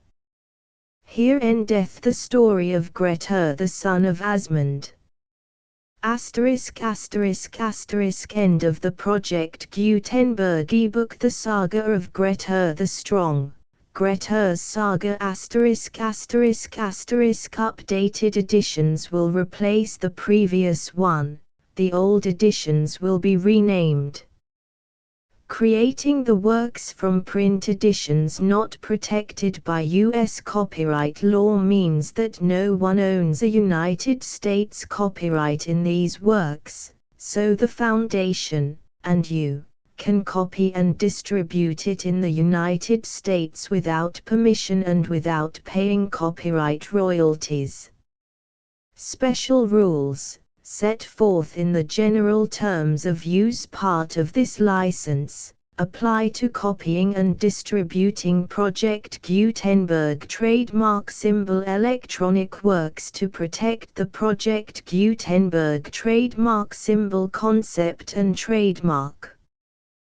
Project Gutenberg is a registered trademark, and may not be used if you charge for an ebook, except by following the terms of the trademark license, including paying royalties for use of the Project Gutenberg trademark. If you do not charge anything for copies of this ebook, complying with the trademark license is very easy.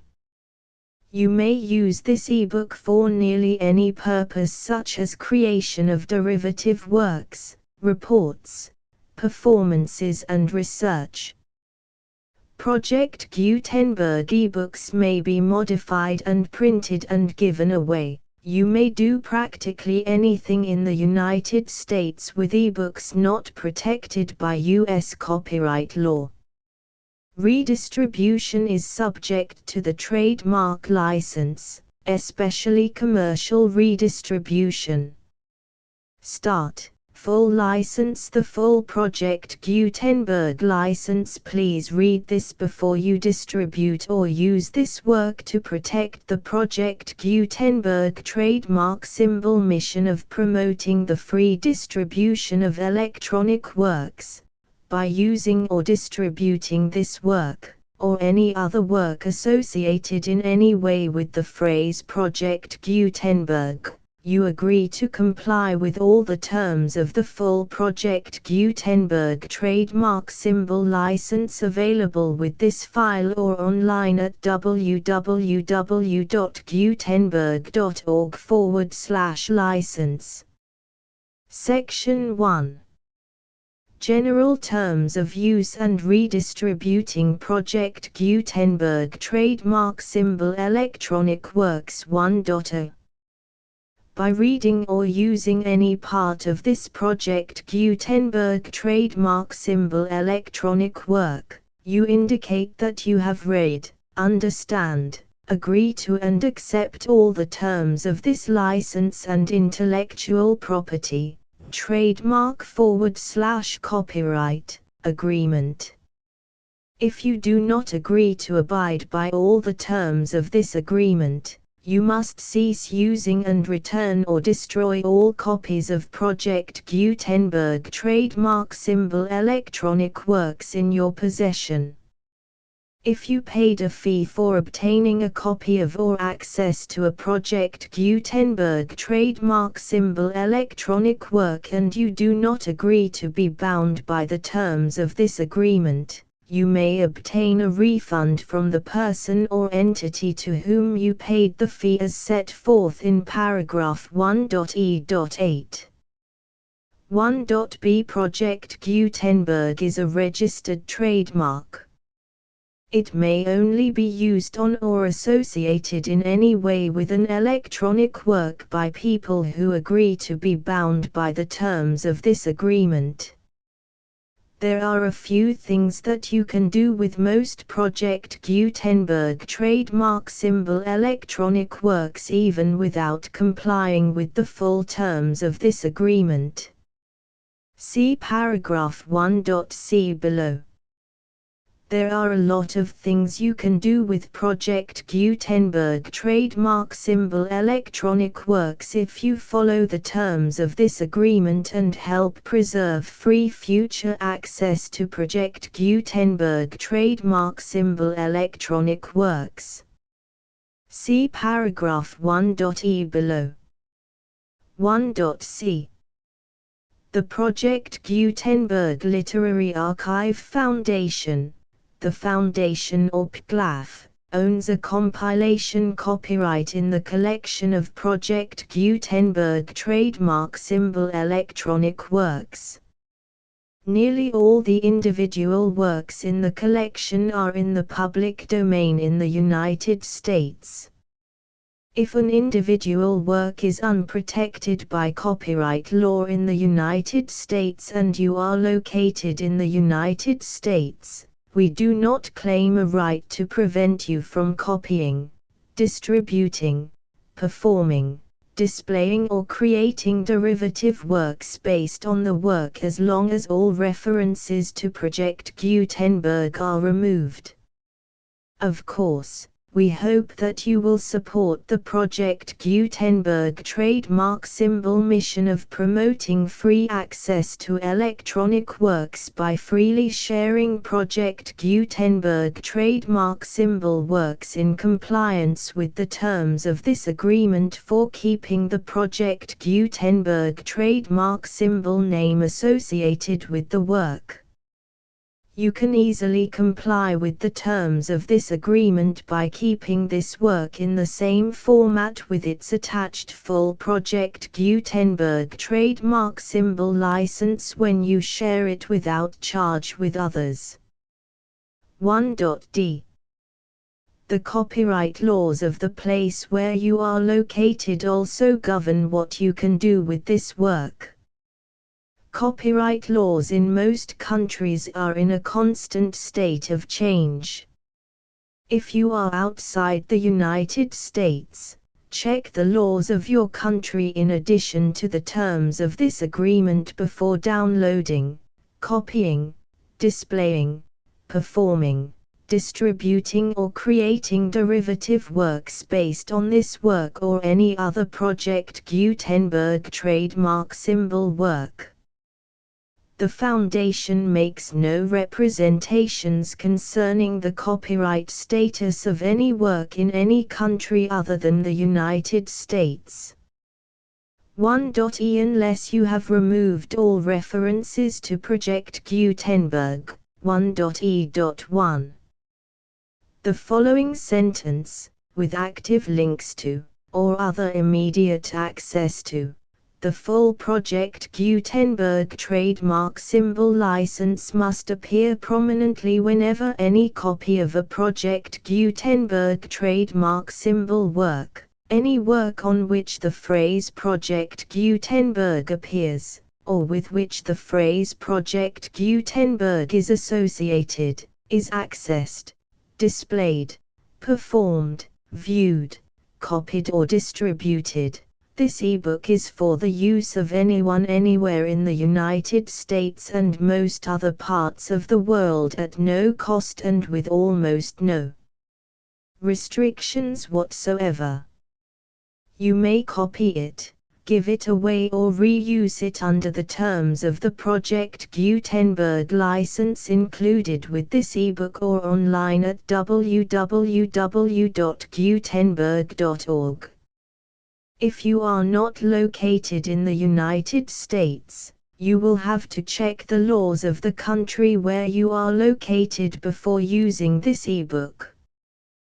1.e.2.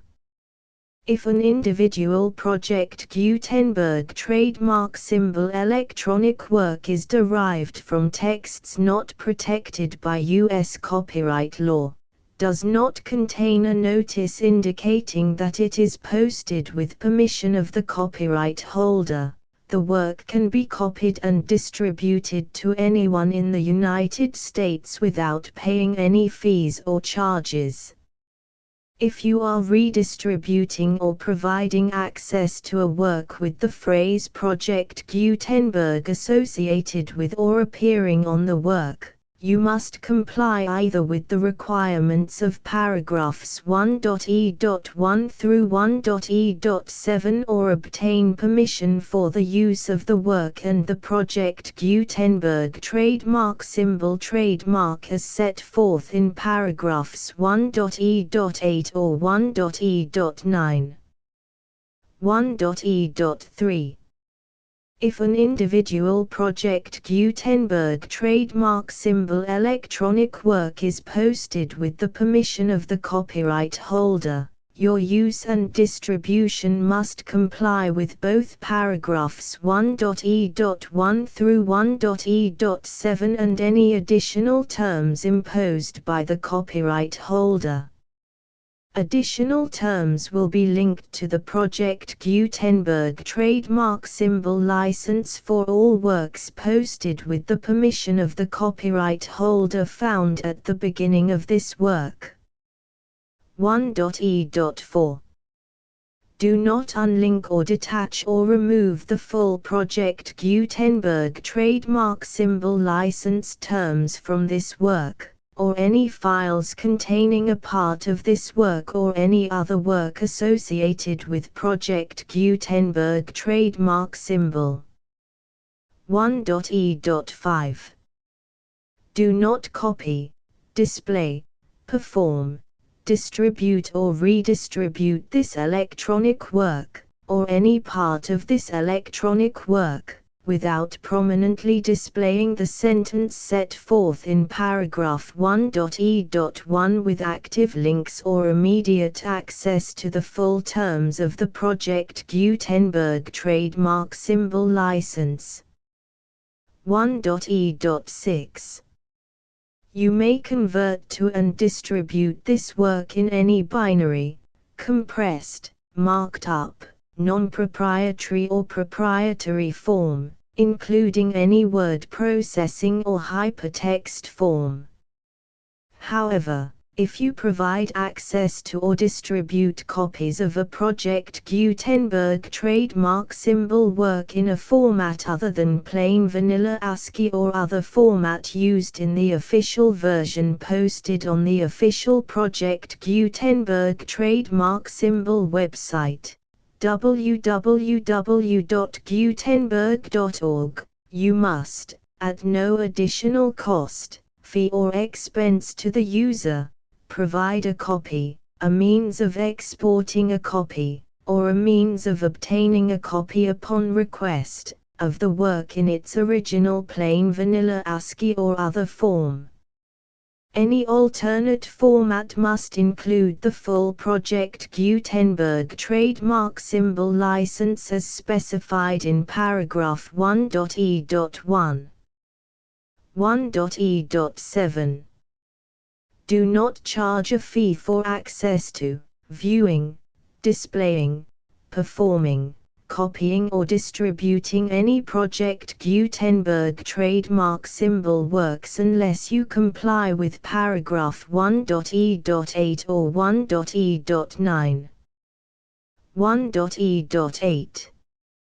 You may charge a reasonable fee for copies of or providing access to or distributing Project Gutenberg trademark symbol electronic works provided that you pay a royalty fee of 20% of the gross profits you derive from the use of Project Gutenberg trademark symbol works calculated using the method you already use to calculate your applicable taxes.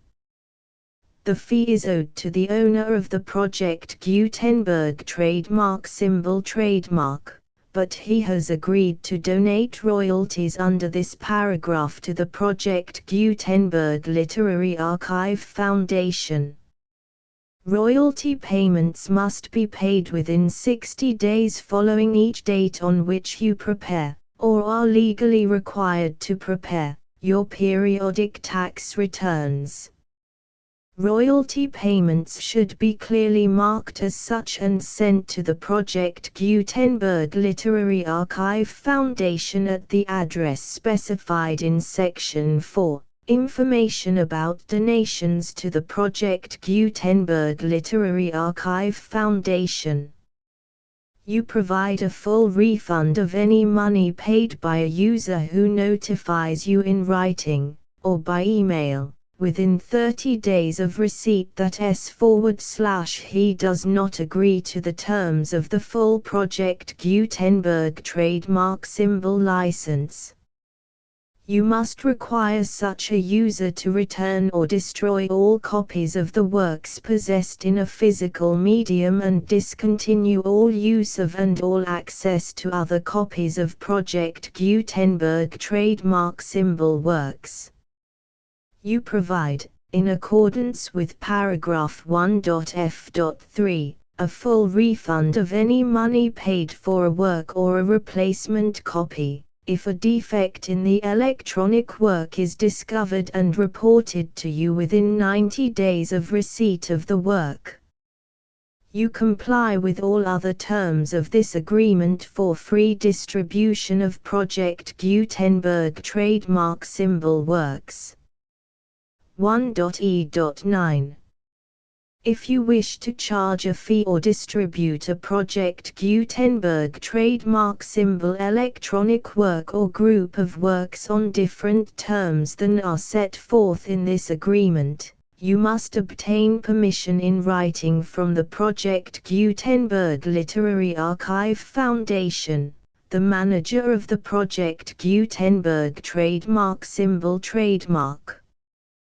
Contact the Foundation as set forth in Section 3 below. 1.f1.f.1. Project Gutenberg volunteers and employees expend considerable effort to identify, do copyright research on, transcribe and proofread works not protected by U.S. copyright law in creating the Project Gutenberg trademark symbol collection.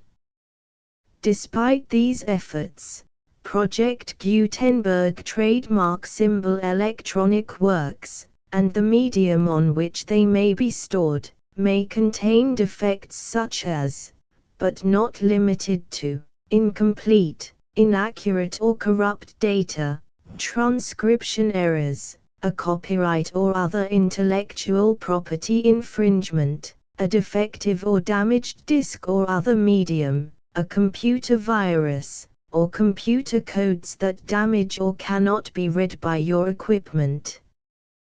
1.f.2. Limited warranty. Disclaimer of damages, except for the right of replacement or refund described in paragraph 1.f.3. The Project Gutenberg Literary Archive Foundation, the owner of the Project Gutenberg trademark symbol trademark, and any other party distributing a Project Gutenberg trademark symbol electronic work under this agreement, disclaim all liability to you for damages, costs and expenses, including legal fees. You agree that you have no remedies for negligence, strict liability, breach of warranty or breach of contract except those provided in paragraph 1.f.3. You agree that the foundation, the trademark owner, and any distributor under this agreement will not be liable to you for actual, direct, indirect, consequential, punitive or incidental damages even if you give notice of the possibility of such damage. 1.f.3. Limited right of replacement or refund. If you discover a defect in this electronic work within 90 days of receiving it, you can receive a refund of the money, if any, you paid for it by sending a written explanation to the person you received the work from. If you received the work on a physical medium, you must return the medium with your written explanation. The person or entity that provided you with the defective work may elect to provide a replacement copy in lieu of a refund. If you received the work electronically, the person or entity providing it to you may choose to give you a second opportunity to receive the work electronically in lieu of a refund. If the second copy is also defective, you may demand a refund in writing without further opportunities to fix the problem. 1.f.4. Except for the limited right of replacement or refund set forth in paragraph 1.f.3, this work is provided to you as is, with no other warranties of any kind, express or implied, including but not limited to warranties of merchantability or fitness for any purpose. 1.f.5. Some states do not allow disclaimers of certain implied warranties or the exclusion or limitation of certain types of damages. If any disclaimer or limitation set forth in this agreement violates the law of the state applicable to this agreement, the agreement shall be interpreted to make the maximum disclaimer or limitation permitted by the applicable state law. The invalidity or unenforceability of any provision of this agreement shall not void the remaining provisions. 1.f.6. Indemnity. You agree to indemnify and hold the foundation, the trademark owner, any agent or employee of the foundation, anyone providing copies of Project Gutenberg trademark symbol electronic works in accordance with this agreement, and any volunteers associated with the production, promotion and distribution of Project Gutenberg trademark symbol electronic works, harmless from all liability, costs and expenses, including legal fees, that arise directly or indirectly from any of the following which you do or cause to occur. A. Distribution of this or any Project Gutenberg trademark symbol work.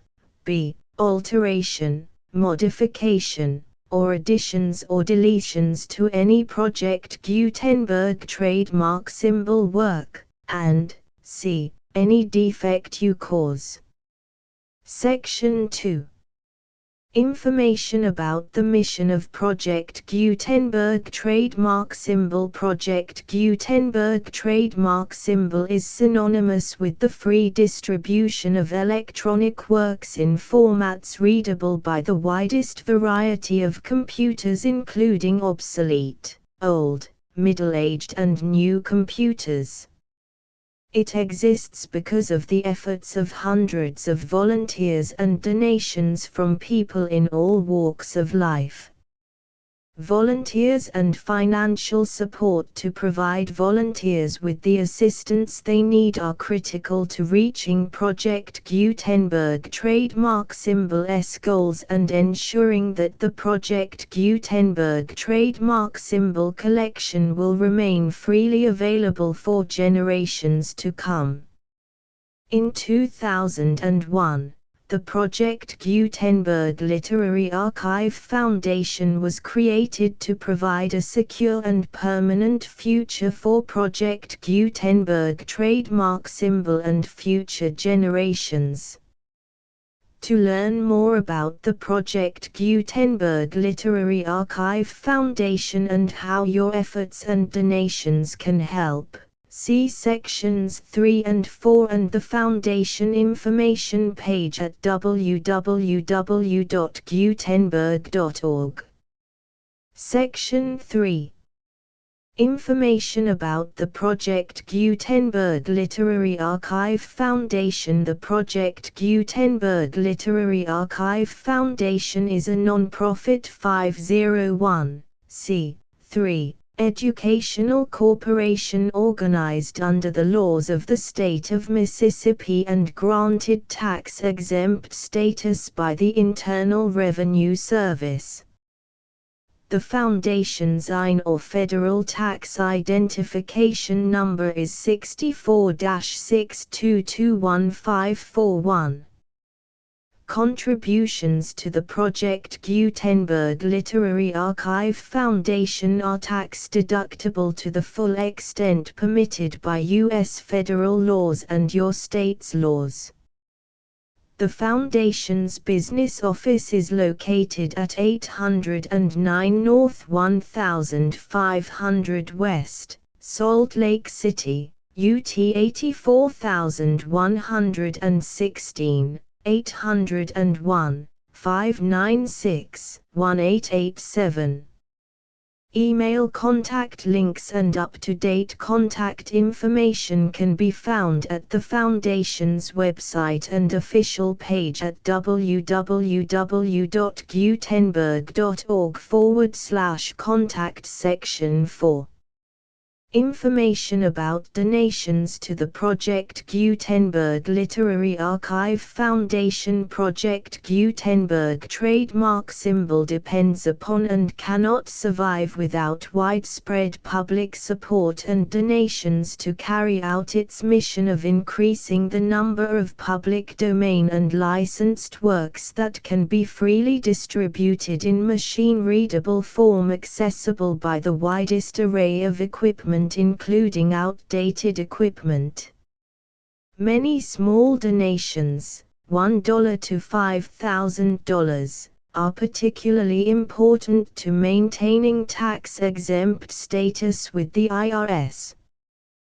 The Foundation is committed to complying with the laws regulating charities and charitable donations in all 50 states of the United States. Compliance requirements are not uniform and it takes a considerable effort, much paperwork and many fees to meet and keep up with these requirements. We do not solicit donations in locations where we have not received written confirmation of compliance. To send donations or determine the status of compliance for any particular state, visit www.gutenberg.org/donate. While we cannot and do not solicit contributions from states where we have not met the solicitation requirements, we know of no prohibition against accepting unsolicited donations from donors in such states who approach us with offers to donate.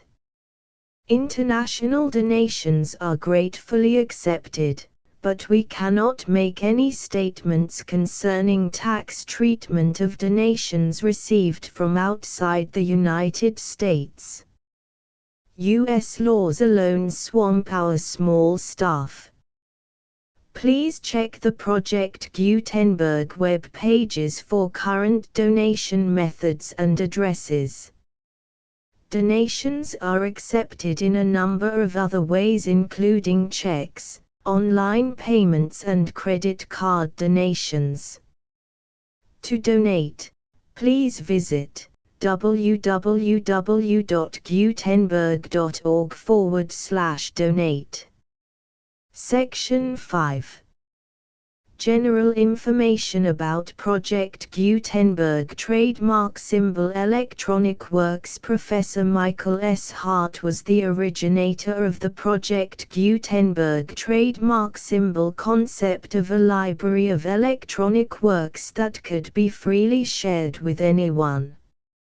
For 40 years, he produced and distributed Project Gutenberg trademark symbol ebooks with only a loose network of volunteer support.